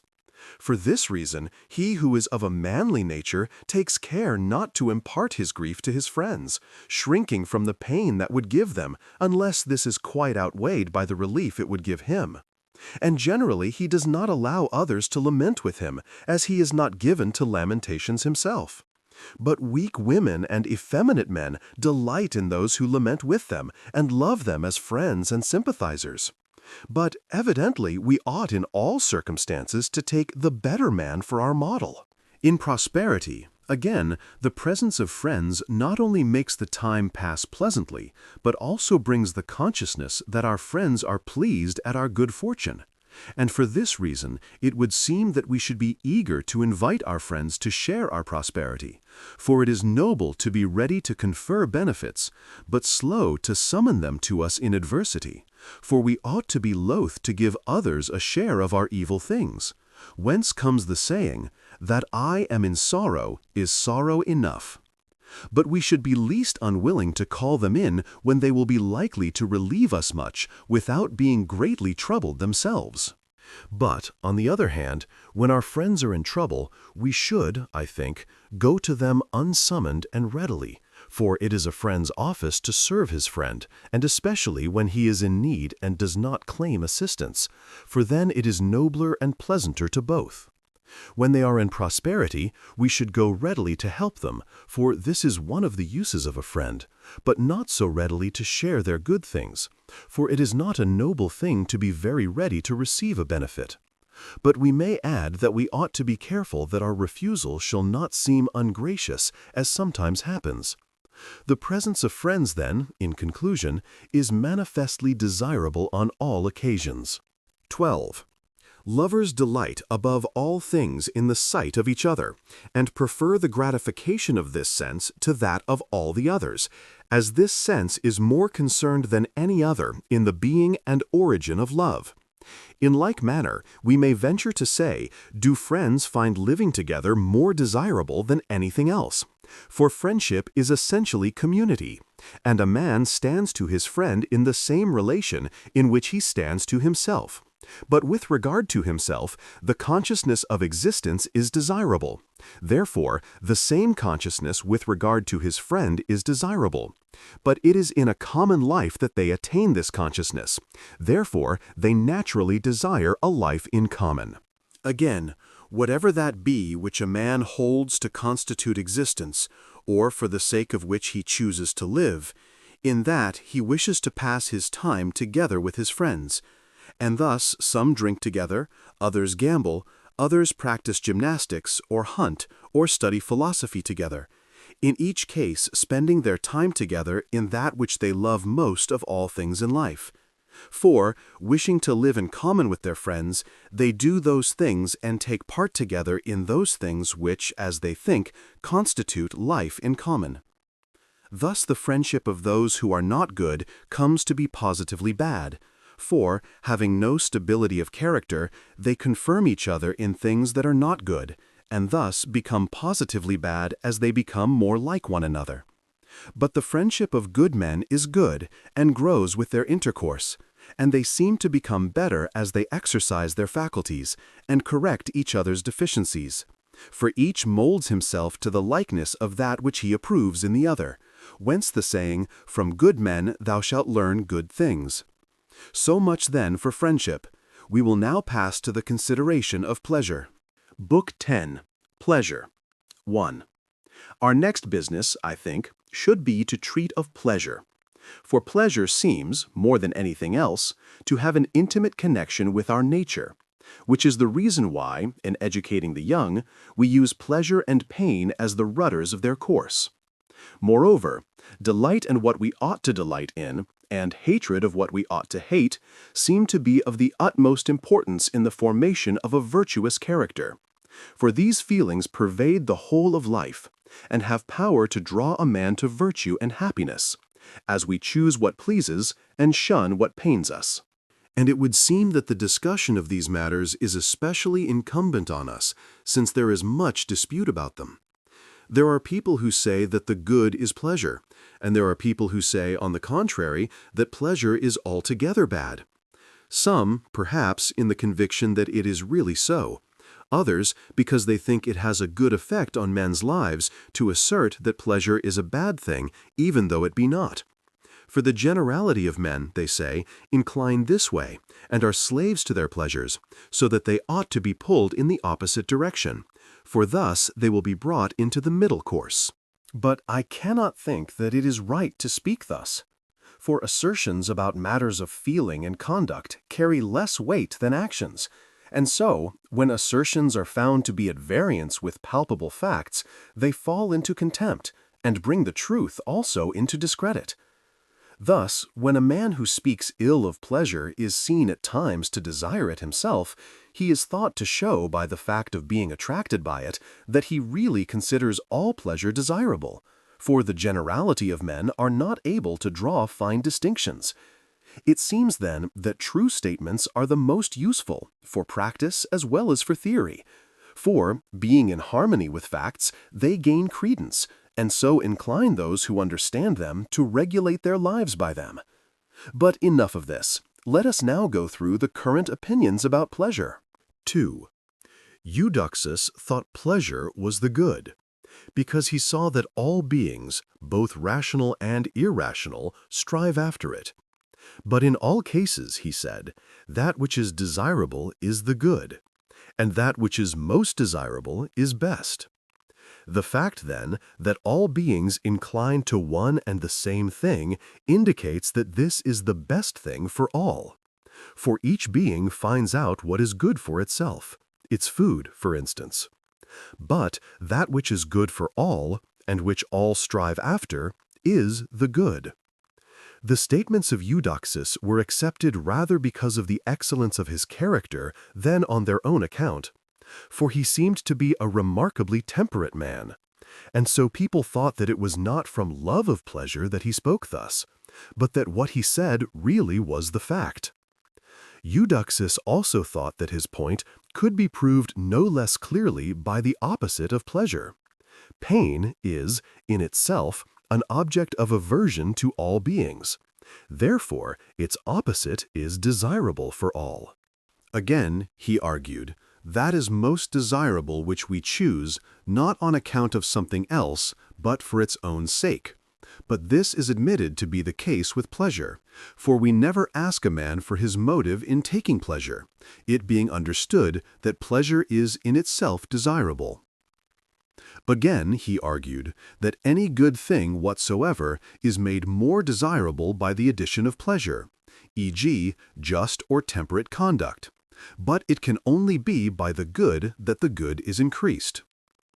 Now, this last argument seems indeed to show that pleasure is a good thing, but not that it is one whit better than any other good thing. For any good thing is more desirable with the addition of another good thing than by itself. Nay, Plato actually employs a similar argument to show that pleasure is not the good. The pleasant life, he says, is more desirable with wisdom than without. But if the combination of the two be better, pleasure itself cannot be the good, for no addition can make the good more desirable. And it is equally evident that if any other thing be made more desirable by the addition of one of the class of things that are good in themselves, that thing cannot be the good. What good is there then which is thus incapable of addition, and at the same time such that men can participate in it?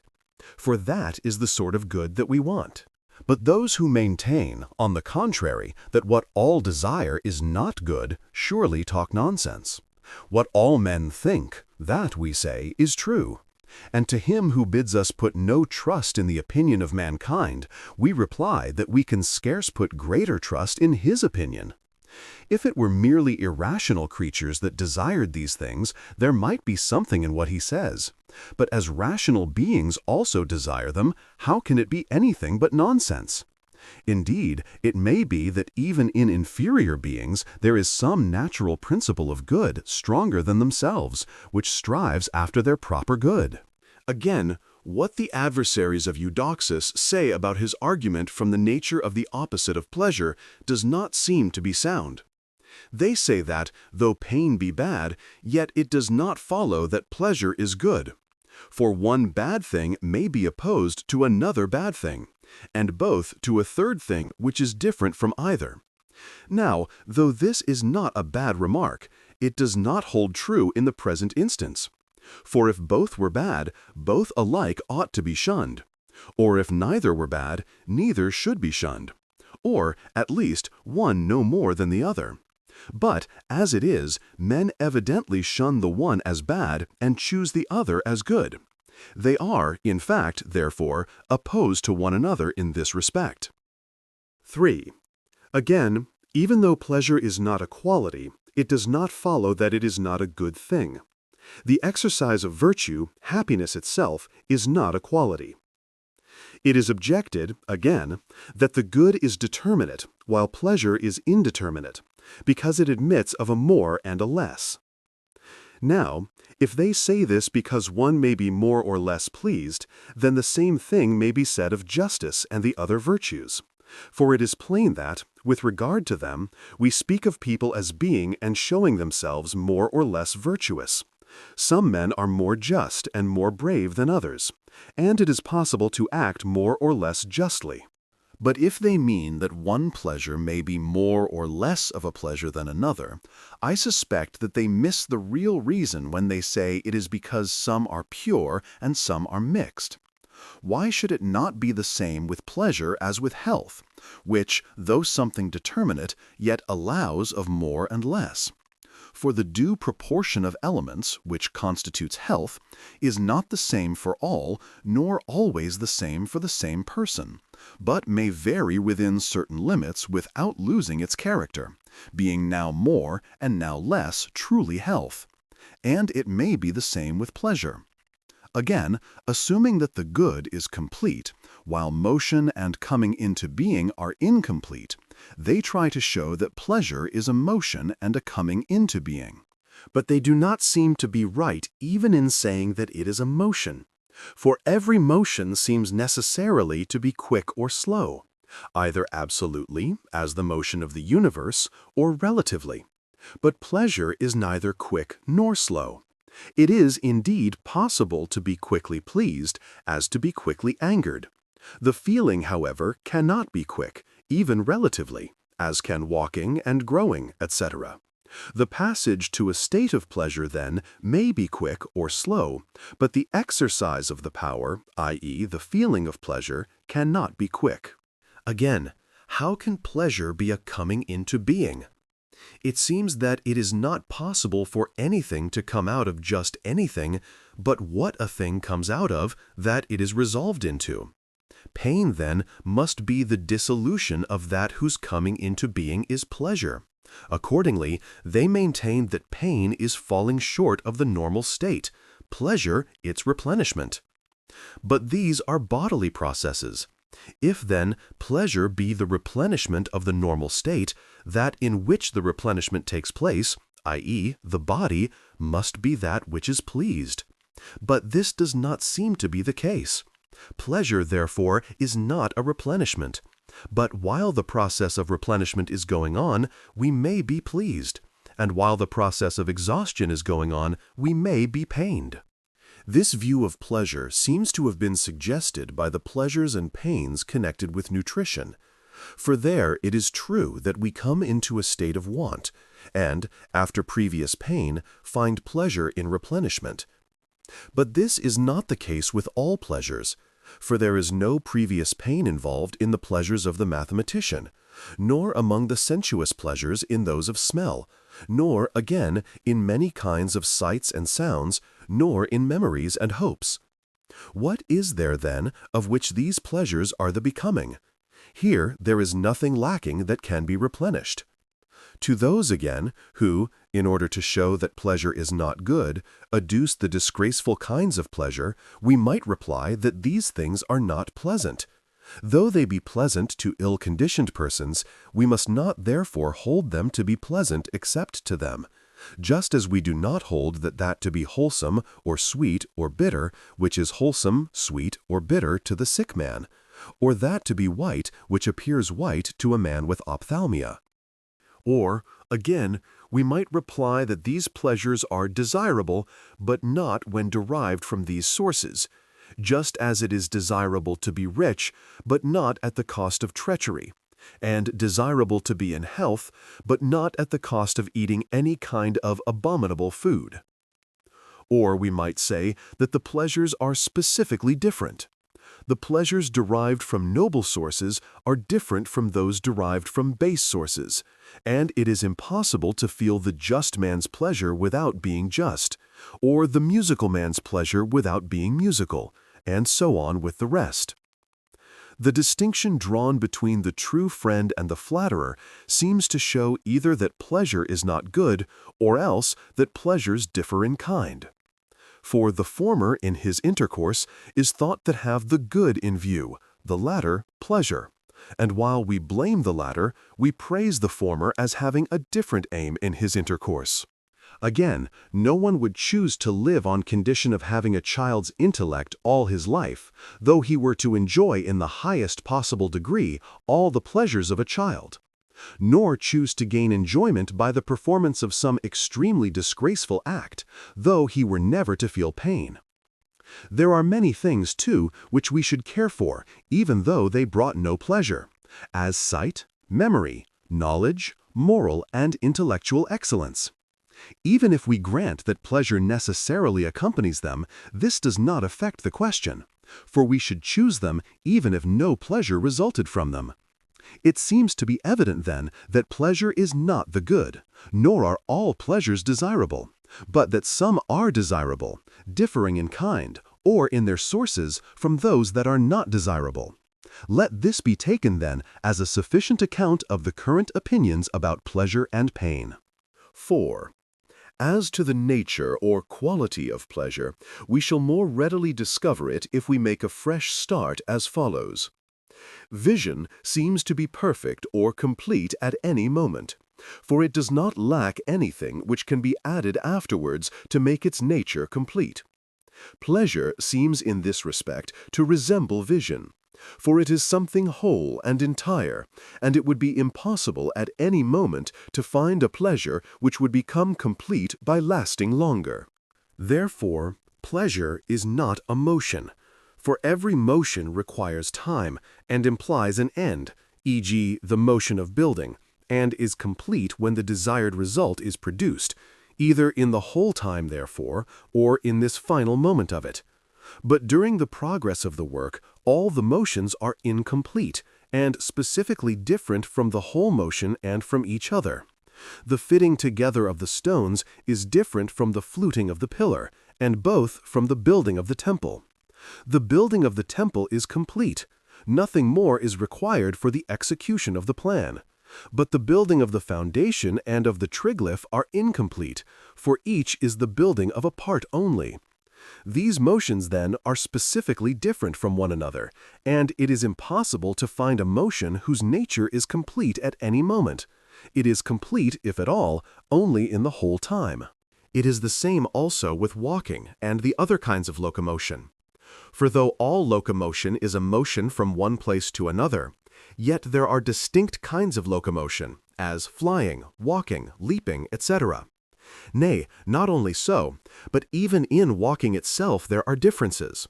For the whence and whither are not the same in the entire course, and in a portion of the course, or in this portion and in that. Nor is crossing this line the same as crossing that. For you do not cross a line simply, but a line that is in a given place, and this line is in a different place from that. I must refer to my other works for a detailed discussion of motion.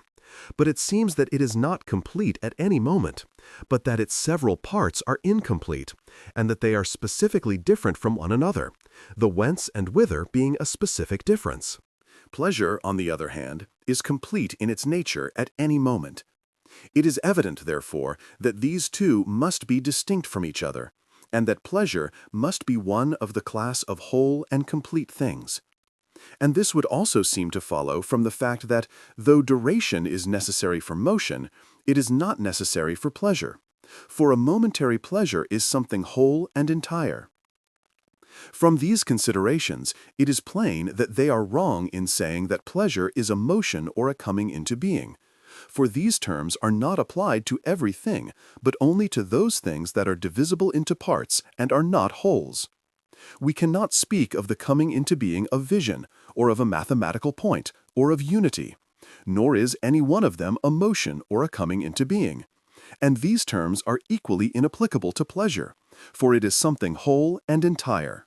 Every sense exercises itself upon its proper object, and exercises itself completely when it is in good condition and the object is the noblest of those that fall within its scope. For the complete exercise of a faculty seems to mean this, and we may assume that it makes no difference whether we speak of the sense or of the sensitive subject as exercising itself. Of each sense, then, we may say that the exercise is best when on the one side you have the finest condition and on the other the highest of the objects that fall within the scope of this faculty. But this exercise of the faculty will be not only the most complete, but also the pleasantest. For the exercise of every sense is attended with pleasure, and so is the exercise of reason and the speculative faculty. And it is pleasantest when it is most complete, and it is most complete when the faculty is well trained and the object is the best of those that fall under this faculty. And, further, the pleasure completes the exercise of the faculty. But the pleasure completes it in a different way from that in which the object and the faculty of sense complete it, when both are as they should be. Just as health causes healthy activities in a different way from that in which the physician causes them. That the exercise of every sense is accompanied by pleasure is evident. We speak of pleasant sights and pleasant sounds. It is evident also that the pleasure is greatest when both the faculty and that upon which it is exercised are as good as they can be. When this is the case, both with the object of sense and the sentient subject, there will always be pleasure, so long, that is, as you have the subject to act and the object to be acted upon. Now, the pleasure makes the exercise complete, not as the habit or trained faculty does, being already present in the subject, but as a sort of superadded completeness, like the grace of youth. So long, then, as both the object of thought or of sense and the perceptive or contemplative subject are as they ought to be, so long will there be pleasure in the exercise. For so long as the object to be acted upon and the subject that is able to act remain the same, and maintain the same relation to each other, the result must be the same. How is it, then, that we are incapable of continuous pleasure? Perhaps the reason is that we become exhausted, for no human faculty is capable of continuous exercise. Pleasure, then, also cannot be continuous, for it is an accompaniment of the exercise of faculty. And for the same reason, some things please us when new, but afterwards please us less. For at first the intellect is stimulated and exercises itself upon them strenuously, just as we strain our eyes to look hard at something. But after a time, the exertion ceases to be so intense and becomes relaxed, and so the pleasure also loses its keenness. The desire for pleasure we should expect to be shared by all men, seeing that all desire to live. For life is an exercise of faculties, and each man exercises the faculties he most loves upon the things he most loves. E.g., the musical man exercises his hearing upon melodies, and the studious man exercises his intellect upon matters of speculation, and so on with the rest. But pleasure completes the exercise of faculties, and therefore life which men desire. Naturally, therefore, men desire pleasure too, for each man finds in it the completion of his life, which is desirable. But whether we desire life for the sake of pleasure, or pleasure for the sake of life, is a question which we may dismiss for the present. For the two seem to be joined together, and not to admit of separation. Without exercise of faculties there is no pleasure, and every such exercise is completed by pleasure. 5. And from this it seems to follow that pleasures differ in kind, since specifically different things we believe to be completed by specifically different things. For this seems to be the case with the products both of nature and of art, as animals and trees, paintings, sculptures, houses, and furniture. Similarly, then, we believe that exercises of faculty which differ in kind are completed by things different in kind. But the exercises of the intellectual faculties are specifically different from the exercises of the senses, and the several kinds of each from one another. Therefore, the pleasures which complete them are also different. The same conclusion would seem to follow from the close connection that exists between each pleasure and the exercise of faculty which it completes. For the exercise is increased by its proper pleasure, e.g., people are more likely to understand any matter and to go to the bottom of it if the exercise is pleasant to them. Thus, those who delight in geometry become geometricians and understand all the propositions better than others. And similarly, those who are fond of music, or of architecture, or of anything else, make progress in that kind of work because they delight in it. The pleasures, then, help to increase the exercise, but that which helps to increase it must be closely connected with it. But when things are specifically different from one another, the things that are closely connected with them must also be specifically different. The same conclusion follows perhaps still more clearly from the fact that the exercise of one faculty is impeded by the pleasure proper to another, e.g., a lover of the flute is unable to attend to an argument if he hears a man playing, since he takes more delight in flute playing than in his present business. The pleasure of the flute player, therefore, hinders the exercise of the reason. The same result follows in other cases too, whenever a man is exercising his faculties on two things at a time. The pleasanter business thwarts the other, and, if the difference in pleasantness be great, thwarts it more and more, even to the extent of suppressing it altogether. Thus, when anything gives us intense delight, we cannot do anything else at all, and when we do a second thing, we do not very much care about the first. And so people who eat sweetmeats in the theater do this most of all when the actors are bad. Since its proper pleasure heightens the exercise of a faculty, making it both more prolonged and better, while pleasure from another source spoils it, it is evident that there is a great difference between these two pleasures. Indeed, pleasure from another source has almost the same effect as pain from the activity itself.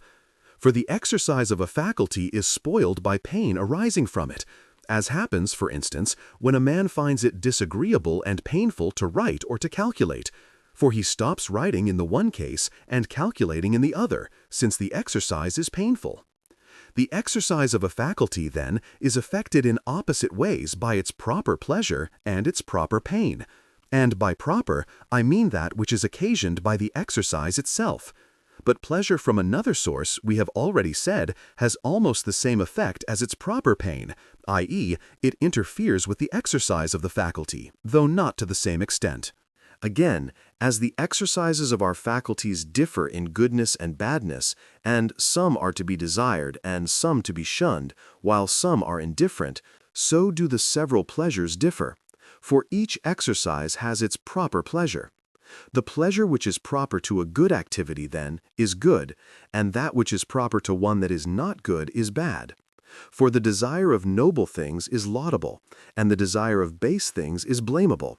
But the pleasures which accompany the exercises of our faculties belong to them even more than the desires do, since the latter are distinct both in time and in nature, while the former are almost coincident in time, and so hard to distinguish from them that it is a matter of debate whether the exercise be not identical with the pleasure. It seems, however, that the pleasure is not the same as the act of thinking or of feeling. That is impossible. But the fact that the two are inseparable makes some people fancy that they are identical. As then the exercises of the faculties vary, so do their respective pleasures. Sight is purer than touch, hearing and smell than taste. There is a corresponding difference, therefore, between their pleasures. And the pleasures of the intellect are purer than these pleasures of sense, and some of each kind are purer than others. Each kind of being, again, seems to have its proper pleasure, as it has its proper function, viz., the pleasure which accompanies the exercise of its faculties, or the realization of its nature. And a separate consideration of the several kinds of animals will confirm this. The pleasures of a horse, a dog, and a man are all different. As Heraclitus says, a donkey would prefer hay to gold, for there is more pleasure in fodder than in gold to a donkey. The pleasures of specifically different beings, then, are specifically different, and we might naturally suppose that there would be no specific difference between the pleasures of beings of the same species. And yet there is no small difference in the pleasures of men, at least. What pleases this man pains that. What is grievous and hateful to one is pleasant and lovable to another. This occurs in the case of sweet things, too. A man in a fever has a different notion of what is sweet from a man in health, and a feeble man's notion of what is hot is different from that of a robust man. And the like occurs in other matters also. But in all matters of this kind, we hold that things are what they appear to be to the perfect man. Now, if this opinion is correct, as we hold it to be, if, that is, in every case the test is virtue, or the good man as such, then what appears to him to be pleasure will be pleasure, and what he delights in will be pleasant. If what is disagreeable to him appears pleasant to another, we need not be astonished, for there are many ways in which men are corrupted and perverted. Such things, however, are not pleasant, but only pleasant to these men with their disposition. It is plain, then, that we must not allow the confessedly base pleasures to be pleasures at all, except to corrupt men. But of the pleasures that are considered good, which or what kind are to be called the proper pleasures of man? We cannot be in doubt if we know what are the proper exercises of his faculties, for the proper pleasures are their accompaniments. Whether, then, the exercise of faculties proper to the complete and happy man be one or many, the pleasures that complete that exercise will be called pleasures of man in the full meaning of the words, and the others in a secondary sense and with a fraction of that meaning, just as is the case with the exercises of the faculties. Conclusion 6. Now that we have discussed the several kinds of virtue and friendship and pleasure, it remains to give a summary account of happiness, since we assume that it is the end of all that man does. And it will shorten our statement if we first recapitulate what we have said above. We said that happiness is not a habit or trained faculty. If it were, it would be within the reach of a man who slept all his days and lived the life of a vegetable, or of a man who met with the greatest misfortunes. As we cannot accept this conclusion, we must place happiness in some exercise of faculty, as we said before. But as the exercises of faculty are sometimes necessary, i.e., desirable for the sake of something else, sometimes desirable in themselves, it is evident that happiness must be placed among those that are desirable in themselves, and not among those that are desirable for the sake of something else. For happiness lacks nothing, it is sufficient in itself. Now, the exercise of faculty is desirable in itself when nothing is expected from it beyond itself. Of this nature are held to be 1. The manifestations of excellence. For to do what is noble and excellent must be counted desirable for itself. And 2. Those amusements which please us, for they are not chosen for the sake of anything else. Indeed, men are more apt to be injured than to be benefited by them through neglect of their health and fortunes. Now, most of those whom men call happy have recourse to pastimes of this sort. And on this account, those who show a ready wit in such pastimes find favor with tyrants, for they make themselves pleasant in that which the tyrant wants, and what he wants is pastime. These amusements, then, are generally thought to be elements of happiness, because princes employ their leisure in them. But such persons, we may venture to say, are no criterion. For princely rank does not imply the possession of virtue or of reason, which are the sources of all excellent exercise of faculty. And if these men, never having tasted pure and refined pleasure, have recourse to the pleasures of the body, we should not on that account think these more desirable. For children also fancy that the things which they value are better than anything else. It is only natural, then, that as children differ from men in their estimate of what is valuable, so bad men should differ from good. As we have often said, therefore, that is truly valuable and pleasant, which is so to the perfect man. Now, the exercise of those trained faculties which are proper to him is what each man finds most desirable. What the perfect man finds most desirable, therefore, is the exercise of virtue. Happiness, therefore, does not consist in amusement, and indeed it is absurd to suppose that the end is amusement, and that we toil and moil all our life long for the sake of amusing ourselves. We may say that we choose everything for the sake of something else, excepting only happiness, for it is the end. But to be serious and to labor for the sake of amusement seems silly and utterly childish, while to amuse ourselves in order that we may be serious, as Anacharsis says, seems to be right. For amusement is a sort of recreation, and we need recreation because we are unable to work continuously. Recreation, then, cannot be the end, for it is taken as a means to the exercise of our faculties. Again, the happy life is thought to be that which exhibits virtue, and such a life must be serious and cannot consist in amusement. Again, it is held that things of serious importance are better than laughable and amusing things, and that the better the organ or the man, the more important is the function. But we have already said that the function or exercise of that which is better is higher and more conducive to happiness. Again, the enjoyment of bodily pleasures is within the reach of anybody, of a slave no less than the best of men. But no one supposes that a slave can participate in happiness, seeing that he cannot participate in the proper life of man. For indeed, happiness does not consist in pastimes of this sort, but in the exercise of virtue, as we have already said.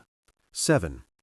But if happiness be the exercise of virtue, it is reasonable to suppose that it will be the exercise of the highest virtue, and that will be the virtue or excellence of the best part of us. Now, that part or faculty, call it reason or what you will, which seems naturally to rule and take the lead, and to apprehend things noble and divine, whether it be itself divine or only the divinest part of us, is the faculty the exercise of which in its proper excellence will be perfect happiness. That this consists in speculation or contemplation we have already said. This conclusion would seem to agree both with what we have said above and with known truths. This exercise of faculty must be the highest possible, For the reason is the highest of our faculties, and of all knowable things, those that reason deals with are the highest. Again, it is the most continuous, for speculation can be carried on more continuously than any kind of action whatsoever. We think, too, that pleasure ought to be one of the ingredients of happiness, but of all virtuous exercises, it is allowed that the pleasantest is the exercise of wisdom. At least philosophy is thought to have pleasures that are admirable in purity and steadfastness, and it is reasonable to suppose that the time passes more pleasantly with those who possess than with those who are seeking knowledge. Again, what is called self-sufficiency will be most of all found in the speculative life. The necessaries of life, indeed, are needed by the wise man as well as by the just man and the rest. But when these have been provided in due quantity, the just man further needs persons towards whom and along with whom he may act justly, and so does the temperate and the courageous man and the rest, while the wise man is able to speculate even by himself, and the wiser he is, the more he is able to do this. He could speculate better, we may confess, if he had others to help him, but nevertheless he is more self-sufficient than anybody else. Again, it would seem that this life alone is desired solely for its own sake, for it yields no result beyond the contemplation, but from the practical activities we get something more or less besides action. Again, happiness is thought to imply leisure, for we toil in order that we may have leisure, as we make war in order that we may enjoy peace. Now, the practical virtues are exercised either in politics or in war, but these do not seem to be leisurely occupations. War, indeed, seems to be quite the reverse of leisurely, for no one chooses to fight for fighting's sake or arranges a war for that purpose. He would be deemed a bloodthirsty villain who should set friends at enmity in order that battles and slaughter might ensue. But the politician's life also is not a leisurely occupation, and, beside the practice of politics itself, it brings power and honors, or at least happiness, to himself and his fellow citizens, which is something different from politics. For we, who are asking what happiness is, also ask what politics is, evidently implying that it is something different from happiness. If, then, the life of the statesman and the soldier, though they surpass all other virtuous exercises in nobility and grandeur, are not leisurely occupations, and aim at some ulterior end, and are not desired merely for themselves, but the exercise of the reason seems to be superior in seriousness, since it contemplates truth, and to aim at no end beside itself, and to have its proper pleasure, which also helps to increase the exercise, and further to be self-sufficient and leisurely and inexhaustible, as far as anything human can be, and to have all the other characteristics that are ascribed to happiness. It follows that the exercise of reason will be the complete happiness of man, i.e., when a complete term of days is added, for nothing incomplete can be admitted into our idea of happiness. But a life which realized this idea would be something more than human, for it would not be the expression of man's nature, but of some divine element in that nature, the exercise of which is as far superior to the exercise of the other kind of virtue, i.e., practical or moral virtue, as this divine element is superior to our compound human nature. If then reason be divine as compared with man, the life which consists in the exercise of reason will also be divine in comparison with human life.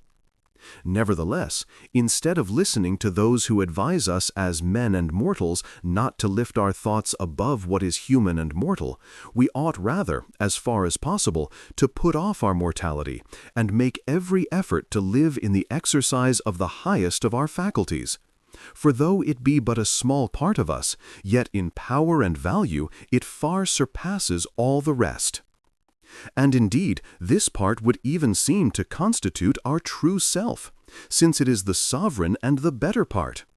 It would be strange, then, if a man were to prefer the life of something else to the life of his true self. Again, we may apply here what we said above, for every being that is best and pleasantest which is naturally proper to it. Since then, it is the reason that in the truest sense is the man, the life that consists in the exercise of the reason is the best and pleasantest for man, and therefore the happiest. The life that consists in the exercise of the other kind of virtue is happy in a secondary sense, for the manifestations of moral virtue are emphatically human, not divine.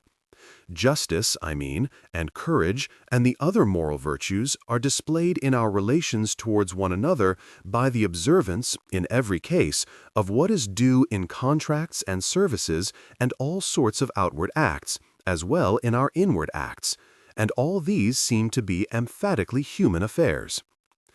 Again, moral virtue seems, in some points, to be actually a result of physical constitution, and in many points to be closely connected with the passions. Again, prudence is inseparably joined to moral virtue, and moral virtue to prudence, since the moral virtues determine the principles of prudence, while prudence determines what is right in morals. But the moral virtues, being bound up with the passions, must belong to our compound nature, and the virtues of the compound nature are emphatically human.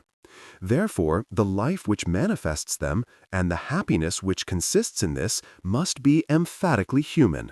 But the happiness which consists in the exercise of the reason is separate from the lower nature. So much we may be allowed to assert about it. A detailed discussion is beyond our present purpose. Further, this happiness would seem to need but a small supply of external goods, certainly less than the moral life needs. Both need the necessaries of life to the same extent, let us say. For though, in fact, the politician takes more care of his person than the philosopher, yet the difference will be quite inconsiderable. But in what they need for their activities there will be a great difference. Wealth will be needed by the liberal man, that he may act liberally; by the just man, that he may discharge his obligations. For a mere wish cannot be tested. Even unjust people pretend a wish to act justly. The courageous man will need strength if he is to execute any deed of courage, and the temperate man liberty of indulgence. For how else can he, or the possessor of any other virtue, show what he is? Again, people dispute whether the purpose or the action be more essential to virtue, virtue being understood to imply both. It is plain, then, that both are necessary to completeness. But many things are needed for action, and the greater and nobler the action, the more is needed. On the other hand, he who is engaged in speculation needs none of these things for his work. Nay, it may even be said that they are a hindrance to speculation. But as a man living with other men, he chooses to act virtuously, and so he will need things of this sort to enable him to behave like a man. That perfect happiness is some kind of speculative activity may also be shown in the following way. It is always supposed that the gods are, of all beings, the most blessed and happy. But what kind of actions shall we ascribe to them? Acts of justice? Surely it is ridiculous to conceive the gods engaged in trade and restoring deposits and so on. Or the acts of the courageous character, who endures fearful things and who faces danger because it is noble to do so. Or acts of liberality. But to whom are they to give? And is it not absurd to suppose that they have money or anything of that kind? And what could acts of temperance mean with them? Surely it would be an insult to praise them for having no evil desires. In short, if we were to go through the whole list, we should find that all action is petty and unworthy of the gods. And yet it is universally supposed that they live, and therefore that they exert their powers. For we cannot suppose that they lie asleep like Endymion. Now, if a being lives, and action cannot be ascribed to him, still less production, what remains but contemplation? It follows then that the divine life, which surpasses all others in blessedness, consists in contemplation. Of all modes of human activity, therefore, that which is most akin to this will be capable of the greatest happiness. And this is further confirmed by the fact that the other animals do not participate in happiness, being quite incapable of this kind of activity. For the life of the gods is entirely blessed, and the life of man is blessed just so far as he attains to some likeness of this kind of activity. But none of the other animals are happy, since they are quite incapable of contemplation. Happiness, then, extends just so far as contemplation, and the more contemplation, the more happiness is there in a life, not accidentally, but as a necessary accompaniment of the contemplation, for contemplation is precious in itself. Our conclusion, then, is that happiness is a kind of speculation or contemplation. But as we are men, we shall need external good fortune also, for our nature does not itself provide all that is necessary for contemplation. The body must be in health and supplied with food and otherwise cared for. We must not, however, suppose that because it is impossible to be happy without external good things, therefore a man who is to be happy will want many things or much. It is not the superabundance of good things that makes a man independent or enables him to act, and a man may do noble deeds though he be not ruler of land and sea. A moderate equipment may give you opportunity for virtuous action, as we may easily see, for private persons seem to do what is right not less but rather more than princes. And so much as gives this opportunity is enough, for that man's life will be happy who has virtue and exercises it. Solon, too, I think, gave a good description of the happy man when he said that, in his opinion, he was a man who was moderately supplied with the gifts of fortune, but had done the noblest deeds and lived temperately. For a man who has but modest means may do his duty. Anaxagoras also seems to have held that the happy man was neither a rich man nor a prince, for he said that he should not be surprised if the happy man were one whom the masses could hardly believe to be so, for they judge by the outside, which is all they can appreciate. The opinions of the wise, then, seem to agree with our theory, but though these opinions carry some weight, the test of truth in matters of practice is to be found in the facts of life, for it is in them that the supreme authority resides. The theories we have advanced, therefore, should be tested by comparison with the facts of life, and if they agree with the facts, they should be accepted, but if they disagree, they should be accounted mere theories. But, once more, the man who exercises his reason and cultivates it, and has it in the best condition, seems also to be the most beloved of heaven. For if the gods take any care for men, as they are thought to do, it is reasonable to suppose that they delight in that which is best in man and most akin to themselves, i.e., the reason, and that they requite those who show the greatest love and reverence for it, as caring for that which is clear to themselves and doing rightly and nobly. But it is plain that all these points are found most of all in the wise man. The wise man, therefore, is the most beloved of heaven, and therefore, we may conclude, the happiest. In this way also, therefore, the wise man will be happier than anyone else. Now that we have treated, sufficiently though summarily, of these matters, and of the virtues, and also of friendship and pleasure, are we to suppose that we have attained the end we proposed? Nay, surely the saying holds good, that in practical matters the end is not a mere speculative knowledge of what is to be done, but rather the doing of it. It is not enough to know about virtue, then, but we must endeavor to possess it and to use it, or to take any other steps that may make us good. Now, if theories had power of themselves to make us good, many great rewards would they deserve, as Theognis says, and such ought we to give. But, in fact, it seems that, though they are potent to guide and to stimulate liberal-minded young men, and though a generous disposition, with a sincere love of what is noble, may by them be opened to the influence of virtue, yet they are powerless to turn the mass of men to goodness. For the generality of men are naturally apt to be swayed by fear rather than by reverence, and to refrain from evil rather because of the punishment that it brings than because of its own foulness. For under the guidance of their passions, they pursue the pleasures that suit their nature, and the means by which those pleasures may be obtained, and avoid the opposite pains. While of that which is noble and truly pleasant, they have not even a conception, as they have never tasted it. What theories or arguments, then, can bring such men as these to order? Surely it is impossible, or at least very difficult, to remove by any argument what has long been ingrained in the character.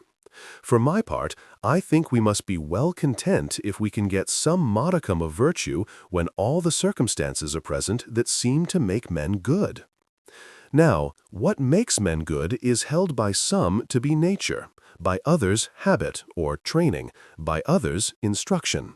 As for the goodness that comes by nature, it is plain that it is not within our control, but is bestowed by some divine agency on certain people who truly deserve to be called fortunate.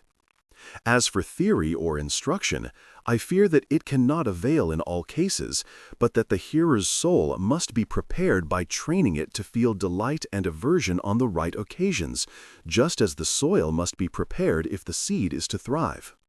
For if he lives under the sway of his passions, he will not listen to the arguments by which you would dissuade him, nor even understand them. And when he is in this state, how can you change his mind by argument? To put it roundly, passion seems to yield to force only, and not to reason. The character, then, must be already formed, so as to be in some way akin to virtue, loving what is noble and hating what is base. But to get right guidance from youth up in the road to virtue is hard, unless we are brought up under suitable laws. For to live temperately and regularly is not pleasant to the generality of men, especially to the young. Our nurture, then, should be prescribed by law and our whole way of life, for it will cease to be painful as we get accustomed to it.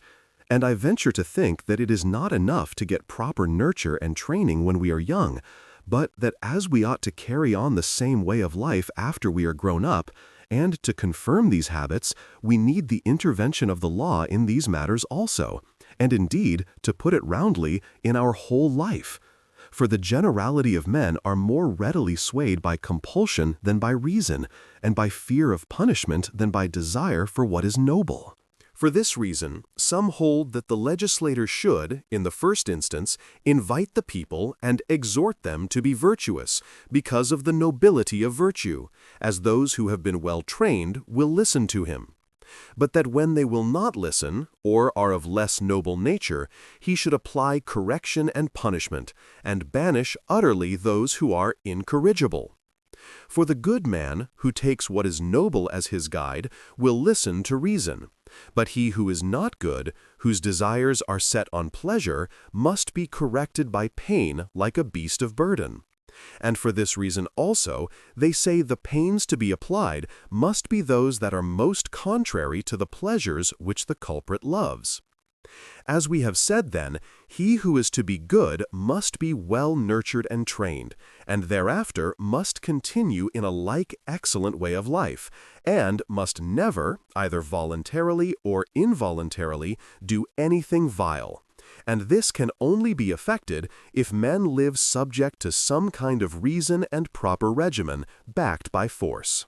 Now, the paternal rule has not the requisite force or power of compulsion, nor has the rule of any individual, unless he be a king or something like one.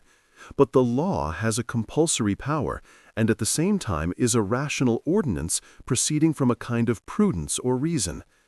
And whereas we take offense at individuals who oppose our inclinations, even though their opposition is right, we do not feel aggrieved when the law bids us do what is right. But Sparta is the only, or almost the only state, where the legislator seems to have paid attention to the nurture and mode of life of the citizens. In most states, these matters are entirely neglected, and each man lives as he likes, ruling wife and children in cyclopean fashion. It would be best, then, that the regulation of these matters should be undertaken and properly carried out by the state. But as the state neglects it, it would seem that we should each individually help our own children or friends on the road to virtue, and should have the power or at least the will to do this. Now, it would seem from what has been said that to enable one to do this, the best plan would be to learn how to legislate. For state training is carried on by means of laws, and is good when the laws are good. But it would seem to make no difference whether the laws be written or unwritten, nor whether they regulate the education of one person or many, any more than it does in the case of music or gymnastics or any other course of training. For as in the state that prevails which is ordained by law and morality, so in the household that which is ordained by the word of the father of the family and by custom prevails no less, or even more, because of the ties of kinship and of obligation. For affection and obedience are already implanted by nature in the members of the family. Moreover, in spite of what has just been said, individual treatment is better than treatment by masses, in education no less than in medicine. As a general rule, repose and fasting are good for a fever patient, but in a particular case they may not be good. A teacher of boxing, I suppose, does not recommend everyone to adopt the same style.